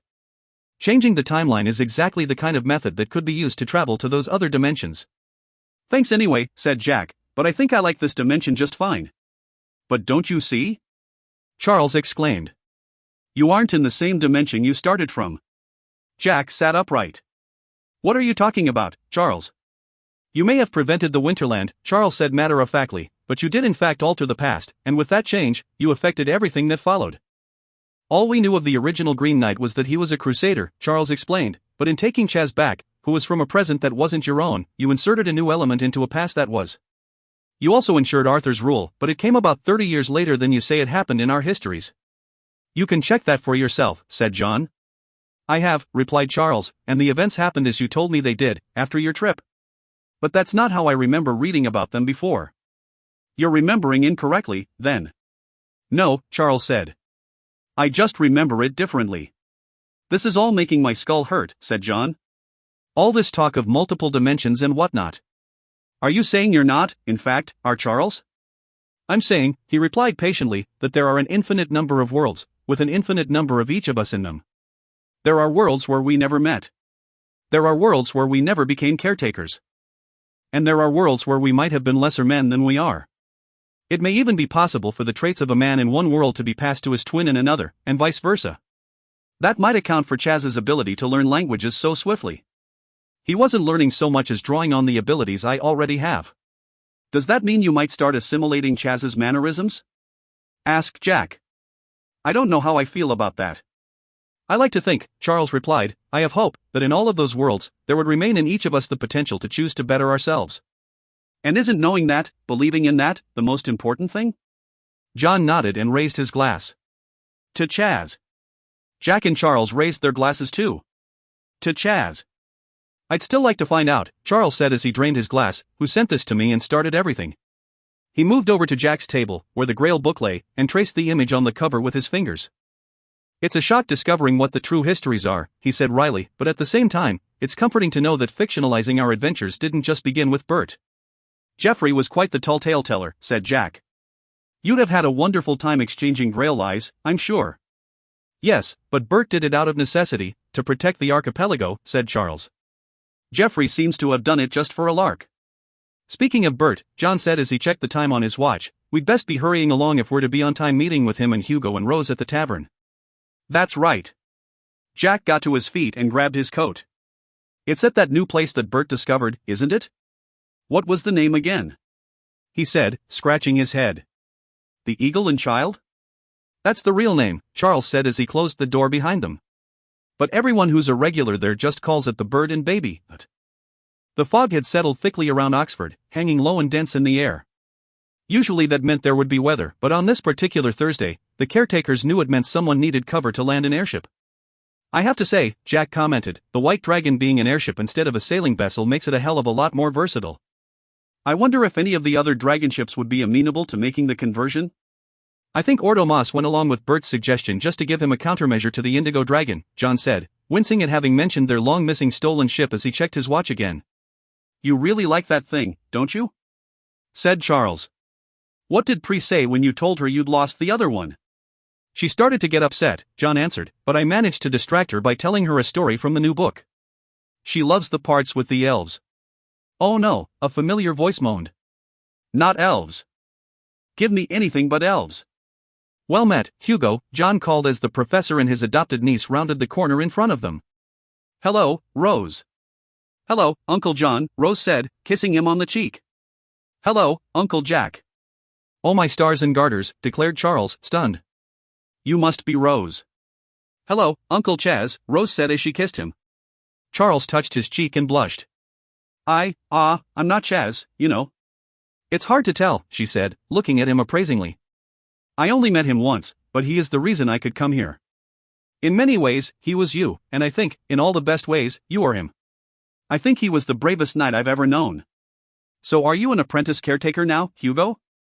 Charles asked, trying to change the subject before he blushed again. Now that you know where all the bodies are buried, so to speak. Hugo frowned, then raised his eyebrows. I rather expect I am, at that, he said. Do I get some sort of certificate or something, Dot? Maybe we'll get you a dragon watch, John said, as long as it's exactly like the one Vern left for me. What does it do? Asked Hugo. It tells me the time, John replied, and nothing else. Oh, drat, said Hugo. At the tavern, Hugo and Rose went inside to secure a table in a private room, where the group could talk relatively undisturbed, while the caretakers went to the back to retrieve the last member of the party. They waited only a few seconds before the rope ladder dropped down from the ship hidden somewhere above in the fog. "Drat ladders," Bert grumbled as he climbed down from the very patient white dragon. "We can build a ship that flies but can't manage a way to get off it that doesn't involve self-strangulation." "We're already a bit late," said John, "but we can spare a few minutes to unwind you, I think." "Remember," Bert noted, half upside down, "in the end, it's not the years in your life that count. It's the life in your years. Chaucer said that, I think." The companions laughed and helped their mentor untangle himself from the ropes. Jack was rather less animated than the others and acted as if he didn't want to miss a second of conversation with the far traveler, wrapping an arm around his shoulders and marching him to the door of the tavern. Bert went in first, and Jack held the door for the others. "Chaucer?" said John quizzically. "He must be mistaken. I've never read that quote." "You know," Charles said to John, holding him back at the door, "it used to really intimidate me how frequently Bert could quote even the most obscure lines from great works of literature." "Yes," John said with a smirk. "Jack does it too, and for the same reason, to show up his students." "Well, I found something interesting," Charles offered, taking a small paperback book out of his jacket. "I pinched it out of his hat when he was tangled up in the White Dragon's rope ladder." "You pinched it?" said John. "That settles it. I'm calling you Chaz for the rest of the night." "Har har har," said Charles. "Take a look at this, John." The book was called Great Quotes from the American Presidents, and it had been marked on nearly every page. "He's quoting the American presidents?" John said, unsure whether to be shocked or impressed. "Why not?" said Charles. "Short, pithy, and designed to rouse the troops. And it makes him look smart." "But that's not the best part." "What is?" "This," Charles said, tapping on the copyright page. "This book won't be published until 1976. And do you remember that quote from Milton we could never find?" It wasn't Milton at all, he was quoting a president who ends up getting killed on, he checked the listing, November 22, 1963. "I wonder if we should find some way to warn him. That he'll be killed, or that Bert is misattributing his quotes?" Jack said wryly, motioning for them to come inside. "After the adventure we've just had, I want as little as possible to do with time travel, and fate, and destiny. And besides, I don't think any man should know the day he's supposed to die in any reality." Together the three men entered the Eagle and Child and were shown to the room near the back where they would be assured of as much privacy as was possible in a neighborhood tavern. "The rabbit room, hey?" said Charles as they walked in. "We'll have to tell Tummeler," he stopped, stunned, as did John and Jack. At the mantel, gesturing to them with a glass of beer in hand, was a man John had once described as a wild-eyed gentleman. But that was before they'd met, which was long after the man was supposed to have died. Then again, if nothing else, Sir Richard Burton was resourceful. Maybe the most resourceful man they'd ever met. 5 years earlier, the companions had found him in the Archipelago, where he had done his best to kill them, their friends, and Peter Pan, after which they rescued his daughter, an act which he repaid by stealing their dragon ship. "Gentle caretakers," Burton said cheerfully, "come, let us sup together." Bert, wearing an angry and pained expression, sat at the far side of the long table, and a bewildered Hugo sat across from him. Rose, who was calmer than anyone in the room except perhaps Burton himself, was sitting next to Hugo, eating a cracker. John, who was behind the other caretakers, looked around warily. Was this a trap? Burton laughed and took a seat at the table near the fireplace. "It's no trap, John. Just a friendly meeting of peers. Or," he added a bit more precisely, "respectful adversaries." "Burton?" Jack exclaimed as he stepped into the room. "What are you doing here, you son of a—" "Now, Jack," Burton admonished. "Language, dot. Where is my ship, Burton?"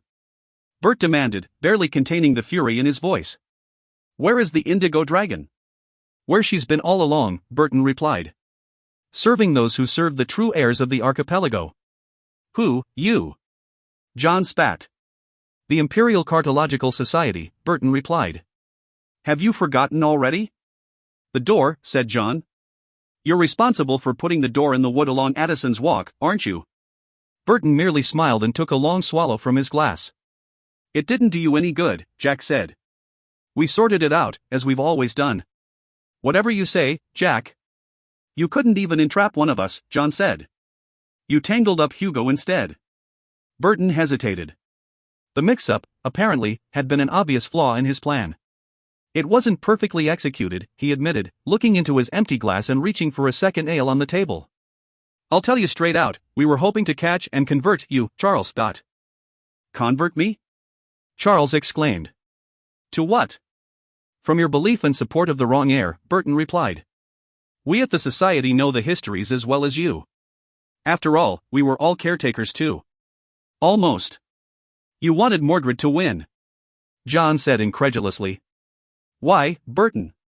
You've been through the histories, he shot back. You know what Myrdydyn became, who he really is. He's the one who set the path for all the caretakers. Can you really tell me that is a man you would risk your lives for? Yes, John said evenly. I can. If you'd wanted to convince us the cartographer was evil, said Jack, you shouldn't have tried stealing the Grail book.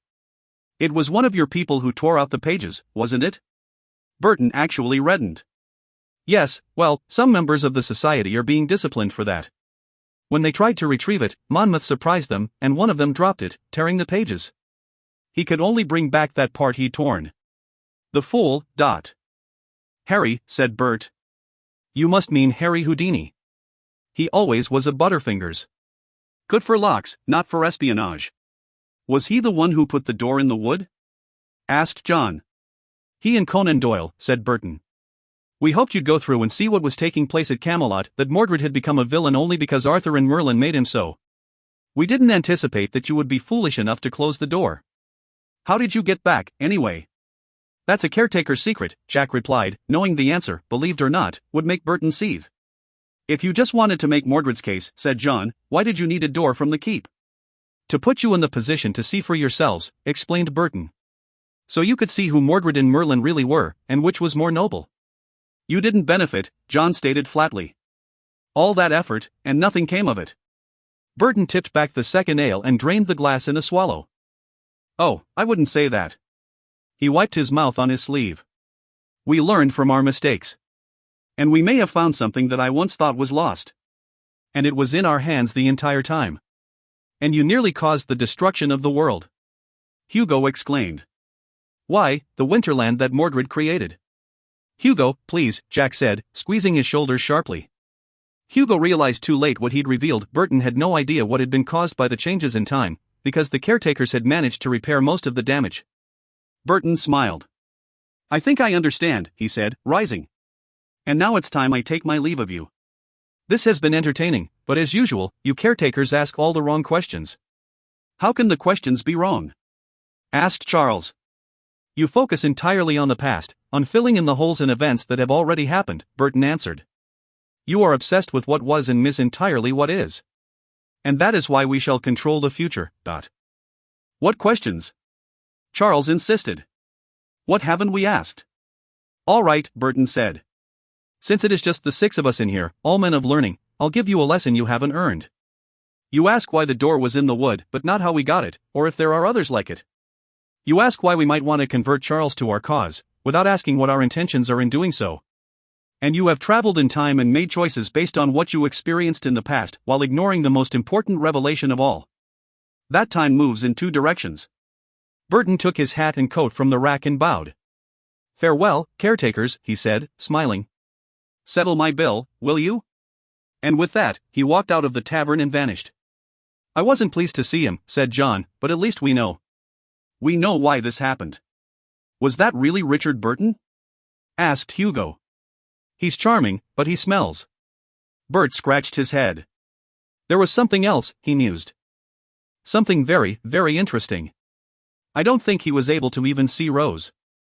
Not at all. What would that mean? Said Jack. How could he not see her? It could be her unique bloodlines, or perhaps the fact she might be from an alternate dimension, said Bert. At any rate, it's worth discussing with Jules, and it's about time you met him anyway. This latest escapade proves that. We need to accelerate our plans. Soon. Very soon. None of the companions broached the topic again to ask what Bert meant by this, and Hugo and Rose seemed to be more interested in ordering dinner than in more debates about Archipelago business.